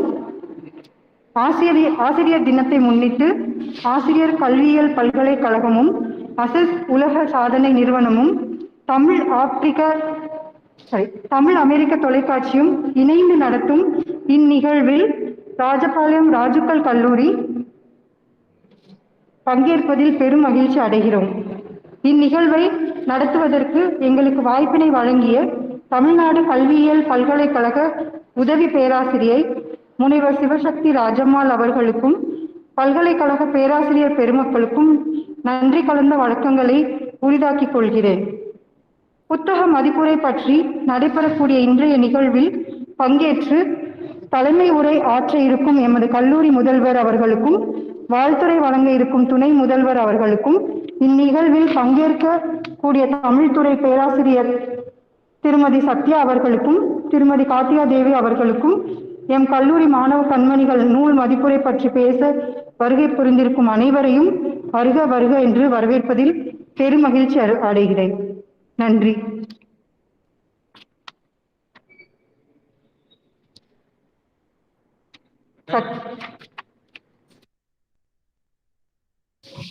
சத்யா மேம். இருக்கிறேன். ரொம்ப நன்றி மேம். இத்தருணத்தில் தலைமையுரை வழங்க ஆர்வத்துடனும் எங்களுக்கு ஊக்கம் நல்க முதல்வர் அவர்களும் துணை முதல்வர் அவர்களும் தங்களுடைய வாழ்த்துக்களை தெரிவித்து இருக்கின்றார்கள். அவர்களுக்கு முக்கியமான ஒரு நிகழ்வின் காரணமாக நம்மோடு இணைய இயலவில்லை. அதனால் ஒரு சிறு வருத்தம். அடுத்த நிகழ்வாக நூல் மதிப்புரை வழங்க அன்பிற்கினிய சகோதரி, எதிலும் துடிப்புடன் விளங்கும் தமிழ்துறை உதவி பேராசிரியர் திருமதி லீ கார்த்திகா தேவி அவர்களை கைரேகை கொடியில் கனவுப்பு என்ற நூலின் மதிப்புரை வழங்க அன்போடு அழைக்கின்றோம்.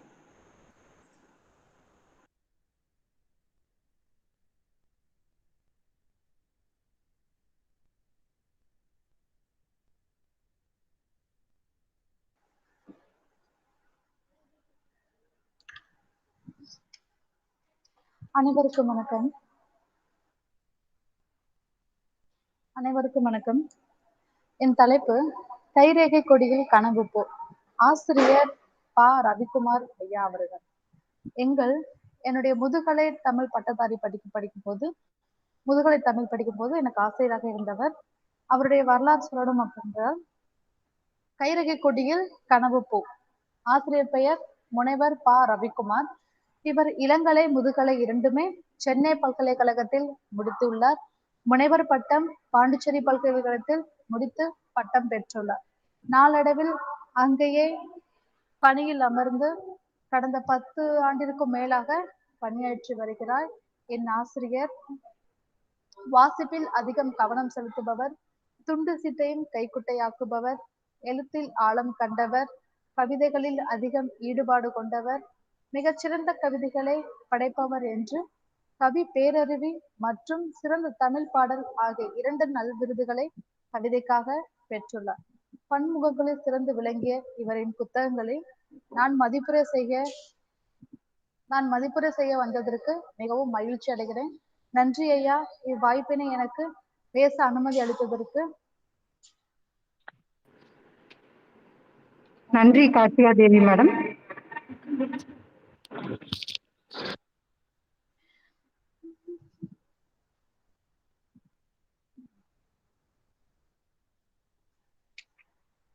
இவருடைய கவிதை தொகுப்பில் முதல் கவிதையாக அமைவதே கடைசி சந்திப்பு என்னும் கவிதைதான். கடைசி சந்திப்பு கேமராவை கொஞ்சம் சரியாக வைக்குமாறு கேட்டுக்கொள்கின்றோம். சரியாக இருக்குதா? முகம் சரியாக தெரியவில்லை. யாரையாவது தாங்கி பிடிக்க சொல்லலாம். நன்றி அம்மா, சரியாக உள்ளது.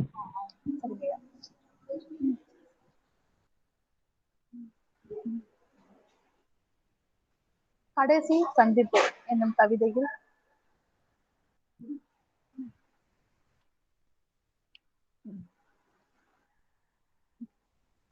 கடைசி சந்திப்பு என்னும் கவிதையை முதலாவதாக பார்க்க இருக்கிறோம். கடைசி சந்திப்பு என்னும் போதே அங்கு யாரையோ கடைசி சந்தித்ததாக என் ஆசிரியர் சொல்லி இருக்கிறார். தன் தந்தையை இழந்த துக்கத்தில் கவிதை எழுதுவதாக தெரிகிறது. சபிக்கவோ வாழ்த்தவோ சக்தியற்று ஒரு சிறுவனின் குமுறல் என துடிக்கும் நெஞ்சம், உயிர் அறுபடும் நொடியில் கண்ணீரின் உயிர்ப்பு அது. இனி பார்க்கவே முடியாது என்ற முடிவுடனும், ஒரு முறையேனும் சந்திக்க மாட்டோமா என்ற ஏக்கத்துடனும் நாம் பிறந்த தருணத்தில் தான் நான் இறந்து போனேன். எங்க அப்பாவை எப்ப நான் பார்க்க மாட்டேன் அப்படின்னு உணர்ந்தேனோ அந்த நேரத்திலேயே நான் இறந்து போனேன் அப்படிங்கிற உயிர் அறுபடும் நொடியில் நான் இறந்து போன உயிர்ப்பு அது. பல இறப்புகளின் பல மரணங்களின் சங்கமம் தான் பிறப்புகளின் அர்த்தமாக இருக்கிறது என்கிறார் என் ஆசிரியர். பல மரணங்களின் சங்கமம் தான் பிறப்புகளின் அர்த்தங்களாக இருக்கிறது என்கிறார். கனவில் வரும் பிணங்கள் தலைப்பே வித்தியாசமானதாக இருக்கிறது என்று என் ஆசிரியரிடம் நான் வினவினேன். ஐயா, கனவில் வரும் பிணங்களுக்கு அர்த்தம் என்ன என்று. அப்போது சொல்கிறார், தன்னுடைய உற்றத்தார் சொந்தத்தில் ஒருவர் குழந்தை பிறக்கும் போது குழந்தை இறந்தே பிறந்தது என்று, அந்த ஸ்லோகத்திலிருந்து என்னால் மீள முடியாமல் நான் கவிதையை படைத்தேன் என்று. எப்படி முடிந்தது அவர்களால் கற்பப்பைக்குள் கல்லறை கட்ட? எப்படி முடிந்தது அவர்களால் கற்பப்பைக்குள் கல்லறை கட்ட?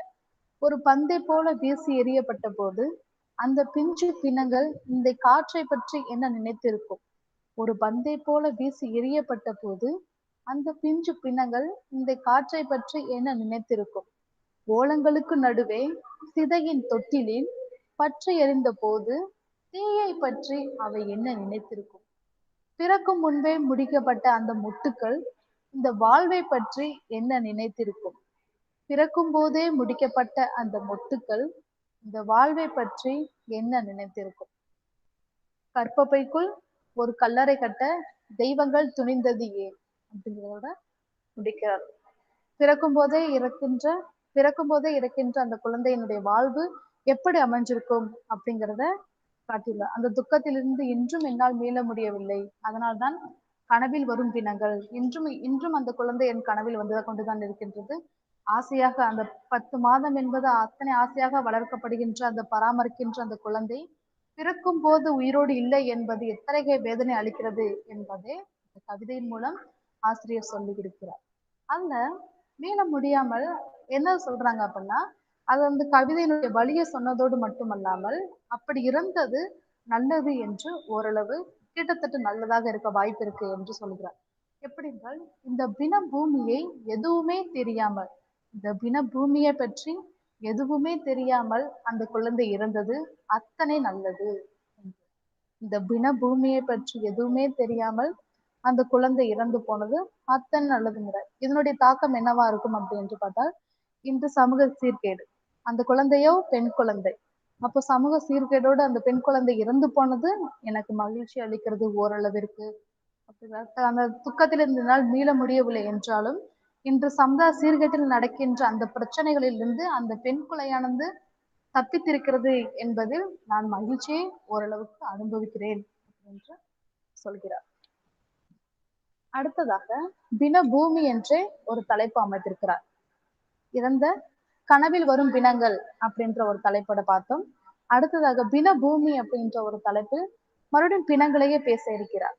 இது என்னன்னா, இதற்கு ஒரு கதையை எழுதுகிறார். இதற்கு ஒரு கை கட்டும் போது இதற்கு ஒரு கதையை சொல்கிறார். என்ன கதை என்றால், தன்னுடைய 2 வயது குழந்தைக்கு அம்மா இருக்கிறாங்க இல்லையா, தன்னுடைய 2 வயது குழந்தைக்கு அம்மா இருக்கிறாங்க.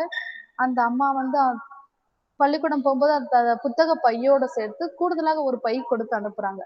என்ன பையன்னு பார்க்கும்போது அந்த பையில் அந்த பையனுக்குரிய அந்த பாஸ்போர்ட் புத்தகமும் தன்னுடைய முகவரிக்கான ஒரு பேப்பரும், நான் என்னுடைய அம்மா யாரு, என்னுடைய அப்பா யார், என்னுடைய வீட்டு முகவரி என்ன அப்படிங்கிற முகவரிக்காக ஒரு பேப்பரும் கொஞ்சம் பிஸ்கட் இருக்குது. இது எதுக்கு அப்படின்னு வினவி கேட்கும் போது அந்த பையன் சொல்றானா, இதெல்லாம் என்னுடைய எல்ஐசி பாலிசி இருக்குது மேடம், எல்ஐசி பாலிசி இருக்குது மேடம், எங்க அம்மா என்னுடைய எப்பவுமே என்கிட்ட வச்சுக்க சொல்லுவாங்க. திடீரென்று நான் இறந்து போய்விட்டால் நீ யார் என்று யாருக்காவது ஊருக்காவது தெரிய வேண்டும், நீ பிழைத்து கொள்ள வேண்டும் அப்படிங்கிறதுக்காக எல்ஐசி பாலிசி, நீ யார் என்று தெரிய வேண்டும் என்பதற்காக இந்த அடையாள முகவரி அட்ரஸ் அப்படின்னு சொல்லிட்டு சொல்றாங்க. அந்த கதையை நான் கேட்டதுக்கு அப்புறம் எழுதப்பட்ட கவிதை தான் இந்த கவிதை பினபூமி அப்படிங்கிறார். பிணங்களால் சூழப்பட்ட இப்பரந்த பூமியில் உன் சின்ன பாதங்களுக்கு சிறிது இடம் கிடைக்கும் என்பதே என் நம்பிக்கை. உலகத்திற்கு உன்னை அடையாளப்படுத்தும் கடைசி முயற்சியாய் உன் பாஸ்போர்ட்டும் என் கடிதமும் பத்திரமாக வைத்துக்கொள். பிஸ்கட்டு தீர்ந்து போனவுடன் அம்மா என்று அழக்கூடாது சொல்றாங்க. அம்மாவுக்கு உடம்பு சரியில்லை, கூடிய விரைவில் இறந்து போய்விடுவேன் என்று அந்த தெரிந்த அந்த தாயானது கொஞ்சம் பிஸ்கட்டும் பாஸ்போர்ட்டும் அந்த எல்ஐசி பாலிசியும் தன் பையனோடு என்றும் இருக்கும்படியாக கையில் கொடுத்திருக்கிறார். அப்ப அந்த தாயினுடைய வேதனை எப்படி இருந்திருக்கும், இதை பற்றி எந்த விவரம் தெரியாத அந்த குழந்தையின் மனநிலை எவ்வாறு இருந்திருக்கும் அப்படி என்பதை இந்த கவிதையில் ஆசிரியர் மிகவும் அழகாக சொல்லியிருக்கிறார். அடுத்து தற்கொலை. தற்கொலை சில குறிப்புகள்னு சொல்லிட்டு தற்கொலைங்கிறதுல ஒரு கவிதைகள் எழுதியுள்ளார். ஒரு சிறு கத்தி, ஒரு கயிறு, சில தூக்க மாத்திரைகள், கிணற்றில் விழு தைரியம் அல்லது வாகனங்கள் நிறைந்த சாலை நடுவில் நிற்கும் கனநேர துணிவு, இவற்றில் ஏதேனும் ஒன்று போதும். தற்கொலையை விட குரூரமாக இருக்கிறது தற்கொலை பற்றிய சிந்தனைகள். தற்கொலையை விட கொடூரமாக இருக்கிறது தற்கொலையை பற்றிய சிந்தனைகள். தற்கொலை எண்ணம் வருகிறது. நல்லவர்களாக இருக்கிறோம், சமுதாயத்தில் வாழ்க்கையை சமுதாயம் கற்றுக் கொடுக்கிறது, குடும்பம் கற்றுக் கொடுக்கிறது, அனைத்துமே நமக்கு கற்றுக் கொடுக்கிறது. தற்கொலை எவ்வாறு கற்கிறோம் அப்படிங்கிறது அவருடைய கேள்வியாக இருக்கிறது. வாழ்க்கையை குடும்பம் கற்றுக் கொடுக்கிறது, சமுதாயம் கற்றுக் கொடுக்கிறது, குடும்பத்திலும் வாழ்க்கை முடிகிறது, சமுதாயத்திலும் வாழ்க்கை முடிகிறது, குடும்பத்திற்கும் வாழ்க்கையை அர்ப்பணிக்கிறோம், சமுதாயத்திற்கும் வாழ்க்கையை அர்ப்பணிக்கிறோம். ஆனா நம்முடைய வாழ்வு முடியும் போது நம்ம அதை எதற்காக தீர்மானிக்கிறோம் அப்படிங்கிறது அவருடைய கேள்வியா கேட்கிறார். எல்லாமே இருக்கு, தூக்க மாத்திரை போதும், கயிறு போதும், கத்தி போதும், இல்ல வண்டியில வேகமா போய் அதுல அடிபட்டு இறந்து விட்டாலும் போதும். இத்தனை துணிவு இருக்கும் போது வாழ்ந்து காட்ட வேண்டிய துணிவு இருக்க மாட்டேங்குதே அப்படிங்கிறத விட அவருடைய கேள்வி. ஆரம்பத்திலிருந்து பிணங்கள், தினபூமி, தற்கொலை இது போன்ற மரண கவிதைகள் இருப்பதால் இவருடைய முழுக்க முழுக்க மரணத்தை சார்ந்த இவருடைய எண்ணங்கள் இருக்கா அப்படின்னு கேட்டால் இல்லை. மரணத்தை ஜெயிக்க வேண்டும் என்பதே என் ஆசிரியர் எண்ணமாக இருக்கிறது. அடுத்த கவிதையில் அதை காண்பிக்கலாம். கடைசி கணத்தில் தான் நினைவில் மிதக்கின்றன அத்தனை முகங்களும், ஒவ்வொரு முகமும் அடுத்தடுத்த கணத்தை தள்ளி போட நீண்டு கொண்டே செல்கிறது கடைசி கணம். கடைசி கணத்தில் தான் நினைவில் மிதக்கின்றன அத்தனை முகங்களும். இறக்கும் தருவாயில் இருக்கின்ற அந்த நபர் என்ன நினைப்பாங்கன்னா, அத்தனை நல்ல முகங்களையும், தான் செய்த நல்ல காரியங்களையும் தான் செய்த தீங்கு செய்ததையும் அத்தனையும் நினைச்சு பார்க்கறாங்க. சிலருக்கு நல்லது செய்திருப்போம், சிலருக்கு தீங்கு செய்திருப்போம்.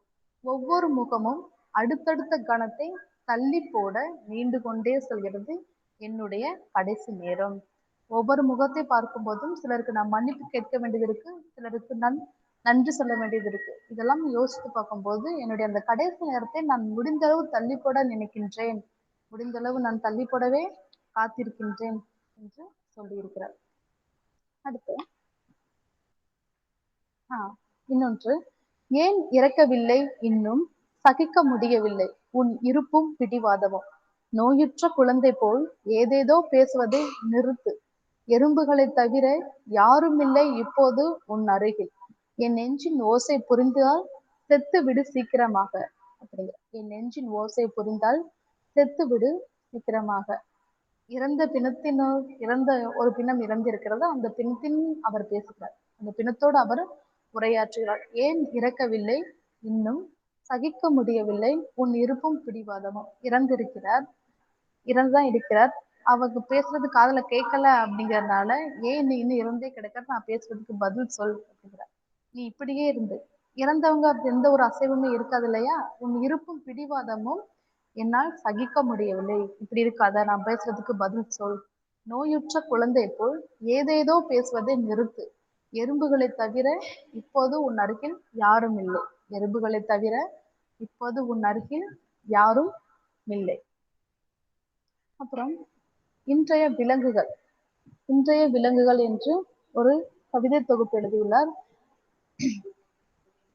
இதில் நாம் எவ்வாறாக இருக்கிறோம் என்பதை நாம் ஆராய்ந்து கொள்கின்ற நேரம் இன்றைய விலங்குகள். நடப்பது ஒன்றுமே புரியவில்லை, பூனைகளின் முதுகில் சவாரி செய்கின்றன எலிகள், பூனைகளின் முதுகில் சவாரி செய்கின்றன எலிகள், சிம்மாசனம் விட்டு இறங்கி சாலம் வைக்கிறது சிங்கம், சிம்மாசனம் விட்டு இறங்கி சாலம் வைக்கிறது சிங்கம், ஆமையும் முயலும் போட்டியின்றி சமாதானமாக போய்விட்டன, கொடியை கீழே தள்ளி திராட்சைகள் இனிப்பதாய் சொல்கிறது நரி, கிளிகளை கூட நம்பவில்லை, அடிக்கடி ஜோடிகளை மாற்றிக்கொள்கின்றன, நாலனாவிற்கு ஆசீர்வதித்து எறும்பாய் சிரித்து போகிறது யானை, கால்கள் சுளுக்கி கொண்டதாய் பொய் சொல்லுகிறது குதிரை, வாளை குலைப்பது நாயா புலையா யோசிக்க வேண்டியிருக்கிறது, சண்டை போடுவதாய் பாவனை செய்கின்றன கீரியும் பாம்பும், எல்லாம் நேராம் இருப்பதாய் செல்கிறது ஒரு வௌவால், எல்லாம் நேராய் இருப்பதாய் சொல்கிறது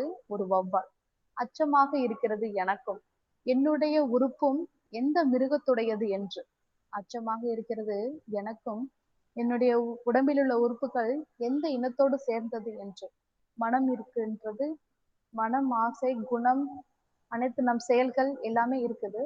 இப்போ எல்லாத்துக்கும் சொல்லிட்டாங்க, நாலனாவிற்கு ஆசீர்வதித்து எறும்பாய் சிரித்து போகிறது யானை அப்படிங்கிற, அவ்வளவு பெரிய உருவம் கொண்டது கம்பீரமாக இருக்கக்கூடிய அந்த யானை நாலனா காசு கொடுத்தா கூட ஆசீர்வதிக்கிறதே அப்படின்னு சொல்றாங்க. நாலனா காசு கொடுத்தா கூட ஆசீர்வதிக்கிறதே, அந்த நேரத்தில் அந்த கம்பீரமானது குறைந்துதானே போகின்றது அப்படின்னு சொல்றாங்க. இப்போ எல்லா மிருகங்களையும் எடுத்துக்காட்டி இதில் என்னுடைய உறுப்புகள் எந்தெந்த உறுப்புகள் எந்த மிருகத்தோடு ஒப்பிட்டு இருக்கிறது என்பதை அவரே கேள்வி கேட்டு பதிலில் அவருக்கு அவரே தேடிக்கொள்கிறார்.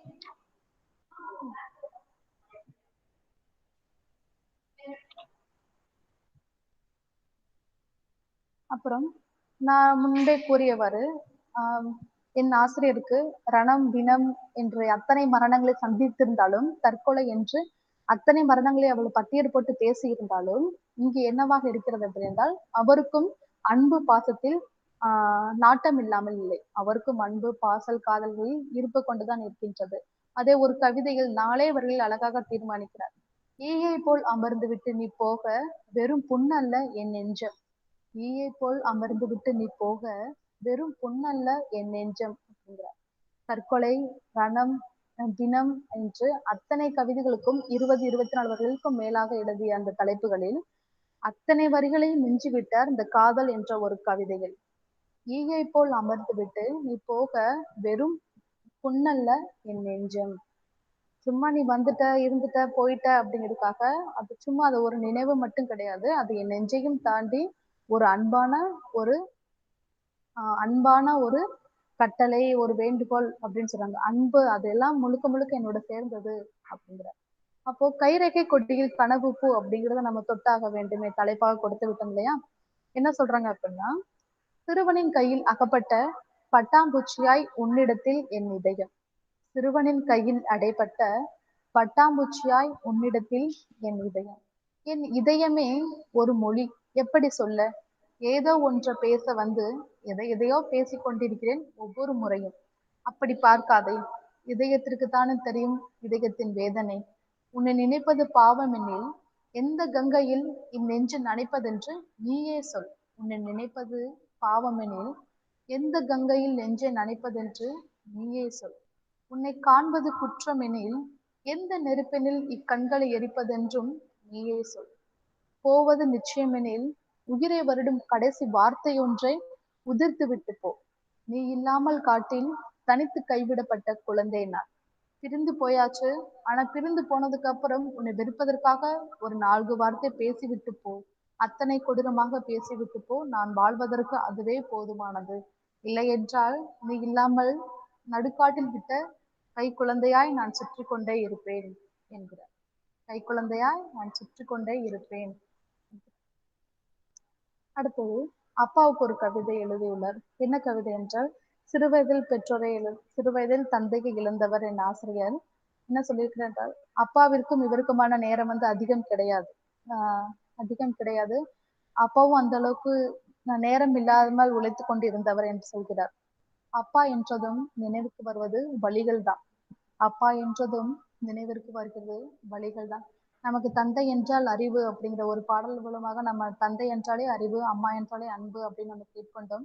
ஆனால் தன் தாயிடம்தான் தன் அறிவையும் அன்பையும் பெற்றிருக்கிறார். தந்தையிடமிருந்து நான் வழிகள் தான் பெற்றிருக்கிறேன் என்கிறார். அவருடைய வழிகள் அத்தனை கொடூரமாக அமைந்துள்ளது அவருடைய வாழ்வு. அந்த சிறு வயது கண்களை மூடியும் திறந்தும் துடித்தும் கதறியும் தரையினில் உருண்ட வேதனை பார்த்தும் தான் கடவுள் இல்லை என்று முடிவுக்கு வந்தேன். என் அப்பா எனக்கு நேரம் செலவிட்டதே கிடையாது. அதற்காக நான் அத்தனை வருத்தம், அத்தனை கவலைப்பட்டுள்ளேன், அழுதும் உள்ளேன். அதனால்தான் நான் கடவுள் இல்லை போல என்று அன்றே நான் முடிவு செய்தேன். கல் போல் இறுகிய அவர் கைகளில் பிஞ்சு வயதிலேயே பொடிதடின் ஊசி போட்ட லாவகம் இன்று வரை வாய்த்ததில்லை. அவரோடு எனக்கு உடம்பு சரியில்லை என்றாலும் அவரோட ஊசி போட்டு என்னை உடம்பு சரியில்லை, மருந்து வாங்கி சாப்பிட்டு வரலாம், இல்லை தடுப்பூசி ஏதாவது போட்டு வரலாம் என்று என்னை அழைத்து போறது கூட அவருக்கான நேரம் அன்று கிடைத்ததில்லை. வழியை மறக்கத்தான் அழைக்கிறார் என்பதறியாமல் வேந்தர் திரையரங்கின் இன்டர்வெல் முறுக்கிற்காக கூட செல்வேன். குடும்பம் பற்றியும் உறவுகள் பற்றியும் வாழ்க்கை பற்றியும் ஏதேதோ பேசிய அவர் வார்த்தைகள் எப்போதும் புரிந்ததில்லை எனக்கு. எனக்கெனவே வாழ்வதாய் சொன்னதும் சின்ன சின்ன கனவுகள் பகன்றதும் மங்கள்யாய் நினைவுகள். எனக்கே எனக்கென்று அவர் தந்தவே ஏராளம். எனக்கே எனக்கென்று அவர் தந்தவே ஏராளம். பார்க்கர் போனார் தம்பிக்கே தெரியாமல், பார்க்க போனா தம்பிக்கு தெரியாமல் கூடுதலாய் தீபாவளி பட்டாசு. அம்மாவிற்கு தெரியாமல் தின்பண்டம் தின்ன அவ்வப்போது 5 ரூபாய். நண்பர்களுடன் சென்று வர திரையரங்க டிக்கெட்கள். எப்பொழுதாவது கவிதை புத்தகம். மணி ஐயர் கடையில் மிளகாய் பஜ்ஜி. அனைத்திற்கும் மேலாக அந்த வயதிலேயே கொஞ்சம் சுதந்திரம். அனைத்திற்கும் மேலாக அந்த வயதிலேயே கொஞ்சம் சுதந்திரம். அவருக்கென்று தருவதற்கு என்னிடம்தான் ஏதும் இருந்ததில்லை. கடந்த காலம் பிறகு விழியோரம் மெல்ல திரளும் இந்த கண்ணீரை தவிர. எனக்கு சுதந்திரம் கொடுத்திருக்கிறார், 5 ரூபாய் கொடுத்திருக்கிறார், நண்பர்களிடம் சென்று டிக்கெட் வாங்கி கொடுத்திருக்கிறார், தம்பிக்கு தெரியாமல் கூடுதலாக தீபாவளி பட்டாசு கொடுத்திருக்கிறார், எல்லாமே கொடுத்திருக்கிறார். ஆனால் அவருக்குத்தான் நான் கொடுப்பதற்கு எதுவுமே இல்லை. இப்போது எழுதி கொண்டிருக்கும் போது என் விழியோரம் போகின்ற அந்த கண்ணீரை தவிர அவருக்கென்று நான் எதுவும் செய்ததில்லை என்கிறார். அவருக்கென்று ஒருவும் செய்ததில்லை என்கிறார். அடுத்தது இந்த கவிதை தன் மனைவிக்கு எழுதியாகவே சொல்கிறார். இந்த கவிதை என்னுடைய மனைவிக்கு தான் நான் எழுதியிருக்கிறேன் அப்படின்னு சொல்கிறார். எப்படின்னா, ஒருமையில் என்னை அலை அப்படிங்கிறார். ஒருமையில் என்னை அலை, ஒருமையில் அன்பு செய்தல். பெயர் சொல்லி அழைத்த ஞாபகம் இல்லை, சொல்ல மாட்டாயா என்ற ஏக்கத்துடன் பார்த்திருப்பேன். வருகிறேன் பொதுவாய் பேசி நவிழுவாய், வருகிறேன் என்று பொதுவாய் பேசி நவிழுவாய், தனிமையில் பேசவும் திணறுவாய். தனிமையில் பேசவும் திணறுவாய். உனக்கும் எனக்கும் மரணம் நிச்சயம், உனக்கும் எனக்கும் மரணம் நிச்சயம். அதற்குள் ஒருமுறை ஒருமையில் அழைத்திடேன், அதற்குள் ஒருமுறை ஒருமையில் அழைத்திடேன். ஒருமையில் அன்பு செய்தல் அரிய கலையடி பெண்ணே, ஒருமையில் அன்பு செய்தல் அரிய கலையடி பெண்ணே. மரியாதை நீ கொடுத்துக்கோ, நான் இல்லைங்கல. ஆனா எனக்காக ஒரு முறையாவது என்னை ஒருமையில் அழைத்திடு, அது அரிய கலை அப்படின்னு சொல்கிறார். தன் மனைவிக்காக எழுதிய கவிதை என்று அதீத வெக்கத்தோடு எனக்கு கூறினார். இப்போ நாளொன்று நம்ம அன்றாடம் செய்கின்றது, சாப்பிடுறோம், படிக்கிறோம், கல்லூரிக்கு வருகிறோம், செல்கிறோம், அதெல்லாம் தாண்டி இவர் என்ன சொல்கிறாங்க அப்படின்றால், என்னுடைய அன்றாட வாழ்க்கையில் இதுதான் இருக்க வேண்டும் அப்படின்ற அவர் ஆசைப்படுகின்ற கவிதையாக முன் எழுதியிருக்கிறார். தினமும் ஒரு கவிதை, தினமும் ஒரு புத்தகம், தினமும் ஒரு பாடல், தினமும் ஒரு இசை, இவற்றுடன் காண தினமும் எனக்கு உன் முகம் வேண்டும், இவற்றுடன் காண தினமும் எனக்கு உன் முகம் வேண்டும். தினமும் ஒரு கவிதை, கவிதையில் உன்னை வைப்பேன். தினமும் ஒரு புத்தகம், அந்த புத்தகத்தில் உன்னை காண்பேன். தினமும் ஒரு பாடல், அந்த பாடலில் உன்னை தான் நினைப்பேன். தினமும் ஒரு இசை, இசையில் நீ இசையாய் இருக்கிறாய் என்னோல் அப்படிங்கிறாங்க. இதெல்லாம் தன் மனைவிக்கு எழுதிய கவிதையாய் சொல்கிறார். ஆரம்பத்திலிருந்து தற்கொலை தினம் என்று எழுதப்பட்ட கவிதைகள் மாற மாற நடுப்பக்கம்லாம் வர அவருடைய தன் ஆசை மனைவிக்கு எழுதியதாக கூறுகிறார். மழையும் நீயும், மழையும் நீயும் என்று ஒரு கவிதை எழுதியிருக்கிறார். நீ இன்றி அனாதையாகிவிட்டது மழையும், நீ இன்றி அனாதையாகிவிட்டது மழையும். ஒரு மழை நாளில் முடிந்தால் வாயன் மலைத்துளி போல, ஒரு மழை நாளில் முடிந்தால் வாயன் மலைத்துளி போல அப்படின்னு சொல்லியிருக்கிறார்.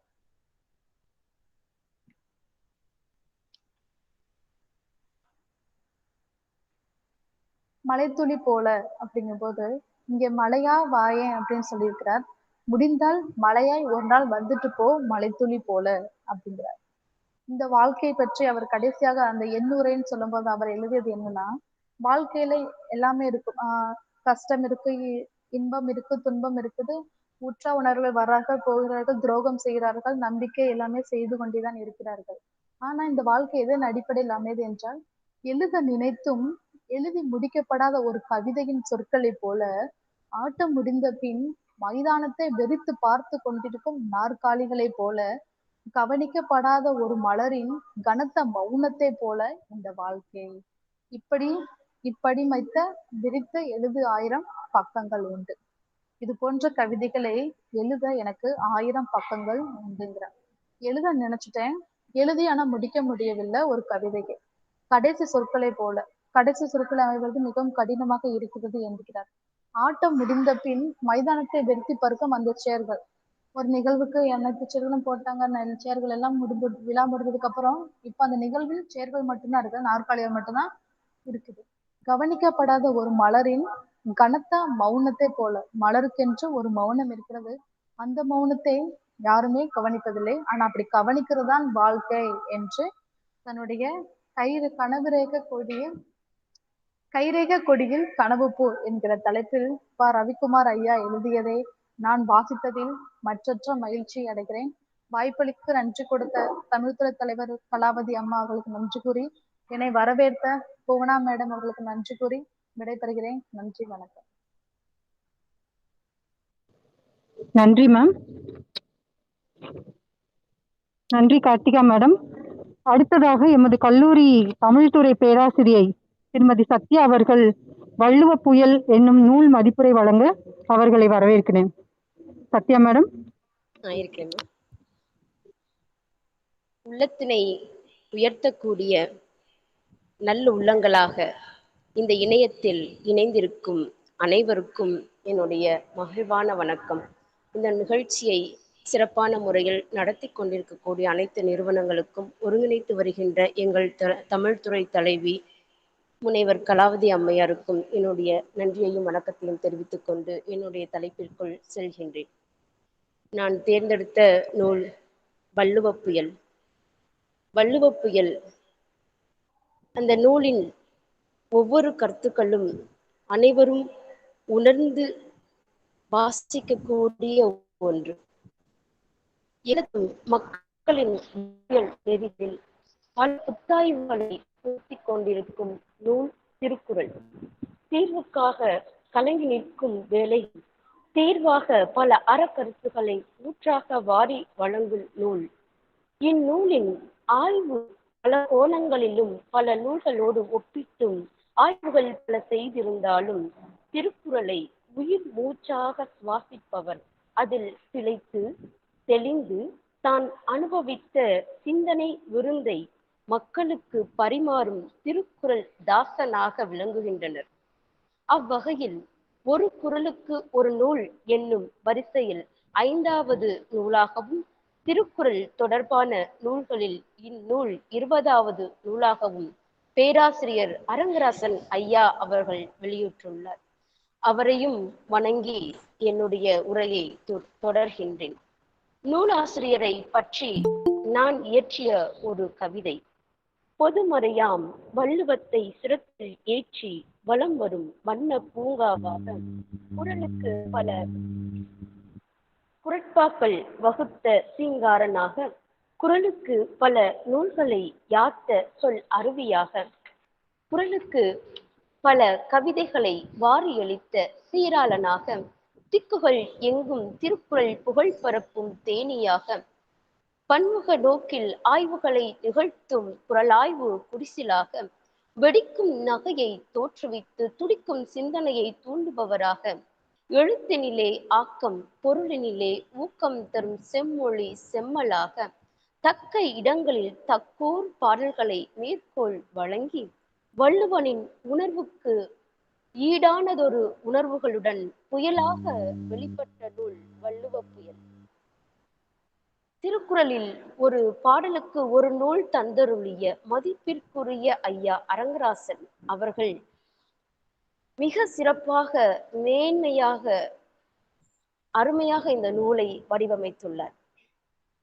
அந்த நூலினுடைய ஒரு திறனாய்வு பற்றிய இந்த செய்தியை அதுவும் கவிதை நடையில், புயலின் வேகத்தை காட்டிய விதத்தை இயற்கை புயலும் வள்ளுவ புயலும் ஒரு ஒப்புமை நோக்கில் ஒப்பு நோக்கி, இல்லை இல்லை இது தடுக்கும் புயல், இது ஆக்கும் புயல் என்று வேறுபடுத்தி நிலைநாட்டி, வள்ளுவர் புயலாகும் இடத்திற்கும் மென்மையாகும் இடத்திற்கும் ஏற்ற இரக்கம் காட்டி, புலவர்களும் கவிஞர்களும் சமுதாய நல நோக்கில் கொண்ட விருப்பத்தின் பேரில் அறச்சீற்றம் அடையும் இடங்களை காட்டி, தக்க சான்றோர்களின் கவிதைகள் மூலமும் தன்னுடைய புலமையும் காட்டி செவ்வனே நூலை வடிவமைத்துள்ளார்.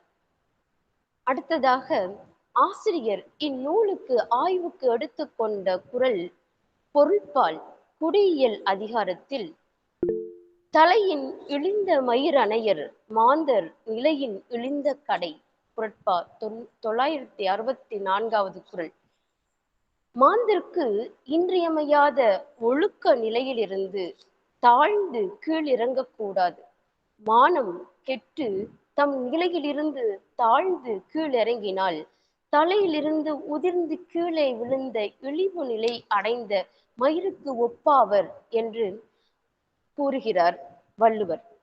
அவருக்கு அவரே நிகர் என்பது போல திருவள்ளுவரின் 964வது குறளுக்கு இந்த குறளுக்கு ஈடாக பொருளை விளக்க, இழிந்த செயல்களை எடுத்துணர்த்த வள்ளுவரின் குறள் வழி மெய்ப்பிக்கும் கருத்துகளாக குற்றங்களை கண்டிக்கும் தன்மை, தீய ஒழுக்கம் சேர்ந்தால் ஏற்படும் விளைவுகள், செல்வம் இல்லாதவர்களை தாழ்வாக கருதும் தன்மை, பிற உயிருக்கு தீமை செய்யாதிருத்தல், நிறை மொழி, பொறாமை, கணவன் மனைவி ஐயப்பாடு, பேராசை, பிறர் பொருள் மீதுள்ள பற்று, மூத்தோரை மதிக்காமல் இருப்பது, அனைத்தும் அறிந்தும் அத்தீமையை மற்றவருக்கு செய்வது, வன்மையாக கண்டிக்கும் நெறிமுறை எனும் பொருளை விளக்கும் 12 குறட்பா வாயிலாக கருத்தாய்வுகளை நிலைநிறுத்தி எடுத்து காட்டுகிறார்.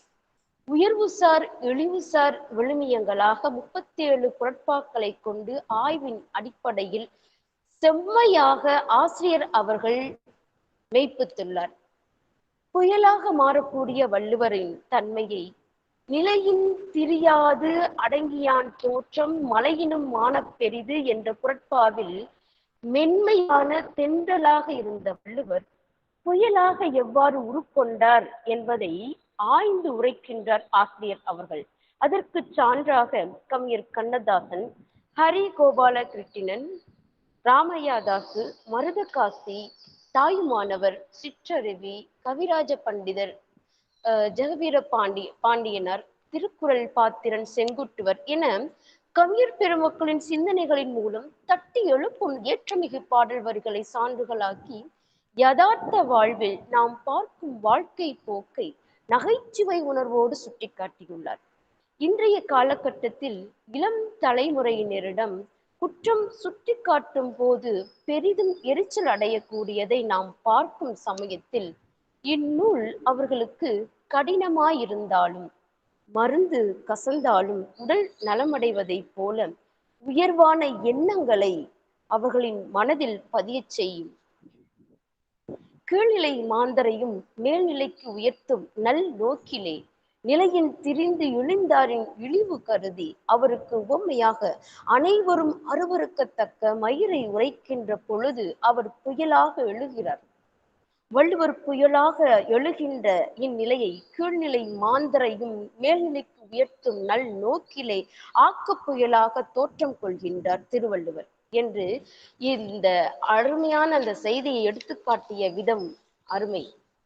ஆசிரியருடைய உத்திமுறையை நாம் பார்க்கும்போது சிறுகதைகளின் வழியே திடீர் திடீரென்று குபீர் நகைச்சுவையை வெளிப்படுத்தி உள்ளத்தளவிலே அவர்கள் வழிமொழிகின்ற செய்திகளை ஆராயச் செய்கின்ற இடங்கள் ஆசிரியரின் எழுத்தோவியம் மெய்சிலிர்க்க வைக்கிறது.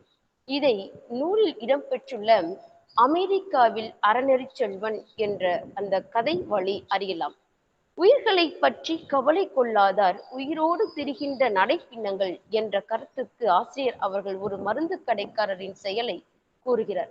இந்த காலத்தில் நல்ல பணத்தால் போலி பணத்தால் என தெரியாதவர்கள் இருப்பார்களாம்.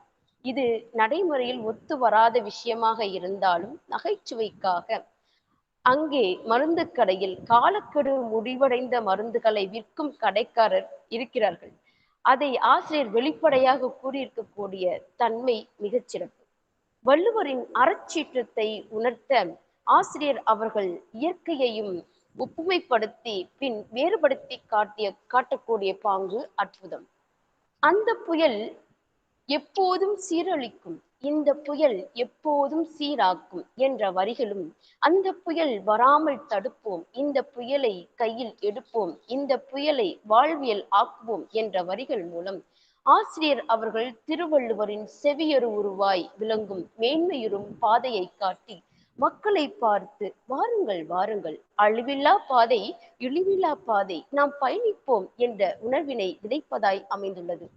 மனத்தாலும் உயர்வோம், மேன்மைகள் அடைவோம், மனிதர்களாய் வாழ்வோம், மண்ணு புகழ் பெறுவோம் என்றும் கீழ்மை குணங்கள் நீங்குக, மேன்மை குணங்கள் ஓங்குக, குரல்தனை என்றும் தாங்குக, மகிழ்வுடன் இரவில் தூங்குக என்னும் ஆசிரியரின் வரிகள் குரல் ஆசானின் ஏற்றமிகு எண்ணங்களை நிழல்படுத்தக்கூடிய வாயுரை வாழ்த்தாக வழிமொழியும் சொற்கள் இளம் தலைமுறையினருக்கும் பாமர மக்களுக்கும் வாகாக சென்றடையும் என்பதில் ஐயமில்லை. கணினியில் கணக்கிலா கல்வியை கணங்களில் கற்கின்றோம், மனப்பிணியால் வருந்தி வாழ்வை துறந்து நிற்கின்றோம் என்று ஆதங்கப்பட்டு பெரிதினும் பெரிதாய் பெருகும் புகழ்தரு வாழ்வை நன்றாய் அரிதினும் அரிதாய் அறம்பொருள் இன்பம் அமைந்திட அரிதினும் அரிதாய் அகிலம் ஆளும் நூலாம் குறளினை பெரிதினும் பெரிதாய் கற்றே உயர்ந்து வாழ்வோமே என்ற ஆசிரியரின் வரிகள் மூலம் வள்ளுவரின் உணர்வுக்கு ஈடான ஒரு உணர்வோடு கருத்தினை வெளிப்படுத்தியதை அறியலாம். அத்தகைய வள்ளுவத்தை கற்று வாழ்வை உயர்வாக்குவோம் என ஆசிரியர் வலியுறுத்துகின்றார். இத்தகைய சிறந்த நூலை பற்றி கருத்துரை வழங்க வாய்ப்பளித்தமைக்கு நன்றி பாராட்டி விடைபெறுகின்றேன். நன்றி, வணக்கம்.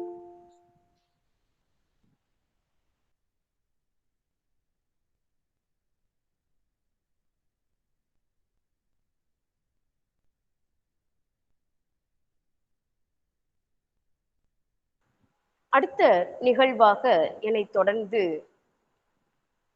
வாசிப்பின் சுவையை உணர்ந்து பாரதி கண்ட புதுமை பெண்ணாய் ஏற்றமிகு வரிகளான அக்னி சிறகுகள் பற்றி மதிப்புரை வழங்க 3ஆம் ஆண்டு இயற்பியல் துறை மாணவி செல்வி ஆர் சௌந்தர்யா அவர்களை அன்போடு அழைக்கின்றேன்.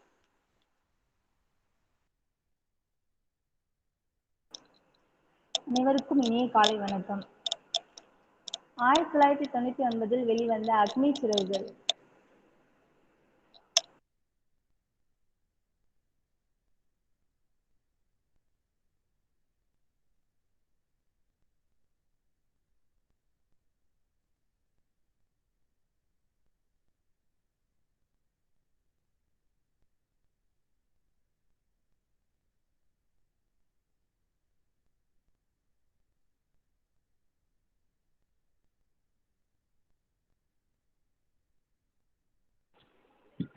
ஆயிரத்தி 1999 வெளிவந்த அக்னி சிறகுகள்.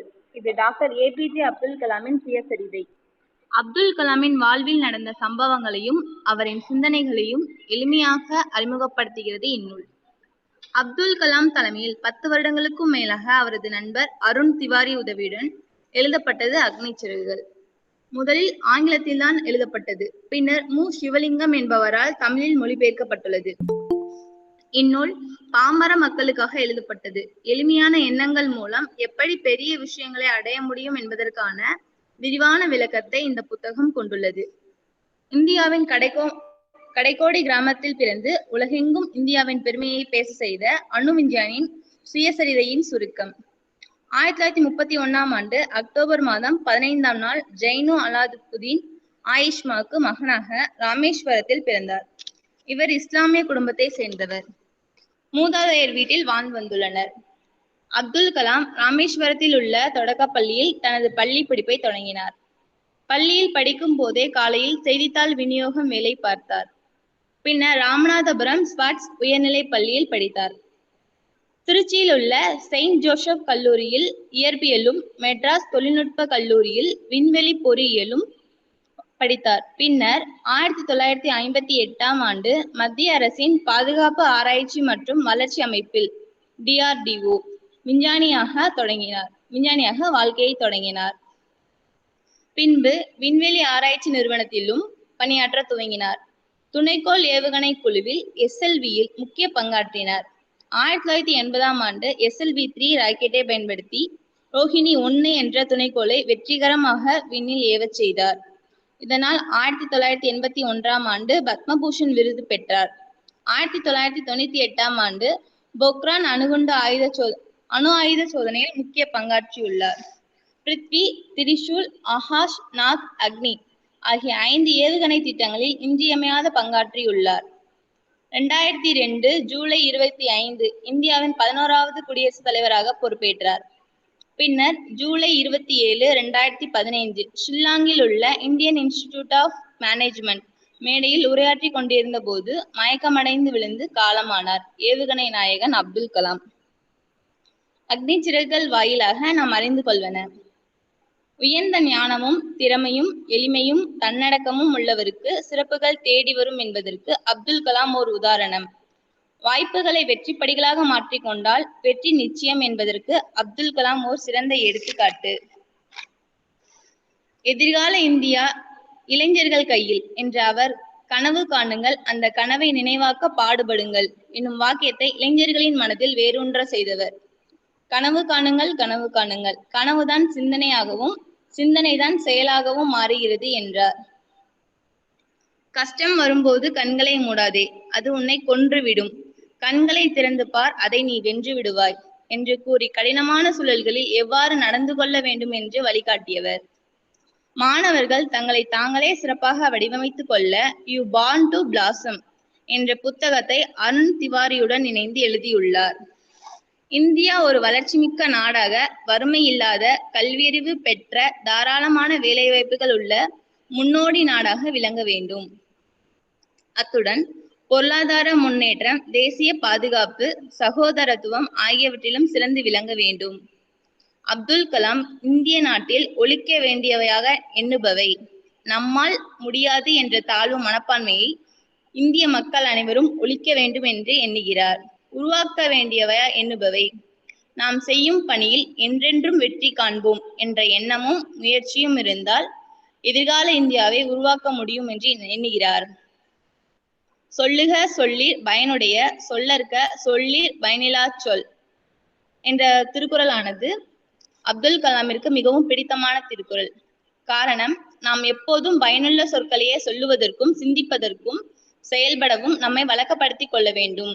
இதை நீங்கள் மனதில் கொண்டால் உங்கள் சொல்லும் சிந்தனையும் செயலும் உங்களுக்கு உயர்வை உண்டாக்கும். வெற்றி பெற்றவர்களின் கதைகள் உங்களுக்கு தகவல்கள் மட்டுமே அளிக்கும். தோல்வியடைந்தவர்களின் கதைகள் தான் வெற்றி பெறுவதற்கான வழிகளை சொல்லும் என்ற நம்பிக்கையில் அவருக்கு மிகவும் பிடித்த வால்டன் மற்றும் ஜேர்னி இன்டு லைட் என்ற தோல்வியடைந்தவர்களின் வாழ்க்கை வரலாற்றை படித்து வாழ்வில் முன்னேறியவர் டாக்டர் அப்துல் கலாம். உள்ளூரிலேயே தமிழ் மறந்தவரிடையே உலக அரங்குகளில் தமிழ் பேசியவர் இவர். தாய்மொழி வாயிலாக கல்வி கற்றவருக்கு எதிர்காலம் இல்லை என்ற மாயையை மறையச் செய்தவர் அப்துல் கலாம்.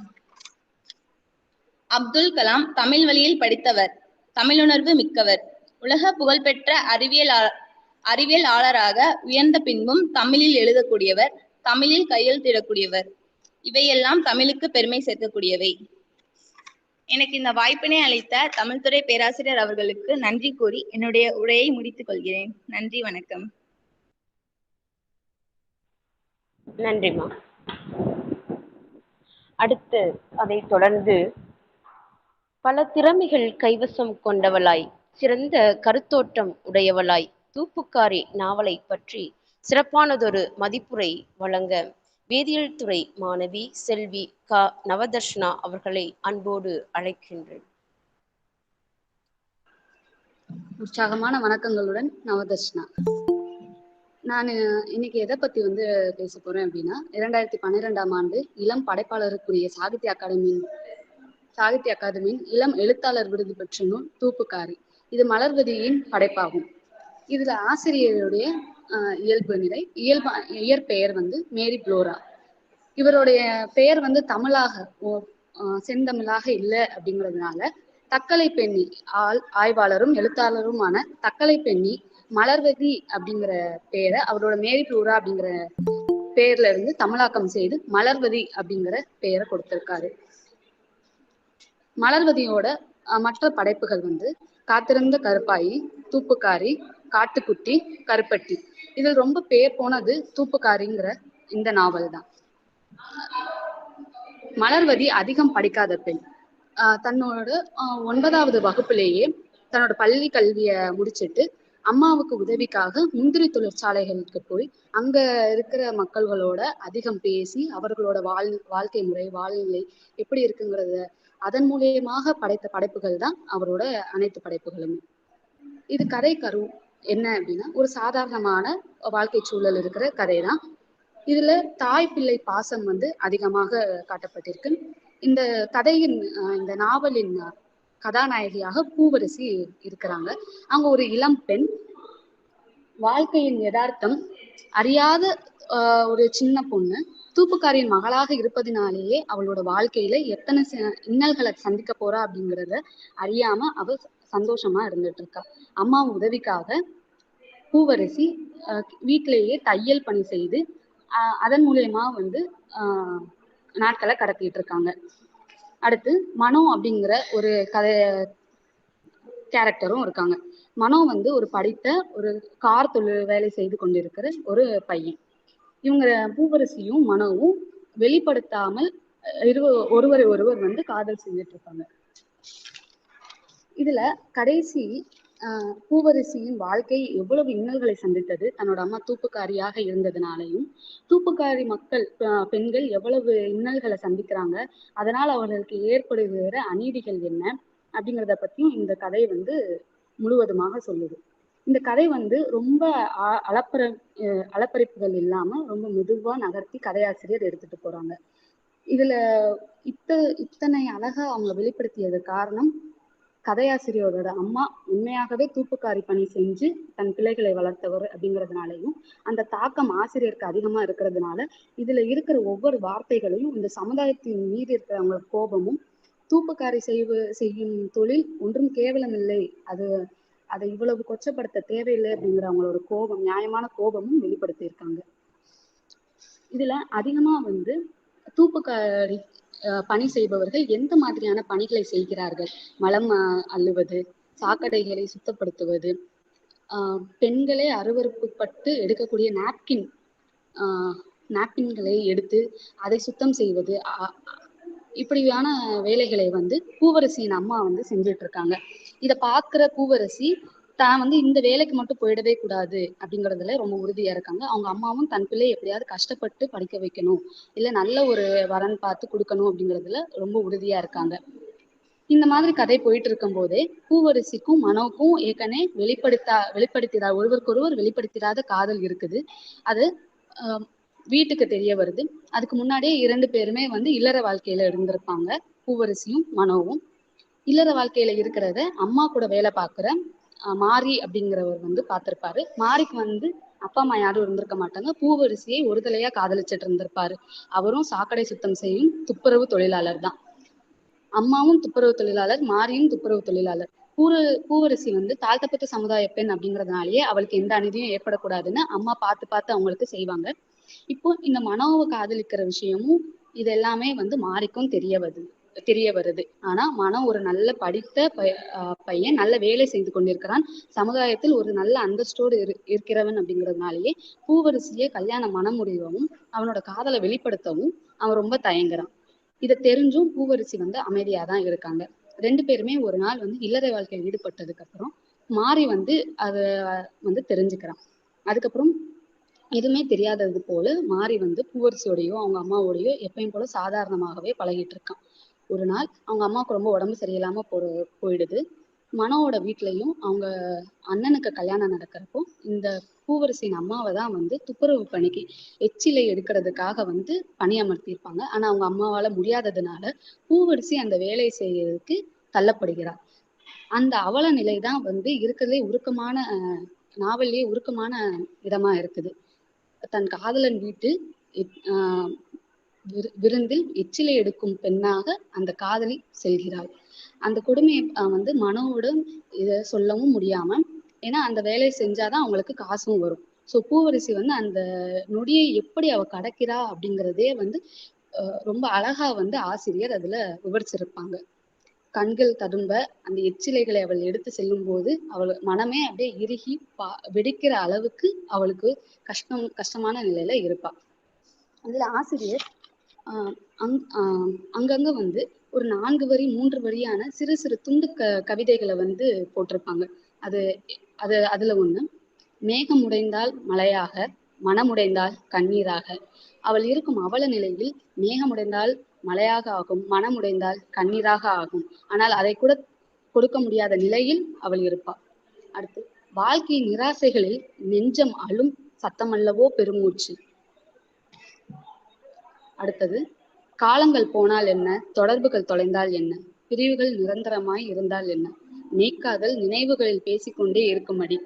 இது அனைத்துமே மனோ 1.5 வருடத்துக்கு அப்புறம் ஒரு பஸ் ஸ்டாண்ட்ல வந்து இறங்கி தன் வாழ்க்கையில என்னெல்லாம் நடந்துச்சு அப்படிங்கிறத பத்தி யோசிக்கும் போது இந்த கவிதையை போட்டிருப்பாங்க ஆசிரியர். கடைசி பூவரசிக்கும் மனோவுக்கும் இல்லற வாழ்க்கையில இருந்ததுக்கு அப்புறம் பூவரசி கர்ப்பம் ஆயிடுவா. இதை அறிந்தும் மாரி அவளை வந்து ஏத்துப்பாங்க. மாரியோடு வந்து அவங்க வாழ்க்கை நல்லா போயிட்டு இருக்கும். ஒரு நாள் மனோ தன் மனைவியோடு வருவான். அப்போது பூவரசியை பார்க்க வேண்டும் அப்படின்னு ரொம்ப ஆசைப்படுவான். ஆனா மாரி அப்போதுதான் சொல்லுவான், நீ பார்த்து அந்த குழந்தைக்கு அப்பா நீதான் சொல்ல போறியா அப்படிங்கிறத மனோக்கிட்டயே கேட்டுருவான். அப்போதான் மனோவுக்கு தெரியும் மாரிக்கும் உண்மைகள் எல்லாம் தெரியும் அப்படின்ட்டு. அதுக்கப்புறம் தான் மாரி வந்து பூவரசியை கல்யாணம் பண்ணிப்பாங்க. இப்போ பூவரசிக்கு ஒரு பெண் குழந்தை பிறக்கும். அந்த பெண் குழந்தைய வந்து இவங்களால வளர்த்து ஒரு துப்புரவு பணி செய்பவர்கள் மனிதர்களா இல்லாம அது இயந்திரங்களாக மாற்ற வேண்டும் அப்படிங்கிறது வந்து மாரியோட பெரிய ஆசையா இருக்கும். அந்த ஆசையை நிறைவேற்றணும் அப்படின்ட்டு அடிக்கடி தன்னோட மனைவி கிட்டையும் பொண்ணுகிட்டையும் சொல்லுவாங்க. ஒரு கொஞ்ச நாளுக்கு அப்புறமே துப்புரவு செஞ்சுட்டு பணி முடிச்சுட்டு வரும்போது மாரி வந்து ஒரு லாரி விபத்துல வந்து இறந்துருவாங்க. ஆனா இது எதுவுமே அறியாத மனோ 1.5 வருடங்களுக்கு அப்புறம் வந்து பூவரசியை பார்க்க வரும்போதுதான் தெரியும் தனக்கு ஒரு பெண் குழந்தை பிறந்திருக்கு அப்படிங்கிறதையும், இன்னும் அவ அந்த துப்புரவு பணி தான் செஞ்சுட்டு இருக்கா அப்படிங்கிறதும், அவங்க அம்மா இறந்துட்டாங்க, இது எல்லாமே அப்பதான் மனோக்கு தெரிய வருது. இவ்வளவு இன்னல்களை சந்திச்சுக்கிட்டும் பூவரசி தன்னோட பெண் குழந்தைய அழகா வளர்த்துட்டு இருப்பா. அவளை நல்லா படிக்க வைக்கணும், மாரியோட கனவையும் லட்சியத்தையும் நிறைவேற்றணும் அப்படின்ட்டு ஆசைப்படுவா. ஒரு நாள் பூவரசியால வளர்க்க முடியல. அவ துப்புரவு பணி செஞ்சுட்டு இருக்கும் போது அங்க வேலை பார்க்குற டாக்டர் ஒரு பணக்கார வீட்டு தம்பதிகள் உன்னோட பெண் குழந்தைய அவங்க தத்தெடுத்து வளர்க்குறதா கேட்குறாங்க, நீ கொடுக்குறியா அப்படின்னு கேட்டிருப்பாங்க. அப்போ பூவரசி இருந்துட்டு, இல்ல கொடுக்க மாட்டேன், என் குழந்தைக்காக தான் நான் வாழ்றேன் அப்படிங்கிற மாதிரி சொல்லியிருப்பாங்க. ஆனா டாக்டர் உன்கிட்ட வளர்ந்தா அவ அவ்வளோ எல்லா சுகங்களையும் அனுபவித்து வாழ முடியாது, நீ என்ன நினைக்கிறியோ அதுவாகவும் அவ ஆக முடியாது அப்படின்ட்டு சொல்லியிருப்பாங்க. இவ மனதெல்லாம் கல்லாக்கிக்கிட்டு தன்னோட குழந்தைக்காக வாங்கி வச்ச புது ட்ரெஸ் எல்லாம் போட்டு அவங்க அந்த தம்பதிகிட்ட கொடுப்பா. ஆனா அந்த கார் ஏறும் போதே அந்த குழந்தை தன் தொண்டை கிளிய அவ்வளவு அம்மாவின் ஏக்கத்தோடு அழும். அந்த அழுகையில அவ்வளவு ஒரு ஏமா எனக்கு கொடுக்குற அப்படிங்கிற மாதிரியான ரொம்ப வலிகளை ஆசிரியர் இந்த நாவல்ல உணர்த்தியிருப்பாங்க. அதுக்கப்புறம் தன்னோட ஆசையே என்ன, தன் குழந்தையை ஒரு இதை கண்டுபிடிக்கணும், இயந்திரத்தை, துப்புரவு பணி செய்யும் இயந்திரத்தை கண்டுபிடிக்கணுங்கிறது ஆசை. பணக்கார வீட்டுல வளர்ந்தா அந்த குழந்தைக்கு அந்த வலிகளும் வேதனைகளும் அதனால் ஏற்படுகிற அவலங்களும் எப்படி தெரிய வரும்? அவ என்னோட வளர்ந்தாதானே படிச்சு அந்த மாதிரியான இயந்திரங்களை அவ கண்டுபிடிக்க முடியும் அப்படிங்கிறதுக்காக பூவரசி மறுபடியும் அந்த பணக்காரங்க கிட்ட கொடுத்த தன் குழந்தையை வாங்கிப்பாங்க.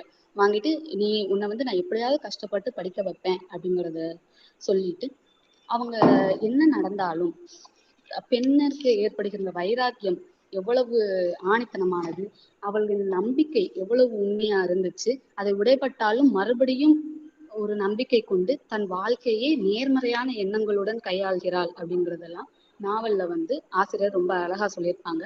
கடைசி வரிகளாக, தூப்புக்காரி பூவரசியின் நடையில் வேகம் தெரிந்தது, வாவென்றால் வசந்தம் வராது, தேடி நின்றால் வாழ்வு வசப்படாது, வருந்தி சோர்ந்தால் காலம் கைவராது, வாழ்க்கை வசப்பட அழுகை ஆயுதம் அல்ல, போதும் அழுகை, புறப்படு, உனக்குரிய வாழ்வை மீட்டெடுக்க. இவ்வாறு நேர்மறையான எண்ணங்களோட கதைய ஆசிரியர் முடிச்சிருப்பாங்க. பின்பு ஆசிரியரோட எண்ணமாக, ஊரெல்லாம் மழை பெய்யுது, அதன் துளி கடலில் விழுந்தால் அது சமுத்திரம், சாக்கடையில் விழுந்தால் எனக்கு எப்பவும் கடலில் விழவே ஆசை அப்படின்னு அவங்களோட எண்ணங்களை சொல்லியிருப்பாங்க. துப்புரவு பணி செய்யறவங்கள நம்ம உதாசீனப்படுத்தவும் கூடாது, அதுவும் ஒரு வேலைதான். அவங்களுக்கான இயன்ற மரியாதையையும் சமூக அந்தஸ்தையும் கொடுத்து நாம நல்ல மனிதர்களாக விளங்க வேண்டும். இத்தகைய வாய்ப்புக்கு கொடுத்து தமிழ் பேராசிரியருக்கும் இந்நாவலை பரிந்துரைத்த பேராசிரியருக்கும் நன்றி கூறி விடைபெறுகிறேன். நன்றி. நன்றிமா. இதைத் தொடர்ந்து துடி துடிப்புடனும் மீண்டும் குழந்தையாய் வலம் வருபவளும் பாசம் மிகுந்த மாணவியாய் 3ஆம் ஆண்டு வரலாற்றுத்துறை மாணவி பிரேமா அவர்களை நன்றியுரை வழங்க அன்போடு அழைக்கின்றேன். அகர முதல எழுத்தெல்லாம் ஆதி பகவன் சுடற்றே உள்ளது. இனிமையான காலை வணக்கம். இந்த விழாவிற்கு அனுமதி அளித்த நம் கல்லூரி முதல்வர்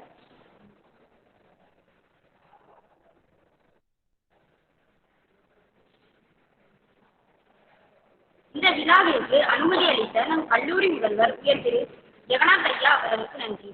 இக்கருத்தரங்கத்தை மிகவும் சிறப்பாக ஒருங்கிணைப்பு செய்த பேராசிரியர் திருமதி வி கலாவதி அம்மாவிற்கு நன்றி. இந்த விழாவினை மிக சிறப்பாக ஏற்பாடு செய்திருக்கக்கூடிய தமிழ்நாடு ஆசிரியர் கல்வியியல் பல்கலைக்கழகம் நிகழ்ச்சி ஏற்பாட்டு குழுவின் தலைமை முதன்மையர்கள், துணை முதன்மையர், ஒருங்கிணைப்பாளர், இணை ஒருங்கிணைப்பாளர், நிகழ்ச்சி ஒருங்கிணைப்பாளருக்கு நன்றி. நூல் மதிப்புரை செய்த உதவி பேராசிரியர் திருமதி சத்யா அவர்களுக்கும், உதவி பேராசிரியர் திருமதி டி காத்தியாதேவி அவர்களுக்கும், 3ஆம் ஆண்டு இயற்பியல் துறையைச் சேர்ந்த செல்வி சௌந்தர்யா என்ற மாணவிக்கும், 3ஆம் ஆண்டு வேதியியல் துறையைச் சேர்ந்த செல்வி நவதர்ஷனா என்ற மாணவிக்கும் நன்றி. இவ்விழாவில் கலந்து கொண்ட மாணவியருக்கும் பேராசிரியர் பெருமக்களுக்கும் இவ்விழாவினை சிறப்பித்து தந்த அனைவருக்கும் ராஜபாளையம் ராஜகோபால் கல்லூரி சார்பாக நன்றியை தெரிவித்துக் கொள்கின்றோம். நன்றி.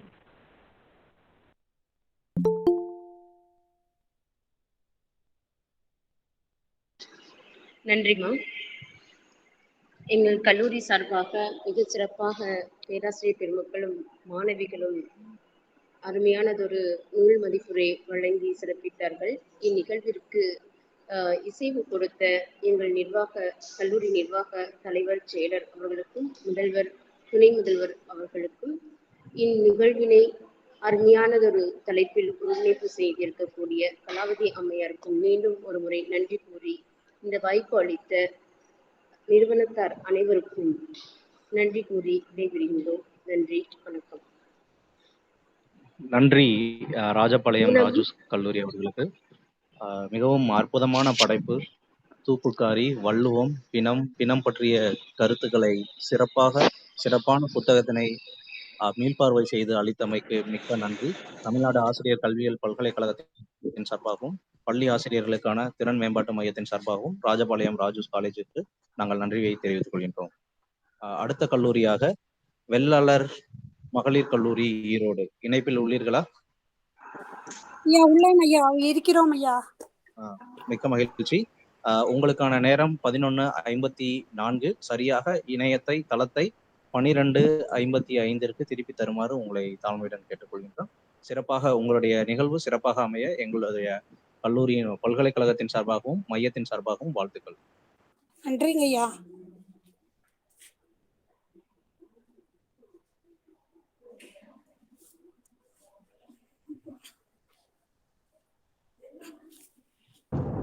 பொறுப்பிலே பிறந்து தென்னன் புகழிலே கடந்து வைகை ஏட்டிலே தவிழ்ந்து நெருப்பிலே பயின்ற பாவையாம் அகத்தியரின் அமுத மொழியாம் அமைந்திடும் இனிய மொழியாம் என் தாய்மொழியாம் தமிழை வணங்கி தொடங்குகிறேன்.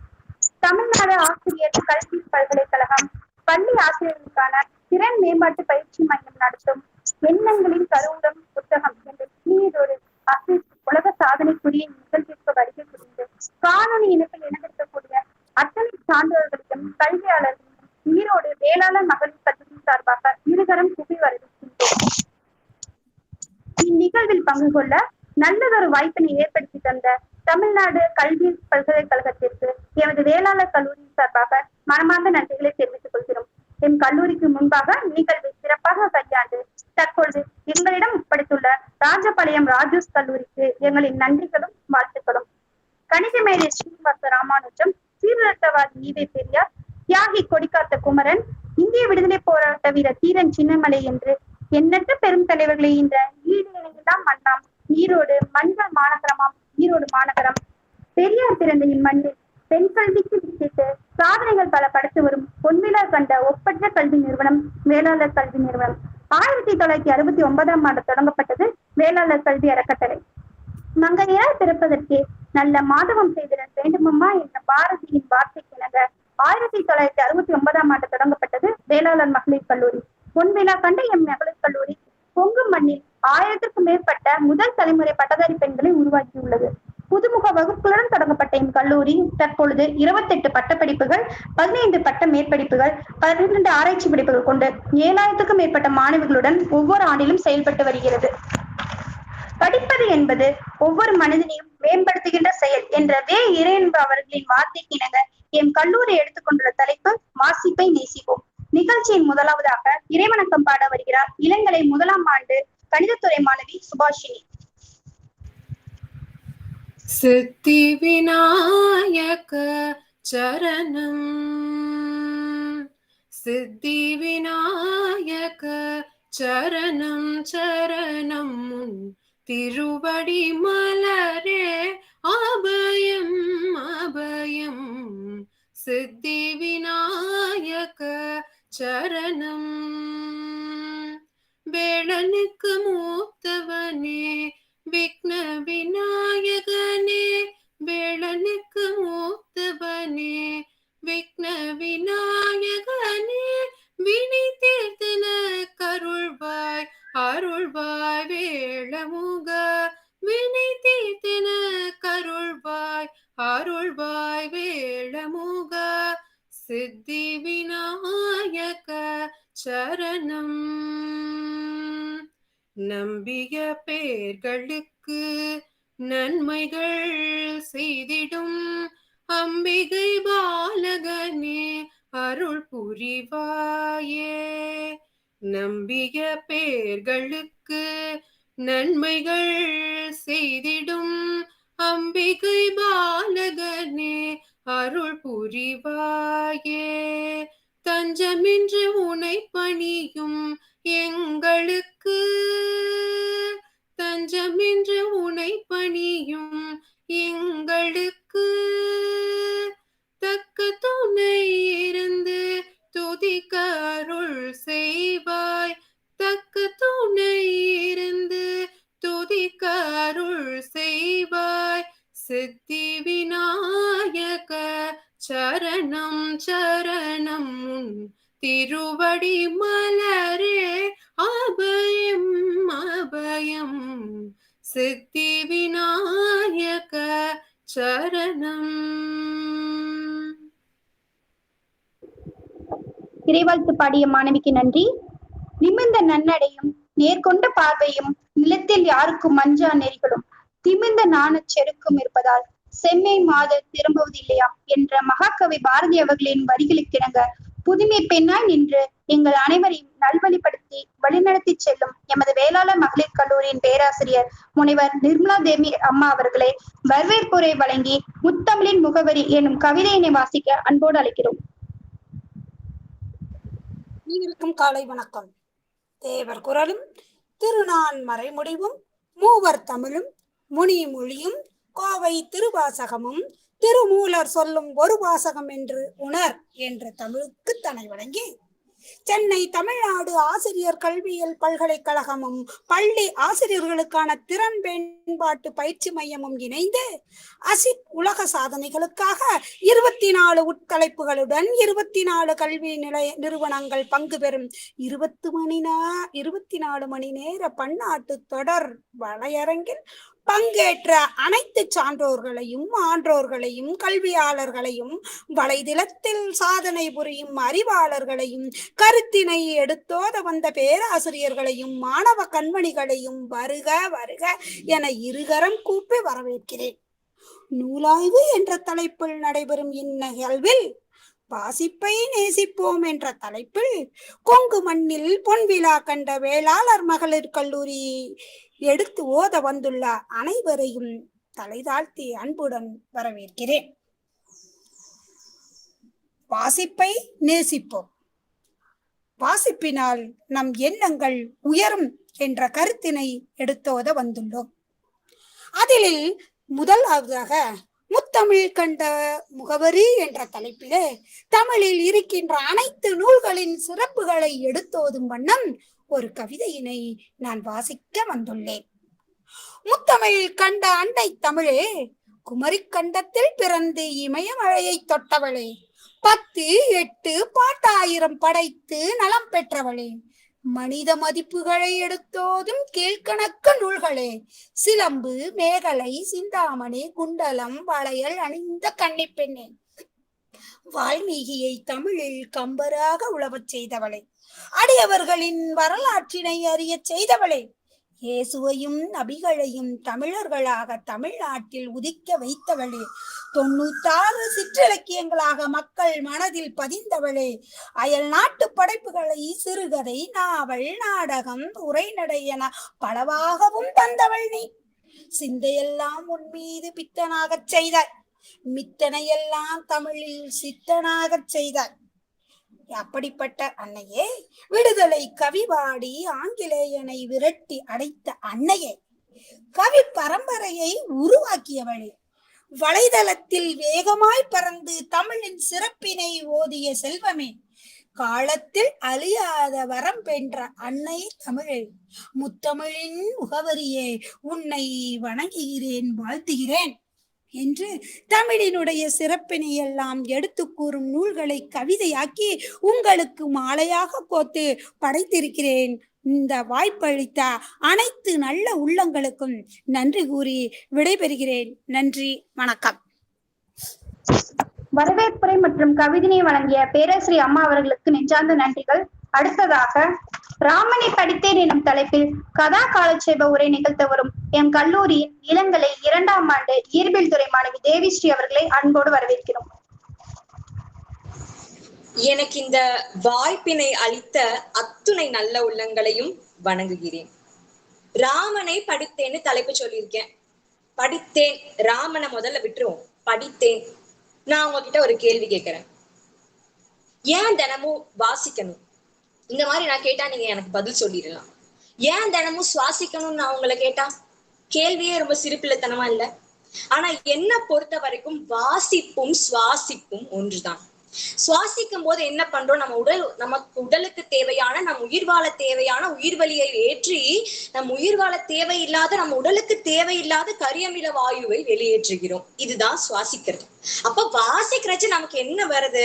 புத்தகத்தை படிக்கும் போது நல்ல எண்ணங்கள், நல்ல செயல்கள், தன்னம்பிக்கையான எண்ணங்களை நமக்குள்ள ஏத்தி நம்ம கிட்ட இருக்க பொறாமை, தீய எண்ணங்களை வெளியேற்றி விடுகிறோம். அப்போ என்ன பொறுத்த வரைக்கும் வாசிக்கிறதும் சுவாசிக்கிறதும் ஒண்ணுதான். வாசிக்கிறதுக்கு என்ன தூண்டுதல், எனக்கு என்ன தூண்டுதல்னு நான் யோசிச்சேன். அப்போ என் தந்தை, நான் 7ஆம் கிளாஸ் படிக்கும் போது ஒரு வரி, 2 வரியில என்னை படிக்கிறதுக்கு உந்துதல் கொடுத்த 2 வரிகள்னு சொல்லுவேன். என் தந்தை எனக்கு சொல்லிய வரிகள். ஒரு அறிஞர் எழுதுனதா சொல்றாங்க. 2 வரிகள்ல மனச மாத்துனது. ஒரு புத்தகம் பேசுதான், தலை குனிந்து என்னை படி, உன்னை தலை நிமிர்ந்து வாழ செய்கிறேன்னு சொல்றதான். அப்போ ஒரு புத்தகத்தை படிக்க வச்சு நம்ம தலையை குனிஞ்சு படிக்கிறோம். அதுல இருக்கிற நல்ல கருத்துக்களை நம்ம சிந்தையில ஏத்துக்கிறோம். அதனால நம்ம வாழ்க்கையை தலை நிமிர்ந்து வாழ்றோம். அப்போ இந்த வாசிக்கும் பழக்கத்தினால எவ்வளவு நன்மைகள் அப்படின்னு நான் சொல்லிட்டேன். அடுத்து வெறும் நன்மைகள், நன்மை நன்மைனே பேசிட்டு இருக்கே, என்ன எடுத்துக்காட்டுன்னு நீங்க என்ன கேட்கலாம். தலைவர்கள் தலைவர்கள்னு சொல்றச்ச இவரை பத்தி பேசாம இருக்க முடியாது. அறிஞர் அண்ணா. இந்த காலத்துல தலைவர் ஆகணும்னா ஒரு குடும்பத்தோடைய, ஒரு அரசியல் குடும்பத்தோட பின்புலம் இருந்தா போதும் தலைவர் ஆயிடலாம். ஆனா அந்த காலத்துல அப்படி இல்ல. மக்களா அந்த பேச்சால அந்த தலைவர் இருக்கணும். ஓட்டு வாங்குறதுக்கும் எல்லா விஷயத்துக்குமே நல்ல வழிப்படுத்தி மக்களை ஒரு சிறந்த குடிமக்களாக மாத்துறது ஒரு தலைவரோட பேச்சுல இருந்துதான் தொடங்குறது. அப்படி அறிஞர் அண்ணா தலை சிறந்த பேச்சாளர். நம் முன்னாள் முதல்வர் அறிஞர் அண்ணா. அவர் உடல்நிலை சரியில்லை, ஹாஸ்பிட்டல்ல இருக்காரு. அவரை கேக்குறாங்க, உங்களுக்கு எங்க அறை வேணும், எப்படி அறை வேணும்னு கேக்குறாங்க. நம்மளா இருந்தா என்ன சொல்லுவோம்? ஒரு எல்இடி டிவி இருக்கணும், ஒரு ஏசி இருக்கணும்னு சொல்லுவோமா இல்லையா?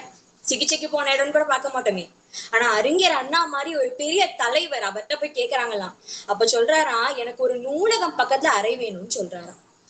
ஆபரேஷன் நடக்க போறது, உயிரோட இருப்போமா இல்லையானே தெரியல, அந்த ஒரு நிலை. அப்போ கூட நான் புத்தகம் வாசிக்கணும், இந்த நூலகம் பக்கத்துல எனக்கு ஒரு அறை வேணும்னு சொன்னாருன்னா, இப்படிப்பட்ட தலைவர்கள்லாம் மறுபடியும் வருவாங்களான்னு ஒரு யோசனை வருது எனக்கு.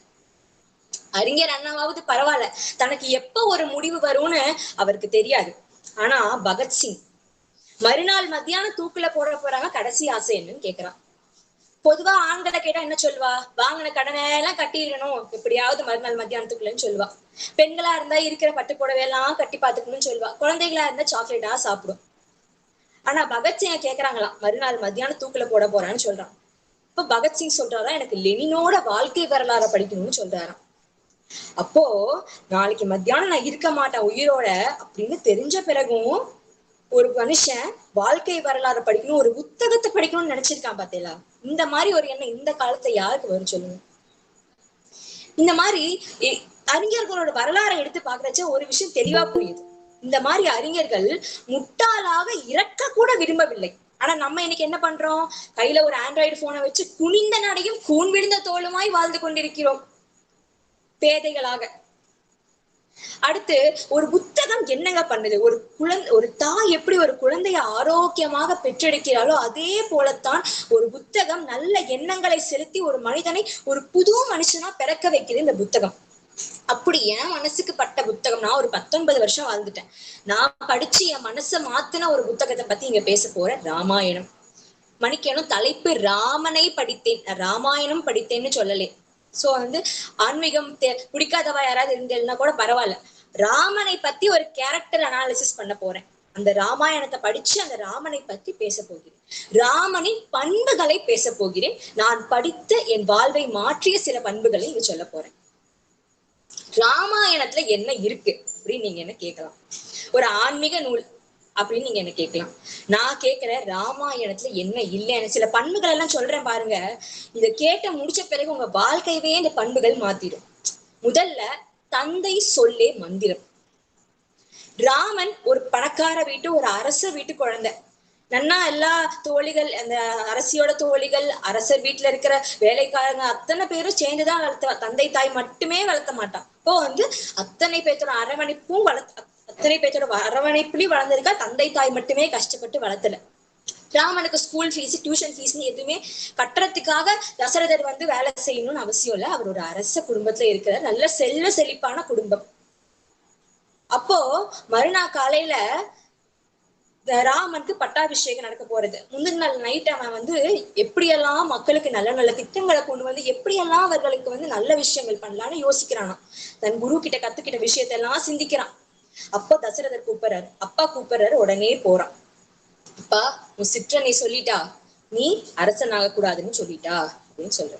நம்ம அந்த இடத்துல இருந்தா என்ன பண்ணிருப்போம்? அப்பாவாவது ஒன்னாவது அந்த இடத்தையே 2 பண்ணிருப்போம், பிரச்சனை பண்ணி.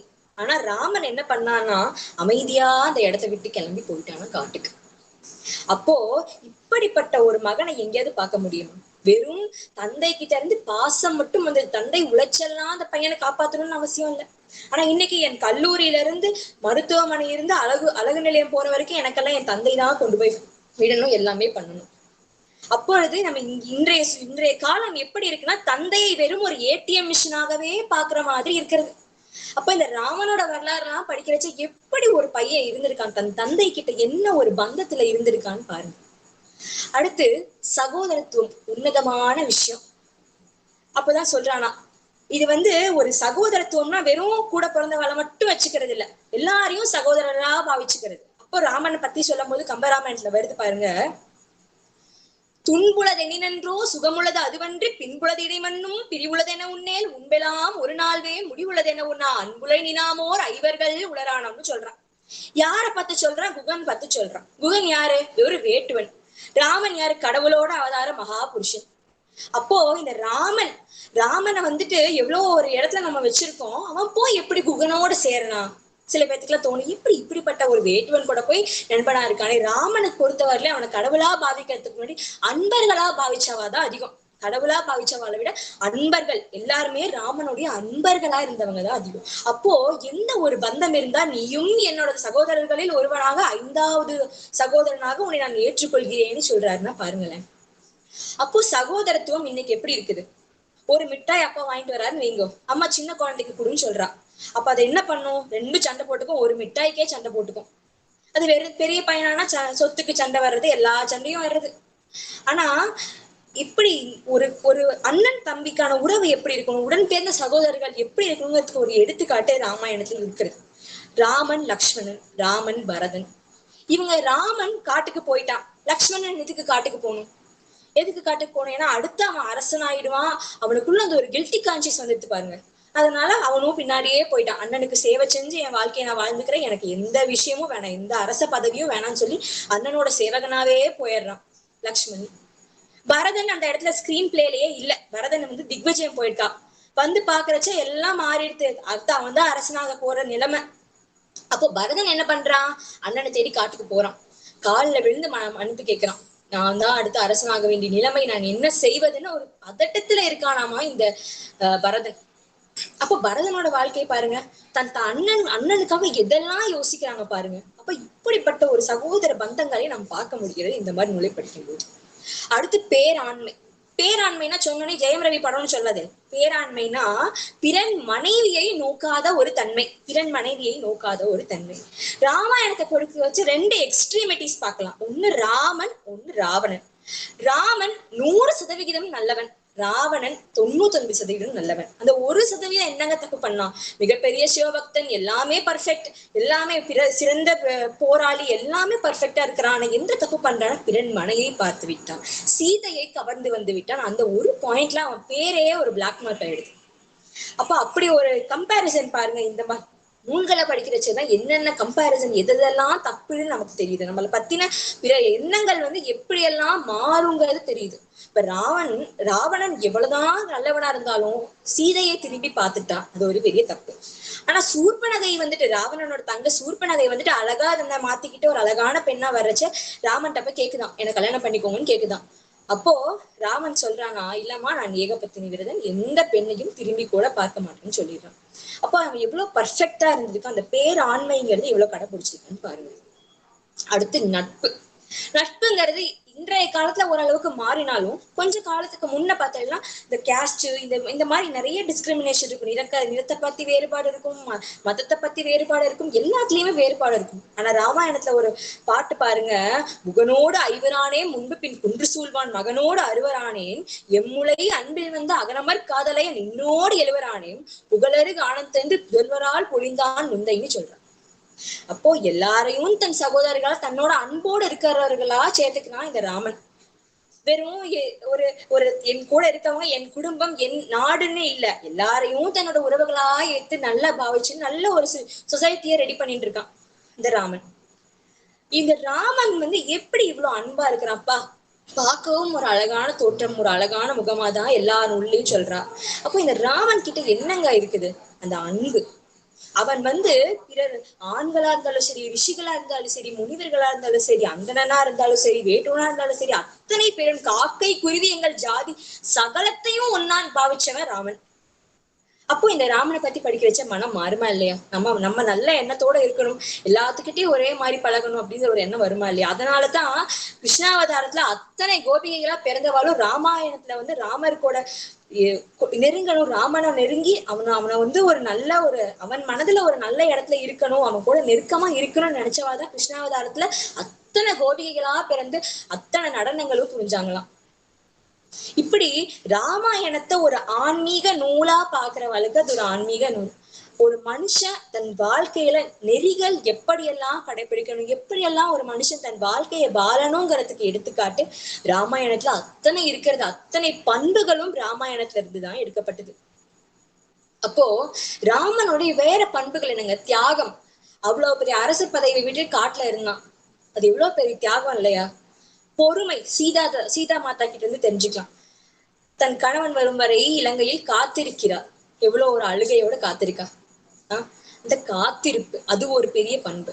இப்படி நூல்களை, இந்த மாதிரி நூல்களை வெறும் ஒரு ஆன்மீக நூலாக பார்க்கும்போது அதை விட மேல ஒரு பண்பு நூலாக பாக்குறப்போ இன்னும் நல்ல நல்ல எண்ணங்கள் நமக்குள்ள தோணும். இப்படி இந்த நூலை வாசிக்கிறப்போதான் எனக்கு இத்தனை விஷயங்களும் தெரிஞ்சுது. ஒரு மனுஷனா இருக்கிறவனுக்கு எல்லா பந்தங்கள்லயும் முக்கியத்துவம் இருக்கணும், தனக்குன்னு ஒரு சுய ஒழுக்கம் இருக்கணும், இப்படித்தான் இருக்கணும்னு ஒரு விஷயம் தெரிஞ்சுக்கிட்டது இந்த மாதிரி ஒரு நூலை பத்தி படிக்க வச்சது. அப்போ இந்த வாசிக்கிறது தான் எனக்கு இந்த மாதிரி ஒரு விஷயத்தை கொடுத்தது. அப்ப ராமனை படித்து நான் புரிஞ்சு கொண்ட விஷயங்கள் அத்தனையும் உங்ககிட்ட சொல்லிட்டேன். ராமன் பாதம் வணக்கம். என் பேச்சை கேட்ட அத்துணை பேருக்கும் என் நன்றிகளை தெரிவித்துக் கொள்கிறேன். பொன்னான கருத்துக்களை எடுத்துரைத்த மாணவி தேவிஸ்ரீ அவர்களுக்கு நன்றி. அடுத்ததாக வண்ணங்கள் கொண்டு நம் மனதின் எண்ணங்களை எடுத்துரைக்க வருகிறார் இளங்கலை 3ஆம் ஆண்டு ஆடை வடிவமைப்புத்துறை மாணவி தனுஜாஸ்ரீ. உயிருடன் கலந்து என் உள்ளத்துள் நிலைத்திட்ட என் தாய்மொழியாம் தமிழ் மொழிக்கும் இங்குள்ள ஆன்றோர் பெருமக்களுக்கும் என் பணிவான வணக்கங்கள். இந்த உலகத்துல பாத்தீங்க அப்படின்னா ஓரறிவிலிருந்து 5 அறிவு வரைக்கும் உயிரினங்கள் வாழ்ந்துகிட்டு இருக்கு. அதே போல 6 அறிவு படைத்த மனிதர்களும் வாழ்ந்துகிட்டு இருக்கோம். ஆனா இந்த ஓரறிவிலிருந்து 5 அறிவு உயிரினத்திற்கும் 6 அறிவு படைத்த மனித உயிரினத்திற்கும் ஒரே ஒரு வேறுபாடு தாங்க. அது பகுத்தறிவு அப்படிங்கிற ஒரே பண்பு மட்டும்தான். இந்த பகுத்தறிவு அப்படிங்கிற பண்பை நம்ம பெரியவங்க கிட்ட இருந்து தெரிஞ்சிருக்கலாம், அப்பா அம்மா கிட்ட இருந்து தெரிஞ்சிருக்கலாம், குரு கிட்ட இருந்து தெரிஞ்சிருக்கலாம். ஆனா ஒரு மனிதன் தன்னுடைய நிலையை முழுமையடையணும் அப்படின்னா அங்க புத்தகம் அப்படிங்கிறது ரொம்ப முக்கியமான ஒரு தேவையாகத்தான் கருதப்படுது. புத்தகம் அப்படிங்கிறது வெறும் வார்த்தை இல்லைங்க, பல நபர்களுடைய பல செயல்களினுடைய அனுபவ பாடம் தான் புத்தகம் அப்படின்னு நான் சொல்லுவேன். அப்படிப்பட்ட புத்தகத்தை நம்ம எந்த அளவுக்கு வாசிக்கணும், அந்த வாசிக்கிற பழக்கத்தை நம்ம எந்த அளவுக்கு நேசிக்கணும் அப்படிங்கிறது ஒவ்வொருத்தருமே புரிஞ்சுக்க வேண்டிய ஒரு விஷயமா தான் இருக்கு. இங்க நான் படிச்ச ஒரு புத்தகத்தை பத்தி நான் சொல்ல போறேன். அது என்ன புத்தகம் அப்படின்னு பாத்தீங்கன்னா, fashion the definitive history of costume and style அப்படின்னு சொல்லக்கூடிய ஒரு புக்கு தான். இந்த புக்கை எழுதினவர் டார்லிங் கிண்டர்ஸ்லே அப்படின்னு சொல்ற ஒரு பர்சன். அவர் எல்லா புக்குமே புனைப்பெயர் வச்சுதான் எழுதுவாரு. சோ அந்த புனைப்பெயர் என்னன்னு பாத்தீங்கன்னா DK அப்படின்னு சொல்லிதான் இது வரைக்கும் எழுதின அனைத்து புத்தகங்களையுமே அவர் மென்ஷன் பண்ணிருப்பாரு. இப்போ இந்த புத்தகம் பாத்தீங்கன்னா மேலோட்டமான பார்வையில ஃபேஷன் அப்படிங்கிறத ஒரு அடிப்படையா கொண்டு எழுதப்பட்ட ஒரு புத்தகம் தான். ஆள் பாதி ஆடை பாதி அப்படிங்கிறத கேட்டிருப்போம், படிச்சிருப்போம். அதே போல பேசிக் necessity food, clothing and shelter அப்படிங்கிறதுல கூட கிளாத்திங் அப்படிங்கிறது நம்மளோட செகண்ட் நெசசிட்டியா நமக்கு இருக்கு. ஆனா கொஞ்சம் யோசிச்சு பாருங்களேன், இப்போ ஆடை அப்படிங்கிறது அடிப்படை தேவையாக மட்டும் தான் இருக்கா? கேள்விக்குறிதான். அடிப்படை தேவையை தாண்டி அது ஒரு அலங்கார பொருளாகத்தான் இப்ப ஒவ்வொருத்தரோட ஒவ்வொருத்தரும் நினைச்சிட்டு இருக்கிறது அதான். ஆடைங்கிறது அடிப்படை தேவையை தாண்டி ஒரு அலங்கார பொருள் அப்படிங்கிற ஒரு மைண்ட் செட்ல எல்லாரும் வந்தாச்சு. இப்போ இந்த புக் பாத்தீங்க அப்படின்னா ஒரு மூலப்பொருள், ஒரு கான்செப்ட் பேஸ்ட்ல பார்த்தோம் அப்படின்னா ஃபேஷன் அப்படிங்கிறது மேலோட்டமான பார்வையா இருந்தா கூட அது இந்த புக் பார்த்தோம்னா ஃபேஷன் எவல்யூஷன் அப்படிங்கிற ஒரு கருத்தை முக்கியமா இங்க சொல்றாங்க. ஃபேஷன் எவல்யூஷன்னா என்ன? ஒண்ணுமே இல்லைங்க. இப்போ ஆதி காலத்துல நம்மளுடைய மூதாதையர்கள் பயன்படுத்திய ஆடைகள்ல இருந்து இப்ப நாம யூஸ் பண்ணிட்டு இருக்கக்கூடிய ஹாட் கட்டூர் அப்படின்னு சொல்லக்கூடிய ஒரு ஹைலி ஃபேஷனபிள் கார்மெண்ட் வரைக்கும் இந்த 3000 வருஷத்துல எந்த அளவுக்கு ஒரு ஃபேஷன் டெவலப் ஆயிருக்கு, எவால்வ் ஆயிருக்கு அப்படிங்கிற ஒரு விஷயத்த சொல்றதுதான் இந்த புக்கோட முழுமையான ஒரு நோக்கமாக இருக்கு. ஃபேஷன் அப்படின்னு சொல்றோம், அந்த வார்த்தையின் அர்த்தம் என்ன அப்படிங்கறத தெரிஞ்சுக்கணும் இல்லையா? ஃபேஷன் அப்படின்னா ஒண்ணும் இல்லைங்க, இது ஒரு கண்டினியூஸ் ப்ராசஸ் மாதிரி. எதுல கண்டினியூஸா ப்ராசஸ் பண்றோம்னா ஸ்டைல் வேரியேஷன். ஒவ்வொரு ஸ்டைலையும் நம்ம வேரியேட் பண்றோம். எந்த ஒரு ப்ராடக்டா இருந்தாலும் சரி, அதுல சின்ன ஒரு ஸ்டைல வேரியேஷன் பண்ணி ஒரு ஹியூஜ் நம்பர் ஆஃப் பப்ளிக்குள்ள ஒரு பர்டிகுலர் டைம்ல அது செம பீக்ல இருக்கும், செம ஒரு ஹையஸ்ட் பீக், ஹையஸ்ட் சேல்ஸ்ல இருக்கும் இல்லையா? சோ அதைத்தான் என்ன சொல்றோம், ஃபேஷன் அப்படிங்கிற ஒரு டெர்மினாலஜி யூஸ் பண்ணி நம்ம சொல்றோம். இப்ப பலருக்கு ஃபேஷன் அப்படின்னு சொன்னதையுமே அவங்க மைண்ட்ல ஞாபகம் வரக்கூடிய விஷயம் க்ளோத்திங் அப்படிங்கிற ஒரு விஷயம் தாங்க. இப்போ ஃபார் எக்ஸாம்பிள் நான் ஒரு விஷயத்த சொல்றேன். இப்ப அட்வர்டைஸ்மெண்ட் இருக்குன்னு வச்சுக்கோங்களேன். ஒரு துணிக்கடைக்காரர் ஒரு அட்வர்டைஸ்மெண்ட் பண்றாரு அப்படின்னா அங்க வெறும் அந்த கடையில இருக்கக்கூடிய துணிகளை மட்டும் வச்சு ஒரு அட்வர்டைஸ்மெண்ட் பண்ணா அது பீப்புளுக்குள்ள அதிகமா ரீச் ஆகுமா? இல்ல அந்த துணிகளோட சேர்த்தி அதுக்கு தேவையான ஆக்சசரிஸ், ஜுவல்லரிஸ் எல்லாமே யூஸ் பண்ணி ஒரு அட்வர்டைஸ்மெண்ட் பண்ணா நல்லா இருக்குமா? அதிகமா ஜுவல்லரிஸ் எல்லாம் யூஸ் பண்ணி பண்ணோம் அப்படின்னா தான் மேக்ஸிமம் பீப்புளுக்குள்ள ஒரு ரீச் இருக்கும். பிகாஸ் இது எல்லாமே எதுக்கு? பீப்புளை அட்ராக்ட் பண்ணி அவங்க கடைக்கு வர சொல்லி அட்மையர் பண்றதுக்காக மட்டும் தானே. சோ இங்க ஃபேஷன் அப்படிங்கிற வார்த்தையினுடைய அர்த்தம் பாத்தீங்கன்னா க்ளோத்திங் மட்டும் கிடையாது, அதோட சேர்த்து ஜுவல்லரிஸ், ஆக்சசரிஸ் இது எல்லாமே சேர்ந்ததுதான் இந்த ஃபேஷன் அப்படிங்கிற வார்த்தை அப்படின்னு சொல்லி இந்த புக்ல மென்ஷன் பண்ணியிருக்காங்க. இப்போ ஃபேஷன் அப்படின்னு நம்ம சொல்றோம். இப்போ ஒவ்வொருத்தரும் எதுக்காக ஃபேஷனை நோக்கி ஓடுறோம்? இப்போ தாத்தா பாட்டி யூஸ் பண்ண க்ளோத்ஸே நம்ம இது நாள் வரைக்கும் யூஸ் பண்ணிட்டு இருந்திருக்கலாம். அப்பா அம்மா யூஸ் பண்ண க்ளோத்ஸை நாம யூஸ் பண்ணிட்டு இருந்திருக்கலாம். இப்ப நம்மளையே எடுத்துக்கோங்களேன், நேத்து ஒரு ஃபேஷன்னா அந்த கார்மெண்ட் நேத்து போட்டிருப்போம். அதே நாளைக்கு வேற ஒரு ஃபேஷன் அப்படின்னா அது பழைய கார்மெண்ட் அப்படின்னு சொல்லிட்டு புது கார்மெண்ட்டுக்கு நம்ம மாறிடுவோம். இதுதான் அன்றாட வாழ்க்கையில இருக்கக்கூடிய ஒரு விஷயமாக இருக்கு. நம்ம எதுக்காக மாறணும்? எப்பவுமே ஒரு அப்டேட்டடான வேர்ஷன்லயே இருக்கணும் அப்படின்னு நம்ம ஒவ்வொருத்தரும் நினைக்கிற ஒரு காரணத்தாலதான். இப்ப நிறைய பேர்த்துக்குள்ள ஒரு கேள்வி இருக்கும், ஃபேஷன் அப்படிங்கிறது வெறும் அலங்காரத்துக்காக மட்டும்தானா, மத்தவங்களை அட்ராக்ட் பண்றதுக்காக மட்டும்தானா அப்படிங்கிற மாதிரி கேள்வி கூட இருக்கும். ஆனா அது உண்மையாலுமே ஒரு தவறான ஒரு விஷயம் தான். ஃபேஷன் அப்படிங்கிறது மறைமுகமா நம்மளோட வாழ்க்கையில பல வகையில கான்ட்ரிபியூட் பண்ணிட்டு இருக்கு அப்படின்னு இந்த புக்ல சொல்றாங்க. ஃபர்ஸ்ட் ஒன் பாத்தீங்க அப்படின்னா கான்பிடன்ஸ். இப்போ நம்ம ஒரு இன்டர்வியூ போறோம்னு வச்சுக்கோங்களேன், வீட்ல போடுற ஒரு கேஷுவல் வியர் போட்டுட்டு நம்ம இன்டர்வியூ போனோம் அப்படின்னா நம்ம கான்பிடன்ஸ் லெவல் கண்டிப்பா டிக்ரீஸ் ஆகும். இன்னைக்கு நம்ம என்ன பண்ண போறோமோ, இன்னைக்கு வேற இப்படிப்பட்ட ஒரு காஸ்டியூம்ல வந்துட்டோமே இங்க. சோ அப்படிங்கிற ஒரு மைண்ட் செட் எல்லாத்துக்குள்ளேயும் வரும். சோ அந்த இடத்துல நம்மளோட கான்பிடன்ஸ் அப்படிங்கிறது கண்டிப்பா கீழே குறைஞ்சிட்டு போயிடும். அடுத்தது பாத்தீங்கன்னா செல்ஃப் எஸ்டீம் அப்படின்னு சொல்லக்கூடிய ஒரு விஷயம் தான். அதாவது சுய மதிப்பீடு அப்படின்னு சொல்றோம். இப்ப வீட்டுல போடுற துணிக்கும் நம்ம மேரேஜ் ஃபங்க்ஷன் போகும்போது செம கிராண்டான ஒரு சாரி, கிராண்டான ஒரு ட்ரெஸ் போட்டுட்டு ஜுவல்லரிஸ், ஆக்சசரிஸ் போட்டுட்டு நம்ம போறதுக்கும் வித்தியாசம் இருக்கு இல்லையா? அங்க போகும்போது நம்ம மத்தவங்களை அட்ராக்ட் பண்ணணும் அப்படின்னு நினைக்கிறது ரெண்டாவது பட்சம். முதல் என்ன நினைப்போம், இவங்கள விட இன்னைக்கு நம்ம நல்லா வந்திருக்கோம், இவங்கள விட நம்ம இன்னைக்கு அழகா இருக்கோம். சோ அந்த ஒரு மைண்ட் செட் கொடுக்கறது என்ன அப்படின்னா காஸ்டியூம்ஸ் மட்டும்தான். சோ அது நம்மளோட செல்ஃப் எஸ்டீமை அதிகமா காட்டுது. அடுத்த ஒன் பாத்தீங்க அப்படின்னா பர்சனாலிட்டி.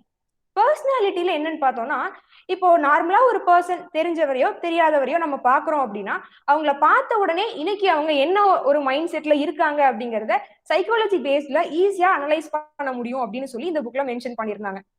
இது எப்படி அப்படின்னு பாத்தீங்கன்னா அவங்க யூஸ் பண்ணிருக்கக்கூடிய கார்மெண்ட்ல இருக்கக்கூடிய கலரை வச்சே நம்ம இன்னைக்கு அவங்க என்ன மைண்ட் செட்ல இருக்காங்க அப்படிங்கிறது வரைக்கும் நம்மளால தெரிஞ்சுக்க முடியும் அப்படின்னு சொல்றாங்க. ஃபார் எக்ஸாம்பிள் அதுல சொன்ன ஒரு 2-3 கலர் பத்தி நான் உங்களுக்கு சொல்றேன். இப்ப ரெட் கலர்ல அவங்க கார்மெண்ட் போட்டிருக்காங்க, அதிகமா ரெட் கலர் அவங்க ட்ரெஸ்ல வருது அப்படின்னா அவங்களோட மைண்ட் செட் இன்னைக்கு ரொம்ப பவர்ஃபுல்லா இருக்கு, செம ஃபோர்ஸ்ல இருக்காங்க, இன்னைக்கு ரொம்ப பவர்ஃபுல்லா ஒர்க் பண்றாங்க அப்படிங்கிற மாதிரியான ஒரு மைண்ட் செட்ல அவங்க இருப்பாங்க அப்படின்னு அர்த்தம்னு சொன்னாங்க. அடுத்தது ப்ளூ கலர்ல இருக்குன்னு பாத்தீங்கன்னு வச்சுக்கோங்க, அவங்க ட்ரெஸ் வந்து ப்ளூ கலர்ல இருந்துச்சுன்னா மைண்ட் வந்து ரொம்ப ரிலாக்ஸ்டான ஒரு ஃபீல்ல இருக்காங்க. அதே ஒயிட் கலரா இருந்ததுன்னா இன்னைக்கு ரொம்ப பீஸா இருக்காங்க, அமைதியா இருக்காங்க அப்படின்னு அர்த்தம். அதே எல்லோ கலர் அப்படின்னு பாத்தீங்கன்னா ஒரு ஃபன்னா ஒரு என்டர்டைன்மெண்ட் மூட்ல இருக்காங்க அப்படின்னு அர்த்தம். சோ இது மாதிரி ஒவ்வொரு கலருக்குமே வந்து ஒவ்வொரு எக்ஸ்பிளனேஷன் கொடுத்திருந்தாங்க. சைக்காலஜி பேஸ்ல இது எல்லாமே ப்ரூவ் பண்ண ஒண்ணு அப்படின்னு கூட இந்த புக்ல சொல்லியிருந்தாங்க. இன்னொரு விஷயம் பாத்தீங்கன்னா, உலகத்துல அழிவே இல்லாத ஒரு துறை அப்படிங்கிறது ஃபேஷன் தான் அப்படின்னு சொல்லி இந்த புக்ல மென்ஷன் பண்ணியிருந்தாங்க. இது எப்படி, அதுக்கான ரீசன் என்னன்னு பாத்தீங்கன்னா, ஃபேஷன் சைக்கிள் அப்படின்னு சொல்லி ஒரு டெர்மினாலஜி ஃபேஷன் இண்டஸ்ட்ரியில யூஸ் பண்ணிட்டு இருக்காங்க. ஃபேஷன் சைக்கிள் அப்படின்னா ஒண்ணும் இல்லைங்க, இது வந்து ஒரு ப்ராசஸ் மாதிரி. இப்போ வந்து ஒரு மேனுஃபேக்சரர் இருக்காரு அப்படின்னா ஒரு புது ப்ராடக்ட்டை மார்க்கெட்ல இன்ட்ரடியூஸ் பண்றாரு அப்படின்னா அது வந்து இன்ட்ரோடக்ஷன் அப்படின்னு சொல்றோம். இப்போ ஒரு பீப்புள் அந்த ப்ராடக்ட்டை வாங்குறாங்கன்னா என்ன சொல்லுவாங்க, அவங்க பக்கத்துல இருக்கவங்க கிட்ட இந்த ப்ராடக்ட் நான் யூஸ் பண்றேன், நல்லா இருக்கு, நீங்களும் வாங்கி பாருங்க அப்படின்னு அவங்க சொல்லுவாங்க. சோ அந்த டைம்ல என்ன ஆகும், ஒவ்வொரு பீப்புளுக்குள்ள அந்த ப்ராடக்ட் வந்து ஸ்ப்ரெட் ஆக ஆரம்பிக்கும். இதை வந்து ரைஸ் அப்படின்னு சொல்றாங்க. அடுத்தது இது வந்து நிறைய பேர் வந்து ஒரு பர்டிகுலர் டைம்ல அதிகமா வாங்குற மாதிரி இருக்கும். சோ அதை என்ன சொல்லுவாங்க, பீக் லெவல் அப்படின்னு சொல்லுவாங்க. அடுத்தது எல்லா டைமுமே வந்து மக்களுக்கு எல்லா ப்ராடக்ட்டும் பிடிச்சிட்டே இருக்காது ரொம்ப நாள் வரைக்கும். சோ கொஞ்ச நாள்ல அது என்ன ஆகும், கொஞ்சம் ஃபால் ஆக ஆரம்பிக்கும். அப்புறம் அந்த பொருள் இல்லாமையே போயிடும் மார்க்கெட்ல. பட் இந்த மேனுஃபேக்சரருக்கு முன்னாடியே தெரியும் ஃபால் ஆகுது அப்படின்னா கண்டிப்பா இந்த ப்ராடக்ட் வந்து டிக்ளைன் வரப்போகுது அப்படின்ட்டு. ஸோ அந்த ஃபால் ஆகும்போது என்ன பண்ணுவாங்க, ஒரு சின்ன ரீமாடலேஷன் மட்டும் கொடுத்து திரும்ப இன்ட்ரோடக்ஷன் பண்ணுவாங்க. ஸோ இது வந்து ஒரு சைக்கிளிங் ப்ராசஸ்ல போய்கிட்டே இருக்கும்.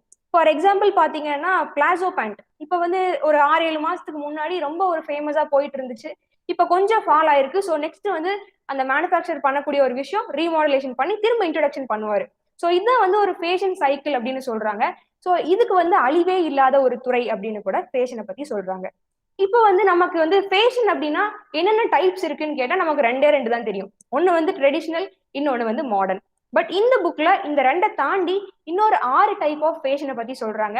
ஃபர்ஸ்ட் பாத்தீங்கன்னா ஹாட் கட்டூர் அப்படின்னு சொல்லக்கூடிய ஹைலி ஃபேஷனபிள் கார்மெண்ட், அதாவது ஒரு கேட்வாக்ல யூஸ் பண்றதாகட்டும், பர்சனாலிட்டிஸ் யூஸ் பண்றதாகட்டும். ஸோ அந்த மாதிரி டைப்ஸ்ல இருந்து லாஸ்ட்ல நாம ஈஸியா யூஸ் பண்ணக்கூடிய பப்ளிக் அதிகமா ப்ராஃபிட்டபிளா வாங்கக்கூடிய ஒரு விஷயம், சீப் ரேட்ல வாங்கக்கூடிய ஒரு ஃபாஸ்ட் ஃபேஷன் அப்படின்னு சொல்லக்கூடிய ஃபேஷன் வரைக்கும் மொத்தம் 6 டைப் ஆஃப் ஃபேஷன் சொல்லி ஃபேஷனையே 6 டைப்ஸா பிரிக்கிறாங்க இந்த புக்ல. ஸோ இது எல்லா விஷயமுமே நான் தெரிஞ்சுக்கிட்டது இந்த புக்னால மட்டும்தாங்க. நிறைய ஒவ்வொரு புக்லயுமே வந்து ஒவ்வொரு கருத்துக்கள் தான் இருக்கும் அப்படின்னா கண்டிப்பா கிடையாது. ஒவ்வொரு புக்லயும் ஆயிரக்கணக்கான கருத்துக்கள் இருக்கு. அதை நம்ம லைஃபோட ஒப்பிட்டு பார்க்கும்போது அனைத்துமே உண்மையாலுமே நம்ம லைஃப்ல நம்ம வந்து பார்ப்போம். ஓ இதெல்லாம் வந்து அவங்களோட எக்ஸ்பீரியன்ஸ்னாலதான் இதுல எழுதியிருக்காங்க. சோ அதை நம்ம லைஃப்ல எக்ஸ்பீரியன்ஸ் பண்ணி பார்ப்போம். இப்ப பாத்தீங்கன்னா நான் இந்த புக் படிச்சு நான் தெரிஞ்சுக்கிட்டதுல புதுசா ஒரு விஷயம் நான் தெரிஞ்சுக்கிட்டது, பர்சனாலிட்டியை வந்து அவங்களோட யூஸ் பண்ற கார்மெண்ட்ல இருக்கக்கூடிய கலரை வச்சே தெரிஞ்சுக்கலாம்னு சொன்னாங்க இல்லையா. அது வந்து எனக்கு உண்மையாலுமே புதுமையா பட்டுது. அதுவும் இல்லாம நானே பார்த்திருக்கேன், நானே வந்து என் லைஃப்ல ரியலைஸ் பண்ணி பார்த்த ஒரு விஷயம் தான் இது. அதே போல உலகத்துல அழிவே இல்லாத துறை வந்து ஃபேஷன் தான் அப்படின்னு சொன்னதும் எனக்கு ஒரு புதுமையான ஒரு விஷயமா தான் இருந்துச்சு. அதே போல இப்ப வந்து ஒவ்வொரு கருத்துக்களும் வந்து நம்ம லைஃப்ல ஒப்பிட்டு பார்க்கும்போது உண்மையாலுமே ரியாலிட்டியோட அந்த புக்ல படிக்கிற எல்லா விஷயமுமே ஒப்பிட்டு தாங்க போகுது.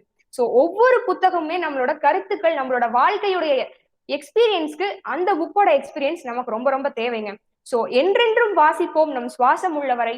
வாய்ப்பளித்தமைக்கு நன்றி. ஆழமான கருத்துக்களை அழகாக பதிவு செய்த மாணவிக்கு நன்றி. அடுத்ததாக உணவை பற்றிய பயணம் என்னும் தலைப்பில் உரையாற்ற வருகிறார் இளங்கலை 3ஆம் ஆண்டு ஊட்டச்சத்து மற்றும் உணவு கட்டுப்பாட்டுத்துறை மாணவி ரேணுகா தேவி.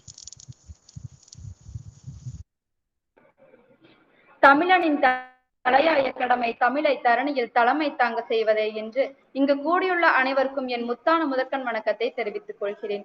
எங்கள் கல்லூரிக்கு வாசிப்பை நேசிப்போம் என்ற சிறந்ததொரு தலைப்பை நல்கிய ஐயா அம்மா அவர்களுக்கு மிக்க நன்றிகள். புத்தகத்தை படித்து அதனால் பெற்ற அனுபவத்தையும் அதனால் அவர்கள் உணர்ந்ததையும் முன்னால் பேசிய சகோதரிகள் தோழிகள் உரைத்ததை போல நானும் என் பாட புத்தகத்தில் படித்து நான் உணர்ந்து கொண்டதை இங்கு பகிரவிருக்கிறேன். நான் 3ஆம் ஆண்டு இளங்கலை ஊட்டச்சத்து மற்றும் உணவு கட்டுப்பாட்டு துறையில் படிச்சுட்டு இருக்கேன். 3rd BSc nutrition and டயட்டடிக்ஸ்ல. நோயற்ற வாழ்வே குறைவற்ற செல்வம். என்னங்க இது, எவ்வளவு சொத்து சொகம் காசு எல்லாமே வச்சிருந்தாலுமே நமக்கு ரொம்ப ரொம்ப முக்கியமானது ஒண்ணுன்னு பாத்தீங்கன்னா ஆரோக்கியம் தான். ஆரோக்கியம் அப்படின்னு ஒண்ணு இல்லைன்னா நம்மளால எதுவுமே பண்ண முடியாது. இப்ப எவ்வளவு சொத்து சொகம் கோடி கோடியா இருந்தாலுமே வந்து ஆரோக்கியம் அப்படின்னு ஒண்ணு இல்லைன்னா அவங்களால எந்திரிச்சு நடக்க கூட முடியாது. அந்த பொறுப்பை அவங்க கிட்ட வேற யாரும் ஒப்படைக்க கூட முடியாது. அதனால ஆரோக்கியம் ரொம்ப ரொம்ப முக்கியம். அந்த துறையில நான் படிச்சுட்டு இருக்கிறேங்கிறத நான் ரொம்ப ரொம்ப பெருமையா நினைக்கிறேன். அன்னைக்கும் சரி இன்னைக்கும் சரி என்னைக்கும் சரி உணவு அப்படின்னு ஒண்ணு இல்லைன்னா நம்மளால வாழ முடியாது. எங்க பாட புத்தகத்துல பாத்தீங்கன்னா தினம்தோறும் புதிய புதிய ஆர்வமிக்க டாபிக்ல தான் நாங்க வந்து படிச்சுட்டு இருக்கோம். இப்ப நேத்து வந்து ஒரு டாபிக் படிச்சோம்னா அதே டாபிக் அடுத்த நாள் கண்டினியூ ஆகாது, புதுசு புதுசா இது பண்றேன். நான் வந்து ஒரு மனிதனாகவும் சரி ஒரு ஸ்டூடெண்டாகவும் சரி நான் ரெண்டாவும் இருந்துட்டு நான் வந்து இதை படிக்கும்போது எனக்கு இன்னும் டெய்லி நெக்ஸ்ட் என்ன அப்படின்னு சொல்லி வந்து இன்ட்ரெஸ்டிங்கான டாபிக்ஸ்ல தான் வந்து எங்க சப்ஜெக்ட் ஃபுல்லாமே போயிட்டு இருக்கோம். ஸோ இதை பத்தின அவேர்னஸ் வந்து நிறைய பேர்த்துக்கு இல்ல. ஏன் அப்படின்னு வந்து கேட்டீங்கன்னா அதை வந்து நான் கொஞ்சம் பின்னாடி சொல்றேன். ஸோ நெக்ஸ்ட் வந்து பாத்தீங்கன்னா ICMR Indian council of medical research and NIN national institute of nutrition இந்த ரெண்டு ரிசர்ச் பண்ணி எங்களுக்கு கொடுக்குற ஸ்டெப்ஸ் தான் வந்து நாங்க ஃபாலோ பண்ணி படிச்சுட்டு இருக்கோம். அட் தி சேம் டைம் ப்ராக்டிக்கலாவும் நாங்க செஞ்சுட்டு இருக்கோம். ஸோ இப்போ வந்து நான் ஏன் அவேர்னஸ் இருக்கணும், அதாவது மக்கள் மத்தியில ஏன் இதை பத்தின அவேர்னஸ் இருக்கணும் அப்படின்னு நான் வந்து சொல்றேன்னா, இப்போ நிறைய சோஷியல் மீடியால like WhatsApp, Facebook, Twitter, Instagram இது மாதிரி நிறைய சோஷியல் மீடியா இருக்கு. இதுல வந்து நான் வந்து ஒரு டயட்டீஷியன் அப்படின்னு சொல்லிட்டு வந்து நிறைய பேர் வந்து காசு படிக்கிறதுக்காகவோ அல்லது அவங்களுக்கு தெரியாததை சொல்லி கொடுக்கறதுக்காகவோ நம்ம வந்து என்ன நினைப்போம், ஓ குண்டா இருக்கும் நம்மளுக்கு வந்து உடம்பு கமைஞ்சிடும் அப்படின்னு சொல்லிட்டு வந்து நம்ம என்ன பண்ணுவோம், ஓகே இவங்க வந்து ப்ராப்பரா படிச்சிருக்காங்க அதனால வந்து நம்ம அவங்க கிட்ட போய் காசு கொடுத்து எல்லாமே பண்ணுவோம். பட் இதை பத்தின அவேர்னஸ் வந்து ஏன் நான் இருக்கணும்னு சொல்றேன்னா, எல்லாருமே வந்து கரெக்டா சொல்லி தர மாட்டாங்க. வேற ஏதாச்சும் அந்த பவுடர் வாங்குங்க இந்த பவுடர் வாங்குங்கன்னு சொல்லி நம்மளுக்கு தேவையில்லாதது எக்ஸ்பென்சிவான ப்ராடக்ட்ஸாவும் இருக்காது. அதனால வந்து ஒரு ப்ராப்பரான டயட்டிஷியனை பார்த்து நம்ம வந்து ரெகுலரா மெனு பிளான் வாங்கி அதை ஃபாலோ பண்றதா ஒரு குட் ஐடியா. இந்த அவேர்னஸ் வந்து இன்னும் நிறைய பேருக்கு இல்லாம இருக்கு. அந்த அவேர்னஸ் வந்து எல்லாத்துக்குமே கிரியேட் பண்ணணும்னு சொல்லி எங்க புக்ல கொடுத்துருக்காங்க. நெக்ஸ்ட் வந்து பாத்தீங்கன்னா IBW அதாவது ஐடியல் பாடி வெயிட், இதை பொறுத்துதான் வந்து நம்ம வந்து மெனு பிளான் போட முடியும். நாட் ஒன்லி IBW, அவங்களோட ஏஜ் குரூப், ஹைட், வெயிட் இது எல்லாத்தையும் பொறுத்துதான் நம்ம வந்து அவங்களுக்கு ஒரு டயட் பிளான் அதாவது ஒரு மெனு பிளான் வந்து நம்ம போட்டு கொடுக்க முடியும். ஸோ நெக்ஸ்ட் வந்து பாத்தீங்கன்னா நாங்க வந்து ப்ராக்டிகல்ஸா செய்யறோம்னு சொல்லியிருந்தாங்க பாத்தீங்களா, எப்படின்னா வந்து food science, family meal management, dietetics, international cuisine, food preservation இது மாதிரி நிறைய ப்ராக்டிக்கல் வந்து நாங்க ஒவ்வொன்றை பத்தியும் புக்ல படிச்சு தெரிஞ்சு நாங்க வந்து ப்ராக்டிக்கலா செஞ்சு பார்த்துட்டு இருக்கோம். ஸோ இப்போ ஃபேட்டா இருந்தா டயட்டு, லீனா இருந்தா டயட்டு, எதுக்கு எடுத்தாலும் நான் வந்து டயட் இருக்குன்னு சொல்றாங்க. டயட் அப்படின்னு என்னன்னு ஒருத்தவங்க கிட்ட போய் நான் கேட்டேன்னா, சாப்பிடாம இருக்கணும், சாப்பிடாம இருந்தா உடம்பு கமிஞ்சிரும், நல்லா சாப்பிட்டேன்னா உடம்பு ஏறிடும் அப்படின்னு வந்து சொல்லுவாங்க. ஸோ இது வந்து மக்கள் மத்தியில இருக்க எல்லாத்துக்குமே காமனா பரவிட்டு இருக்க ஒரு நியூஸ். பட் அது வந்து அப்படி கிடையாது. நம்ம வந்து ஃபேட்டா இருந்தா மட்டும் தான் டயட் மெயின்டைன் பண்ணணும், லீனா இருந்தா மட்டும் டயட் மெயின்டைன் பண்ணணும் அப்படி கிடையாது. நம்ம வந்து ஹெல்த்தியான லைஃபால ஹெல்த்தியான டயட் வந்து நம்ம எல்லாருமே வந்து ஃபாலோ பண்ணலாம். So a healthy diet is a diet that helps maintain our overall health. A healthy diet provides the body with essential nutrition, macro and micronutrients and adequate food energy. So next வந்து ஒரு குட்டி பேசிக் news வந்து நான் சொல்றேன். So இப்போ டயட்னா நான் already சொல்லியிருந்தேன் பாத்தீங்கன்னா, நிறைய பேர் சாப்பிடாம இருந்தா தான் வந்து உடம்பு கம்மியும், நல்லா சாப்பிட்டா வந்து உடம்பு ஏறுன்னு சொல்லி நிறைய பேர் நினைச்சிட்டு இருக்கிறதா சொன்ன பாத்தீங்கன்னா, it's not like that. So இப்போ வந்து நம்ம ஹெல்த்தி ஃபுட்ஸ் எடுத்துக்கணும். இது வந்து பர்டிகுலரா எல்லாத்துக்குமே நம்ம வந்து ஒரு ஹெல்த்தி லைஃப் ஸ்டைல் வந்து வாழணும்னா நம்ம வந்து ஹெல்த்தி ஃபுட்ஸா வந்து எடுத்துக்கணும். ஸோ ஹெல்த்தி ஃபுட்ஸ் எப்படி கிடைக்கும் அப்படின்னு வந்து கேட்டீங்கன்னா, locally available low cost food. So இதுல வந்து இப்போ ஒரே கல்லுல ரெண்டு மாங்காய் அப்படின்னு சொல்லுவாங்க பாத்தீங்களா, அதுதான் இந்த locally available low cost food. இதுல வந்து ஏன் நான் ஒரே கல்லுல ரெண்டு மாங்காய் அப்படின்னு சொல்றேன்னு வந்து பாத்தீங்கன்னா, ஃபர்ஸ்ட் வந்து நம்ம ஹெல்த்தியான ஃபுட்ஸை சாப்பிடலாம். ஏன் locally available low cost food சொல்றேன்னா வந்து இது வந்து சீசன் ஃபுட்ஸ். ஸோ அந்தந்த சீசனுக்கு கிடைக்கிறத வந்து நம்ம அந்தந்த சீசன்ல சாப்பிட்டுக்கலாம். இப்போ எனக்கு இந்த சீசன்ல வந்து கொய்யாப்பழம் கிடைக்குது, மாம்பழம் கிடைக்குது, கேரட், பீன்ஸ் இது வந்து கிடைக்குதுன்னா நான் அது இந்த சீசன்ல எடுத்துக்கலாம். ஸோ அப்போ நம்மளுக்கு என்னது ஃபர்ஸ்ட் திங் வந்து நம்மளுக்கு ஃப்ரெஷ்ஷா கிடைக்கும், பக்கத்துலயே கிடைக்கும், லோக்கல் மார்க்கெட் லோக்கல் ஷாப்ஸ்லயே கிடைக்கும். அட் தி சேம் டைம் நம்மளுக்கு லோ காஸ்ட்லயும் கிடைக்கும். இப்போ வந்து நிறைய உற்பத்தி, இப்போ இந்த சீசனுக்கு வந்து கொய்யாப்பழம் காய்க்குன்னா நிறைய உற்பத்தி ஆகும், அது வந்து நம்மளுக்கு லோ காஸ்ட்ல கிடைக்கும். பட் நான் வந்து இல்ல நான் அடுத்த சீசன்லயும் நான் கொய்யாப்பழம் மீதே சாப்பிடுவேன், மாம்பழம் மீதே சாப்பிடுவேன், கேரட், பீன்ஸ், பீட்ரூட் எல்லாமே நான் நெக்ஸ்ட் சீசன்லயும் அதே தான் சாப்பிடுவேன்னு சொன்னா உங்களுக்கு வந்து பாத்தீங்கன்னா ரேட்டும் அதிகமாகும். அட் தி சேம் டைம் அது வந்து ப்ரிசர்வ் பண்ணி ஸ்டோர் பண்ணி வச்சுதான் நம்மளுக்கு கொடுப்பாங்க. ஸோ ப்ரிசர்வ் பண்ணி ஸ்டோர் பண்ணி வைக்கிற ஃபுட்ஸை கம்பேர் பண்ணும்போது நம்மளுக்கு வந்து ஹெல்த்தியா, அதாவது லோக்கலி அவைலபிள் லோ காஸ்ட் ஃபுட்னா வந்து சீசன் ஃபுட்ஸ் இருக்குது பாத்தீங்களா, அதை வந்து நம்ம இன்டேக் பண்ணிக்கிறது தான் நம்மளுக்கு ஒரு குட் மெத்தட். ஸோ நெக்ஸ்ட் வந்து பாத்தீங்கன்னா நம்ம வந்து ஹெல்த்தி ஃபுட்ஸ் எடுத்தாச்சு, ஹெல்த்தி லைஃப் வாழ. நெக்ஸ்ட் வந்து பாத்தீங்கன்னா பிசிக்கல் எக்ஸசைஸ், யோகா இது மாதிரி எல்லாமே ஒட்டுக்கா சேர்ந்து நம்ம பண்ணும்போது தான் நம்மளுக்கு ஒரு பெட்டர் ரிசல்ட் கிடைக்கும். 2 நாள் நான் வந்து ஹெல்த்தி ஃபுட் சாப்பிட்டேன் அதனால வந்து எனக்கு எந்த சேஞ்சஸுமே ஏற்படல அப்படின்னு சொல்றது வந்து தப்பு. நம்ம வந்து கண்டினியூவா இதை வந்து ஃபாலோ பண்ணிட்டே இருக்கணும். ஹெல்த்தி ஃபுட்ஸ் ரெகுலரா எடுக்கணும், பிசிக்கல் எக்ஸசைஸ், யோகா இது மாதிரி எல்லாமே கம்பேர் பண்ணும்போது நம்மளுக்கு வந்து ஒரு பெட்டர் ரிசல்ட் கிடைக்கும். ஸோ நெக்ஸ்ட் வந்து பாத்தீங்கன்னா இந்த டயட் எல்லாத்துக்கும் ஒரே மாதிரி, இந்த டயட் பிளான் வந்து மெனு பிளான் வந்து நம்ம எல்லாத்துக்கும் ஒரே மாதிரி கொடுப்போமா அப்படின்னு வந்து கேட்டீங்கன்னா இல்ல. இது வந்து டிஃப்ரெண்ட் ஏஜ் குரூப் இருக்காங்க. School going boys, school going girl, working woman, working men, constipation, aged means lactating mothers, pregnant ladies, heart disease, various disease patients, இது மாதிரி நிறைய டிசீஸ் பேஷன்ஸ் கூட இருக்காங்க. ஸோ அவங்க எல்லாத்துக்குமே வந்து நம்ம என்ன பண்ணணும்னா தனித்தனியா ஃபர்ஸ்ட் அவங்களோட வெயிட், ஐடியல் பாடி வெயிட் வந்து height in metres into 22.5, height in metres into whole square into 22.5. So என்னோட ஹைட் வந்து இப்போ 160 சென்டிமீட்டர்னா 1.60 இன்டூ 1.60 இன்டூ 22.5. எனக்கு அதுல வந்து ஒரு 57 kg வந்து எனக்கு ஐடியல் பாடி வெயிட் இருக்குன்னா நான் வந்து இப்போ என்னோட லைவா வந்து என்னோட வெயிட் போட்டு பார்த்தேன், எனக்கு வந்து 55 இருந்துச்சுன்னா ஓகே. ஒரு லெஸ் தென் 5 ஆர் மோர் தென் 5 வந்து ஓகே. பட் ஓவர் தென் 5 நான் வந்து ஓவர் வெயிட் ஆயிரும். லெஸ் தென் 5 நான் வந்து அண்டர் வெயிட் ஆயிடும். ஸோ இது வந்து நம்ம கரெக்டா மெயின்டைன் பண்ணணும். ஒரு ஹெல்த்தி லைஃப் ஸ்டைல் வாங்கணும், நம்மளோட ஹைட்டுக்கு தகுந்த வெயிட் வந்து நம்ம கரெக்டா ஃபாலோ பண்ணிட்டு இருக்கணும். ஸோ நெக்ஸ்ட் வந்து பாத்தீங்கன்னா இந்த நியூட்ரிஷன் அண்ட் டயட்டெட்டிக்ஸ்ல வந்து நான் சொன்ன பாத்தீங்கன்னா நிறைய டெய்லி வந்து இன்ட்ரெஸ்டிங்கான டாபிக்ஸ்ல வந்து நான் படிச்சுட்டு இருக்கேன்னு சொல்லி. ஸோ இது மட்டும் இல்லாம இந்த புக்கை மட்டும் ரெஃபர் பண்ணாம எங்க டீச்சர்ஸ் வந்து நிறைய ஆர்டிகல்ஸ், இது ரிலேட்டட் டாபிக்ஸ்ல இருக்க நிறைய புக்ஸ் எல்லாமே வந்து ரெஃபர் பண்ணி எங்களுக்கு சொல்றாங்க. நாங்க படிச்சுட்டு இருக்கோம், அட் தி சேம் டைம் பிராக்டிகலாவும் செஞ்சு பார்த்துட்டு இருக்கோம். ஸோ இந்த நியூட்ரிஷன் அண்ட் டயட்டெட்டிக்ஸ், அதாவது எங்க கோர்ஸ் எங்க சப்ஜெக்ட் இருக்கிறத பத்தி சொல்லணும்னா இந்த டாபிக்ஸ் அண்ட் இந்த தகவல்களை பத்தி வந்து சொல்லணும்னா கோடி கோடி தகவல் வந்து இருக்கு. ஆனா அத்தனை தகவலையும் வந்து என்னால இங்க சொல்ல முடியாது. கால நேரம் கருதி வாய்ப்பளித்த அனைவருக்கும் நன்றி கூறி விடைபெறுகிறேன். நன்றி, வணக்கம். வாசிப்பை நேசிப்போம், வாசிப்பை சுவாசிப்போம். ஜெய்ஹிந்த், வந்தே மாதரம்.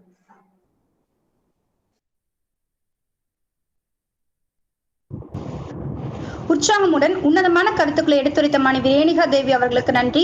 நிகழ்வில் அடுத்ததாக உள்ளதை உணர்த்தும் உரையாடல் எனும் தலைப்பில் தன் கருத்துக்களை எடுத்துரையாட வருகிறார் இளங்கலை 3ஆம் ஆண்டு தமிழ் இலக்கிய மாணவி யோகலட்சுமி. இணையம் வாயிலாக கூடியிருக்கக்கூடிய உங்கள் அத்துணை பேரையும் எனது நெஞ்சார்ந்த வணக்கங்களை உரித்தாக்கி எனது உரையை துவங்குகின்றேன். உள்ளதை உணர்த்தும் உரையாடல் என்ற தலைப்பில் உரையாடல் பற்றிய பிம்பங்களையும் உரையாடல்கள் நமக்கு உணர்த்துவதையும் உங்களுக்கு பகிர்மாற இருக்கின்றேன். நமக்கு வரலாறுகளும் எத்தனையோ புராணங்களும் எத்தனையோ சமய ரீதியான செய்திகளையும் புரிந்து கொள்ள முடியாத விடயங்களையும் உரையாடல் வாயிலாக நமது சான்றோர்களும் முன்னோர்களும் நமக்கு புத்தகங்களில் தீட்டி இருக்கிறார்கள். இந்த உரையாடல்கள் அப்படி என்ன நமக்கு சொல்லிவிடப் போகிறது என்று நினைத்தால், உரையாடல் என்பது நம் எல்லோரின் வாழ்விலேயும் சராசரியாக நாம் சந்தித்துக் கொண்டே இருப்பதுதான் இந்த உரையாடல், இல்லையா? இந்த உரையாடல் சராசரியாக நமக்கு புரிந்து கொள்ள முடியாத விடயங்களை கூட மிக எளிதில் நமக்கு உணர்த்திவிடும். அப்படி இன்றைக்கு நாம் பார்க்க இருப்பது மகாபாரதத்தில் நம் எல்லோருக்கும் இருக்கின்ற அந்த ஒரு கேள்விக்கு இந்த ஒரு சின்ன உரையாடல் நமக்கு பதில் அளிக்கும் என்பதைத்தான் இன்றைக்கு உங்களோடு நான் பகிர்ந்து கொள்ள இருக்கின்றேன். கிருஷ்ணாவதாரத்தில் கிருஷ்ணன் அர்ஜுனனுக்கு தேரோட்டியாக இருந்தான். ஆனால் கிருஷ்ணருக்கே தேரோட்டியாக இருந்தவர் உத்தவர் என்ற ஒருவர். அவர் தன்னுடைய வாழ்நாளில் தனக்காக எதையுமே செய்து கொள்ளாதவர். கிருஷ்ணன் பிறந்தது முதல் கிருஷ்ணனுக்கு ஒரு பணிவிடை செய்து கொண்டு எல்லா விதமான பணிகளையும் செய்து கொடுத்து அவர் உடனேயே இருப்பாராம் உத்தவர். பாரதம் முடிந்து பல நூறு ஆண்டுகள் கழிந்த சமயம் அது. அந்த சமயத்தில் கிருஷ்ணன் கேட்கிறார், உத்தவரே, என்னிடம் எல்லோரும் எத்தனையோ வரங்களை பெற்றிருக்கிறார்கள், ஆனால் நீங்கள் எதுவுமே என்னிடம் கேட்டதில்லையே. நான் என்னுடைய அவதார பணியை நிறைவு செய்கிறேன், நீங்கள் என்னிடம் ஏதாவது கேளுங்கள் என்று சொன்னாராம் கிருஷ்ணன். தனக்காக எதையுமே கேட்டுக்கொள்ளாத அந்த உத்தவர் இந்த நேரத்தில் கேட்கிறார், கண்ணா, உன்னிடம் கேட்பதற்கு என்ன இருக்கிறது? எனக்கு ஆனால் சந்தேகம் மட்டும்தான் இருக்கிறது. நீ எல்லோரையும் வாழச் சொன்ன வழி வேறு, நீ வாழ்ந்து காட்டிய வழி வேறு. நீ பாண்டவர்களுக்கு உற்ற நண்பனாக இருந்தாய், பாண்டவர்களின் துணையானவனாக இருந்தாய். அப்படிப்பட்ட நீ இந்த பாரத போரை தடுத்திருக்கலாமே. பாரத போர் வரை ஏன் செல்ல வேண்டும்? அந்த சூதாட்டத்தை நிறுத்தி இருக்கலாமே. அப்படியும் இல்லை என்றால் அதிர்ஷ்டமும் வெற்றியும் தருமன் பக்கம் இருக்குமாறு செய்திருக்கலாமே. இது எதுவுமே செய்யாத நீ திரௌபதியின் மானம் காத்தேன் என்று மார்தட்டி கொள்கிறாயே.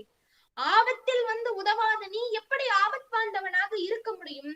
இதுதான் என்னுடைய கேள்வி என்றார் உத்தவர். கிருஷ்ணன் சிரித்துக் கொண்டே ஒரு பதில் சொன்னார். உத்தவரே, நான் என்ன தவறு செய்தேன்? விவேகம் உள்ளவர்களே வெற்றி அடைவார்கள். விவேகம் யார் பக்கம் இருக்கிறதோ அவர்களே வெற்றியை காண முடியும்.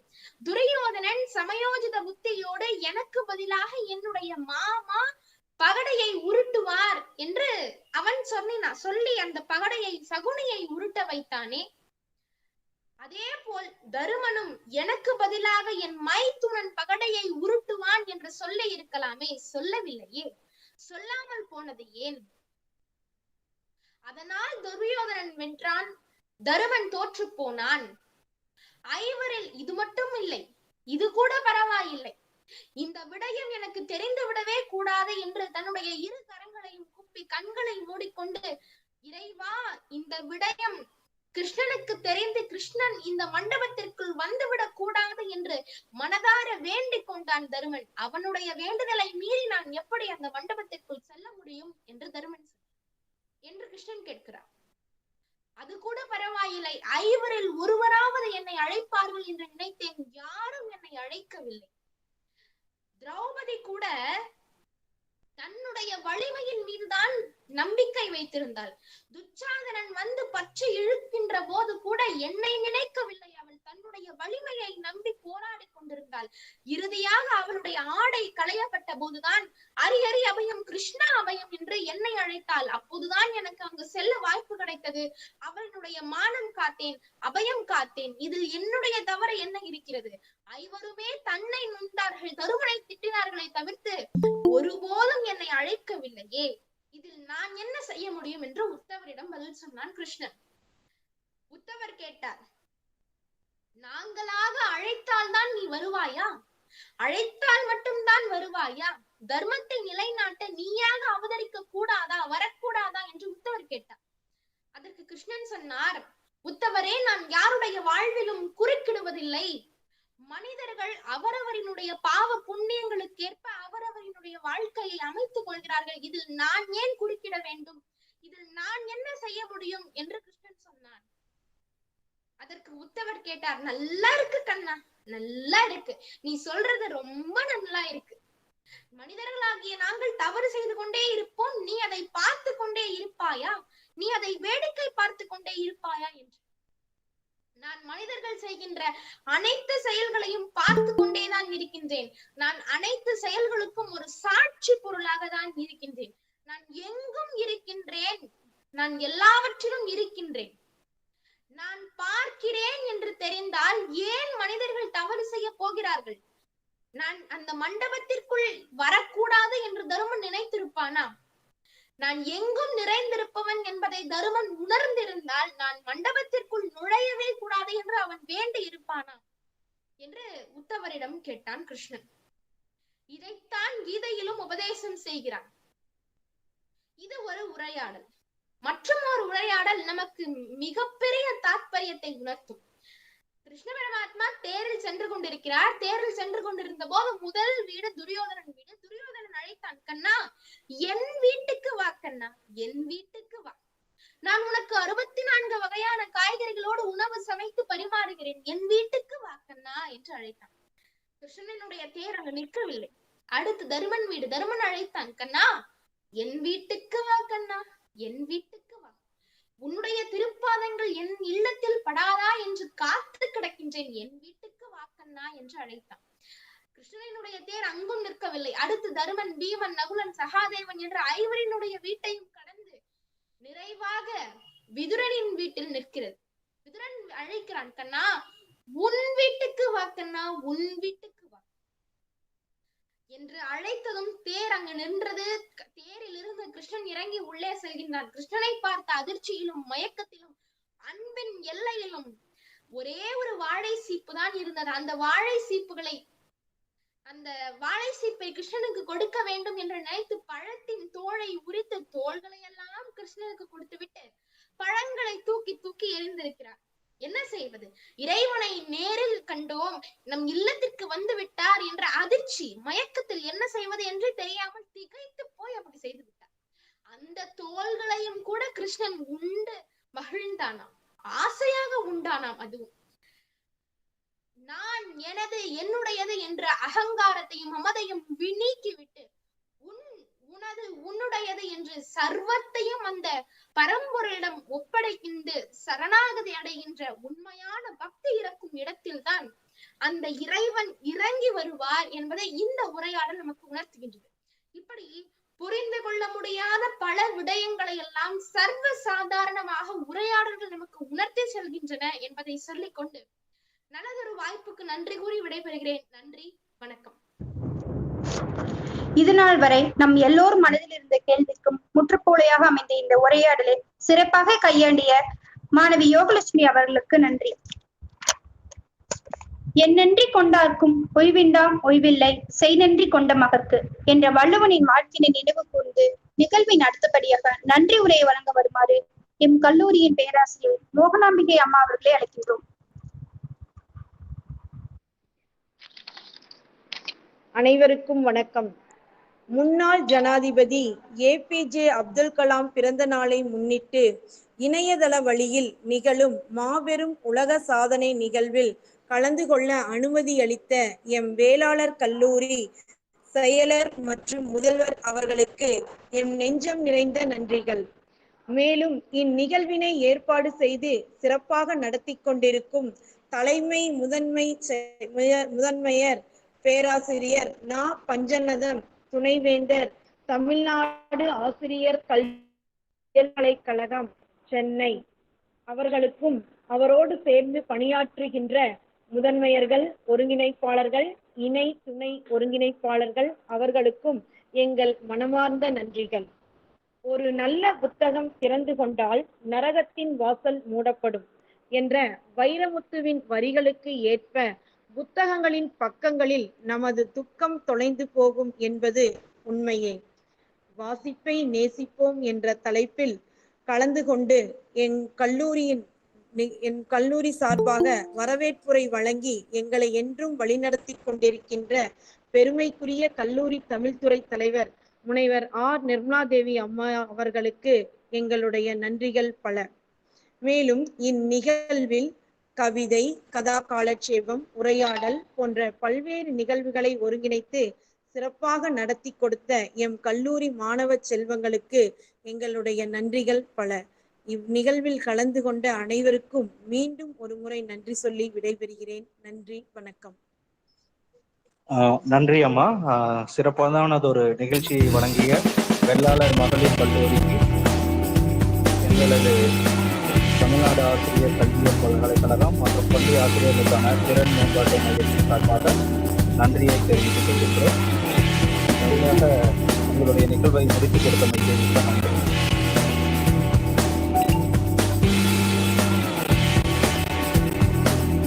இந்த காணொலி கூட மிகவும் சிறப்பாக அமைந்தது. மிக்க மகிழ்ச்சி.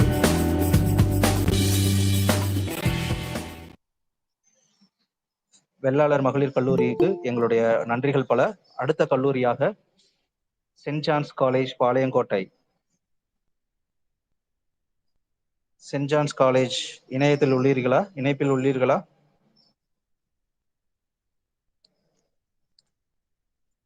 சென்ட் ஜான்ஸ் காலேஜ்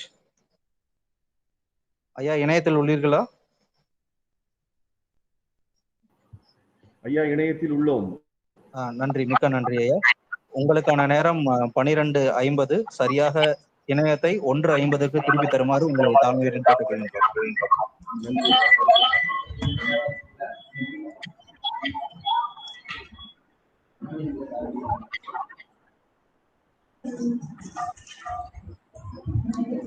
ஐயா, உங்களுடைய நிகழ்வை தொடங்கலாம். Very good afternoon to everybody.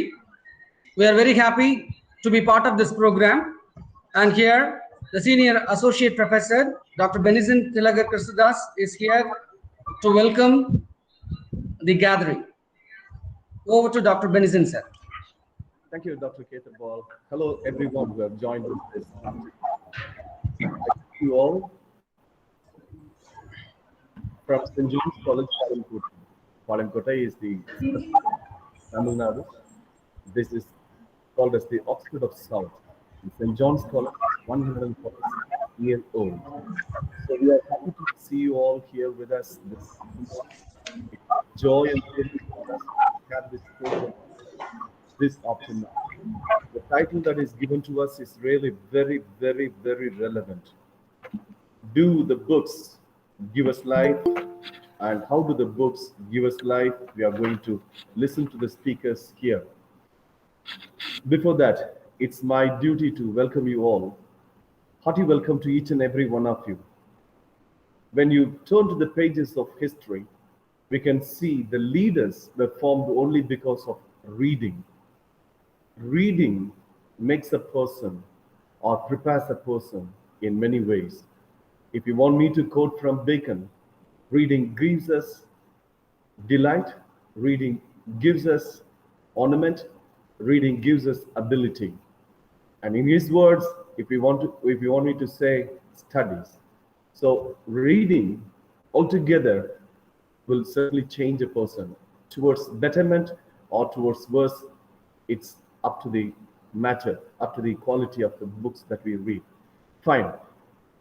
I'm sure that this program will really open hundreds and hundreds of people, and their minds will start thinking in different angles. Let me not take much time. I don't want to be a hindrance. I don't want to stand between you and the speakers here. Let's listen to their scholarly presentation, how they are going to wake up the inner feelings in us and how they are going to draw us all together towards one direction. Thank you very much. Have a good time. Welcome once again. Thank you. God bless you. Thank you very much, sir, for your welcome address and your throwing light on the subject matter. St. John's College is taking privilege and it is proud to organize this book review program, to be part of this program, and we are certain that this would add something to the knowledge of this virtual confluence. And the title for today's program is Do Literary Texts Promote Human Values? This is the debate that is going to happen now. And there are two sides. One, on the one side, we have Dr. Pinky Evelyn Diana saying yes, it promotes human values. And in the lineup,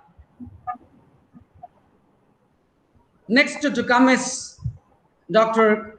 Jabaraj Kingsley Zakaria and a student, Rajan.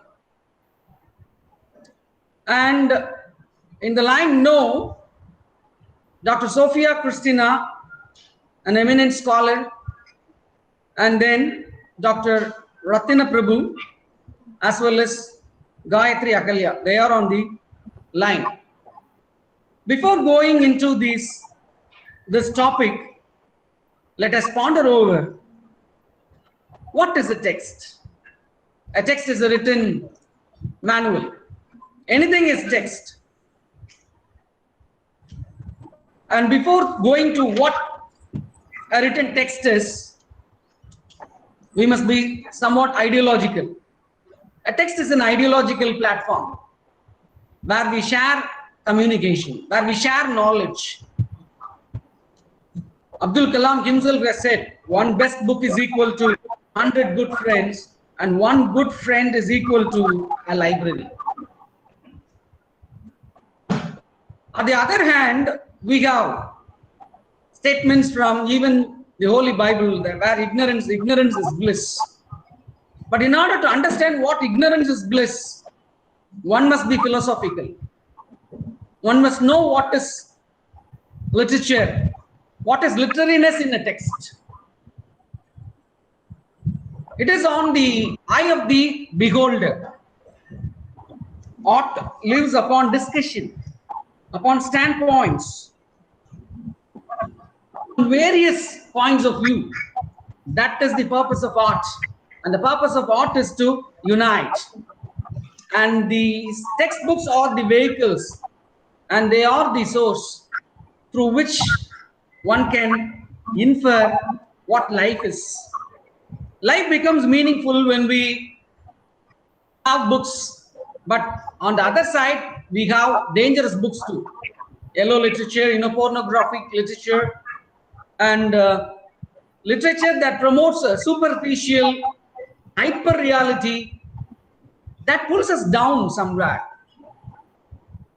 And let me invite Dr. Pinky Evelyn Diana to share her views on do literary texts promote human values? She says yes. Let us hear to Dr. Pinky Evelyn Diana. A very good afternoon to everyone. The topic do literary texts promote human values is really an interesting one.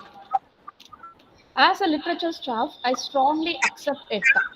When a child starts to speak, we tell them moral stories. The reason is to inculcate moral values in their mind right from the beginning. We teach them stories on how to be honest, truthful, and so on. In almost all the schools, we have moral education classes.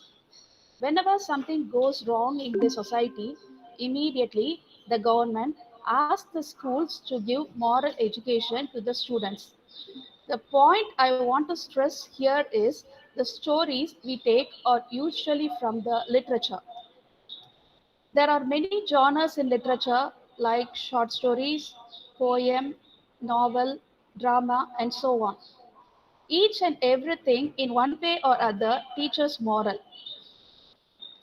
According to Dr. Johnson, the main purpose of writing a poem is to please and at the same time to instruct. So each and every work gives happiness and at the same time instructs. The duty of every writer is to make the world a better one. When we talk about drama, we are reminded of Shakespeare, the great dramatist. In the drama, we come across different themes and all of them are universal. Each and every work imitates the society we live. So the writers focus on the problems we face and also they give a solution. So every work gives a solution. In Romeo and Juliet, we come across women and love, and in Macbeth, women and power, suspicion in Othello, and father-daughter relationship in King Lear. So when one listens to the text again and again, each and every person with a bad intention will change. He or she will try to transform. There are many for a purpose to get transformed into a new leaf. Many critics tell that Shakespeare had used too much violence in his plays. The reason he used violence is to cater the needs of the uncultured audience. But the reality is, the readers are able to differentiate good and bad. They try to change and behave in an appropriate way. It is registered in their subconscious mind and they try to avoid bad resolutions in their lives. In every story, goodness is rewarded and evil is punished. This gets imprinted in the mind of the readers. The famous line used by Alexander Pope is, "To err is human, to forgive is divine." This shows God's mercy to forgive sinners. This teaches an important value of forgiveness to the readers. There are more values. I just want to tell about 5 values. Okay. First one is forgiveness. And Pope has beautifully told, to err is human and to forgive is divine. Next, I want to quote a famous line by Tennyson used in his poem Ulysses. The last line in the poem is, "To strive, to seek, to find, and not to yield." These lines imparts in the mind of the readers to push ahead with vigor and strength, no matter how old or weak we are. These lines are usually associated by the youngsters in sports. It gives them a ray of hope. To sick people, the above line gives hope and helps them to overcome their disease. So the poem teaches an important moral value of perseverance. In the work, and I want to tell about the next value. In the work Confession of an English Opium Eater by Thomas De Quincey, he brings out the addiction and the effects of opium in his life. The book is like a warning to the readers, both young and old, about the dangers of opium. Orwell's message in the animal form is really noteworthy. Like the pigs in the story, malicious people will continue to use propaganda to usurp power, to exploit the vulnerable, and to control the masses. This story instills the mind of the readers to respect the feelings of their fellow beings. So it teaches an important lesson, important moral value, how to respect your fellow beings.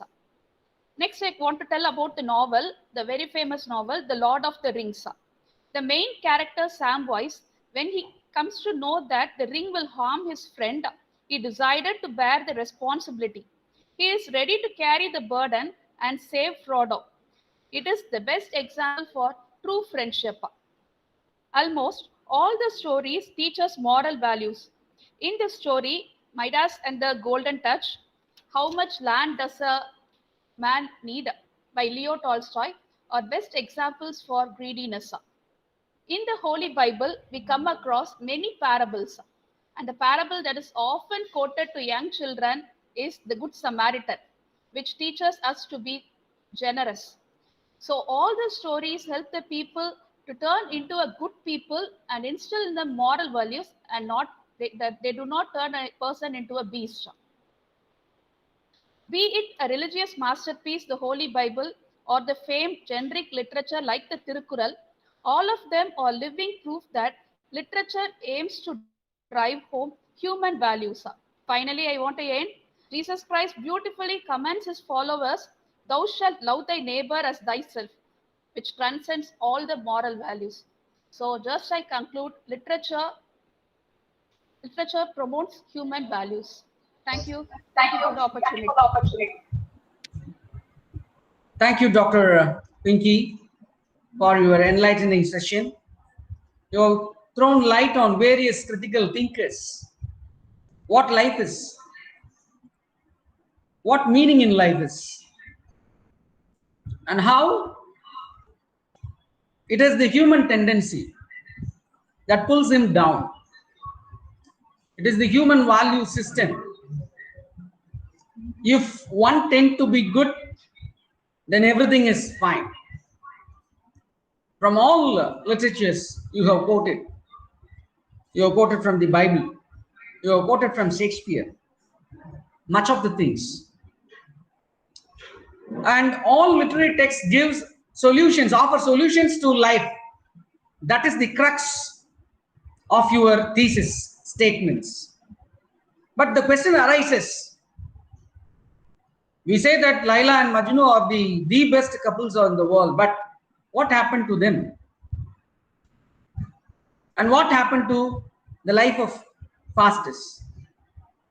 From the very beginning till the climax, Faustus falls on evil days. And reading that thing, it promotes, many of the books promote evil things. And many of the good characters which are punished inculcates a certain kind of abnormality among the society. And let us see how Dr. Sophia Christina is to counter Dr. Pinky.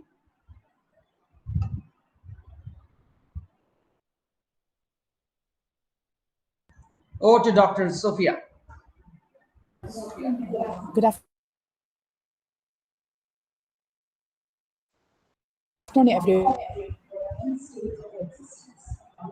everyone of contact or an end state of relative importance to live in harmony.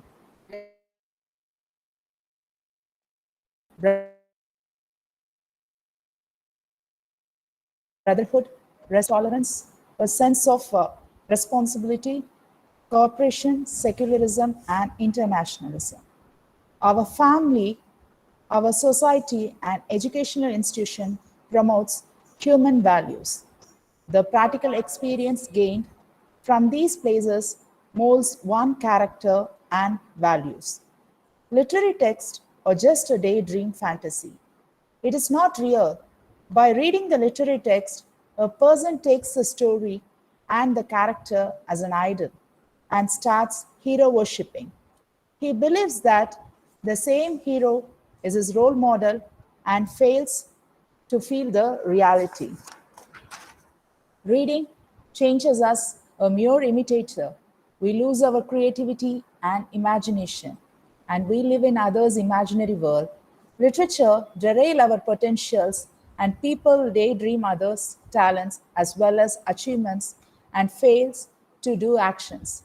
Reading literature is a passive activity. It makes us lazy. Doing things practically helps us to enhance our values. When we are real and practical, we can succeed. Literary text only gives books a base knowledge. Swimming can be read through many books. The experience, effects, costs, merits, advantages, pleasure of swimming, all these readings never make us a swimmer. We have to practice it. There are plenty of books entitled How to Learn a Language in 30 Days. We may read the language a multiple times, but that never makes us to speak that languages. The next one is fiction.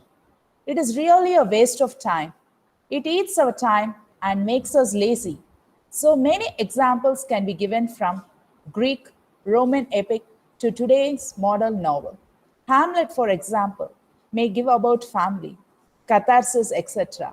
But while interpreting the play, all those incidents like Oedipus, etc., were beyond human values. After reading and interpreting such literary texts, a person fails to face reality and can't act real. Moreover, when you come about artificial intelligence has grown to be very popular in today's world. It is the simulation of natural intelligence in machines that are programmed to learn and mimic the actions of humans. As technologies continue to grow, they will have a great impact on our quality of life. Even young generations have already moved towards smartphones, tabs, robotics, etc. No one sits and reads the text. Here, I wanted to share a real life incident. A professor once told that a nephew often used to read books. In the beginning, the family members were happy about that, but later they saw him taking books even while he eats, even during travel. This made the whole family worry, and they felt that he has been removed from the real world and living in a fantasy. Reading never promotes human values. It is about how effectively you actually apply things from books in your life. If literary text promotes human values, by this time it might have developed tremendously as there are millions of books to read. In contrary, it also develops the negative side of the human beings. Today's society is in urgency and necessity to reinforce the human values for a better humane society. So, literary text cannot promote human values, and it hasn't promoted anything good. As time changes, the technological period doesn't need books to promote human values. Reading takes us away from the real world and makes us to live in the imaginary world. Reading may develop the reading skills, but it never promotes the life skills and human values. Reading books consume time. Wasting time to read a book which has been more than 300 pages is a no-brainer. Reading literary text is not everyone's cup of tea. Some people find it as the most boring activities in the world. Buying books is waste of money. Some books cost unreasonably too much, which everyone can't afford. Some books are overhyped. They have no substance in them. A lot of reading might put glasses on your nose. It causes short-sightedness. It causes infocrastination, that is, information plus procrastination. This happens while reading self-help books. Some people find escape through such types of books. After reading a book named Think and Grow Rich How many people do succeed? They keep procrastinating because big goals require big actions. When it doesn't happen, it makes the people to feel inferior and affects them psychologically. Sitting for a long time for reading can cause many physical problems too. This sedentary lifestyle creates many problems like diabetics or obesity. Mentally, it creates confusion because of contradictory opinions. It brings conflicts in our mind and makes our mind to waver. Reading makes us a dopamine junkie. Sometimes a reader may have an aha moment. This is simply the result of dopamine rush in your head. People get addicted to this. They pick a book to find escape from their dull life filled with problems. So they fail to face the reality. Some books are made for the sole purpose of brainwashing the young minds. Example, marketing books, religious books, fantasy books. Reading makes a person to be lonely and hate people around them and live in a world, in an imaginary world. With this, I conclude that. With this, I finish. Thank you. Thank you very much, Dr. Sophia Christina. You have spoken in support of your thesis statement that literature doesn't promote, literary text doesn't promote human values, and how it creates hero worship. Yes, indeed. In many of our reading texts, we look at the protagonist. Some are really certainly influenced by the protagonist. And you talked about the fictitious nature, how text promotes fictitiousness, and how a hyper-real culture is being created. Yes, children are after, fantasy books. They are after Narnia. They are not after Alice and the Wonderland. And they are after Chota Beans. Eating laddu will not create, the strength that one requests. Yes, indeed, a very good observation from the point of view of Dr. Sophia Christina. Let us see how Dr. Jabaraj Kingsley Zakaria is going to defend in favor of, yes, literary texts promote human values. Over to Dr. Jabaraj Kingsley Zakaria. Thank you, Ketrapal. I hope I am audible. Do literary texts promote human values? While we have been talking about literary texts, Madam Sophia, I think, got it wrong. She was referring to books on swimming.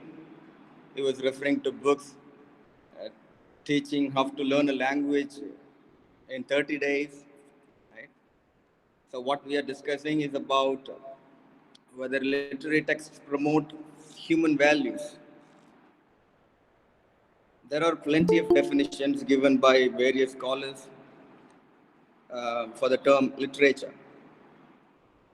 Matthew Arnold says literature is a criticism of life. So to him, if a piece of writing does not deal with life, does not talk about the criticism of life, it cannot be considered as literature. So if at all some piece of writing is called as literature, it has to deal with the criticism of life, which means it does have to promote moral and ethical standards. That's what even T.S. Eliot says in one of his essays, Religion and Literature. He says, to be called literature, literary standards are essential for a piece of writing. But to be called a great literature, you need to have moral standards. So this idea of giving importance to moral and ethical standards has been there for ages. Wilbur Scott says, this is one approach which has got the longest history. It started with Plato and then followed by Horace. Both were belonging to before Christ, but they were very much concerned with the moral and ethical standards. And even if you try to trace the history of this moral approach, you can find so many thinkers or critics. Um, Sydney, and then Dryden, Johnson, and all these writers were very much concerned about the moral effect upon the readers through literature. They talk about the usefulness of literature. They say literature is the criticism of life. And they talk about the high seriousness of art, right? Madam Sophia has, um, uh, during the latter part of her speech, talked about the uh, the comic aspect, the imaginary world of literature.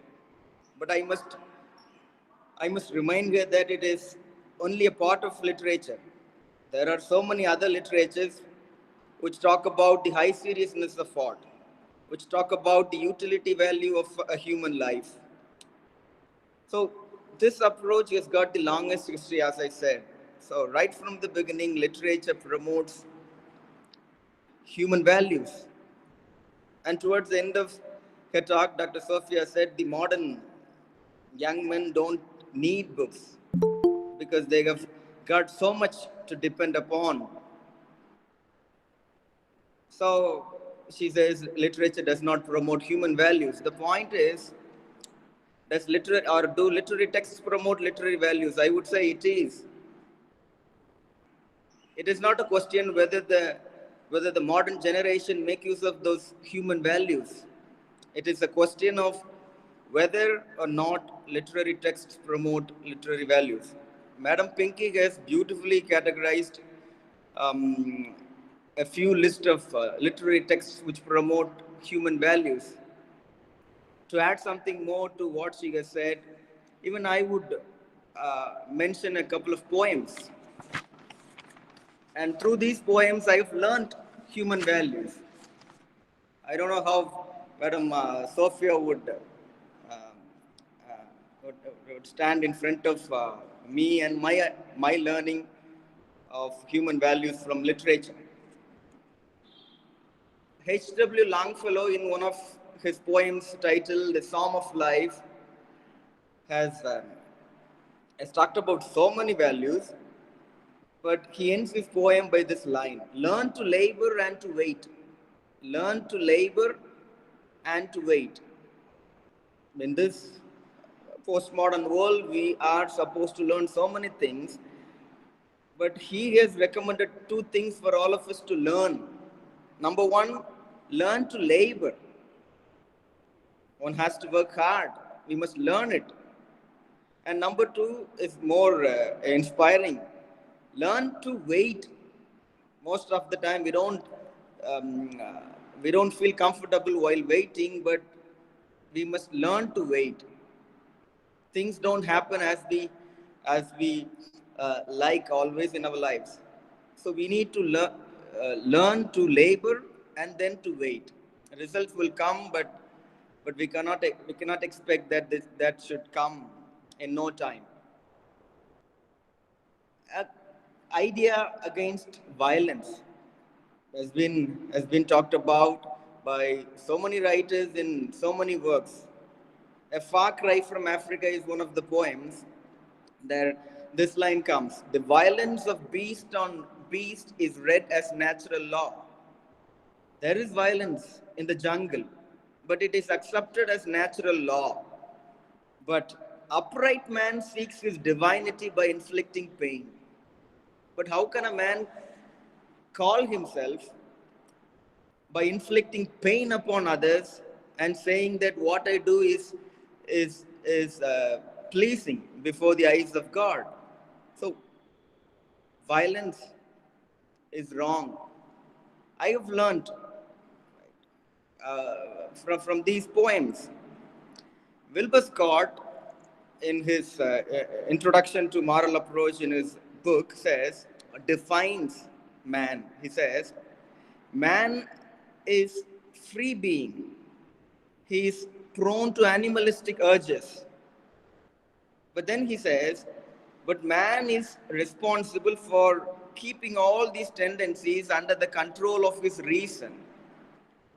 Literature, as I told you earlier, deals with life. It is a criticism of life. Critics try to define who is a human being. Critics who promote moral and ethical standards, they define man. Who is a man? He is free being, prone to animalistic urges, but he is responsible. I learned this value. I cannot simply say that I was forced to do that. I did that because of my instinct. You cannot say this and escape. Because you're responsible to keep all these tendencies, all these emotions under the control of your reason. So I must be directed by my reason, not by my emotions or feelings. This is a wonderful value which most of us have not learnt it so far. That isn't the problem of literature. Literature promotes this value. It is up to me whether I receive it or not. So, and in so many poems, writers have talked about the evil nature of war. D.H. Lawrence, in one of his poems, The Man He Kills, says, there is a speaker there, and he was in the army, and he says, I kill him because there are 3 darts in the poem. Because, why did I kill him? Actually, I don't have any reason, but I did kill him. And then in the next line, D.H. Lawrence says, because he was my foe. Just because he was on the opposite side, he becomes my enemy in the war field. So it is senseless. It has no meaning at all. You kill somebody who you meet for the first time in your life, but still you kill him. Why? Because he is just standing on the opposite side. This is wrong. War is meaningless. There are wars taking place in the world, but literature always promotes value. This particular value saying that war is meaningless. Innocent people get killed. I can give you an umpteen number of examples. Right? As students of literature, we come across literatures, plenty of literatures promoting human values. Right? But due to lack of time, I say that literature has always been promoting human values, right from the time before Christ. It has been promoting human values, and I hope that it will continue to promote human values. My humble appeal to all of you is that we must be open to receive the values which are promoted by literature. So I end my speech by saying that literature promotes human values. Thank you for the opportunity, and thank you for your patience. Thank you, Dr. Kingsley, for your enlightening session. You have added much to your thesis. Yes, indeed. It is the problem is at the receiving end. One who receives, if he receives in a wrong manner, in an evil manner, and if he uses literature for demoralizing nature, it is the fault of the individual, not the fault of literature or the literary text. And you have quoted many ample examples to prove your statements. And let us see how Dr. Ratna Prabhu is to defend Dr. Kingsley. Over to Dr. Ratna Prabhu, sir. Very good afternoon. Is my voice audible? Yes. All right. Thank you for the opportunity given. அட்மிஷனுக்காக வந்துட்டு இருக்கீங்களாடா? Before getting to the தொடர்ந்து topic, முயற்சி பண்ணுங்க. I would like to ask you a question to Dr. Pinky. She mentioned Tennyson's poem, and I just want to ask you: are all texts teaches perseverance, right? And how about the postmodern texts? Are they really on humanity, right? And we should not simply quote one particular area and tell the whole world that everything is there, humanity is there. No, it's not like that. Even one of my friends, Dr. Kingsley, said literary texts have no, they promote moral values, right? I'm sure he's a voracious reader. I don't know what made him to say like that. Okay, and he quoted some of the lines like, labor, and we have to wait for that. Okay, and my point is, and what is the use of biryani in the midst of excreta? There is no point. How is it possible for us to eat, right? We cannot eat it. So the same way, um, the readers of literature strongly accept that literary texts are not for human values. Even from the very first book, hope you know that, the Epic of Gilgamesh, to till now, the literary text creates chaos, and most of them are against humanity. In fact, you know, human values. Before getting to that, I just wanted to tell you what are human values. Human values are, for example, respect, acceptance, consideration, appreciation, listening, openness, affection, empathy, and love towards other human beings. It is with those human values that one becomes truly able to put into practice the ethical values such as justice, integrity, and refusal of violence, and ban to kill, even in a crisis situation, right? Then you might have heard so many things about Gilgamesh. And who is Gilgamesh? Bible registers he was a mighty hunter. In other words, he's a killer, right? But we adore him through our writing. Why the hell we have to do that? Because it's as Dr. Kingsley rightly pointed out, this texts are promoting moral values, right? So human values convey a positive and affective surge which reinforces the basis of moral values. They are the values that permit us to live together in harmony and personally contribute to peace. According to Maslow, it looks as if there was a single ultimate value for mankind as for goal toward which all men strive. This is called by various authors self-actualization, self-realization, interpretation, psychological health, autonomy, and individualization. So the point is the actual content and boundaries of any particular value will be affected by its changing relation to other values.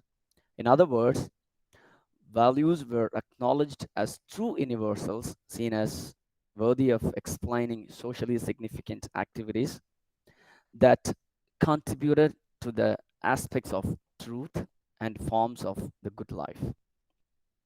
And when you see writers and their writings, since we've got a very less time, I would like to quote some of the things here.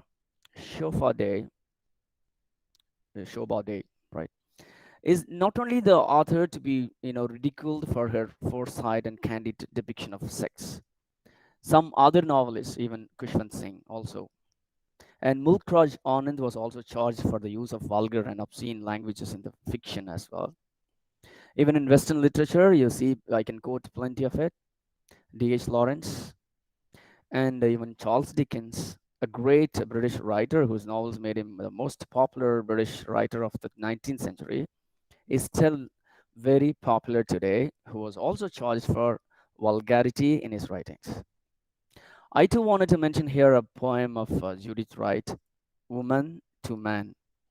I teach this poem to my third year students. Some of my students are here, so I can, yeah, fine. I would like to quote some of the lines here. Name of the poem is Woman to Man.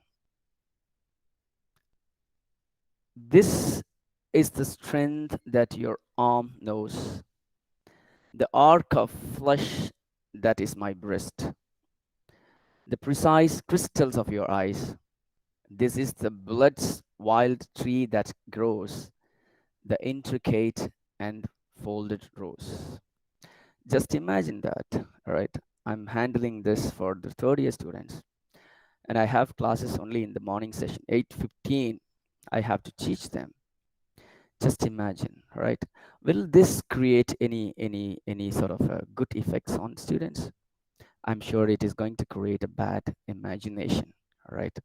And there are some, it is going to dilapidate the psychological health of the students. I would like to mention some of the words of, I hope you know Zadie Smith. Her famous work is Swing Time. I have a book of her. I would like to read, page number 66. And if you read it, there is a mania in the playground for grabbing dash. I don't want to mention the word here. If you have text, you can better refer that. I cannot read it in public. Okay. So page number 65, name of the book is Zadie Smith, Swing Time. Okay. And 3 boys from Tracy's estate had initiated the game, right? What sort of game she's writing? But now everyone was playing. The Irish kids, the Greek kids, even Paul Barron, the completely Anglo-Saxon. This is how it goes, right? I have some other text too, right? And I know what she's trying to tell this audience, right? That's what I want to ask. My mother leant back against the balcony with her elbows resting upon it, smoking a cigarette, right? And the worst part. There's the worst part here. I have no time. Okay, there's a worst part. Okay, anyhow, let me skip it here since we've got very less time. I don't want to mention all the thing. So it is going to violate the whole system, right? There is no point of creating any good things there. And I have got some of the poems of Laurel, Sweetie, and she's writing like, my father is my enemy, right? Let me read it for you. I should be in your princess with a crown. Instead, you treated me like I was your clown. Betrayed me and left me with a frown. Look at my tears. What about my fears? You can't help me anymore. Don't even try. What for? I hate what you done to me. You're not my father. My father is my title. Look at the title of it. My father is my enemy. And the next one is, you're not my father. To have your last name makes me ill. To have your last name makes me ill. You make me so angry. I want to kill. I want to kill my father. Right? Look at that. And it creates envy. And Dr. Kingsley was mentioning about war. Right? We should not have war. And there are plenty of war writers, right? And David Gemmell is a great war writer. He has got a lot of Troy series and all that. And he hails war, right? And he projects bravery under the trait called envy, right? They envy on their kingdom, their wives, and even the concubines, right? Just, how is it possible for us to read all that thing? And, what are the effects it is going to bring, right? So finally, I would like to complete by saying this: the literary works emphasizes all the 7 deadly sins to human beings. Hope you know that the 7 deadly sins. The first one is lust, gluttony, greed, sloth, wrath, envy, pride.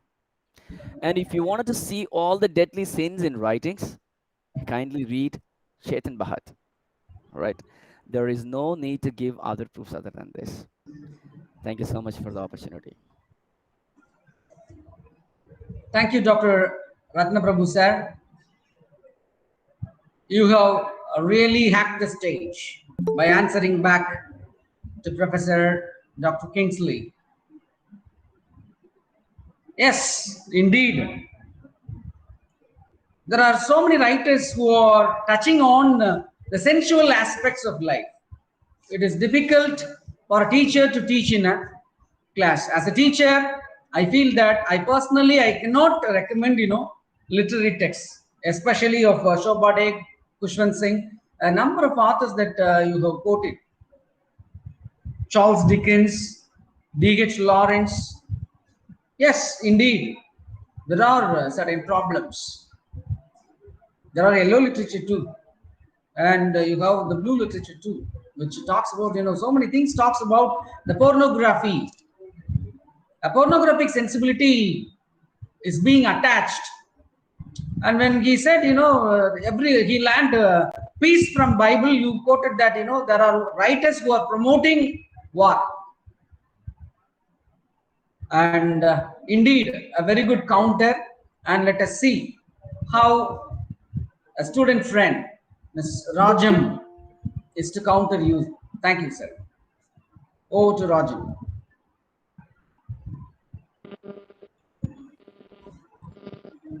Good afternoon, everyone. Today, I'm going to talk about or stress the point that literary texts promote human values. Yes, literary text promotes human values. According to Jerry Springer, an American television judge, he says that we are all born as empty vessels, which can be shaped by moral values. Yes, we are all born as empty vessels, which can be shaped by moral values. The term moral values also indicates the human values, which should be learned and to be practiced. You may question me from where we can learn and practice these values. The immediate answer for your question is you can learn human values through literary texts. Yes, literary texts are the only medium through which we can learn human values and promote them. Being a rich source of knowledge and culture and language, literature has been an ideal tool for the study of human values. As literature offers a bountiful and extremely varied body of written material, and that deals with enduring human issues, it also facilitates in enhancing students' language proficiency as well as expanding their knowledge horizon. Everywhere in the world, the decimation of values in various spheres of life is visible. Humanity is to be considered as the highest value in the global human society. For the test for humanity is to achieve unity among the world with the preservation of historical and cultural differences as well as the nation, state, and community. Such human unity can be driven only by recognizing human values through literary texts. Yes, such human values are truth, love, respect, forgiveness, and kindness, dignity. Because it is the basic human values which are to be treated as the keys to solving the global problems. There is no denying the fact that the present global society is facing a lot of crises regarding human values. Human value crisis is a known fact of the modern society. Such human values play a crucial role in the society, for they are said to be the foundation of human beings, and they lead a better, desirable life to every human being. In this present global human society, we almost see only the demoralizing values. And now I'm going to share a few points how English literature has become an effective tool to inculcate values in human race. Literature is the speculum of society. Literature starts in delight but ends in wisdom. Yes, literature starts in delight but ends in wisdom. Literature helps one to appreciate diverse cultures and promote to learn certain emotions like love, anger, respect, greedy, jealousy, pity, etc.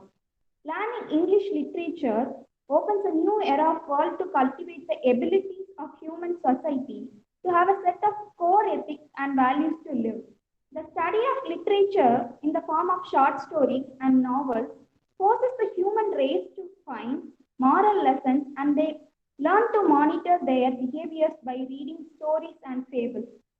Many fables teaches and leaves us moral values with a deep impression in the minds of readers, and it imbibes such values in the day-to-day living, and everyone learns to practice the values. And next, I'm going to say how poetry became a powerful instructional tool in developing human values. Poetry can be read and studied at any age and most universal vehicle of human expression. It is a worthy expression of emotion or deep feelings or aesthetics or a sense of what is beautiful about the world. And poetry helps us to understand universal truths and cultural differences. Throughout the history, poetry has been made to address subject matters, love, including social issues, war, love, and the beauty of nature. And the major effect of poetry is to developing human values, which invokes experience such as how to sense everything. Poetry should have a central place in all of our lives. It is not only for the aesthetic pleasure it affords, but also for its competency to awaken our senses. And it should connect us with ourselves and others to lead our lives in synthesizing ways.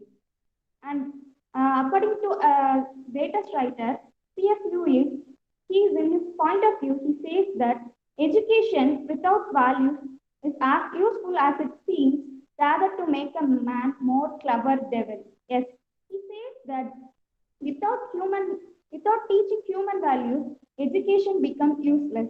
But in English literature, in various genres like poetry, novels, short stories, prose, we can inculcate human values. Through the prose, we can learn human values effortlessly and in casual manners.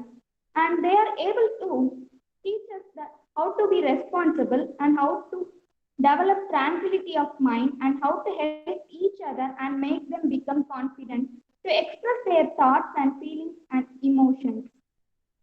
Finally, a good literature can be vital aid to language, and it develops the stability which is in the sides of positive and good. Thus, English language and literary texts help us to understand these beyond the visible values, beliefs, and attitudes for sustainable life and help us to learn to build bridges from one culture to another. I conclude my argument by stating this to the audience to understand how the literary text serves a medium to promote human values. Literary texts are the only interpreters of human values and true peacemakers. Yes, remember, literary texts are the only interpreters of human values and true peacemakers. Thank you. Thank you very much to the student friend Rajam. You have spoken wonderfully. How literature transcends human experiences and human values. And all literary texts are vehicles that carry human values. That is the crux of your session. And now let us see how the student friend Gayatri Akalya counters you. Over to Gayatri Akalya.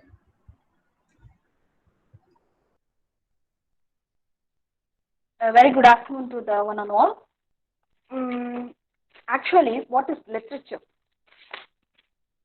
Usually, literature students will often hear that literature is the mirror of life.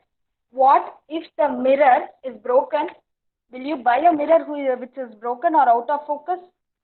No, but the people are enjoying their scattered reflection in the broken mirror and believing that this is their real beauty. And many of our opponents says so many good works of authors, and they are saying this is promoting human values, this is promoting human value. Okay, we are accepting that good and bad is there in everything, but attracting to which one is very important. Where the society is going is very important. The society now becomes a postmodern thing. Postmodernism is the major thing that is occupying, that is controlling us. The opponent's point of view is that there are so many things you should want to accept only the good things. It's like a goat is expecting the lion to be good at goat because a goat is a good thing. So the society is full of good and bad, but attracting to which one is very important. And Dr. A.R.P. sir has quoted that Chetan Bhagat noted all the 7 deadly sins in his novel, and the young youth or the college students are attracted to Chetan Bhagat novel than other novels. So look where the society goes. Postmodernism is the major thing that is controlling us. Postmodern literature celebrates fragmentation. It includes pastiche, copying other things, post-structuralism, etc. Human mind is a social animal. It will always it will always think for other things, other man for blaming other ones for our own mistake is a chocolate to everyone. So the postmodern literature is joining hands like that. The postmodernist work are fragmented and do not easily or directly convey a direct message. They are not focusing on anything else. They are just wandering, scattering everything. This evokes the dilemma in the mindset of the readers too. The works are consciously ambiguous and give weight to multiple interpretation. The individual or subject depicted in these works are often deconstructed without a central meaning or a goal in life. What is the purpose of life? We want to have some destination. But this postmodernism is saying that there is no goal. These literatures are having no goal and no central meaning, etc. For example, the wasteland in the character in Tyrus is in the wasteland by T.S. Eliot. Postmodern enables merging of all literature, like mixed literatures, transnational literature, cultures, everything. The work carries every culture and does not belong to any culture. This is the major thing. The society too practicing many cultures and does not belong to any cultures, and they are not aware that they are losing their individuality and having no identity. The character in postmodern texts are mostly have no identity. They are practicing every cultures and does not belong to any culture. Thus, this promoting human values? Postmodernism does not have any individuality. Does it promote human values? Human values or moral values, as said. Postmodernism deconstructs everything. Breaking the law is the main objective of postmodernism. What happen if we go on breaking the law? Breaking the law will always bring lawless or irresponsibility. Lawless does not promote moral values. Then how can it promote human values? If it does. Postmodernism have no capacity to imply human values. Postmodernism has no capacity to imply human values. Our society always practice some orders like teacher student hierarchy, monarchy. The main objective of student is to follow teacher. What if we breaking the law? I won't bother you, I won't listen to you. What if we go on breaking? Then will it become a discipline, ma'am? Will it promote discipline? If there is no law, then how a person will be disciplined? If we are under someone's control and someone is watching us, when we are having that consciousness, we will be disciplined. But this postmodernism is promoting that no law, no rule, no God. Even they are having the concept that God created us, God creates us, but they are not ready to accept that God creates us. They are thinking that man was coming by some formulas or a law. They are thinking like that. They want proof. They want proof to everything. Postmodernism motto or objective is that live, eat and die, because there is no tomorrow. Having this concept, they can promote human life. They are doing every activity present day. Okay, it's a good thing. We are doing thing, but doing right thing is good.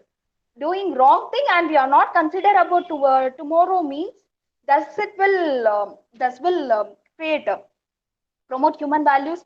They are not aware of guilty consciousness.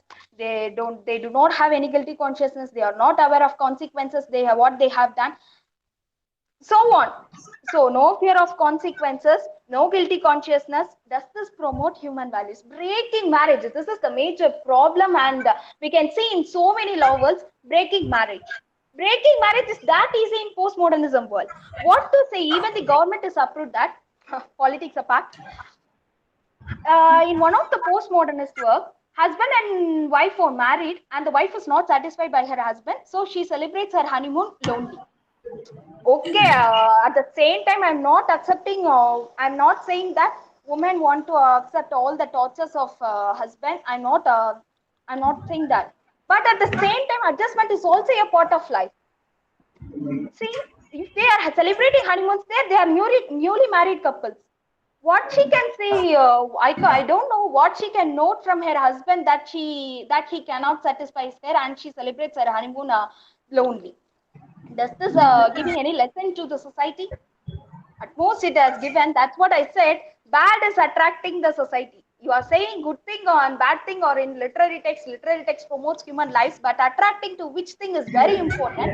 And students or the society are attracting to the bad thing mostly.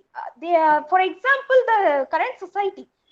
Children are becoming mature by using mobile, and in this pandemic days, the even kindergarten students were having mobiles. So postmodernism is joining hands with them and making them irresponsible, undisciplined, and so many things. So that I conclude that literary text does not promote any human values. It's just Thank you very much, Gayatri Agalya, for your wonderful enlightening session that you have answered, that through which we think we are being attracted. And in the postmodern world, everything is deconstructed, nothing is permanent, nothing is true. And very good enlightening session. Thank you, Gayatri Agalya, for your wonderful session. Okay. Thank you, sir. Oh, let me conclude both the sides. So, literature for good purpose, literature for bad purpose. What is the purpose of literature? What is the utility of literature? You have to go back to Plato. Plato condemned poetry. Plato condemned the non-moral nature of poetry. And Besant, he condemns fiction. And tragedy is condemned by Samuel Johnson. And if you look at each of the critics have criticized each of the genres of literature. But without literature, without no base at all, no argument is possible. If you are to be argumentative, you have to speak at least. When you speak, that becomes the crux, and that becomes the essence, that becomes a thesis statement. And whenever you have a thesis statement, we have an antithesis as per the Marx statement. The class struggle, the struggle of the opposites is the struggle of the opposites. So unless and otherwise you have the different standpoints, different views, in no society promotion is possible. So indeed, literary texts are the vehicles, they transcend human experiences. They show focuses on the follies. Yes, indeed, there are demerits, but those demerits are to be avoided. We should not be attracted towards the demerits, rather the merits have to be counted, and that should be concentrated. Surely books are the treasures of the world. There are good books for the lifetime.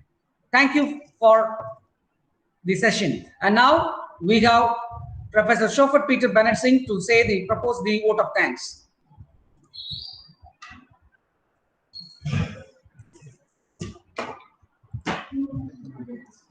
Ladies and gentlemen, it's indeed a wonderful opportunity for us, St. John's College, to stand and deliver this speech. I hope that you would have got the enlightenment, and hope this is a wonderful session for us and for you. And I thank the organizers for giving us this opportunity. I thank Professor Dr. Panchanandam, Vice Chancellor, Dr. Balakrishnan, Registrar, Dr. Govindan, Controller of Examinations, and Dr. Sivasakti Rajamal, and Dr. Premalada, and Mrs. Sabita ma'am. We congratulate the organizers for organizing this wonderful world record, and we also congratulate Rajendran of Assist World Record and Austin Giltes of Tamil America TV. And once again, thank you all for giving us this opportunity. Thank you, everyone. Thank you, sir, for your wonderful performance. St. John's College, எப்பவுமே நாங்க வந்து உங்களை வந்து ஒரு எப்படி சொல்றது, ஒரு good performance இருக்கும் அப்படின்னு சொல்லி நாங்க எதிர்பார்ப்போம். You did well in this also. According to your title, you had made this work elegant way in a great manner. That is, your title is Do Literary Text Promote Human Values? For this performance, your preparation and your speech are very nice, and it is very useful for people who are interested in reading literary works. And I thank you once again for your performance, sir. On behalf of Tamil Nadu Teachers Education University, for your performance. Thank you so much, ma'am. Thank you. And Mr. Margosius College. Yeah, Savita ma'am, we are ready, ma'am. We'll start with. Okay, ma'am. Your title is in an insight into autobiographies. Yes. Yeah. Shall we start, Okay. ma'am?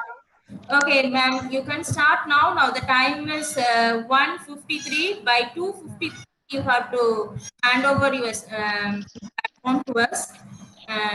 All the best, ma'am. Thank you, Savita ma'am. Thank you.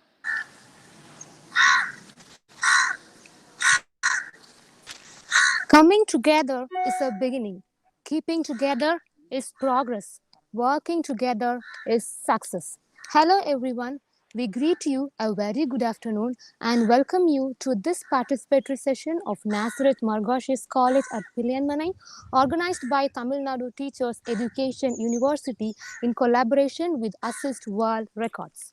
Assist World Records Research Foundation has been formed with the motive to help all people who have extraordinary talents in exhibiting their talents and let know the world of their talents.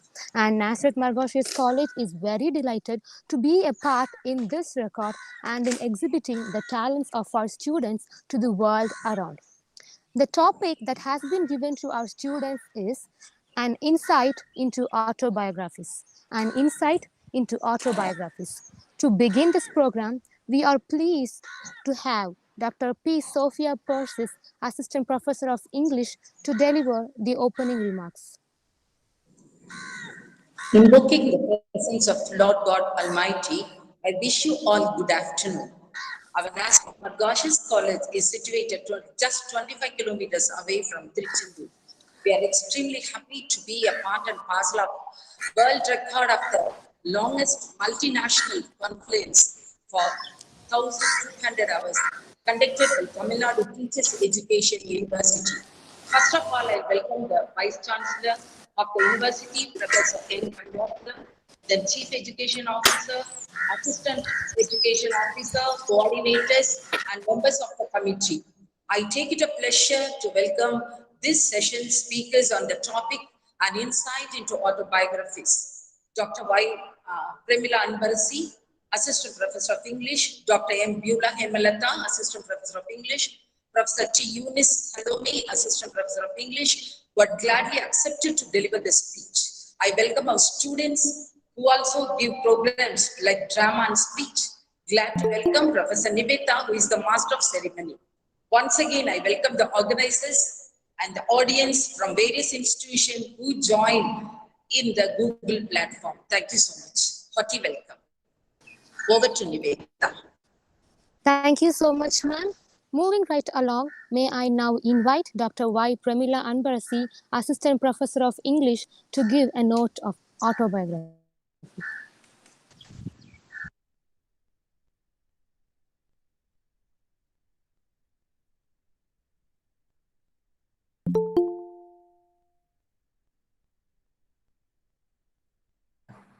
Ma'am, unmute yourself, ma'am.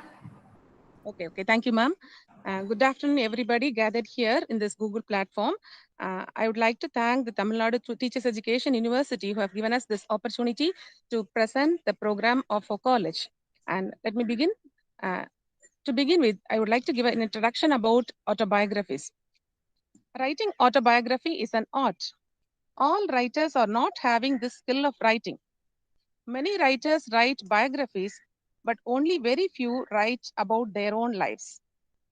Haberk Ellis says, I quote, every author writes his autobiography. It's true, whether they involve in this work of autobiography or not, knowingly or unknowingly, their work of fiction or non-fiction have autobiographical elements. Autobiography is a narrative account of a story of an individual, or it's written about himself or herself. The main aim of writing an autobiography is to bring to light the experiences and struggles faced by the person. Autobiographies are interesting stories of individuals written with the purpose of informing the society or an individual.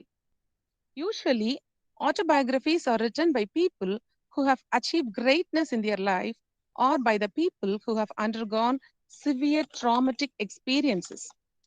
In an autobiography, the writer writes his or her life from the birth to the present time. It covers the entire life of a person. It is not only a detailed presentation, but also an interesting narrative story, as it covers all the vibrant and variant issues that happened in the writer's life. There is just another way of writing an autobiography, which we call as memoir.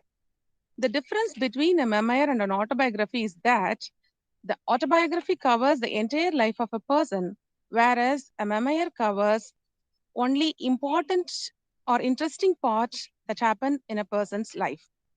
There are different types of autobiographies, and we can classify autobiographies into many types.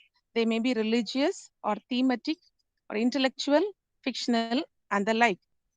There is a subgenre of religious autobiography, which we call spiritual autobiography, and it is also a kind of memoir that traces the author's spiritual journey. Whether one considers himself for a spiritual or religious person or not, it provides a fascinating account or insight into the people's life, how they experience, especially the trauma that shaped their beliefs. They often offer a perspective on how much the world views can change over a lifetime. One of the earliest examples of this kind of autobiography is Confessions of Augustine. There is a kind of autobiography called fictional autobiography, where the writer writes the real life uh, in the form of a fiction. And while sharing the memories of the autobiographers, they provide most valuable lessons of life, which is usually an interesting story. Through their stories, they write about the trials and tribulations of their own life. Autobiographies are also instructive. They help us to know how different people, whether they are famous or not so famous, how they handle the crises that come in their life. Every life serves a purpose. As autobiographies are priceless lessons of experience, one can discover one's own purpose so that one can lead a successful life. Autobiographies are very pleasant and interesting to read. Human beings generally have the tendency to know what happens in or to others. This also will give an instinct to read autobiographies. Let us read autobiographies and be informed and instructed. Thank you. Thanks a bunch, ma'am, for your thought-provoking speech.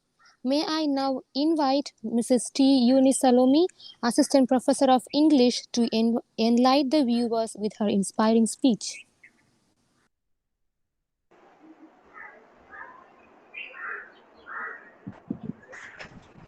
Good afternoon, everyone. And today the topic for autobiography discussion is Mein Kampf, Hitler's Antagonism, a Lesson for Life.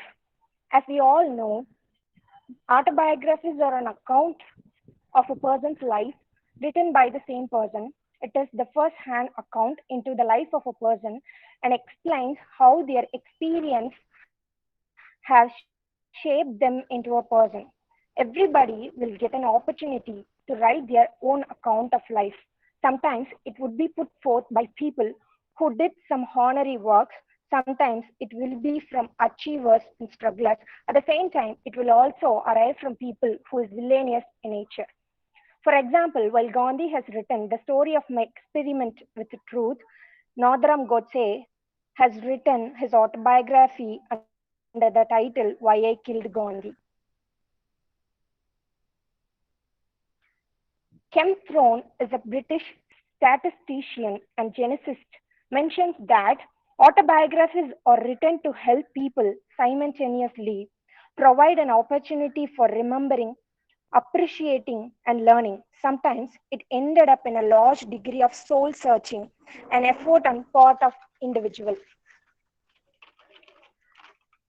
We have read many autobiographies of people who did the honorary works, but this presentation is to discuss the autobiography of most antagonistic and notorious person, Adolf Hitler.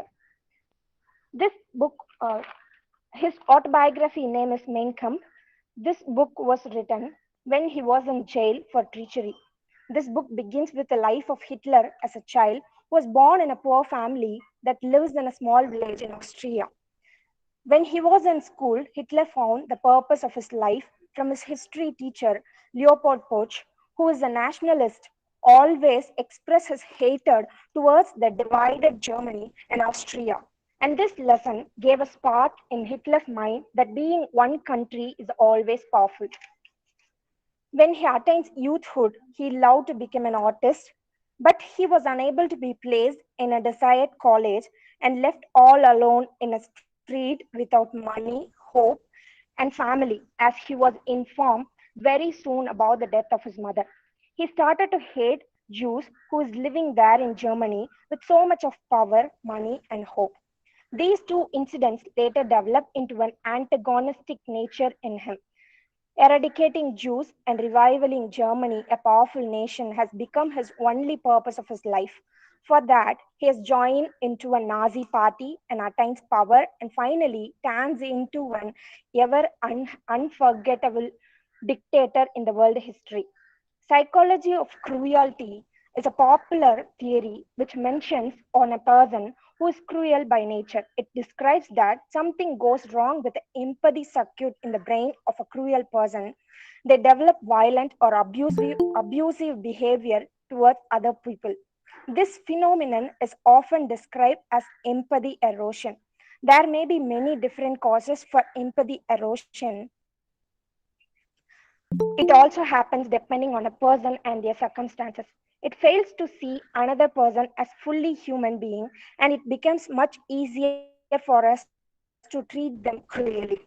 Here it explains how a person who gives importance to self and forget to provide empathy to its surrounding, which is also with sensitivity. Here I am quoting some of the quotes of Adolf Hitler. If you want to shine like sun, first you have to burn like it. Do not compare yourself to others. If you do so, you are insulting yourself.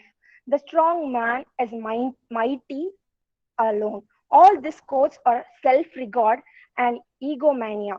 The title of his autobiography, Mein Kampf, means My Struggles. By portraying his struggles, Hitler has put forth his desire to struggle many lives. As Ralph Waldo Emerson said, peace cannot be achieved through violence. It can only be attained through understanding. Life in the world is not being solitary.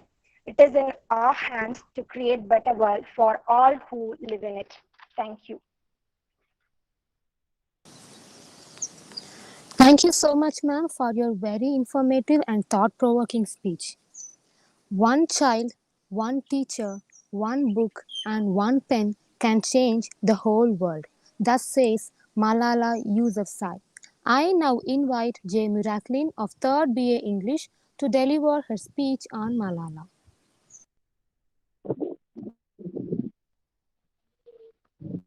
Good afternoon. Talk about the book Malala. Of many other biographies I the title of the book is I'm Malala, story of a girl who stood up for it.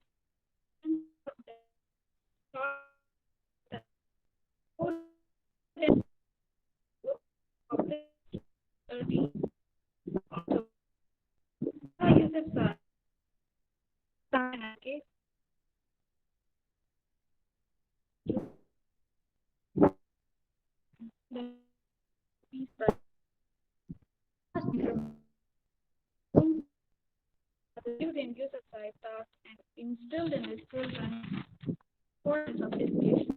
Malala lived in a beautiful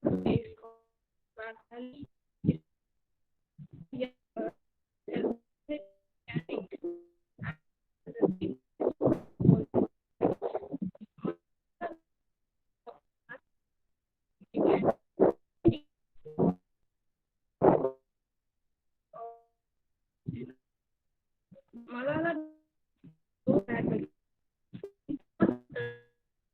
millions of people deny a formal education.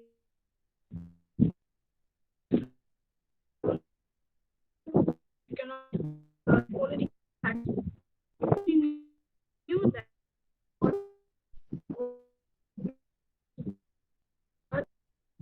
take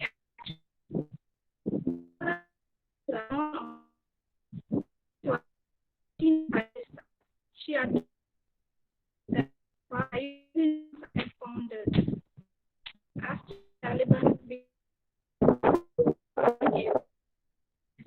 and the how it takes a base in 7 years old, Malala getting for the living as a Taliban threat to the in order to hide identity, she used the name Gul McCoy. Malala continued to speak out about her rights and the rights of all women. Her activism National Peace in 2011. That same year, she was awarded Pakistan's National Youth Peace Prize. On October 9, 2012, when 15 years old Malala was riding on a bus with her friends on their way home from school, a masked gunman boarded the bus.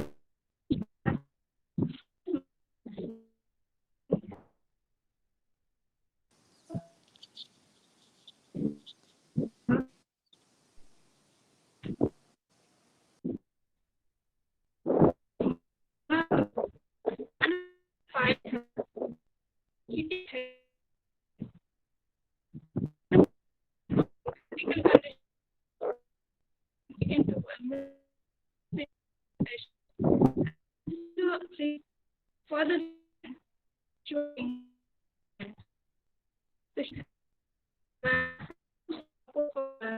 unfortunately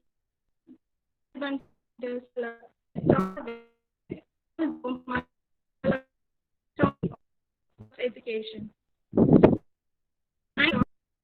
Malala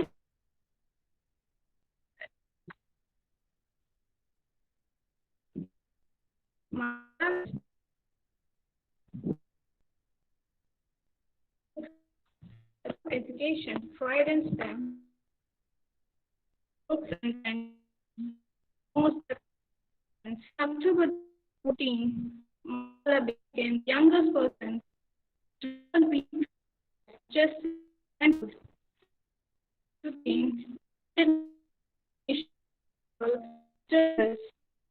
pointed as the user of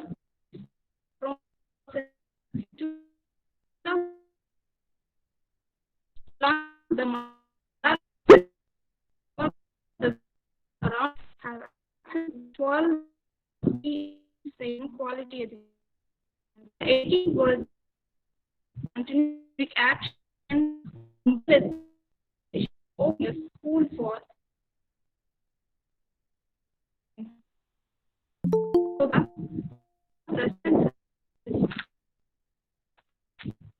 eradicate child illiteracy and the courage to stand for women's rights and human rights in Pakistan.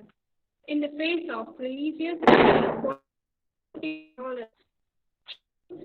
forgiveness and equality are the universal human that are the lessons instilled by Malala in her book. Malala's autobiography teaches us to stand strong for what we believe in and never get back down in face of adversity. There's a moment when you have to choose whether to be silent or to stand up. Malala's story is one of immense courage. Malala has shown us it just takes one voice to make change. She believes that one child, one teacher, one book, and one pen can change the world, and for that, education is the only solution. Malala said, two powers. One is the sword and the other is the pen. There is a third power stronger than the both, and that is the power of women. Thank you. Thank you so much, Miraculin, for giving us the cutting edge information of Malala's life and struggles. May I now invite Angel Princey, Nandini, Subaritish, Jacqueline Shirley, and Jency Prasanna of 3rd BA English to enact the life history of Helen Keller.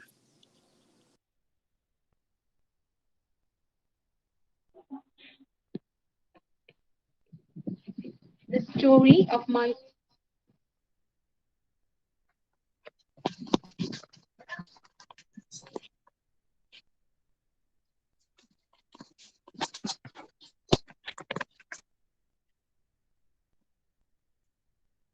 The story of my life is an autobiographical work of a blind and deaf gal, Helen Adams Keller, who started to write it in 1902.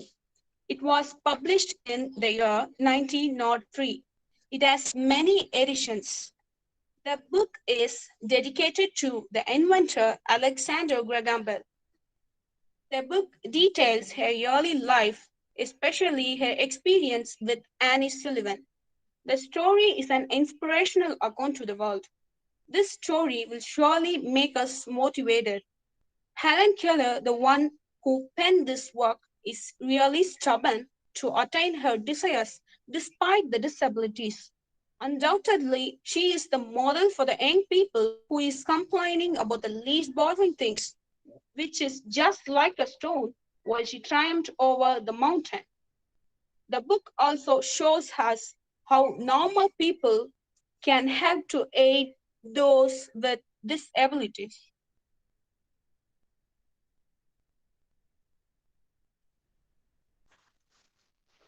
June 27, 1880, a girl, Helen Adams Keller, was born in Tuscumbia, Alabama, in a white Virginia cottage called Ivy Green. Her parents were Arthur Keller and Kate Keller.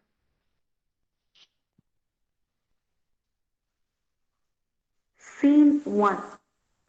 Helen was 19 months old. Mrs. Kate Keller enters the bedroom where Helen is sleeping. Helen, wake up, sweetie. It's a beautiful day. Wake up. Oh no, you have a high temperature. Hey, what's wrong, honey? Why are you screaming? It's Helen. She's burning. Again? I thought she was all right, but the temperature is bad. Is that so? Then I'll send someone for the doctor. Scene 2. Place. Mr. Keller's house. The doctor enters the room with Arthur Keller.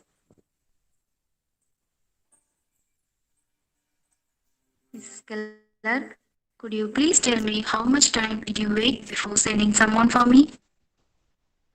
She got the fever before 2 weeks and she was okay within 2 days.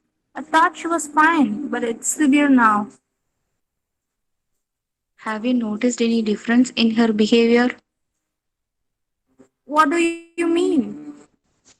Have you noticed any changes in her daily routine? Yes, she's not even trying to talk, and she always sits quiet when someone talks to her.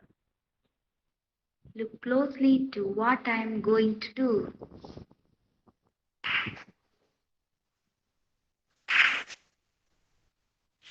She can't see or hear.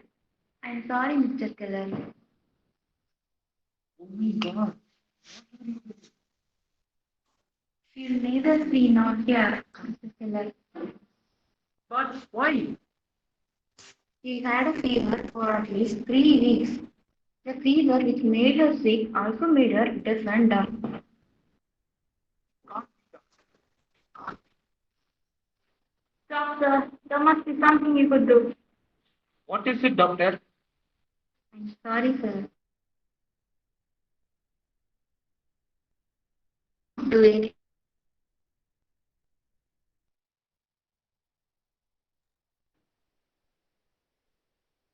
C2.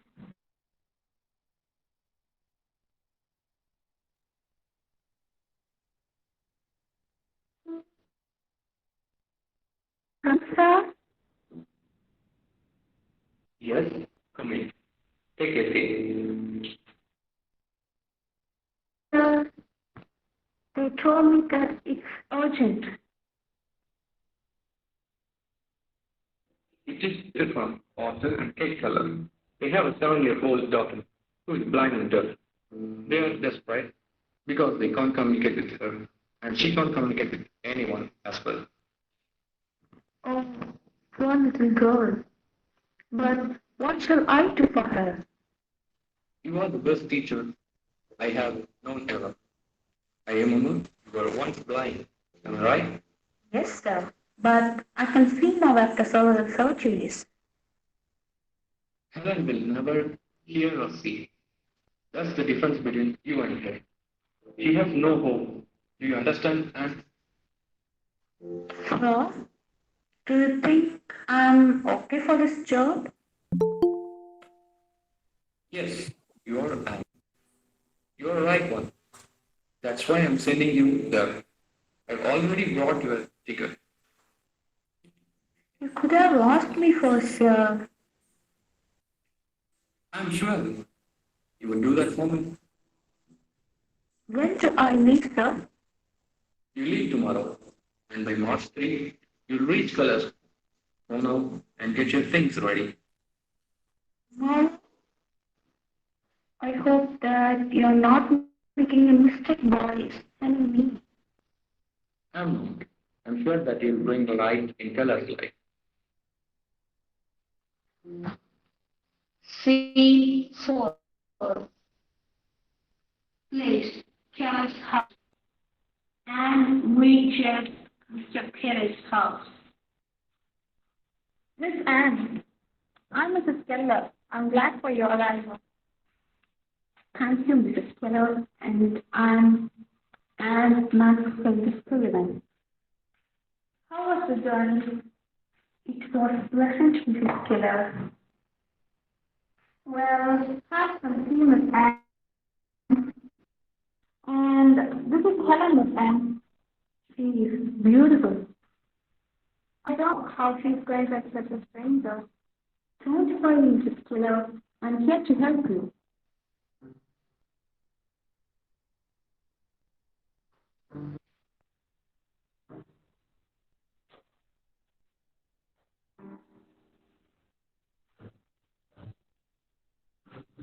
Helen, don't be scared. She is Miss Anne. I've brought her something.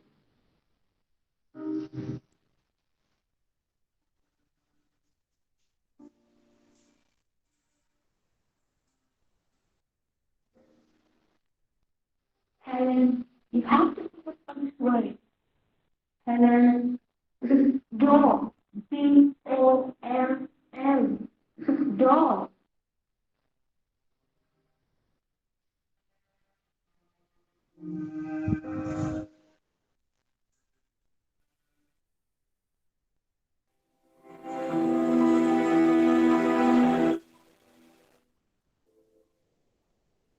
Wow.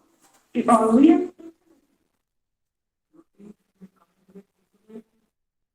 I'm sure.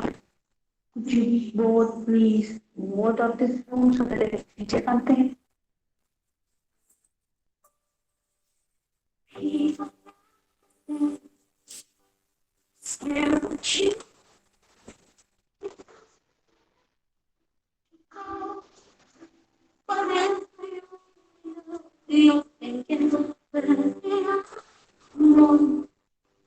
How should I? Yes, I see. They used to say to me, you tell yourself that you believe that it never be.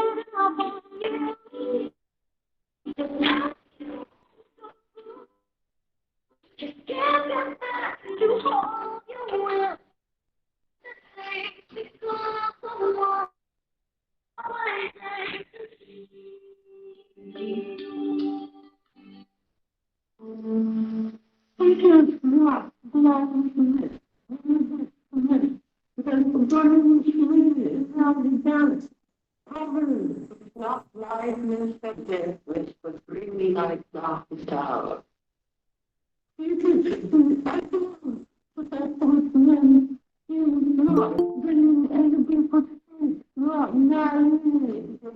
Disappointment in not being able to speak normally.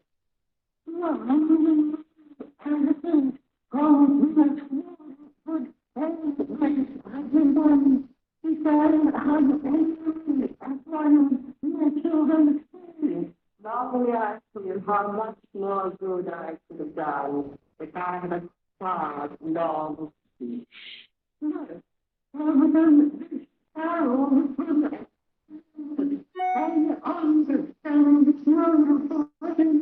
after this stark experience, I understand more of the Arthur Strand's what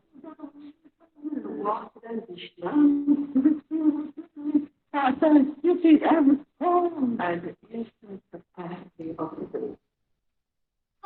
Helen Keller started writing her autobiography in 1902, and it was published in 1903 as The Story of My Life.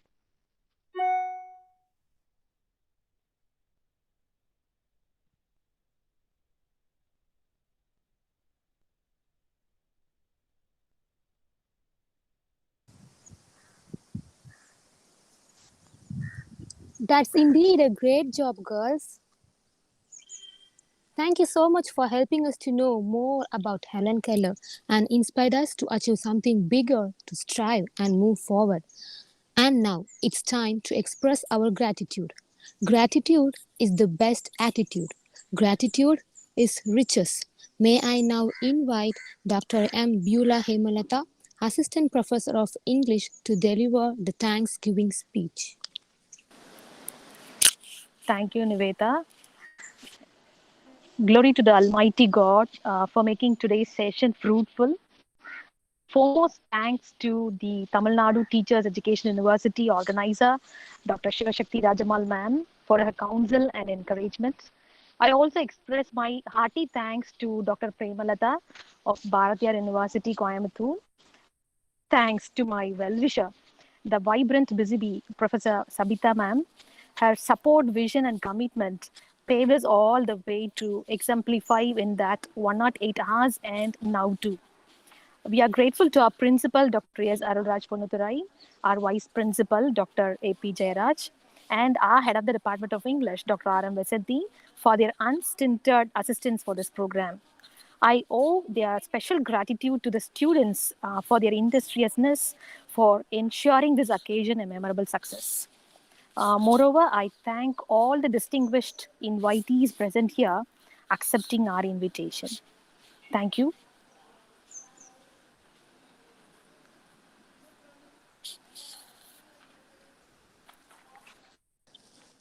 Thank you so much, ma'am. And we still have one more program, and I now invite Jency Prasanna of 3rd BA English to recite a poem, I Know Why the Caged Bird Sings, written by Maya Angelou.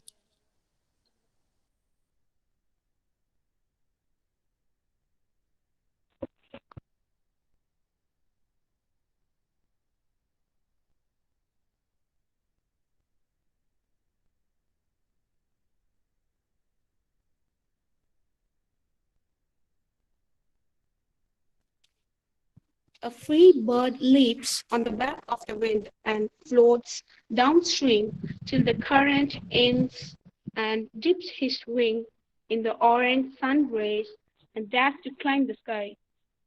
But a bird that stalks down his narrow cage can seldom see through his bars of rage. His wings are clipped and his feet are tied, so he opens his throat to sing. The caged bird sings with a fearful trill of things unknown, but long for still, and his tune is heard on the distant hill, for the caged bird sings of freedom. The free bird thinks of another breeze, and the trade winds stop through the singing trees, and that fat worms waiting on a dawn bright lawn, and he names the sky his own. But a caged bird stands on the grave of dreams. His shadow shouts on a nightmare scream. His wings are clipped and his feet are tied, so he opens his throat to sing. The caged bird sings with a fearful trill of things unknown, but belong for still, and his tune is heard on the distant hill, for the caged bird sings of freedom. Thank you. As we have some time, I would like to take some time to discuss about the autobiographies. The title of our session, which we have chosen, is an insight into autobiographies, and it's a trendy session in which we people have tried to explore about the autobiographies of Helen Keller and Malala Yousafzai, and the students who are trying to emerge in the literary reviews and book reviews can also try to explore their research on critical disability studies. And that critical disability studies is an approach that relates the disability in which the race, class, gender, and even citizenship are also connected. This is a wonderful topic in which you people can try to exemplify about the autobiographies, as most of the autobiography centers on disability and impairment. So I believe that the students who are trying to explore can also choose such topics and do it. Thank you.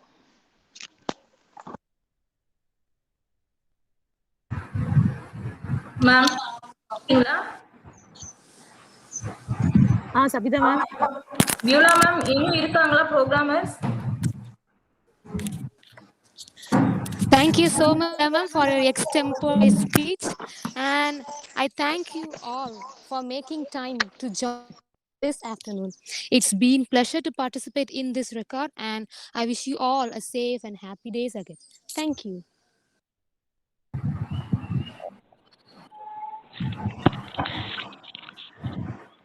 Viola ma'am. Ma'am. There are many areas to cover while we are thinking about book review. But you have especially you have selected a title on autobiographies. Is there any special need of that in this occasion?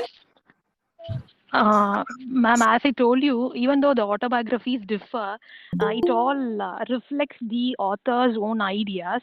But the autobiography that you have chosen talks on the disability and the impairment, and it's something so catchy that the youngsters and the future researchers can also explore much about the disabled people, how they have tried to explore in their life. So that's the reason that we have chosen these autobiographies for the review. Ma'am, I have a doubt. Mostly, that is, autobiographies are only the thing we can see. We can say it as a brief history about an author. Is there any difference in history and the autobiography? Can you come across that kind of matters? That, for example, Gandhiji also had written his own autobiography, but history on him is something different. Like that, many things. Helen Keller also. There are some some type of stories on her, but autobiography may be different from those writings. Did you come across that kind of things? That is the performance. I'm asking not only to you directly. I'm asking your whole performance. If anybody interested in this, you can answer.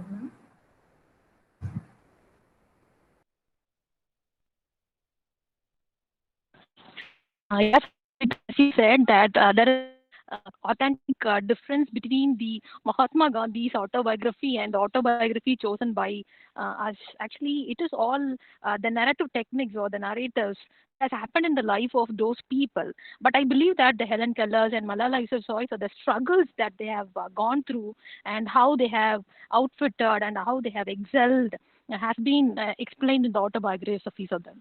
That's why I told you this can be fixed in the critical disability studies.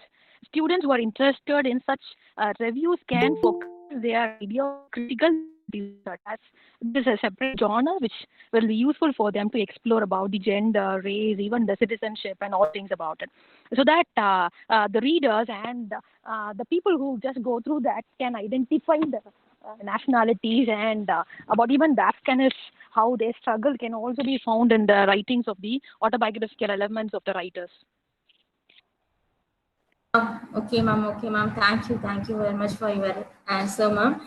I hope it will be very useful for the viewers who are watching this session because autobiography is the toughest area for the researchers because they must know about the author very well. Even though they are having the content of their own writings, the author's own writing, they must know what had happened in the contemporary period of the author also. So they have to work hard than other than other researchers on other writers, novels, poems like that. So I hope it will be very informative and useful for the researchers who are making research on this autobiography, ma'am. Thank you very much. Ma'am, I have to, even though I thanked you formally, my special and hearty thanks to you, Sabita ma'am, because it is you who paved us the way to join in the 108 hours. And also, I would like to thank your organizer, Shivashakti Rajamal ma'am, too. You know, you people are very kind enough and encouraging. And thanks again for giving me a chance to come over in this book review and future programs, too. My special thanks to you, Sabita ma'am. Really, I owe you a lot. Okay, ma'am. Thank you. Thank you very much. On behalf of Tamil Nadu Teachers Education University, I thank you wholeheartedly for your performance in this occasion. Thank you very much, ma'am. Thank you, ma'am. Next வந்து Jayanthi ma'am உள்ள இருக்கீங்களா? Ma'am உள்ள இருக்கேன் ma'am உள்ள இருக்கேங்க. Okay ma'am. Start பண்ணிடலாமாங்க ma'am? Wait a minute, கொஞ்சம் பொறுங்க மேம், நான் உங்களை இன்ட்ரடியூஸ் பண்ணிக்கிறேன். Okay ma'am. Okay, thank you ma'am. Vivekananda arts and science college for women Sankagiri. இப்போ வந்து அவங்க தான் பெர்ஃபார்மன்ஸ்ல இருக்கிறாங்க. அவங்களுடைய தலைப்பு வந்து உங்களுடைய தலைப்பு முருகப்பெருமானின் அறுபடை வீடுகள். இதுவே டைட்டிலே கொஞ்சம் வித்தியாசமான டைட்டிலா இருக்குது. முருகப்பெருமானுடைய பெருமைகள், அவருடைய இதுகளை நீங்க, அவருடைய சாதனைகளை நீங்க பேச இருக்கிறீங்க. உங்களுடைய லிட்ரேச்சர் வியூ எப்படி இருக்கு அப்படிங்கிறத பாக்குறதுக்கு நாங்களும் மிகவும் ஆவலுடன் இருக்கிறோம். தமிழ்நாடு டீச்சர்ஸ் எஜுகேஷன் யூனிவர்சிட்டி சார்பாக உங்களை வருக வருக என வரவேற்கிறேன் மேம். இப்போ மணி வந்து 2:36. நீங்க 3:36க்கு உங்களுடைய தளத்தை எங்களுக்கு ஒப்படைக்குமாறு கேட்டுக்கொள்கின்றோம். நீங்கள் தொடங்கலாம். சரிங்க மேடம். நன்றிங்க மேடம். மிக அற்புதமான ஒரு நிகழ்வு. இந்த நிகழ்வுக்கெல்லாம் எங்களை அழைத்து தாங்கள் சிறப்பிப்பதற்கு மிகவும் பெருமை கொள்கின்றோம். உங்களுக்கெல்லாம் ஒரு வணக்கத்தையும் மிகப்பெரிய ஒரு நன்றிகளையும் நாங்கள் கொடுக்க கடமைப்பட்டிருக்கின்றோம் அம்மா. உங்கள் அந்த தமிழ்நாடு ஆசிரியர் கல்வியியல் பல்கலைக்கழகத்திற்கு நன்றிகள் கூடி. மாணவி கௌஷிகா இருக்கீங்களாம்மா? ஆரம்பிச்சிடலாமா?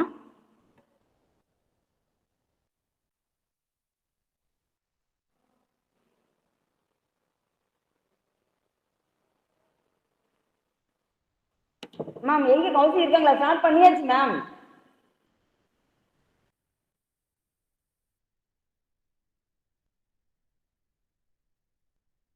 மேம் ஸ்டார்ட் பண்ணிடலாம் தங்கம். Okay ma'am.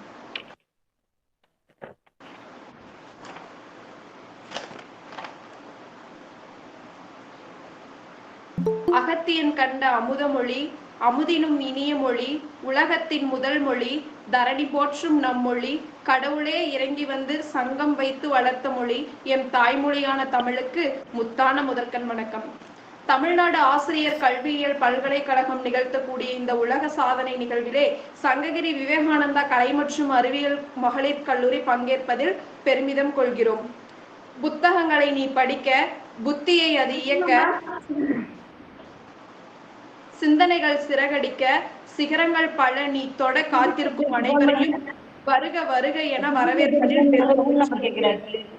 மாணவர்களின் நலம் பேணி கொடை வள்ளலாக நின்று இவ்வினிய நிகழ்வை நடத்த அனுமதி அளித்த ஹிந்த் ரத்னா, வித்ய ரத்னா, பாரத ரத்னா, ராஷ்டிரிய ரத்னா, பெண் கல்வி சாதனையாளர், கொங்கு நாட்டு சாதனையாளர் போன்ற பல பட்டங்களின் சொந்தக்காரரான எம் கல்லூரியின் தாளாளர் மு. கருணாநிதி ஐயா அவர்களை இவ்வினிய நிகழ்விற்கு வருக வருக என அகம் கனிந்து வரவேற்கின்றேன். சிதறா கவனம் கொண்டு கவனத்தோடு கருத்தும் கொண்டு கல்வி சேவை புரியும் கல்வி இயக்குனர் வி. குமாரவேல் ஐயா அவர்களை இவ்வினிய நிகழ்விற்கு வருக வருக என அகம் கனிந்து வரவேற்கின்றேன். தடைகள் பல வேண்டும், கவனத்தை கெடுக்க கவனத்தை கொடுக்க என்பதற்கிணங்க சிரத்தையோடு செயலாற்றி வரும் எம் கல்லூரியின் முத்தான முதல்வர் ஐயா அவர்களை இவ்வினிய நிகழ்விற்கு வருக வருக என அன்புடன் வரவேற்கின்றேன். ஆசானாய் கோளின்றி கோபமின்றி போதிக்கும், தேடுதல் தந்திடும் தேட விடாது, தவறெல்லாம் திருத்திடும் வன்சொல் இல்லாது, என் உலகமாய் இருக்கும் மனிதரே இன்றி போனாலும் புத்தகம் போதும் உற்ற நண்பன் போலாகும் என்பதற்கிணங்க நூல் அறிமுகம் செய்ய காத்திருக்கும் எம் கல்லூரியின் தமிழ்துறை தலைவர் அம்மா அவர்களை வருக வருக என இந்நிகழ்விற்கு அகம் கனிந்து வரவேற்கின்றேன். 1 கோடி கிடைத்தால் என்ன செய்வீர்கள் என்று கேட்டபோது ஒரு நூலகம் கட்டுவேன் என்று பதிலளித்தாராம் மகாத்மா காந்தி. அதுபோல் போராடும் வாழ்வு வீரர்களுக்கு மட்டுமல்ல, நம் ஆசிரியர்களுக்கும் தான். நம் வாழ்வு சிறக்க நம்மை விட அதிகம் சிரமம் மேற்கொள்பவர்கள், நம் தவறுகளுக்கு வருந்தி எவரிடமும் விட்டு கொடுக்காமல் இருக்கும் நமது பேராசிரியர் அனைவர்களையும் இவ்வினிய நிகழ்விற்கு வருக வருக என அன்புடன் வரவேற்கின்றேன். இதழ் வெடித்த ரோஜாக்களாகவும் மனம் கமழும் மல்லிகையாகவும் திகழும் மாணவ கண்மணிகள் மற்றும் பார்வையாளர்கள் அனைவரையும் இவ்வினிய நிகழ்விற்கு வருக வருக என அகம் கனிந்து வரவேற்கின்றேன். வாசிப்பு ஒரு பொழுதுபோக்கு அல்ல, அது ஒரு தவம். ஒருமுறை நாம் வாசிப்பின் சுவையை உணர்ந்து விட்டால் அது நம்மை விடாது என்று வாய்ப்பிற்கு நன்றி பாராட்டி விடைபெறுகிறேன். நன்றி, வணக்கம். அனைவருக்கும் வணக்கம். விவேகானந்தா வீராட்சிபாளையம் விவேகானந்தா கலை மற்றும் அறிவியல் மகளிர் கல்லூரியின் தமிழ்துறை தலைவர் முனைவர் ஜெயந்தி தங்களோடு எனது நூல் விமர்சனத்தை முன்வைக்க காத்திருக்கின்றேன். செந்தமிழே உயிரே நறுந்தேனே, செயலினை மூச்சினை உனக்களித்தேனே, நைந்தா எனில் நைந்திடும் என் வாழ்வு, நன்னிலை உனக்கில்லை எனக்கும் தானே என்று தமிழன்னையை வணங்கி தமிழ் கடவுளாம் முருகப்பெருமானின் அருளோடும் ஆசியோடும் மற்றும் அரிய நிகழ்வுகளை ஒருங்கிணைத்து நிகழ்த்தி கொண்டிருக்கக்கூடிய அத்துணை நல்லுள்ளங்களுக்கும் இந்த நிகழ்வுக்கு எங்கள் கல்லூரியையும் இணைத்து எங்கள் கல்லூரியையும் இணைவு பெற செய்து இந்த கல்லூரியின் சிறப்பை இதன் மூலமாக உலகறிய செய்வதற்கு அனுமதி அளித்த எங்கள் விவேகானந்தா மகளிர் கல்வி நிறுவனங்கள் மற்றும் மருத்துவமனைகளின் தாளாளர் வித்யா ரத்னா, டாக்டர் பேராசிரியர் கருணாநிதி அவர்களுக்கும் அவர்கள் குடும்பத்தில் உள்ள அனைவருக்கும் எங்கள் கல்லூரியின் சார்பாகவும் அனைவரின் சார்பாகவும் மிகப்பெரிய ஒரு நன்றியினையும் பாராட்டுதலையும் வணக்கத்தினையும் உரித்தாக்கி கொண்டு தமிழ்நாடு ஆசிரியர் கல்வியியல் பல்கலைக்கழகத்தின் துணைவேந்தர் பேராசிரியர் நா. பஞ்சநதம் அவர்களுக்கும் இணை முதன்மையர்கள் பேராசிரியர் வை. பாலகிருஷ்ணன் அவர்களுக்கும் பேராசிரியர் மா. கோவிந்தன் அவர்களுக்கும் பேராசிரியர் சவுந்தரராஜன் அவர்களுக்கும் இந்த நிகழ்வினை ஒருங்கிணைத்து செயல்படுத்தி கொண்டிருக்கக்கூடிய முனைவர் சிவசக்தி ராஜம்மாள் அவர்களுக்கும் முனைவர் பிரேமலதா அவர்களுக்கும் துணை ஒருங்கிணைப்பாளராக இருந்து வழிநடத்தி கொண்டிருக்கக்கூடிய ஷபிதா சண்முகப்பிரியா அவர்கள் எங்கள் முதல்வர்களின் ஆலோசனையோடு இந்த நிகழ்வினை சீரோடும் சிறப்போடும் நிகழ்த்தி கொண்டிருக்கக்கூடிய அத்துணை நல்லுள்ளங்களுக்கும் நன்றி பாராட்டுகின்றேன். வணக்கத்தினையும் உரித்தாக்கிக் கொள்கின்றேன். எனது நூல் விமர்சனம் என்று பார்த்தால் முருகனின் அறுபடை வீடுகள் அப்படின்ற ஒரு தலைப்பை நம்ம கொடுத்துருக்கேன்.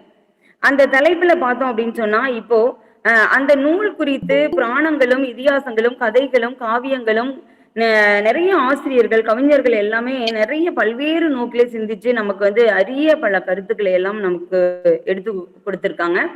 அந்த நூல்களை எல்லாம் திறம்பட நான் நேசித்து சுவாசித்த பல அரிய கருத்துக்களை இப்பொழுது தங்கள் முன் பகிர்ந்து கொள்ள விளைகின்றேன்.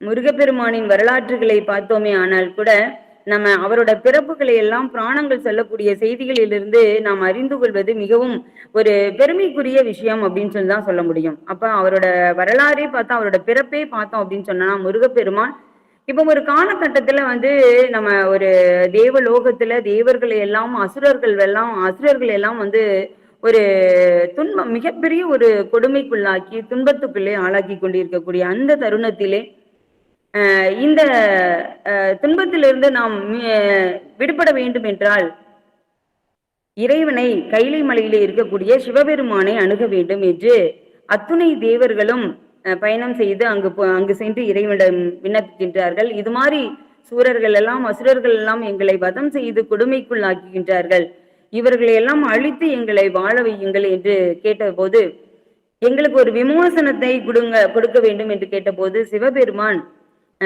அப்பொழுதே பொறுத்திருங்கள், எனது திருமுருகன் மால்மருகன் கண்டிப்பாக பிறப்பெடுப்பான், அவன் இந்த அசுரர்களை எல்லாம் அழித்து உங்களை வாழ வைப்பான் வளமோடு என்று சொல்லுகின்றார்.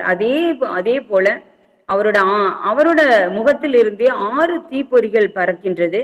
அந்த தீப்பொறிகள் அனைத்துமே 6 திருமுகமாக உருவாகின்றது. உடனே அந்த 6 தீப்பொறியை சிவபெருமான் அந்த வாயு பகவானிடமும் அக்னி பகவானையும் அழைத்து இந்த அக்னியை அவர் கையிலே ஒப்படைக்கின்றார். வாயு பகவான் அதை எடுத்து சென்று சிறிது தூரத்திலே அக்னி பகவானிடம் சேர்க்கின்றார். அந்த அக்னியோ அப்பொழுதே சிவபெருமான் கூறுகின்றார், இந்த அக்னியை கங்கையிலே விடும்படி சொல்லுகின்றார். அந்த கங்கையிலே விடும் பொழுது அது சரவாண பொய்கையிலே கலந்து அந்த 6 தீப்பொறிகளும் 6 திருமுகமாக உதிக்கும் என்ற ஒரு ஆலோசனையையும் வழங்கி அவர்களிடம் அந்த தீப்பொறியை வழங்குகின்றார். அவர்களும் எடுத்து சென்று அந்த கங்கையிலே விடும் பொழுது அந்த கங்கையில் இருந்து 6 தீப்பொறிகளும் சரவண பொய்கையிலே விழுந்து 6 தாமரை மலர்களாக தோன்றுகின்றது. அந்த 6 தாமரை மலர்களிலே 6 முகம் கொண்ட திருமுருகன் பிறக்கின்றார் என்ற ஒரு செய்தியை நம்ம பார்க்கிறோம். இந்த 6 முகத்தையும் அன்னை பார்வதி தேவியானவள் மிகவும் மகிழ்ச்சியோடு கட்டி அணைத்து அந்த முருகனை தன் அரவணைப்பால் கட்டி அணைக்கும் பொழுது ஆறுமுகா என்று 6 முகமும் ஒரு முகமான ஒரு செய்தியை அவர் வழங்குகின்றார். அதுதான் 6 முகன் என்று இன்றைக்கும் நம்ம போற்றி புகழ்ந்து சொல்லுகின்றோம். இந்த திருமுருக பெருமானினோட பிறப்பு இப்படி சொன்னாலும் கூட இவர் மிகுந்த சக்தி வாய்ந்தவர். இன்னும் சில நம்ம புராணங்களை எல்லாம் நம்ம பார்க்கும் போது இவர் தேவாதி தேவர்களுக்கெல்லாம் தலைவனாக இருக்கக்கூடிய இந்திர பகவானை எங்கே இந்த திருமுருகன் இந்த உலகத்திற்கு தோன்றினால் இந்த தேவ சேனாதிபதி அந்த தேவனுக்கெல்லாம் தேவனாக இருக்கக்கூடிய நமது பதவி பறிபோகி விடுமோ என்று இவரை அழிக்க வேண்டும் என்ற எண்ணத்திலே இருக்கின்றார். அந்த சிறு பிள்ளையாக அந்த குழந்தையாக இருக்கக்கூடிய அந்த சரவண பொய்கையிலே 6 தாமரை மலர்களிலே குழந்தை பருவத்திலே இருக்கக்கூடிய அந்த திருமுருகனை அழிப்பதற்காக இந்திர பகவான் சென்ற பொழுது அந்த 6 முகமும் 12 கரங்களோடு அந்த இந்திர பகவானை வென்று முருகன் மிகப்பெரிய ஒரு சக்தி வாய்ந்த ஒரு தாய் சக்தி தேவி கொடுக்கின்றார்கள். அவரோட அருள், அவரோட இறைவனோட சிவபெருமானோட அருள் எல்லாமே அவரோட ஒரு பெரும் வீரராக உருவாக்கி அவர் பலத்தை மிகைப்படுத்தி அந்த இந்திர பகவானை தோற்கடித்து தன்னை நிலைப்படுத்துகின்றார். ஆக அப்பொழுது அத்தனை தேவர்களுக்கு மேல் தன்னோட வீரத்தை வெளிப்படுத்திய இறைவனாக இந்த முருகனை வந்து காட்சிப்படுத்தப்படுகின்றார்கள். ஆக இப்படி நாம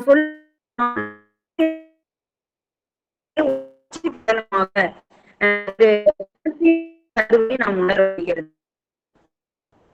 இது மாதிரிதான் அவரோட வரலாற்றையும் அவரோட பிறப்பை நாம் அறிந்து கொண்ட பிறகு நமக்கு நம்ம இலக்கிய நூல்கள் எல்லாம் மிக தெளிவாக மிக அற்புதமாக ஒரு நக்கீர பெருமான் சொல்வார். அதாவது மதுரை தமிழ் சங்கத்திலே வீற்றிருந்து இந்த தமிழ் நூல்களை எல்லாம் நமக்கு அளித்த தெய்வங்கள் அப்படின்னு சொல்லி பார்த்தோம்னா தமிழ் கடவுள் முருகப்பெருமானும் அகத்திய புலவர் நக்கீர பெருமான் அப்படின்னு எல்லாம் சொல்லி நம்ம பார்த்திருப்போம்.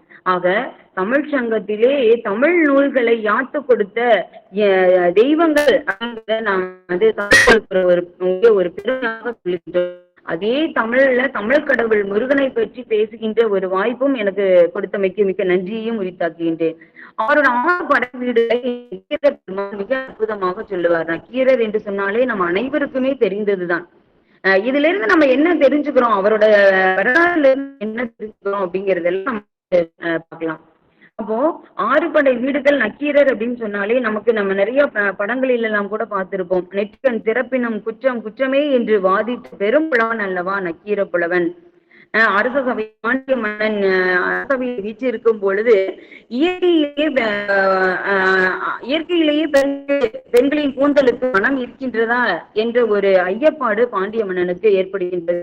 அந்த ஐயப்பாட்டுக்கு பதில் கூறுவதற்கு அங்குள்ள புலவர்களால் இயலவில்லை. ஏன் அவைக்கள புலவராக வீற்றிருந்த அந்த நக்கீர பிரானுக்கே புலப்படவில்லை. அவருக்கே ஒரு சந்தேகம், பெண்களுக்கு இயற்கையிலேயே மனம் இருக்கின்றதா, செயற்கை திரவியங்களை தூவிக்கொள்வதனாலும் பூசிக்கொள்வதனாலும் அவர்களுக்கு மனம் பிறந்ததா என்பதிலே நக்கீர பெருமான் புலமைகளிலே மிக சிறந்த புலவன், புலமை சார்ந்த தமிழ் புலவன். அவருக்கே அந்த ஐயப்பாடு இருக்கும்போது பாண்டிய மன்னன் தன்னோட கருத்துக்கு பதில் கிடைக்க வேண்டும் என்று தன்னோட நாட்டிலே இருக்கக்கூடிய அத்துணை புலவர்களுக்கும் இந்த செய்தியை தெரிவித்தார். அப்பொழுது ஒரு ஏழ்மையில் வாடிக்கொண்டிருக்கக்கூடிய ஒரு புலவன் சிவன் இருக்கக்கூடிய அந்த ஆலயத்திலே அமர்ந்து திரும்பிக் கொண்டிருக்கின்றார். இந்த வினா பகிர்கிறார்களோ அவர்களுக்கு 1000 பொன் பரிசு என்றும் பறைசாட்டப்படுகின்றது. அவர் ஏழ்மை புலவராக இருக்கும் பொழுது தனக்கு அந்த தன் குடும்பத்துக்கு இன்னும் தான் திருமணமாகாத ஒரு புலவனாக இருக்கும் பொழுது திருமணமானால் இந்த ஒரு வாரிசு நமக்கு பிறக்க கூடும் என்ற ஒரு ஐயத்திலே இந்த 1000 பொன் பரிசு எடுத்தால் இதை வைத்து நான் திருமணத்திற்கு பயன்படுத்துவேன் என்று ஒரு இறைவன் சன்னிதானத்திலே அமர்ந்து புலம்புகின்றார். இந்த புலம்பலை கேட்டு அங்குள்ள இறைவனே இறங்கி வந்து உனக்கு என்ன வேண்டும் என்று கேட்கின்றார். இறைவன் என்று தெரியாதவர் ஒரு அந்தனர் கோலத்திலே ஒரு புலவர் கோலத்திலே வந்த போது எப்படி அங்கே பாண்டிய மன்னனுக்கு ஒரு இந்த ஐயப்பாட்டை நீக்குபவர்களுக்கு கண்டிப்பாக 1000 பொன் பரிசு என்று பறையறைந்து சொல்லி இருக்கின்றார். இந்த எனக்கு மிகவும் பெருமை. இறைவன் என்று தெரியாமலே அந்த புலவர் வந்து ஏழ்மை புலவர் வந்து வாடி கூறுகின்றார். அப்பொழுதுதான் ஒரு பாலை ஏற்றி பொங்குதீர் வாழ்க்கை ஆசரை சுபி காணம் செப்பாது மயிலை கூந்தலின் நீயடியும் பூவே அப்படின்னு சொல்லும் பெண்களுக்கு இயற்கையிலேயே மனம் இருக்கின்றது என்று அந்த பாடலிலே தன் கருத்தை பதிவு செய்து ஓலைச்சுவடியிலே எழுதி அந்த ஏழ்மை புலவனிடம் இறைவனே பெருமானே வழங்குகின்றார். உடனே அந்த சந்தோஷத்துல அவருக்கு என்ன பண்றதுனே தெரியல. இந்த பாடலுக்கான 1000 பொண்ணும் நமக்கு கிடைக்கின்றதே என்ற ஒரு சந்தோஷம் அவருக்கு. அதே சமயத்திலே இது தவறு என்று ஏதாவது ஒரு சர்ச்சைக்கு உள்ளானால் அதில் என்ன அவை கொடுக்கின்றார்களோ அதையும் உங்களுக்கு கொண்டு வந்து கொடுக்கின்றேன், அடி கொடுத்தாலும் வாங்கி கொடுக்கின்றேன் என்று இறைவனும் கூற ஒரு வழியாக அரசவைக்கு செல்லுகின்றார் அந்த ஏழ்மை புலவன். உடனே அங்க போயிட்டு அந்த பாடலை பாடி காமிக்கின்றார். நக்கீர பெருமான் வருகின்றார். இந்த பாடலிலே வந்து பிழை இருக்கின்றது, சொற்பிழை இருக்கின்றது, பொருள் பிழை இருக்கின்றது அப்படின்னு சொல்லும் பொழுது பொருள் பிழை இருக்கின்றது அப்படின்னு சொல்லும் பொழுது அவர் திருப்பி திருப்பி இந்த பாடலை தாங்கள் தான் இயற்றியதா என்று நக்கீரப்புலவன் கூறும் பொழுது இந்த பரிசு பெற நோக்கம்தான் அந்த ஏழ்மை புலவனுக்கு இருந்ததே ஒழிய இந்த பாடலில் எத்தனை குறைபாடுகள் இருந்தாலும் அதற்குரிய தொகையை நீங்கள் குறைத்துக் கொண்டு மீதி தொகையை எனக்கு வழங்குங்கள் என்று அப்பொழுது நக்கீர பெருமான் சொல்லுகின்றார், மன்னா நான் என்ன சொல்கின்றேன் என்றால் ஒரு தவறான உடலுக்கு தவறான ஒரு பரிசு கொடுத்தான் என்று மக்கள் பேசுவதை நான் விரும்பவில்லை. இதற்கு தெளிவான ஒரு தீர்வு வேண்டும் என்று மன்னனிடம் கூறியதனால் அந்த மீண்டும் அதே புலம்பலை அங்கு சென்று அவர் வைக்கின்றார், புலம்புகின்றார். மீண்டும் அதே இறைவன் வருகின்றார், ஒரு புலவனாகவும் வருகின்றார். ஏன் என்ன ஆச்சு அரசுக்கு அப்படின்னு சொல்லி கேட்டுதான் இது எல்லாம் நக்கீர புலவன் விட்டார் அப்படின்னு சொல்லி கேட்கிறார். அப்போ நக்கீர நான் பாட்டு என்ன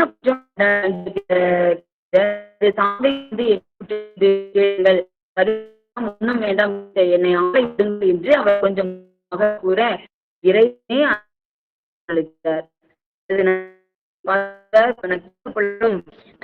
இந்த பாட்டை உமக்கு கருத்து சேர்ந்ததா, நீங்கள் கேட்ட வினாக்களுக்கான கிடைத்ததா என்று கேட்கின்றார். அப்புறம் நீ எழுதியதை இன்னொருவரிடம் கொடுத்து அனுப்பியது மிகப்பெரிய தவறு அல்லவா என்று மீண்டும் கேட்கின்றார். இது எல்லாம் திரும்ப திரும்ப கேட்கும் பொழுது தன் பாட்டில் என்ன பிழை என்று இறுதியாக கேட்கும் பொழுது பொருள் இருக்கின்றதே என்று சொல்லுகின்றார்.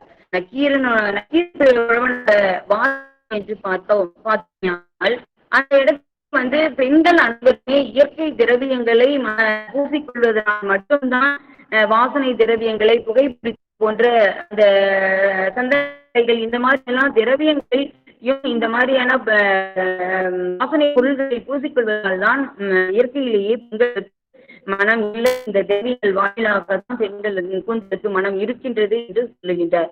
மீண்டும் இறை வாதிடுகின்றார். அப்பொழுது தான் ஒரு இறைவன் என்பதை எப்படியாவது வெளிப்படுத்த வேண்டும் என்று தன் நெற்றியையும் திறந்து கொள்கின்றார். அப்பொழுதுதான் நக்கீரப்புலவன் என்னதான் அவர் இறைவன் என்பதை இருந்தாலும் கூட தன் புறமைக்கு தமிழ் ஒரு இழுக்கு வரக்கூடாது என்ற ஒரு நோக்கிலே தாங்கள் இயற்றிய பாடலில் குற்றம் இருப்பது உண்மையே என்று இறைவனையே மீண்டுமாக பகர்கின்றார்.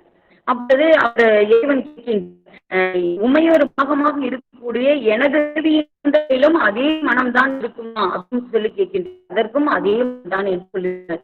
இந்த தேவலோகத்தில் இருக்கக்கூடிய தேவ மக்களுக்கும் அதே நிலையா, அதே நிலை என்று சொல்லுகின்றார். சாதாரண மாநில பெண்களுக்கும் அதே நிலையா, அதே நிலைதான் சொல்லுகின்றார். மீண்டும் இறுதியிலே கோபம் கொண்டு நெற்றிக்கனை திறந்த ஒரு வேகத்தோடு பார்க்கின்றார். அப்பொழுதுதான் அவர் இறைவன் என்பதை முழுமையாக உணர்கின்றார். அப்பொழுதுதான் சொல்கின்றார், நெற்றிக்கனை குற்றமே என்று வாதாடி அந்த நக்கீர புலவனை அந்த தீப்பொறியிலேயே அவர் அடித்து அவரை ஒரு குளத்திலே இறக்க செய்கின்றார். மீண்டும் அந்த நக்கீர புலவன் தன்னோட தவறுகளை உணர்ந்து பிறகு மீண்டும் நான் தவறு என்பதை ஒத்துக்கொண்டதனால் அவர் பெற்று எழுந்து இந்த உலகத்துக்கு ஒரு மிகப்பெரிய ஒரு புலவராக அத்துணை அவர் மன்னரோட ஆட்சியில பார்த்தீங்கன்னா அத்தனை மன்னர்களோட அரசவையிலையும் அலங்கிக்கக்கூடிய மிகப்பெரிய புலவர்கள் இருந்து நம்ம தமிழுக்கும் தமிழ் புலமைக்கும் ஏற்படுத்தினார்கள். எல்லாரும் ஐயமில்லை, எல்லோரும் அது அறிந்த விஷயம்தான். இந்த கீரப்புலவன் என்று சொல்லி பார்க்கும்போதே அவரோட சிறப்புகளை இன்னும் நம்ம சொல்லிட்டே போனோம் அப்படின்னு சொன்னா திருமுருகாற்று படைகளை வீடுகளையும் அவர் மிகப்பெரிய அளவிலே அவர் எப்படி எடுத்து சென்றார் என்று பார்த்தோமே. ஆனால் 6 படை வீடுகள்ல அவருக்கு ஒரு நிகழ்ச்சி நடக்கின்றது அவர் வாழ்க்கை. இந்த படை வீடை இயற்றுவதற்கு என்ன காரணம் நக்கீரப்புலவன் என்று பார்க்கின்றோம். இப்ப அந்த 6 படை வீடுகளோட சிறப்புகளை ஏன் சொல்லணும் அப்படின்னு சொல்லி பார்க்கும்போது நம்ம புராணங்களை சொல்லக்கூடிய ஒரு சில செய்திகளை இதெல்லாம் நம்ம இது ஏன் இவ்வளவு ஒரு விளக்கமா நம்ம சொல்றோம் அப்படின்னு சொன்னா இந்த செய்திகள் அத்துணை இருக்கக்கூடிய அத்தனை உள்ளங்களுக்கும் உள்ளங்களின் மன ஒரு பணக்காட்சி போல உதயமாக வேண்டும் அப்படி என்கின்ற ஒரு வகைப்பாட்டை நான் விளக்கினேன். இன்னொன்னு அவர் வந்து ஒரு ஆற்றங்கரையோரம் நடந்து சென்று கொண்டிருக்கும் பொழுது ஒரு மரத்தடியிலே லிங்கம் இருப்பதை பார்க்கின்றார், சிவலிங்கம் பார்க்கின்றார். உடனே அவர் தினமும் அதிகளை பூஜை வழிபாடுகள் நடத்தக்கூடியவர். அந்த லிங்கத்தை பார்த்தோன்னே தனது பூஜைகளை துவங்க ஆரம்பிக்கின்றார். அந்த பூஜையை துவங்க ஆரம்பித்தாலே அதை வரையும் அவர் வழிபாடு செய்பவர்களோட எண்ணங்கள் வந்து சிதறக்கூடாது என்பது வழிபாட்டினோட ஐதீகமாக போற்றப்பட்டது அக்காலத்திலே. அப்போ அந்த பூஜை செய்து கொண்டிருக்கும் பொழுது அந்த மரத்தில் இருந்து ஒரு இலை கீழே காற்றுக்கு அசைந்து விழுந்து அந்த விழுந்த இலை பாதி வந்து தண்ணீரிலும் பாதி வந்து மணலிலும் விழுகின்றது. அப்போ பாதி தண்ணீரில் விழுந்த அந்த இலையானது மீனாக மாறி தண்ணீருக்கு இழுக்கின்றது. இங்கு பாதி இலையாக இருக்கக்கூடிய அந்த தலை வந்து தலையாக மாறி மணல் மேட்டிற்கு இழுக்கின்றது. ஆக இப்படி ரெண்டும் எடுத்துக்கொள்வதை பார்க்கும் பொழுது இந்த நக்கீர பெருமானோட வழிபாடு தடுக்கின்றது. அவர் செய்கின்ற அந்த இறைவனை நினைத்து வழிபாடு செய்யக்கூடிய அந்த வழிபாடு வந்து தடைபடுகிறது. இங்கு இதை வந்து அங்கே அந்த ஊருக்குள்ளே சதுக்க பூதங்கள் என்ற இருக்கின்றது. ஏன் சொல்றேன் அப்படின்னு சொன்னா, வந்து அந்த மக்கள் யாரெல்லாம் தவறு செய்கின்றார்களோ அவர்களுக்கு முறையான தண்டனை வழங்கக்கூடியது சதுக்க பூதங்கள் என்று கூடியவர்கள் தான் அந்த தண்டனையை வழங்குவார்களாம். ஆக வழியாக வந்த சதுக்க பூதங்கள் இந்த நிகழ்வை பார்த்த உடனே நீங்கள் வழிபாடு செய்வதில் குற்றம் கண்டுள்ளீர்கள், உங்களை நாங்கள் சிறைப்படுத்துகின்றோம் என்று பெருமானை கேட்கின்றார்கள். பூதத்தினோட ஒரு நிலைப்பாடு என்ன அப்படின்னு சொல்லி பார்த்தோம்னா, ஏற்கனவே 999 தவறு செய்த மனிதர்களையும் புலவர்களையும் அவர்கள் வந்து ஒரு சிறையிலே அடைத்துள்ளார்கள். அப்போ 1000 நபர்கள் 1000 புலவர்கள் சேர்ந்ததுக்கு பிறகுதான் அந்த 1000 பேரையும் ஒன்றாக வந்து அவர்களை வந்து இறக்க செய்வது என்ற ஒரு நிலைப்பாட்டிலே இந்த நக்கீர பெருமன் 999வது நபராகவும் செல்கின்றார். ஆக அப்படி செல்லும் பொழுது அங்கே சென்ற பிறகு இந்த 1000 பேரு நம்மால் இவர்கள் அத்தனை பேர் உயிரும் பறிபோகின்றே என்று நினைத்து இரவோடு இரவாக மனமுருக பெருமானை மனமுருக வேண்டி எழுதின இந்த படைவீடுகள் நமக்கு கிடைத்த படைவீடு முருகனின் திருவிழால் நமக்கு கிடைத்த நாம் காலம் பார்த்து கொண்டிருக்கக்கூடிய ஒரு செய்தியாக ஆற்றுப்படை முருகாற்றுப்படையில் முருகனோட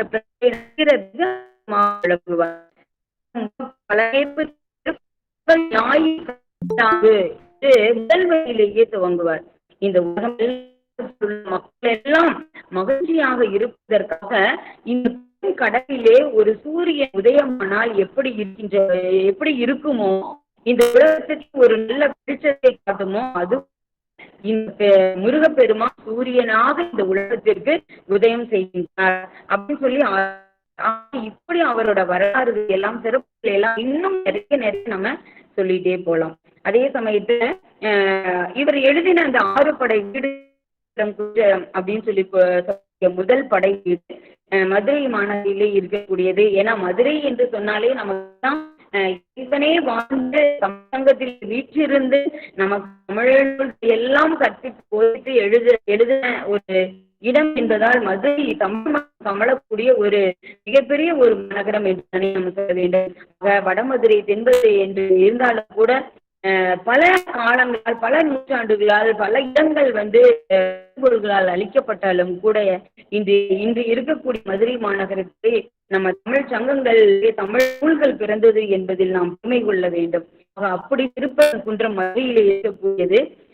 அந்த தலம் அப்படின்னு சொல்லி பார்க்கும்போது முருகன் வந்து அப்பெல்லாம் பிறந்து கார்த்திகை எடுத்து வளர்த்து இளமை பருவத்திலே அவர் வந்த போது அசுரர்களை எல்லாம் அழித்து அவர் வந்து திருப்பரங்குன்றத்திலே வந்து நிற்கிறார். அப்பொழுது இந்திர பகவானும் கூட இருக்கின்றார். அப்பொழுது கேட்கும் பொழுது இந்த இயற்கையான திருப்பரங்குன்றத்திலே வந்து இவ்வளவு இயற்கையான ஒரு இடம், இந்த இடம் இது திருப்பரங்குன்றம். இந்த திருப்பரங்குன்றத்திலே இயற்கையினோட அழகை வந்து அவர் ரசித்துக் கொண்டிருக்கிறார். அப்பொழுது இந்திர பகவான் அவரிடம் முருகப்பெருமானிடம், முருகா, இந்த ஒரு தலத்திலே இந்த அசுரர்களை எல்லாம் அளித்தீர்கள். இந்த ஒரு வெற்றிக்காக எனது மகன் தெய்வானையை உங்களுக்கு நாங்கள் திருமணம் செய்து கொடுக்க இருக்கின்றேன் அப்படின்னு சொல்லி கேட்கின்றார். அப்பொழுதுதான் அவர் நினைக்கின்றார், ஆமாம், அந்த தெய்வானையானவள் என்னை காலம் காலமாக என்னை வருத்தி என்னை கணவனாக ஏற்றுக்கொள்ள வேண்டும் என்று தவம் செய்தவர்கள் அல்லவா தெய்வானை அவர்கள். அதனால் மணந்து கொள்கின்றேன் என்று ஒப்புதல் கொடுக்கின்றார். ஆக தெய்வானையோடு தேவர்கள் தேவர்களும் முனிவர்களும் ரிஷிகளும் அனைத்து அதில் வந்து இந்த தெய்வானை திருமணத்திலே, முருகன் தெய்வானை திருமணத்திலே மிக அற்புதமான அந்த ஒரு திருமண நிகழ்விலே கலந்து கொண்டு அவர்களை ஆசீர்வதித்து அங்கு அமர்ந்த ஒரு மலைதான் திருப்பகுன்ற மலை என்று மிக அற்புதமாக அந்த தலம் சிறப்புகள் பேசப்பட்டிருக்கின்றது. அடுத்து இரண்டாவது படை வீடாக நம்ம பார்த்தோம் அப்படின்னு சொன்னா திருச்செந்தூரிலே நமக்கே தெரியும், அசுரரை எல்லாம் அழித்து திருச்செந்தூர் தளத்திலே வந்து அந்த கடலிலே பாத்தீங்கன்னா அசுரர்கள் எல்லாம் இந்த சிங்கமுகாசுரன், சூரபத்மன் இவர்களை எல்லாம் வந்து அழிக்க வேண்டும் என்ற ஒரு காரணத்துக்காக தான் அவர் திருச்செந்தூருக்கே வருகின்றார். தனது 6 கரங்களால் இந்த அசுரர்களை அழிக்கும் போது தாரகாசையும் சிங்கமுகாசுரனையும் அழித்து விடுகின்றார். இறுதியாக சூரபன்மனை அழிப்பதற்கு அவர் வீரபாக வீரர்கள் எல்லாம் அவர்களால் முடியாமல் போக இறைவனே கிளம்புகின்றார். அப்பொழுது தன் தாய் சக்தி தேவி கொடுத்த அந்த சக்தி வேலை கொண்டு அசுரனை அழிப்பதற்காக ஆயுதமாகின்றார். அந்த வேலையான செலுத்தினால் கூட அந்த அசுரன் எத்தனையோ ஆயுதங்களை எல்லாம் செலுத்தும் பொழுது அசுரன் ஒரு மாய பிம்பமாக, பிடித்தவர்கள் அசுரர்கள், அவர்களை சாமானியமாக அழிக்க முடியாது. அதுவும் சூரபன்மன் வந்து சிவனின் அருள் பெற்றவன் அப்படின்னு நம்ம பாக்குறோம். அந்த மாதிரி வந்து சிவனை வந்து நேசித்ததுனாலதான் தன்னை யாராலும் அழிக்க முடியாத ஒரு சக்தியை பெற்றவன் சூரபத்மன் அப்படின்னு சொல்லி பாக்குறோம். அப்போ ஆயுதங்கள் விட்டாலும் கூட அந்த ஆயுதம் எதிர்கொண்டுதான் வருகின்றதே ஒழிய அந்த அசுரனை அழிக்க இயலவில்லை. இறுதியாக பிம்பமாக இங்கே அவரை வேல் கொண்டு வீழ்த்தினால் அவர் உயிர் பெற்று அடுத்த இடத்துக்கு நகர்ந்து செல்கின்றார். இப்படி எத்தனையோ ஆயுதங்கள் கூட அவர் ஒரு சூழ்நிலை கடைசியாக இறுதியாக முருகப்பெருமான் தான் தாய் கொடுத்த சக்தி வேலினை விடுகின்றார். அப்பொழுது அந்த வெளித்தோற்றத்திலே அந்த சூரபன்மன் எங்கே வலம் வந்தாலும் கூட கடைசியில் தன்னை முதிர்ந்து திருவிள்ளைதானே எப்படி ஒரு அகங்காரத்திலும் ஆணவத்திலும் இருந்தவன் சூரபன்மன். அப்போ இவன் தொடர்ந்து ஆயுதங்களை ஏவும் பொழுது மீண்டும் பயப்படுகிறான், நம்ம எப்படியாவது அழித்து இருக்கிறதே அந்த திருச்செந்தூர் கடலுக்குள்ளே மூழ்கின்றான் அந்த அசுரன். அப்படி மூழ்கினாலும் கூட மூழ்கி ஒரு மரமாக காட்சியளிக்கின்றான்.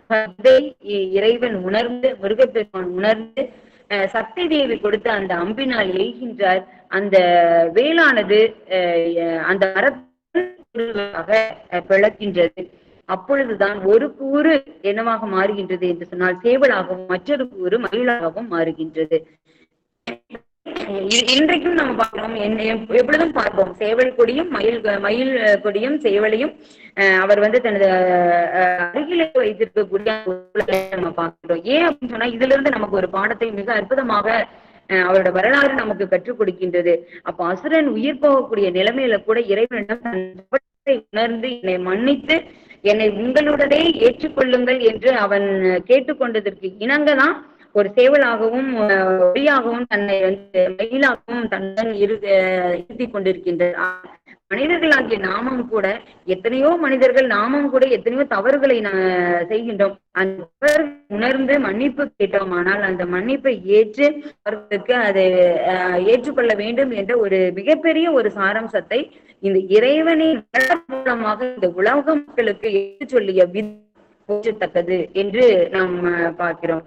இதுதான் இந்த திருச்செந்தூரில் இருக்கக்கூடிய இந்த அசுரனை அழித்து அவர் கம்பீரமாக 6 முகம் 12 கரங்களோடு வீட்டிற்கு இந்த உலக மக்களை காக்கின்ற ஒரு அருட்பெரும் செல்வராக, அருட்பெரும் ஜோதியாக, ஜெயந்தியாக அவர் வீற்றிருக்கக்கூடிய அந்த ஒரு நிலைப்பாட்டினை நம் திருச்செந்தூர் என்று சொல்லக்கூடிய இரண்டாவது படை வீட்டிலே நாம் பார்க்கின்றோம். மூன்றாவது படை வீடு நமக்கே தெரியும். ஞான பழத்திற்காக தாய் தந்தையிடம் கோபித்துக் கொண்டு பழனி சென்று அமர்ந்தவர். கிலோமீட்டர் தொலைவிலும் இருக்கக்கூடிய ஒரு மிகப்பெரிய அற்புத தலம் பழனி திருத்தலம், மூன்றாவது படை வீடு. இந்த படை வீட்டிலே ஞானப்பழத்தை இருக்கின்றார். அந்த ஞானப்பழம் மிகவும் சுவையாகவும் இருக்கின்றது. ஒரே பழம்தான் இருக்கின்றது. இதை யாருக்கு கொடுப்பது என்று கையிலைக்கு சென்ற நாரதர் அங்கே விநாயக பெருமானம் முருகப்பெருமானம் எனக்குத்தான் எனக்கு என்று கேட்டுக்கொண்டதற்கேற்ப சிவபெருமான் இவருக்கு ஒரு போட்டியை நிகழ்த்துகின்றார். அப்பொழுது இந்த உலகத்தை யார் முதலில் சுற்றி வருகின்றீர்களோ அவர்களுக்கு இந்த ஞானப்பழம் என்று சொல்லுகின்றார். அப்பொழுது முருகன் என்ன பண்றார், தன்னோட மயில் வாகனத்தை எடுத்துக்கொண்டு உலகம் சுற்ற கிளம்புகின்றார். விநாயகர் மூஞ்சிரு எளிதான் அவரோட வாகனம். இதை வைத்துக் கொண்டு எப்படி உலகத்தை சுற்றுவது என்று யோசித்துக் கொண்டு தாயை சுற்றி வந்தால் இந்த உலகத்தை சுற்றுவதற்கு சமம் என்று சொல்லுகின்றார்கள். அப்பொழுது நம் தாய் தந்தையான சிவனையும் சக்தியையும் சிவபெருமானையும் சக்தியையும் நாம் சுற்றி வளம் வந்து இந்த கனியை நாம் பெற்றுக்கொள்ளலாம் என்று அறிவுபூர்வமாக யோசித்த கனியை அவர் பெற்று விடுகின்றார். முருகப்பெருமானும் மயிலை மீது ஏறி அமர்ந்து உலகை சுற்றி கொண்டு கைலைக்கு வந்து விநாயகர் கண்டவர் கோபம் முடிகின்றார். கோபமிட்டு தனக்கு இந்த கைலை மலையே வேண்டாம், எனக்கு என்று ஒரு ராஜ்யத்தை நான் அமைத்துக் கொள்கிறேன். பழனிகளை சென்று எல்லாம் திரட்டி விட்டு அவர் அங்கு பழனி அவரை கேட்காமல் மக்கள் எனக்குள் அப்படின்னு சொல்லிட்டு குன்றிருக்கமெல்லாம் குமரமாக கருதி மலைக்கு செல்லுவேன் ஒரு தலம் நாம் பழனி மலை திருத்தலத்தை நாம் பார்க்கிறோம். அதே அடுத்த மலைத்தலம் இருக்கு. நம்ம ஏற்கனவே சுவாமியாக தந்தைக்கே உபதேசம் செய்த ஒரு தகப்பன் சுவாமியாக இருக்கக்கூடிய இந்த தலம் எப்படி இருக்கு, பொருள் தெரியாது. பொருள் தெரியாத பிரம்மன் அடைக்கின்றார். மீண்டும் இறைவன் கூறி அந்த பிரம்மனை, ஏனால் பிரம்மனை விட்டால் அவர் தொழில் பாதிக்கப்படும் அல்லவா, அதெல்லாம் சிறையில் மீட்டு கொடு என்று தந்தைக்கு அவர் மீண்டும் வந்து சிறையில் ஆக தந்தையிடம் கேட்கின்றார். ஓம் என்ற பிரணவத்திற்கு பொருள் என்ன? ஒரு காலத்தில் சிவபெருமானே முருகனுக்கு ஓம் பிரணவத்திற்கு பொருள் இறைவன் தான், சூரியன் தான், நான் தான், முருகன் தான் அப்படிங்கிறத சொல்லியிருக்கின்றார். ஆக இப்போ அதை மற்றது போல அவர் இறைவன் நினைத்து தன் மகன கூற இருக்கின்றன என்று அறிந்து கொள்வதற்காக அந்த ஓம் என்ற பிரணவத்தை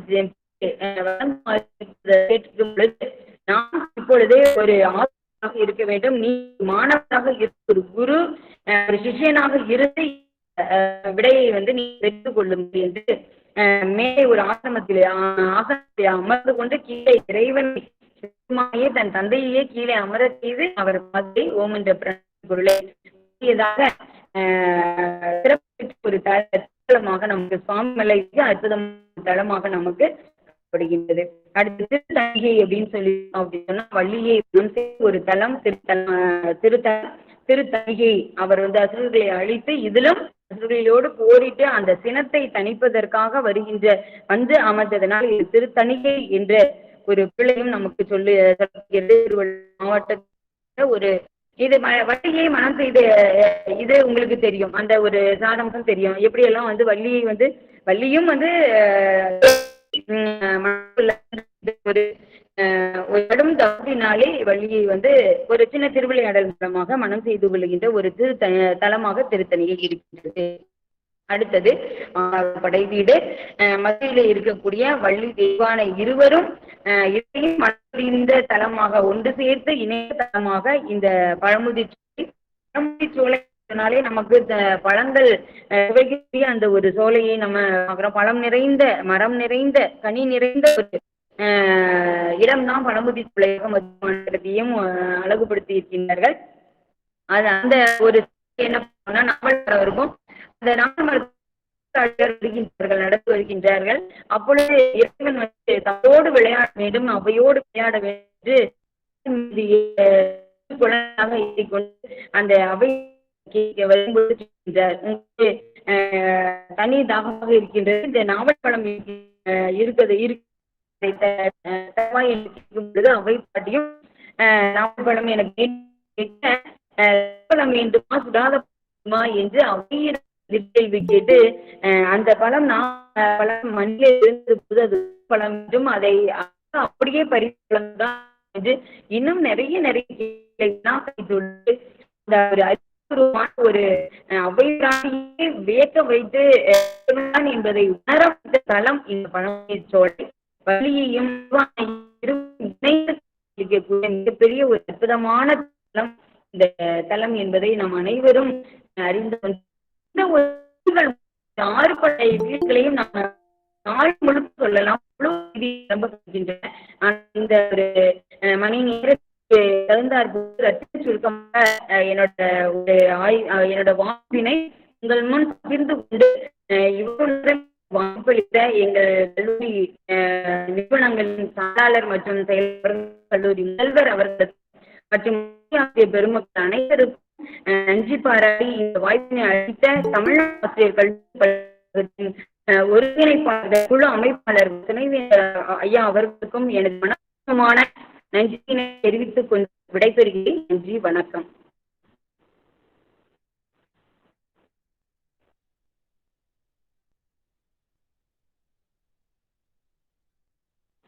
அடுத்து கௌசிகா ஆரம்பிச்சிருங்கம்மா.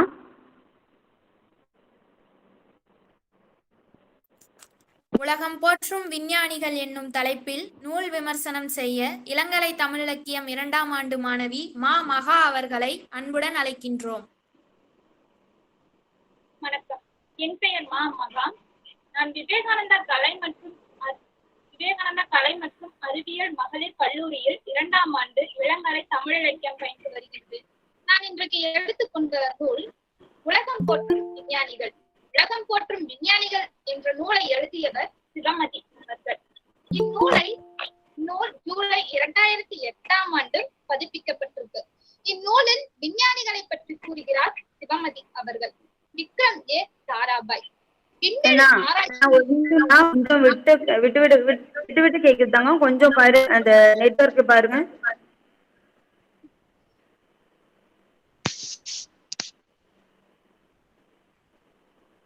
விண்வெளி ஆராய்ச்சியில் ஈடுபட்டு அதற்காக ஒரு நிலையத்தை நிறுவியவர் விஞ்ஞானி விக்ரம் ஏ சாராபாய்.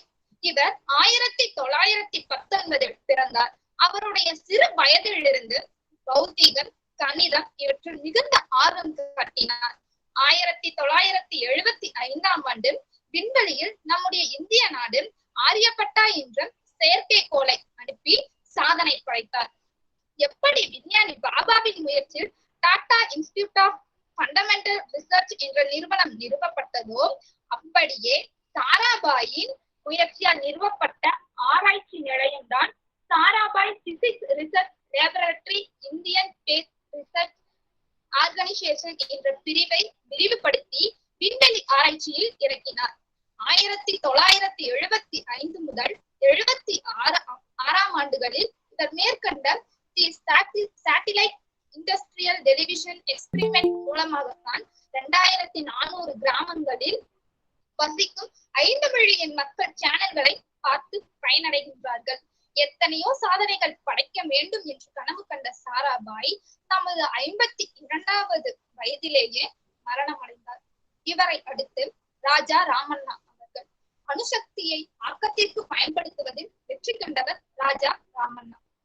இவரது குறிக்கோள் இந்தியாவில் பொக்ரானில் அணுகுண்டு ஆய்வு சோதனை நடத்துவது. இவரது லட்சியத்தில் வெற்றியும் கண்டார். அன்று அணுசக்தி எப்படி பயன்படுத்துவது, யாருக்கும் எந்த தீங்கும் இல்லாமல் எப்படி பயன்படுத்துவது என்று ஆராய்ந்து அதில் வெற்றியும் கண்டார். பூமிக்கு அடியில் அணுக்கழிவுகளை போட்டு வைக்க பெரிய கிடங்குகளையும் அமைத்திருக்கிறார். இவரது இந்த கண்டுபிடிப்புகள் அணுசக்தி துறையில் ஒரு முக்கிய இடத்தையும் பிடித்திருக்கின்றது. அதன் பிறகுதான் 1974ஆம் ஆண்டு மே மாதம் ராஜஸ்தானில் உள்ள பொக்ரான் பாலைவனத்தில் முதலாக இந்திய அணுகுண்டு சோதனையை நடத்தியது. இந்த பெருமை ராமண்ணாவையும் அவரது உதவியாளர்களையும் சேரும். இத்தனை சிறப்புமிக்க இவர் 1975 ஜனவரி மாதம் 28 பிறந்தார். லண்டனில் டாக்டர் பட்டம் பெற்று 1949 Tata institute of fundamental research ஆராய்ச்சி நிலையத்தில் பேராசிரியராக பணியாற்றினார். விஞ்ஞானி பாபாவின் மறைவிற்கு பிறகு இந்திய அணுசக்தி துறையின் தலைவராக 1966 பொறுப்பேற்றார். இந்திய அணுசக்தி விஞ்ஞான வரலாற்றில் மிக சிறப்பான இடத்தை பெற்ற விஞ்ஞானியாக திகழ்ந்தார் ராஜா. நியூக்ளியர் ரேடியேஷன் பாருங்க மகா, கொஞ்சம் நெட்வொர்க் ப்ராப்ளமா இருக்கு, தெளிவா கேட்கல தங்கம். வேற பிளேஸ் ஏதாவது போக முடியுமா பாருங்க.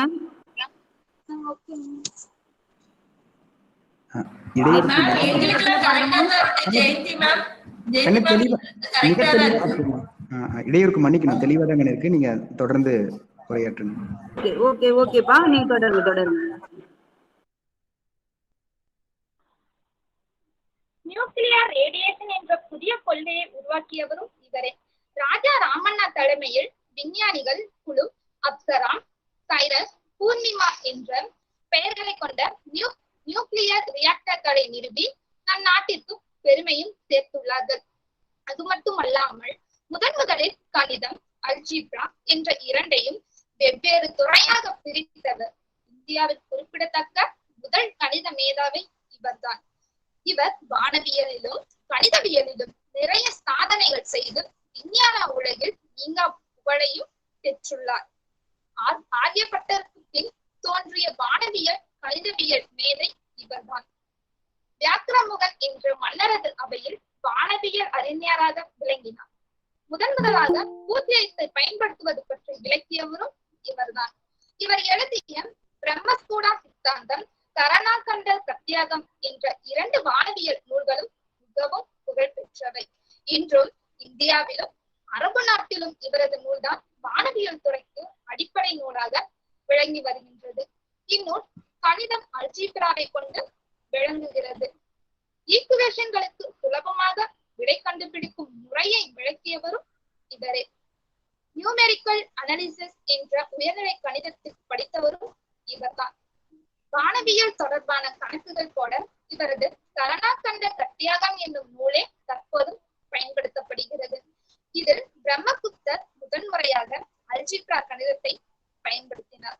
புகழ்பெற்ற கணித மேதையான பாஸ்கரன் இவருக்கு கணித சூடாமணி என்ற பட்டத்தையும் சூட்டி கௌரவித்திருக்கின்றார்.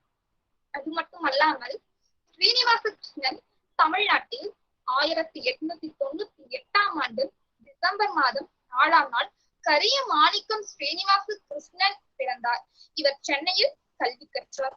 இவருக்கு 2 காரணமாக கொல்கத்தாவில் உள்ள Indian association for cultivation of science என்ற கழகத்தில் உறுப்பினராகவும் சேர்ந்தார். அங்கு சி.வி. ராமன் தலைமையின் கீழ் ஆப்டிக்கல் தொடர்பான ஆய்வை மேற்கொள்ள வேண்டும் என்பது இவரது விருப்பம். அதன்படியே ராமனுடன் பணிபுரியும் சந்தர்ப்பமும் இவருக்கு கிடைத்தது. ராமன் எப்ப கண்டுபிடிக்கப்பட்டதில் இவருக்கு சிறு பங்கு உண்டு. ஒழுங்கு கட்டமைப்பு பற்றிய ஆராய்ச்சி தான் சாலிட் ஸ்டேட் பிசிக்ஸ் என்ற பிரிவு. 1940 ராயல் சொசைட்டியின் ஃபெல்லோ விருதினையும் இவர் பெற்றிருக்கின்றார். கிருஷ்ணன் பௌத்தீக துறையின் தத்துவ ஞானியாக திகழ்ந்தவரும் இவர்தான். தன்னுடைய இந்த உயர்வுக்கு ஆங்கிலேய விஞ்ஞானியான ஒயிட் ஹெட்டின் நூல்கள் தான் காரணம் என்றும் சொல்கிறார். தமிழ், ஆங்கிலம், சமஸ்கிருதம் ஆகிய மொழி இலக்கியங்களிலும் சிறந்த புலமை பெற்றவரும் இவர்தான். இவரை தொடர்ந்து சுப்பிரமணியம் சந்திரசேகர் அவர்கள். ஆஸ்ட்ரோபிசிக்ஸ் பெறும் புகழ்பெற்ற விஞ்ஞானியான சந்திரசேகர் 1910 அக்டோபர் மாதம் 10 லாகூர் நகரில் பிறந்தார். சந்திரசேகர் லிமிட் என்ற புத்தகம் தான் இவருக்கு மிகவும் புகழை தேடித்தந்ததென்றும் கூறலாம். சிறு வயதிலேயே பெற்றோர் சென்னைக்கு வந்து விட்டதால் சென்னையிலேயே பள்ளி படிப்பை தொடர்ந்தார். பள்ளி விட்டவுடன் நேராக நூலகத்திற்கு சென்று விடுவார். அங்கு போய் கதை புத்தகங்களை படிக்காமல் ரசாயனம் தொடர்பான புத்தகங்களை படித்தார். ரசாயன துறையில் இவருக்கு மிகவும் ஆர்வம் ஊட்டிய அர்னால்ட் சோமர்ஃபீல்ட் ஆர்தர் காம்டன் போன்ற அறிவியல் நூல்கள் தான் இவருக்கு பசிக்கு தீனி போட்டன என்றும் சொல்லலாம். இதனால் மிகவும் இளம் வயதிலேயே பத்திரிகைகளில் விஞ்ஞான கட்டுரைகள் எழுத ஆரம்பித்திருக்கிறார். இந்தியன் ஜேர்னல் ஆஃப் பிசிக்ஸ் என்ற பத்திரிகையில் இவரது கட்டுரைகளும் வெளியாகி இருக்கின்றது. அதன் பிறகு சென்னையில் உள்ள பிரசிடென்சி கல்லூரியில் BA ஹானர்ஸ் படித்து முடிப்பதற்குள்ளே விஞ்ஞான கட்டுரைகள் மூலம் மிகவும் புகழ் பெற்றிருக்கின்றார்.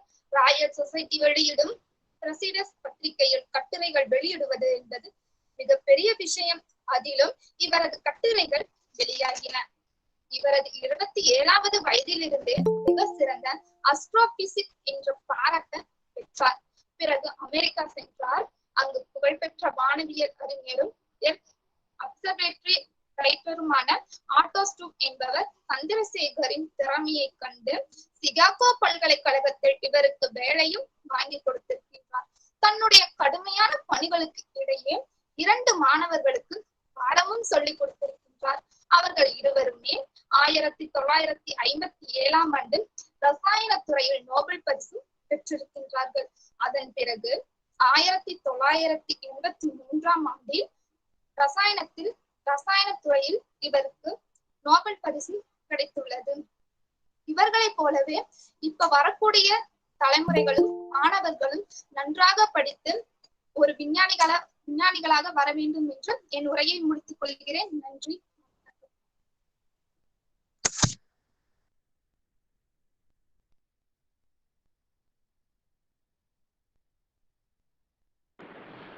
அடுத்ததாக இளங்கலை தமிழ் இலக்கிய 3ஆம் ஆண்டு மாணவி பா. சிவரஞ்சனி அவர்களை அன்புடன் அழைக்கிறோம்.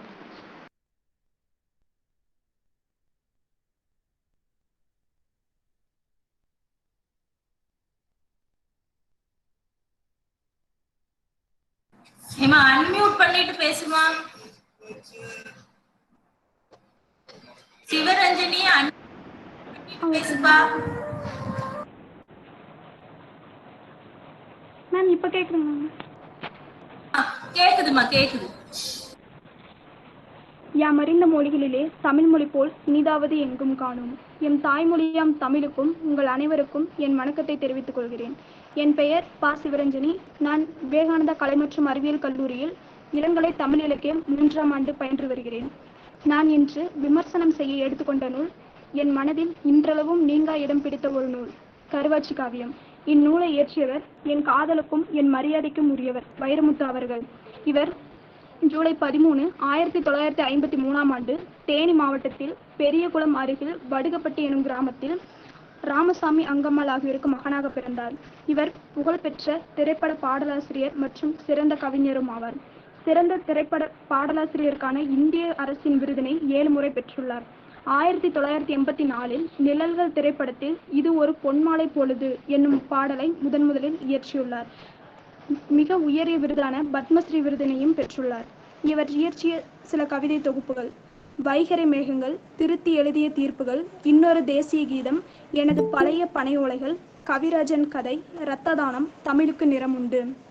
இவருடைய தன் வரலாறு, அதாவது ஆட்டோபயோகிராஃபி என்று சொல்லக்கூடிய நூல் இதுவரை நான். இவர் இயற்றிய கட்டுரைகள்: கல்வெட்டுகள், என் ஜன்னலின் வழியே, நேற்று போட்ட கோலம், ஒரு மௌனத்தின் சப்தங்கள், சிற்பியே உன்னை செதுக்குகிறேன், வடுகப்பட்டி முதல் வாழ்க வரை. இவர் இயற்றிய நாவல்கள்: வானம் தொட்டுவிடும் தூரம்தான், மீண்டும் என் தொட்டிலுக்கு, வில்லோடு வானிலவே, 3ஆம் உலகப்போர், காவி நிறத்தில் ஒரு காதல், தண்ணீர் தேசம், கள்ளிக்காட்டு இதிகாசம், கருவாச்சி காவியம். இன்று விமர்சனம் செய்யக்கூடிய நூல் கருவாச்சி காவியம்.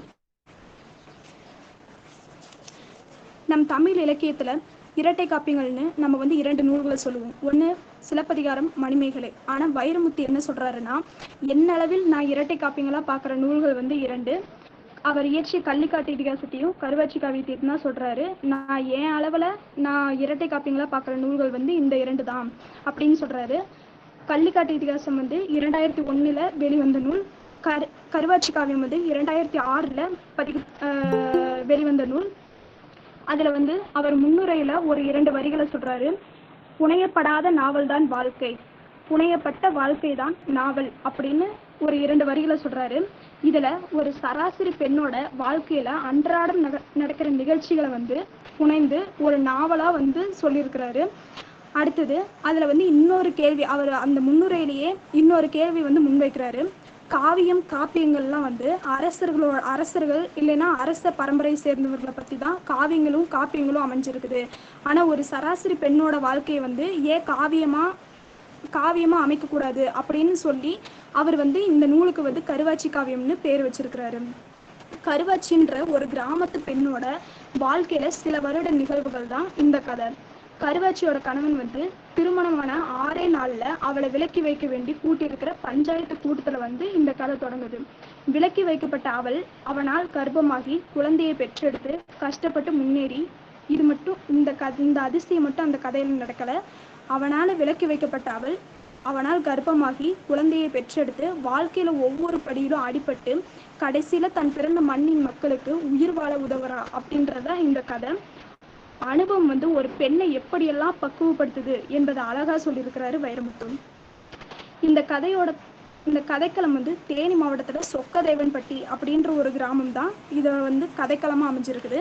இது வந்து இந்திய சுதந்திரத்திற்கு முற்பட்ட காலத்துல நடந்த ஒரு நிகழ்ச்சியை தான் இந்த கதையில வந்து சொல்லியிருக்கிறாங்க. ஆனா இதை வந்து ஒரு குறையாகவும் சொல்லியிருக்கிறாங்க. அப்படி இந்திய சுதந்திரத்துக்கு முற்பட்ட காலத்துல நடந்த நிகழ்வுகள் பத்தி ஒரு அத்தியாயத்துல கூட இடம்பெறல அப்படின்னு இதை வந்து ஒரு குறையாகவும் சொல்லியிருக்கிறாங்க. வார்த்தைகளை கிராமத்து புழுதியில் தோய்த்தெடுத்து பயன்படுத்தியிருக்கிறார் கவிஞர். ஊர்ப்புறங்கள்ல நடக்கிற சடங்குகள், அந்த மக்களோட நம்பிக்கைகள், அவர்களுடைய காதல், பழிவாங்கும் உணர்வு, வைராக்கியம், நேசம், இயலாமை, அறியாமை, வீட்டு வைத்தியம் என்று பல செய்திகளை மிகவும் ஞாபகமாக சொல்லி முடிக்கிறார் வைரமுத்து. மருத்துவம் பற்றி சொல்லும்போது அந்த விஷயத்தை வந்து குறிப்பிட்டே ஆகணும். இந்த கதையில மூலிகை மருத்துவம், கை மருத்துவம் பற்றிய குறிப்புகள் அங்கங்கே நிறைய சொல்லப்படுது. அந்த வகையில இந்த புத்தகத்தை வந்து நம்ம ஒரு பொக்கிஷம்னே சொல்லலாம். இந்த கதை மாந்தர்கள் யாருன்னா கருவாச்சி தான் இந்த கதையோட நாயகி. கட்டையன் வந்து கருவாச்சியோட கணவன், சடையதேவர் வந்து கட்டையனோட தகப்பன், பெரிய மூக்கி வந்து கருவாச்சியோட தாய், பொன்னவாயன் இவர்களுக்கு வந்து கருவாச்சிக்கு துணையா இருக்கிற ஒரு பையன், அழகு சிங்கம் இது வந்து கருவாச்சியோட மகன் அழகு சிங்கம், சுப்பஞ்செட்டியார், பவளம், கனகம் இவங்கெல்லாம் வந்து உறவுக்காரர்கள். பூடிதேவன் அப்படின்ற ஒரு கிடாய், அது வந்து ஒரு ஆடு, அது வந்து கருவாச்சி வளர்க்குற ஒரு ஆடு, அது வந்து தன்னோட மகன் மாதிரி அந்த பூடிதேவனை வந்து வளர்க்குறான். இந்த பாத்திரங்கள்லாம் நம் மனதிலேயே அடுக்கி வைத்து இருக்கிறார். இவர்களுக்கிடையே உள்ள உணர்வுகள் வந்து அழகா சொல்லப்பட்டிருக்குது. அழகு மட்டும் இல்லை, அதில் உண்மையும் சில கலந்து சொல்லியிருக்கிறாரு. ஒவ்வொரு கதாபாத்திரத்துக்கும் ஒரு சிறப்பம்சம் இருக்கிறத வந்து இதில் வந்து குறிப்பிட்டே ஆகணும். உதாரணமாக நம்ம வந்து பேச்சு வழக்கில் ஒன்று சொல்லுவோம், பேனை பெருமாளாக்குறது அப்படின்னு சொல்லுவோம். அந்த மாதிரி ஒரு பேன் பார்க்குற விஷயத்த கூட பேன் பார்க்கறது கூட ஒரு பெண் வந்து கை தேர்ந்தவ அப்படின்னு அந்த பேன் பார்க்குற ஒரு விஷயத்த கூட இங்கே வந்து ஒரு சிறப்பாக ஒரு அத்தியாயம் முழுக்க அந்த ஒரு அத்தியாயத்தில் வந்து சிறப்பாக சொல்லியிருக்கிறாரு. பண்படுத்துவது துறவரம் மட்டுமல்ல, சாதாரண வாழ்க்கையில ஈடுபடுவோம் பக்குவப்படுறான் அனுபவங்களால அப்படின்னு சொல்லி நமக்கு புரிய வைக்கிறாரு. கள்ளிக்காட்டு இதிகாசத்துக்கு அப்புறம் தன்னுடைய ஊர்ப்புறங்களை பதிவு செஞ்சிருக்கிற நூல்னா அது வந்து கருவாச்சி காவியம் தான். கருவாச்சி காவியத்துக்கான தூண்டுகோலா இவர் எடுத்துக்கொண்டவை இவர் குடும்பத்து பெண்களின் வாழ்க்கையில் நடந்த விஷயங்களும் இவர் கேள்விப்பட்ட கிராமத்து பெண்களோட கதைகளும் தான் இவர் வந்து கருவாச்சி காவியத்தை இயற்றுறதுக்கு ஒரு காரணமா அமைஞ்சிருக்குது. அடுத்து வர்ணனை. ஒரு புத்தகத்தை வந்து நம்ம படிக்கணும், ஒரு புத்தகத்துல கதை சரியில்லைன்னா கூட நம்ம அந்த வர்ணனைகளுக்காகவே அந்த புத்தகத்தை வந்து படிக்கலாம். அந்த மாதிரி ஒரு புத்தகம் தான் இந்த கருவாச்சி காவியம். வர்ணனையில கள்ளிக்காட்டு இதிகாசத்தை விட இதுல வந்து பட்டையை கிளப்பியிருக்கிறாரு.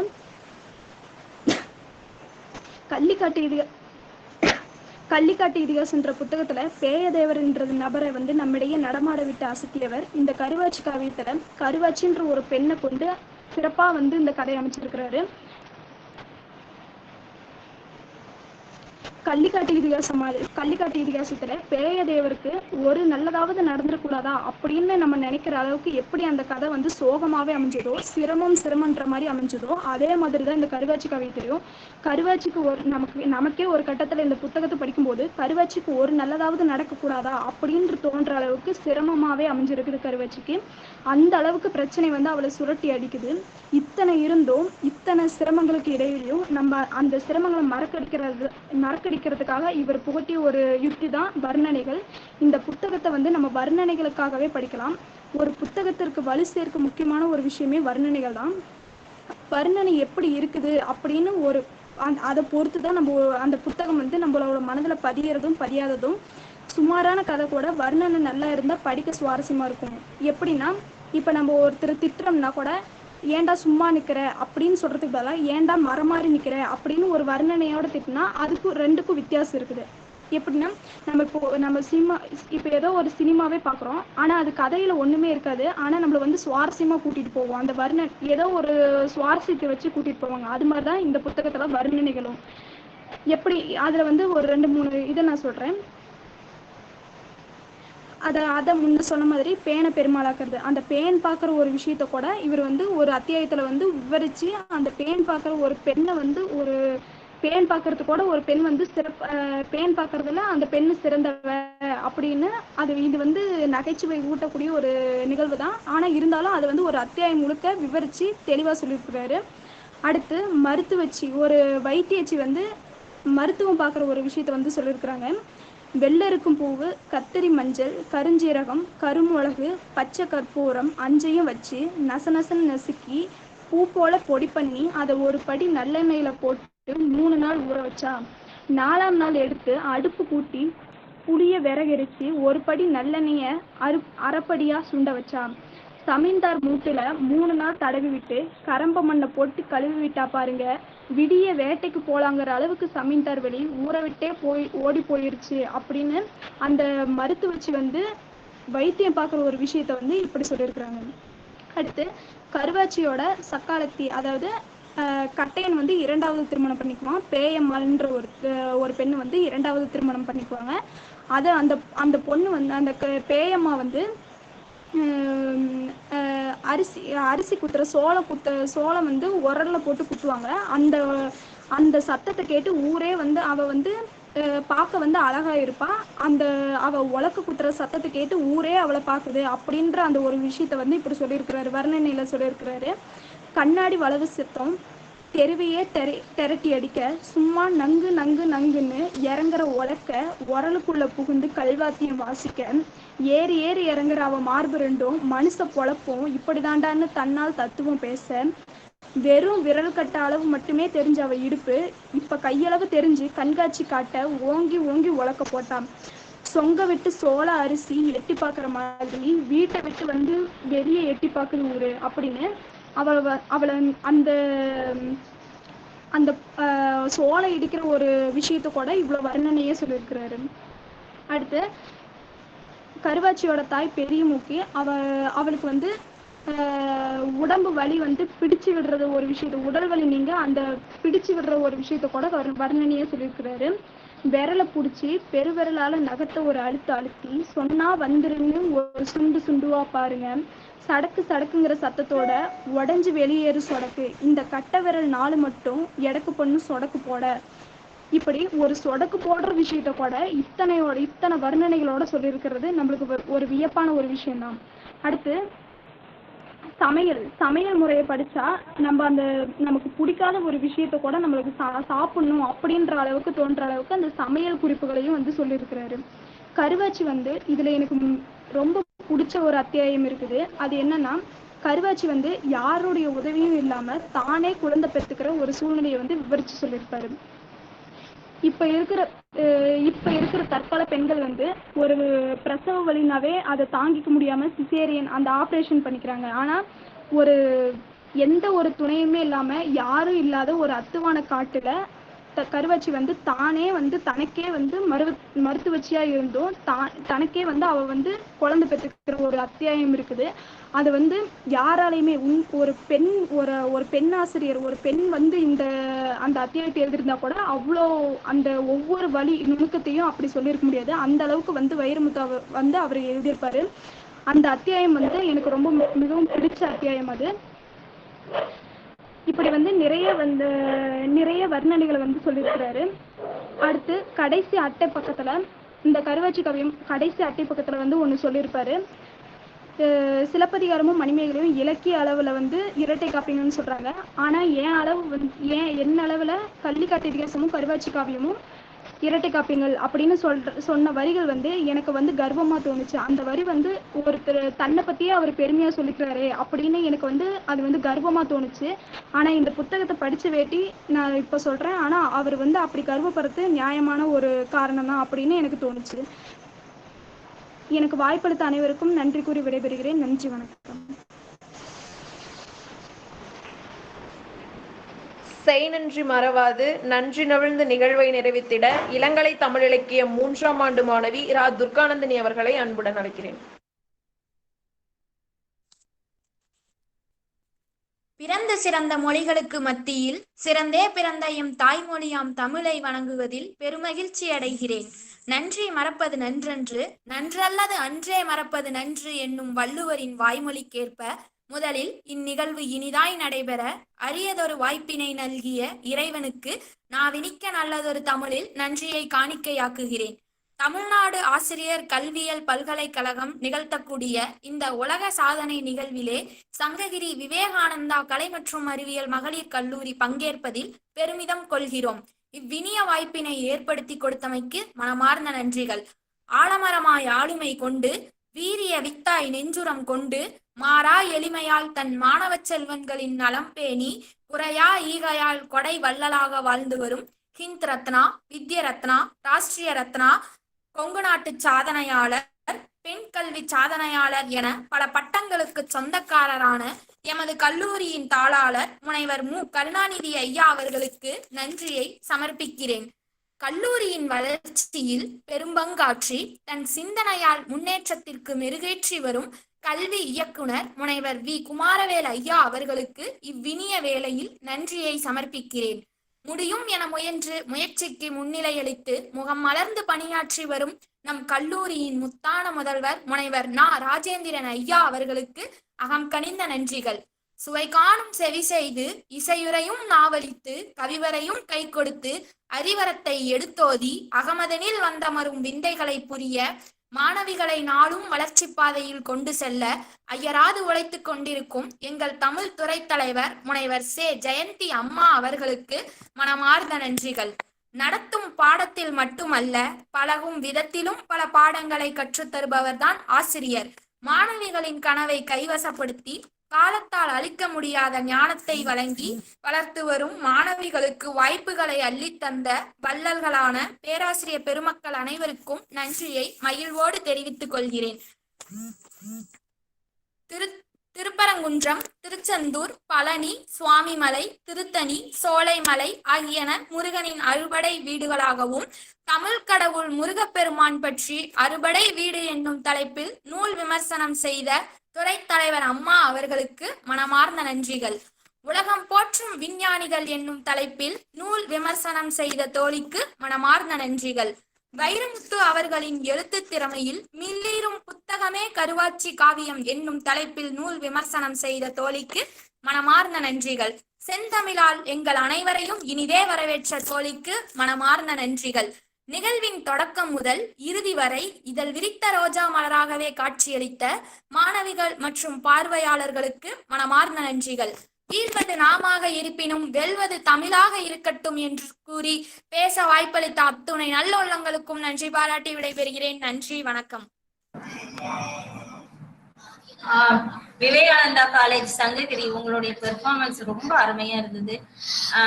அறுபடை வீடுகளுடைய காரணங்களையும் அதனுடைய சிறப்புகளையும் ஜெயந்தி மேம் ரொம்ப அருமையா சொன்னாங்க. அது மட்டும் இல்லாம ஒரு ஆட்டோபயோகிராஃபி, அந்த சயின்டிஸ்டோட ஆட்டோபயோகிராஃபி அந்த இதை எடுத்து சொன்ன பொண்ணு ரொம்ப நல்லா தெளிவா நிதானமா நல்லா பண்ணா. அடுத்து பேசின அந்த பொண்ணும் அந்த ஒரு ஒரு ஒரு பெண்ணின் பெண்ணுடைய அந்த கர்ப்பகால நிகழ்வுகள் இருக்கட்டும், அந்த ஒரு சமுதாய இயல்புக்கு உட்பட்ட விஷயங்களை வந்து ரொம்ப தெளிவா நல்லா பேசினா. தமிழ்நாடு டீச்சர்ஸ் எஜுகேஷன் யூனிவர்சிட்டி சார்பாக உங்களுடைய பங்களிப்புக்கு நாங்கள் நன்றியை தெரிவித்துக் கொள்கின்றோம். நன்றி ma'am. Jayanthi ma'am. Jayanthi ma'am. ஆமா, அவங்க மீட்டிங்ல இருக்காங்க மேம். ஓகே ஓகே, சரி மேம். இப்போ உங்களுக்கான நேரம் முடிவுறுகிறது.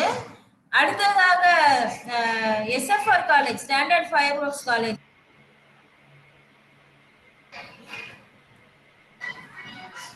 நன்றிங்க மேம். நன்றிங்க மேம். ஓகே மேம், நன்றி. அடுத்த கல்லூரி இணைப்பில் இருக்கிறீங்களா ma'am? Good evening. Good evening. Okay ma'am, okay. இப்போ உங்களுடைய தலைப்பு வந்து standard fireworks Rajanatham college for women Sivakasi. உங்களுடைய தலைப்பு வந்து கிராவிடேஷன் புக்ஸ் புத்தகங்கள் அப்படிங்கிற தலைப்பை நீங்க தேர்ந்தெடுத்திருக்கிறீங்க. உங்களுடைய நிகழ்வு சிறப்பாக அமைய தமிழ்நாடு டீச்சர்ஸ் எஜுகேஷன் யூனிவர்சிட்டியின் சார்பாக வாழ்த்து தெரிவித்துக் கொள்கிறோம். இப்பொழுது உங்களுக்கான நேரம் 3:43 நீங்க ஆரம்பிக்கிறீங்க மேம். 4:43 நீங்க முடிக்கணும். அதனால இப்போ உங்களோட தளத்தை எடுத்துக்கோங்க ma'am.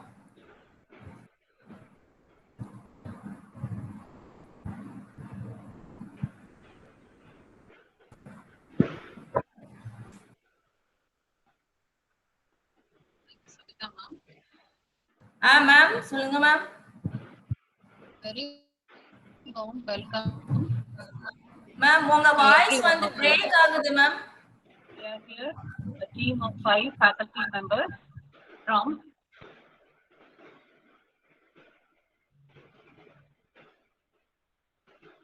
ma'am, am I audible now? Yes. Yes, it is audible. Yes ma'am, now you are audible. Okay. Ma'am, let us begin. We are a team of 5 faculty members from the Standard 5 Works Rajaratnam College for Women, Sivagasi. It's a pleasure to present our program. The topic of our program is Gravitating Books or Eerthu Ilkum Butthagangal. It's a pleasure to read. It's a pleasure to ponder over books. It's a pleasure to seek the pearls of wisdom studded on the pages of books, which are the treasure troves in every sense of the word. Books are illuminating. They dispel the darkness of ignorance. Books are radiating. They spread the light to find new paths of emancipation. Books improve thinking ability, hone critical reading and thinking skills, the ability to read and ability to develop a personal library is an embodiment of one's personal erudition.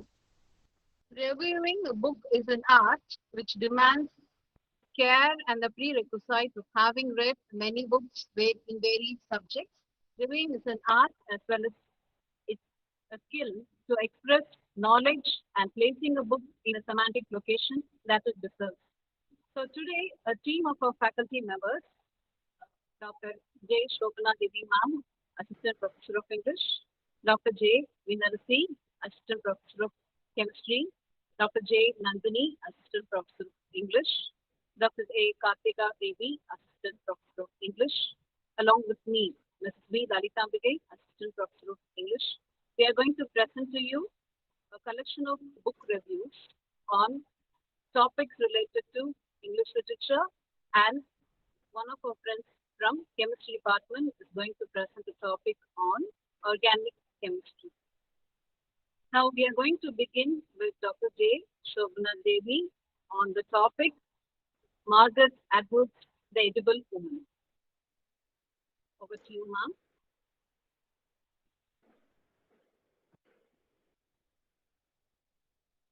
Yes. Good evening. Am I audible? Shall I proceed? Yes, ma'am. Yes, ma'am, you're audible, ma'am. Thank you, thank you. Good evening to all. I'm Dr. J. Shobna Devi, Assistant Professor of English, the Standard Fireworks Rajaratnam College for Women, Sivagasi. The novel that I've chosen today for the review is Margaret Atwood's The Edible Woman. Margaret Atwood is a Canadian woman novelist. So among the Canadian women novelists, she is the most prominent writer. Atwood's novels examine themes related to the politics of gender, such as enforced alienation of women under patriarchy and women's quest for identity.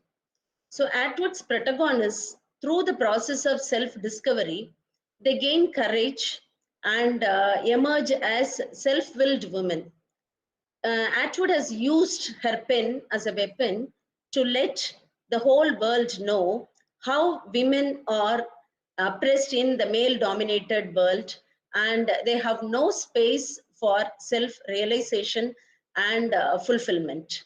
So when you take the novel Atwood's The Edible Woman, which was published in the year 1969, it serves as a feminist guide in the context of male domination in respect of sexual status, role, and temperament. In The Edible Woman, the protagonist, Marian McAlphin, she's a protagonist of the novel, she finds herself unable to reach the individual freedom in the consumer society. Through her relationship with the several male and female friends, she realizes different male strategies of exploitation. She finds marriage is a kind of sexist cannibalism. She refuses to be the edible woman trapped in the domesticity. She endeavors to uplift humanism, humanity, and human identity. Atwood explores all the four victim positions as occupied by women in patriarchal or in a capitalistic and consumer society. The office staff, Lucy, Millie, Emmy, these are the three office staff who are unaware of being victims in the patriarchal society. Clara is another character who is Marian's friend, the protagonist's friend. She accepts the role of being a victim as something inevitable and something fated. And the other character, Ainsley, who is Marian's flatmate, she rejects the victim role assigned to a woman. As a liberated woman, she wants to celebrate unwed motherhood. Marian strongly objects the submissive subordination of women to stereotypical roles of submitting merely as wife or as mere mother. She confronts several issues crucial to her. So the narrative traces the stages of Marian's rebellion against social conformity as she encounters a series of problems right from her work spot. And Marian experiences an identity crisis in her workplace as a researcher. The institution condemns marriage and pregnancy as pregnancy of women in employment. So it condemns Mrs. Bogue, who is the head of the department, who regards pregnancy as an act of disloyalty to the company. Marian finds this aspect shocking, and her crisis makes her to look for alternatives in her life. So Atwood has skillfully presented these alternatives in her colleagues, Emmy, Lucy, Millie, and her friend Clara, and her boyfriend Peter, and Ainsley, her flatmate. So these are the these characters are the alternatives whom Marian seeks. The first alternative Marian chooses is Ainsley, that is her flatmate. Ainsley, though talks against marriage, she does not deny motherhood. She does not want to get a husband, but she longs to beget a child of her own. She is determined to get a husband just to provide a father image to her child, and she looks out for a perfect male specimen to father her child. Marian is disgusted by Ainsley's attitude to men and her attitude towards marriage. So the another option presented to Marian is her spinster colleagues, that is the three office staff who were termed as, who were nicknamed as office virgins. They are not aware of being victims in the patriarchal society. Their sole aim, their main aim is to get married, and they unquestioningly accept society's definition of women as sole occupant to fulfill the function of a wife. So Marian rejects these spinsters because she feels that they voluntarily invite victimization. So Marian tries to locate another alternative lifestyle in the married life of Clara. Clara is her close friend. So Clara has been depicted as an earth mother because she was so calm, polite, and very submissive character in the novel. So she has been presented as an earth mother who is completely dependent on her husband. So she is a mother of 3 children, and the 4th one is on its way. So gradually she becomes a childbearing machine. So Clara's husband, whose name is Joe Bates, he sees women as inevitable victims in the patriarchal society. So Marian rejects Clara's description of a woman's role because she thinks it is irresponsible and insecure. So Marian explores the image of herself as a wife and mother. She cannot accept the passive domesticity. So the next alternative that she finds is her boyfriend. So Ainsley, Clara, and the office staff, the office 3 virgins, the 3 different role models fail to offer an appropriate alternatives to Marian's identity crisis. So she seeks a male alternative, that is in Peter, her boyfriend, to fulfill her objective. And here she sees him as a rescuer from her chaos, a provider of security or stability. She is drawn to him because of his pleasing manners and impressive way of talking. She is purely carried away by the fancy of external appearance. But the reality is entirely different. In the course of time, Marian understands the true nature of Peter as a manipulator. She realizes that Peter is monopolizing and Peter is dominating her. So Peter's narration of his hunting experience shocks Marian. She finds that Peter enjoys killing even the rabbits. He treats this as a matter of pleasure and pride. To him, Marian is a kind of flexible doll whose limbs can be arranged in any sort of position. So he treats her as an object of pleasure and attraction.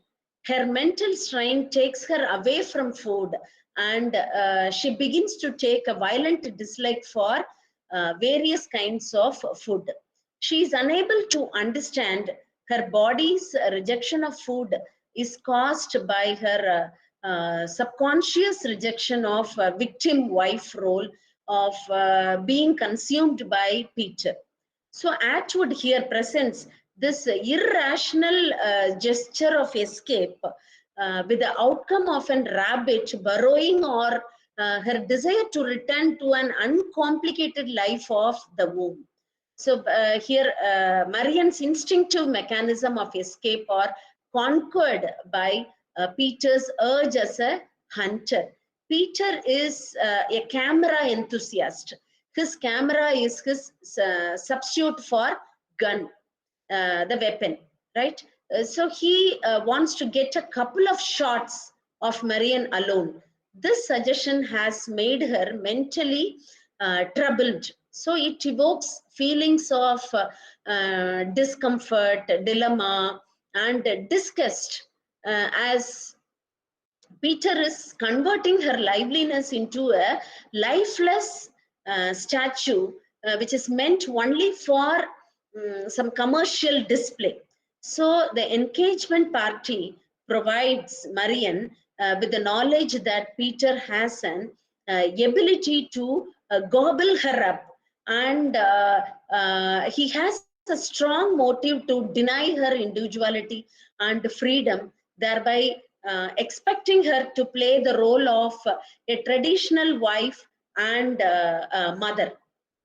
So as the date of her engagement approaches, Marian feels somewhat nervous and disturbed. She begins to look at Peter as a destroyer of her individuality and identity. So she refuses to be controlled and to be dominated and victimized. So she runs away from her engagement. So after that, Duncan, the other character, a new character, Duncan is introduced in the novel to Marian as a graduate student. She thinks that Duncan is her right choice, but later she finds that Duncan is also another wolf in sheep's clothing. It is like jumping into fire from the frying pan. So Duncan takes advantage of Marian's credulous and gullible nature and tricks her into going to bed with him. So he takes her to the hotel patronized by prostitutes, and later he accuses her of corrupting him. So he looks upon her as a seductress. So she becomes a helpless victim of Duncan's lust. So Marian is not the first woman he had sex with. She rightly understands Duncan's harsh and ruthless attitude. And when she comes to know the real color of men like Peter and Duncan, she understands how she has allowed them to exploit and eat her, and how she is made a victim of symbolic cannibalism.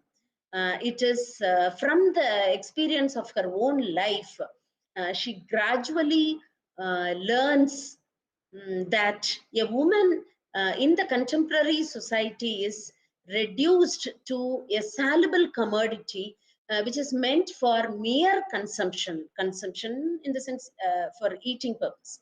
So when Peter comes to demand an explanation for her disappearance from the party, she offers him a cake, which is the cake is in the shape of a pretty and innocent woman to eat. Now Peter realizes that he can no longer play the game of deceit, or he can no longer cheat her. So as soon as Peter leaves the place, she feels very hungry and her body turns to a normal metabolism as she enjoys devouring the cake. And by eating the cake, she is not opposing or she is not rejecting the femininity, but asserting her rights, asserting her privileges, and even her identity.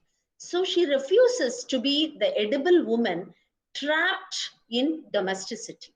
So Marian states confidently that women are no longer mere dolls or mere vegetable existence to appetite man's needs. So thus Marian, liberated from the false notion of having an existence in which she is some kind of appetizing food, she begins to enjoy taking food. So Marian, throughout the novel, brings to light the existing notion of consumerism and strongly opposes menfolk. So in the novel, we find consumption of food becomes the main medium through which Marian explores and discovers her identity. So hence, food has become the metaphor of her identity. So Marian is an embodiment of numerous women who are still convinced that they are not whole without a man. So this story is truly liberating, whilst Marian's transformation is fascinating. It is extremely important to remember that as a woman, we should not be an edible object or an eatable. So the important narrative technique that Atwood has used in the edible woman is the symbolism. The eating as well as the refusal of food described in the novel have a symbolic meaning. So the novel is highly complex, at the same time suggestive piece of realistic fiction. So now let me wind up. Here ends the story and the review. Thank you. Thank you, ma'am. Thank you for the opportunity. Thank you so much. Thank you, Dr. J. Shobhana, for a clear and precise review of the edible woman. So I'm really happy to begin my presentation. Shall I begin? Okay. So this is the topic that I have taken for the presentation in the book review event is Jhumpa Lahiri's novel Whereabouts, which was originally published in the Italian language and later translated by the author herself into English. Reviewing Jhumpa Lahiri's third novel, which is it feels like an impossible task because the work is far down to its essence and arrives like a holding space for work to come. After publishing the book in Italy in the year 2018 as Do Mi Trovo, she translated it into English when she chose the title Whereabouts. It's a slender novel. It's a thin novel of only 46 chapters. The chapters are only impressions formed by the narrator on stray events, events which are unrelated to each other. The impressions which are formed in the narrator, they are sequenced over the course of a year. These are the work of an unnamed writer in her late 40s who teaches at a university. In Spring, I Suffer, this is the title of one of the chapters. And there is another chapter which begins as a bachelor friend of mine, like hosting dinners at his house. So each of these reflections is accompanied by the name of a place in the title. For instance, sometimes it is house, sometimes it refers to hotel, sometimes at my house, sometimes in the shade. So each of these 46 chapters, they have place stamp in their titles. So it's like the novel Whereabouts is like a photographer's, like an album. It's a collection of photographs, impression. As our eyes move across the images, the readers become sensitive to each image presented by the author. It is uh, it's not a very coherent arrangement of events. The narrative emerges in the vision of an Italian woman who's, as I said already, in her 40s. She is in the crossroads of her life. The shape of the narrative points out to the impressions formed by the narrator as she looks at certain events and characters. Each chapter, starting from a single page, only at the maximum 3 pages long. So they are individual in its own. Even if any chapter is removed from the narrative, the coherence of the story will not be affected because the author is not aiming at any coherence ultimately. So absence of any chapter cannot be felt here. The tone that is adopted by the author is one of a therapist, one who observes and narrates an event with graphic detail. So there is one sentence in the novel which begins in this way: as if each session was the first and only time we met. Each session, every session was like the start of a novel abandoned after the first chapter. So every chapter in this novel is just a presentation of an impression which is formed in the narrative. The entries sometimes sing and sometimes they aim at confounding the reader. Sometimes the chapters are musical, sometimes they are arranged in the form of a puzzle for the reader to identify. This is partly because, although written by the same narrator, they seem to emerge from a person not fully realized. At times, she imagines herself or she looks like an Italian. At other times, she is not. She is rooted and she is adrift. She is untraveled yet well traveled. She is parochial yet cosmopolitan. The narrator may rightfully be all of these. Sometimes she is in this junctures between fragmentation and novelization, between joyful solitude and frightened loneliness, between assertions of contentment and evidence of dissatisfaction. So, I unquote. So, this is one of the latest reviews about Whereabouts. So, the writer says, Chumpa Lagri says, I have never left this city. This shows her attachment to the city in which she is living.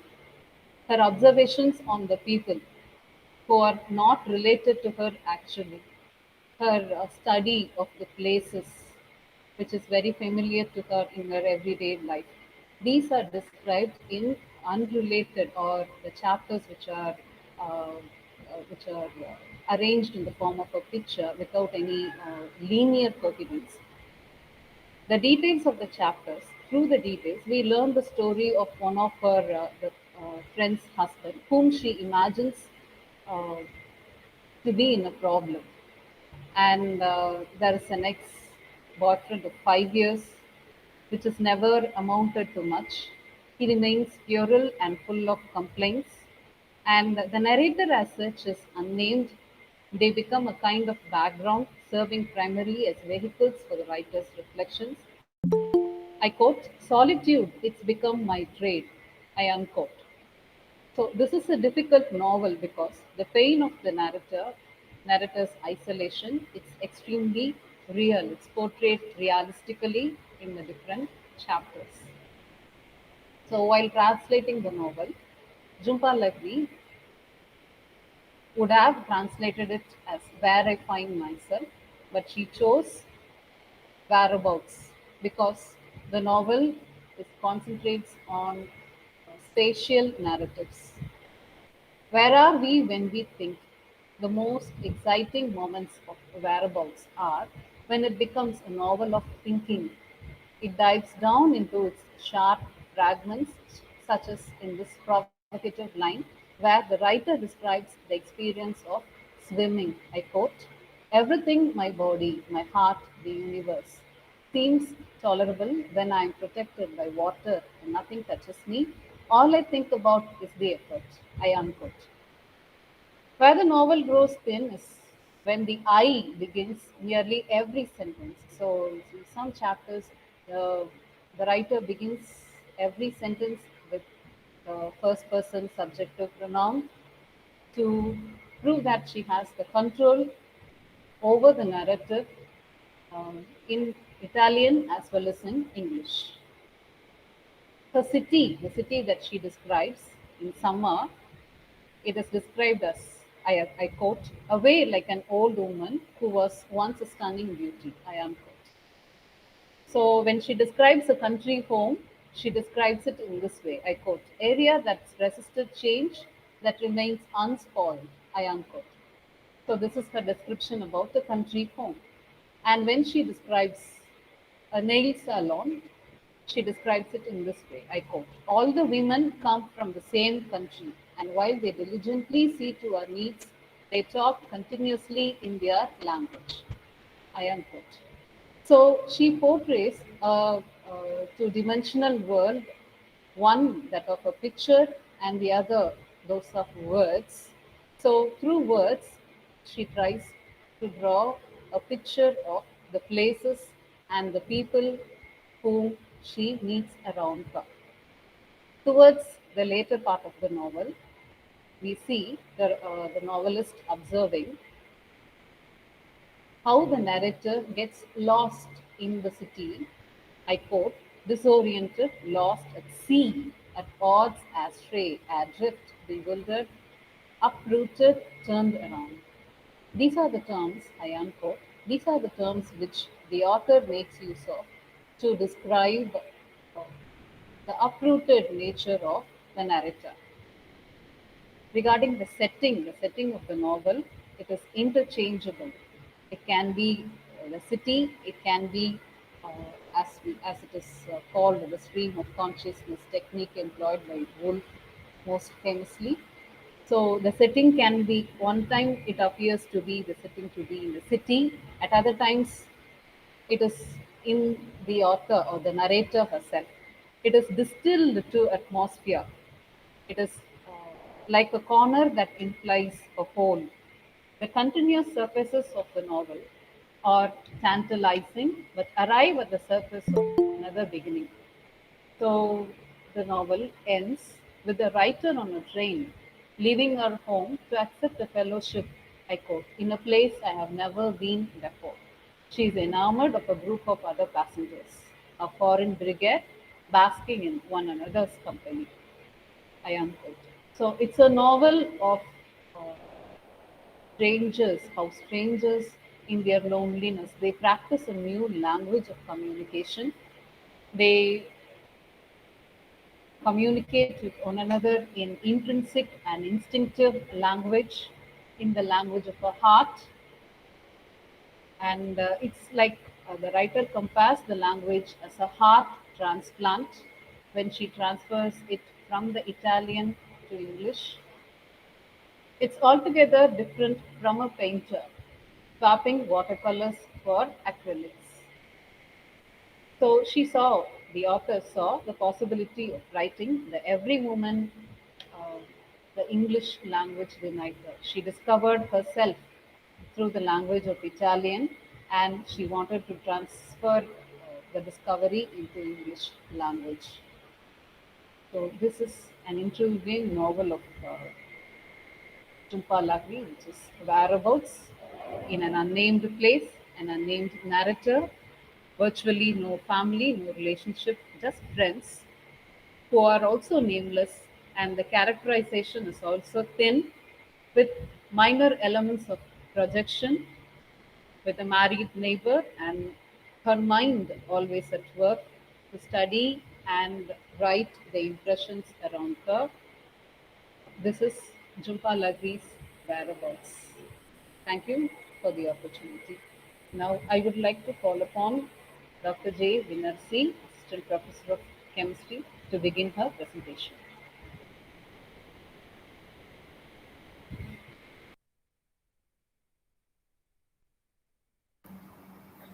Good evening, ma'am.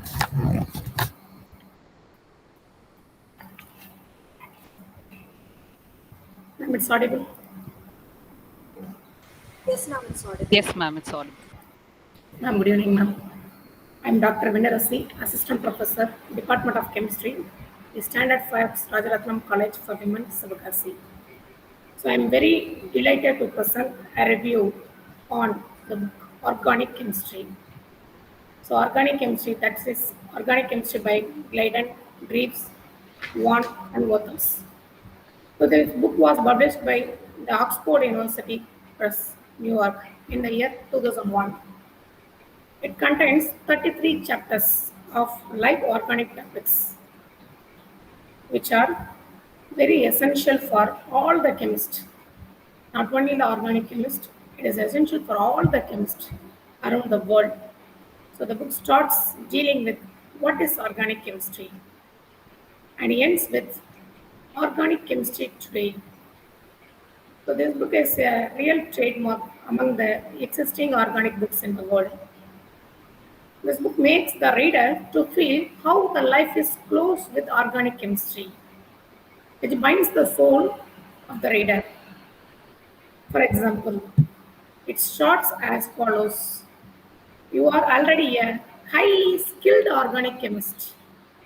If you read these lines, your eyeballs are filled with the retina to convert visible light into neuroimpulse.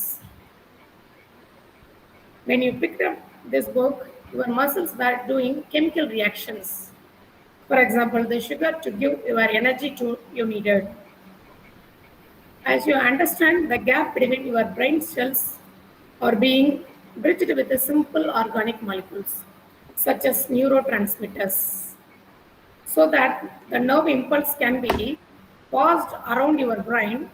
By reading these lines, the readers are mesmerized, and our minds and souls get deeply closer to the minds of the authors. For example, there are many hormones which are generated by our body. For example, the oxytocin, the hormone which is generated by hypothalamus in our brain to give nerve signals to the brain. The hormone which is responsible for the love and affection. So if you read the line, you are already a highly skilled organic chemist. So our eyeballs are automatically enlarged. So the chemical compound which is filled with the chemical compounds, the organic compound which is called retinol, is filled with our eyes. So we are very happy, we are very blessed to read these lines. So we are mesmerized. So our mind and soul or get deeply closer to the minds of the authors.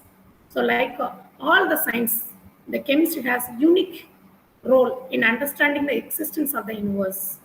But organic chemistry is something more. The organic chemistry often studies the life by making a new molecule that gives informations not available from the molecule that actually present in the living things.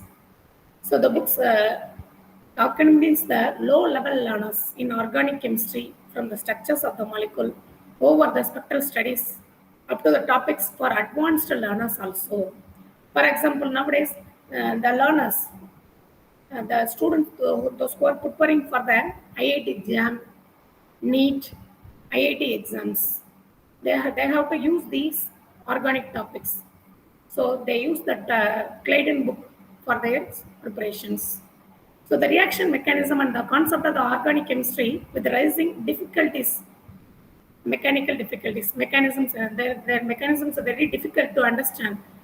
They are explained in peculiar manner. A deep insights into the acid-base chemistry has placed.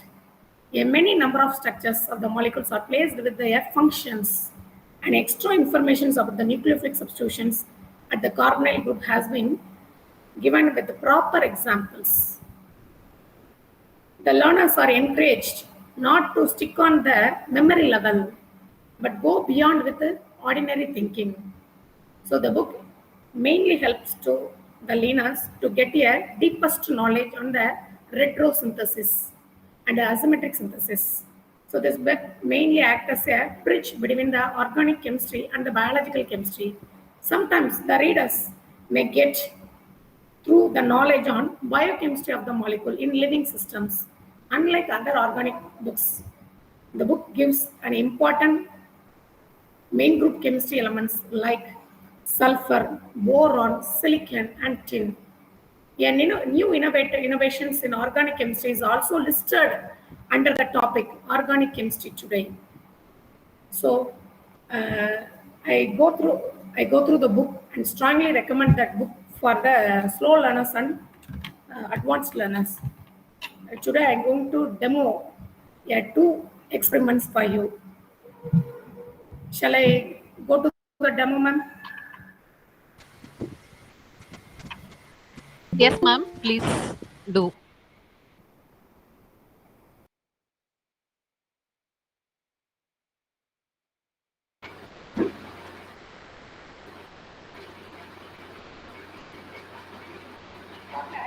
For that book, the topic polymer. I like the topic not only part of it, it's a polymer molecule. It's a cellulose molecule. It is the structure is a cellulose structure. It has the molecule comprises of small molecules. Small molecules they are held together with a small binding. This process is called polymerization. So this is an ordinary molecule. So what is the reaction means? The ordinary cotton is dipped into the nitrating mixture. For example, what is nitrating mixture means 1 ml sulfuric acid and 1 ml nitric acid. The cotton is dipped for 15 minutes. Then we have to dry it. For example, this reaction is a nitration reaction. The product is a cellulose nitrate. For example, this is an ordinary cotton. We place it. It cannot fire properly. But after the nitration, the nitrating mixture get immediately burned. So this reaction is called explosion reaction. The molecule is called cellulose nitrate. It is a polymer molecule. The another polymer molecule is a sodium oxalate. It is a polymer molecule. For that, we have to use for water locking technology. It's nothing but our diaphragm. It is also a polymer molecule. This is also a polymer molecule. It is a natural polymer that is called cellulose. This type of polymer is called cellulose nitrate. What is the reaction is called? It is a nitration reaction. We using a nitrating mixture for 15 minutes. We get cellulose nitrate. So this one is a sodium acrylate. That molecule is used for water locking technology. This molecule absorbs water as much as that 1 to 1,000 times mass in water. That compound absorbs water as much as mass as water. How many times means 1 to 1,000 times. So we use the water technologies in the diaphragm. So this is also a polymer molecule. So the mechanism of the polymer molecule can be explained by the glider very neatly. So next experiment is the oxidation reaction. So in that experiment, we have to use 3 things. One is the potassium permanganate. It is a strong oxidizing agent. So a pinch of permanganate is used for the reaction. Second one is the sulfuric acid, concentrated sulfuric acid. So the reaction is an oxidation reaction. Complete oxidation takes place. So first we have to place a pinch of permanganate in a china dish. Second one, we pour 2 to 3 drops of sulfuric acid.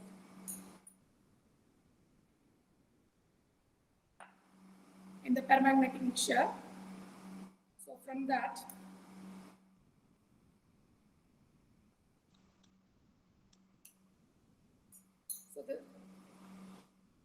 third one is alcohol.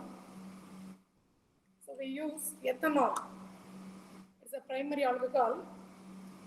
So the explosion reaction takes place because the permanganate is a strong oxidizing agent.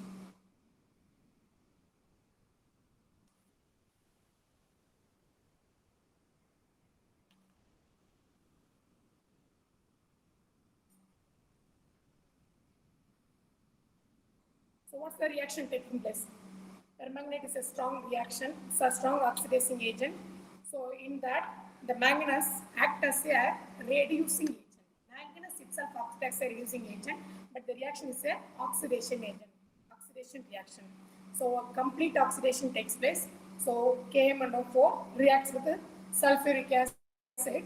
It gives a carbon dioxide and water. It is an exothermic reaction.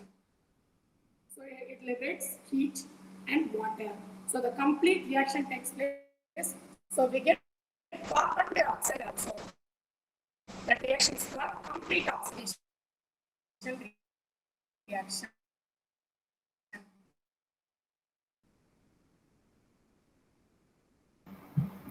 So the organic. So I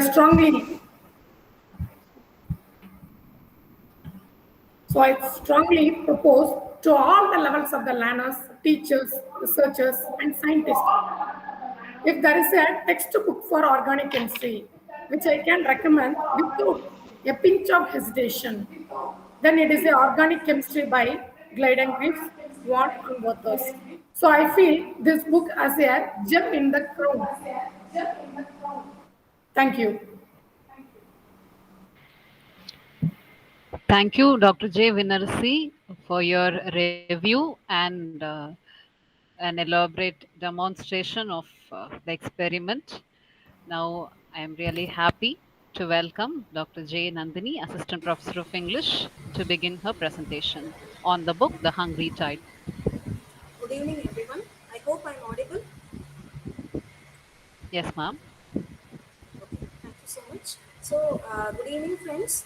I'm Dr. J. Nandini, Assistant Professor of English from the Standard 5 of Rajaratnam College for Women, Sivahasi.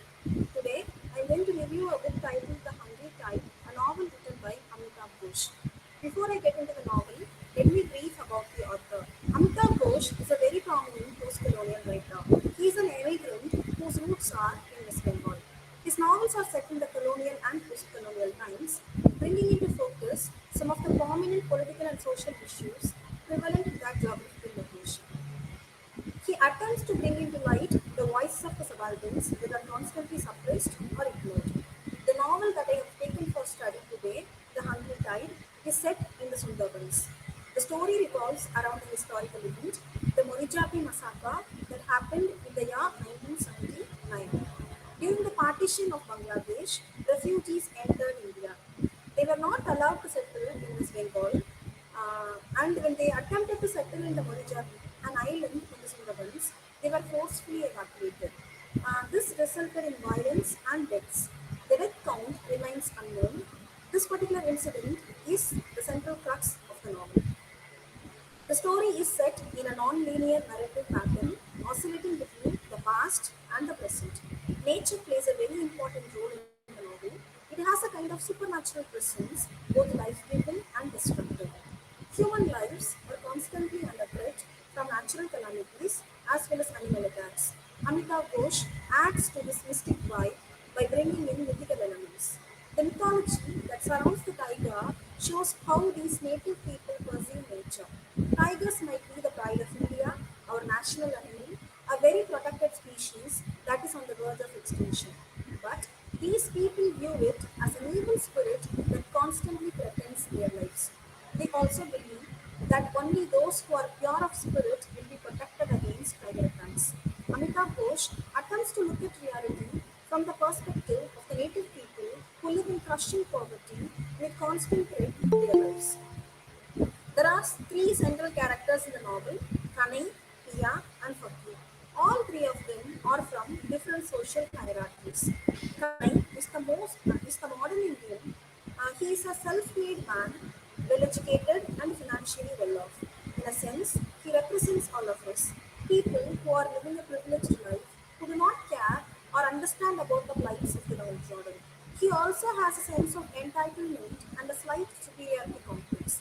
In the introduction scene itself, he boasts to Pia that he knows 6 languages and can detect accents and dialects. Next character is Pia, a truly liberated woman who lives by her own standards. She pursues her passion, which is her research, and cares 0% about the patronizing or judgmental behavior of others. She is very intelligent and discreetly presenting. She is the representative of the Western ideology of conservation. She stands for wildlife conservation even if it poses threats to human lives. In the beginning itself, she understands that the government approved procedures will not be adequate for the research, and Fakri, the poor and illiterate fisherman, is a source of abundant information.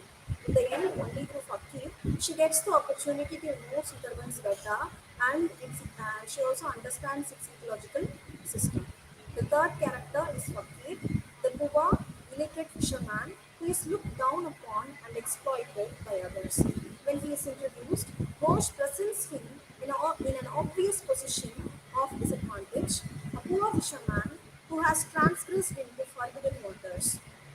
The officers are predatory and they exploit the opportunity and demand bribes. The poor man, with sunken cheeks and malnourished physique, offers money with a disturbing sadness in his eyes.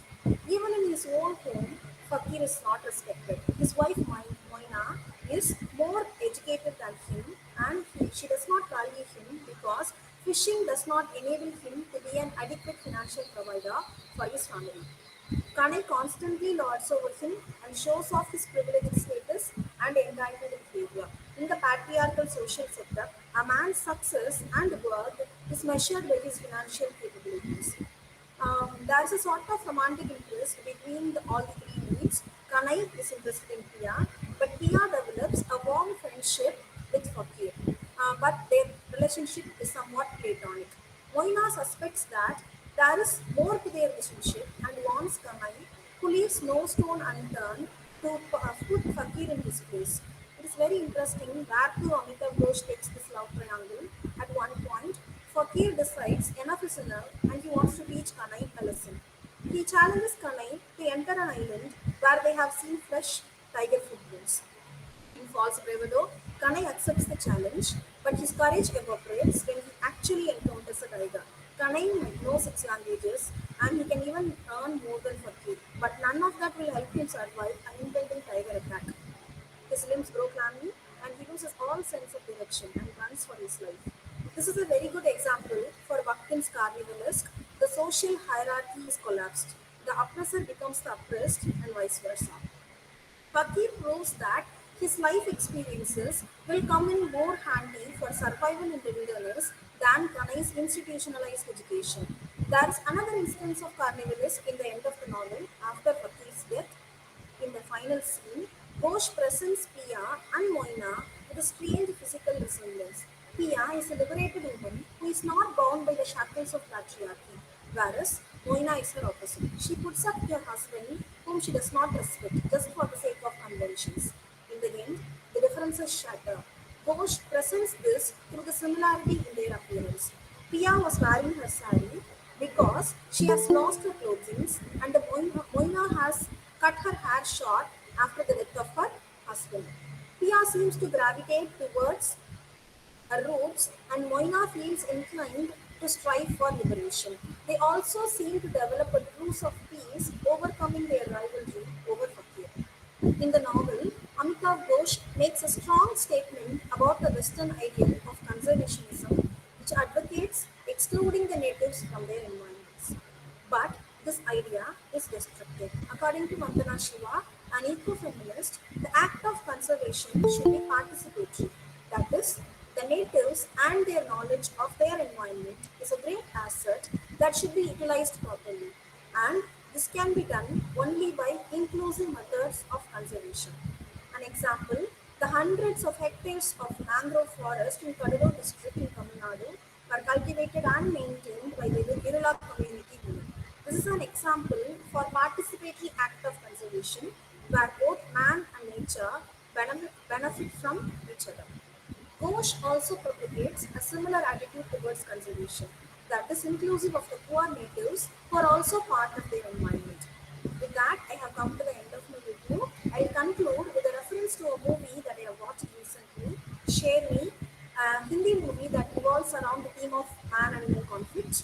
The director sympathizes with the animal's plight and its victims, but the movie makes some valid points. The natives are often pit against the animals, creating the impression that both of them pose a threat to each other. But in reality, both of them are victims and are useless pawns by those who are in power. So with that, I come to the end of my review. Thank you for giving me the opportunity. Thank you. Thank you, Dr. J. Nandini, for your detailed presentation of The Hungry Tide and its comparison with its man-animal conflict that is portrayed in one of the recent movies. Now I welcome Dr. P. Kartika Devi, Assistant Professor of English, to begin her presentation. Good evening, all of you. Here I begin my presentation. In this book review session, I am reviewing the book Gone with the Wind, written by Margaret Mitchell. And this book was written in the year 1936. And we're all surprised to know that this is the first book written by the novelist. And unfortunately, it turned out to be the last book written by that novelist. And what is special about this book is that it talks about the fight of a woman. It's written during the background of the American Civil War, and one woman fights her way. You know, she marries thrice, but all her marriages she's facing trouble. In her first marriage, the husband passes away because he goes and joins the ministry. And in her second marriage, her second husband succumbs to a disease. And in her third marriage, there's always some discord between her and her husband. The central character here is Scarlett O'Hara. So what is special about her name is that Scarlett here refers to the color red. And here she owns a plantation. Her father owns a plantation in America, which is called Tara, T-A-R-A, and her name ends as Hara, H-A-R-A. And we find a lot of similarities between the land and herself.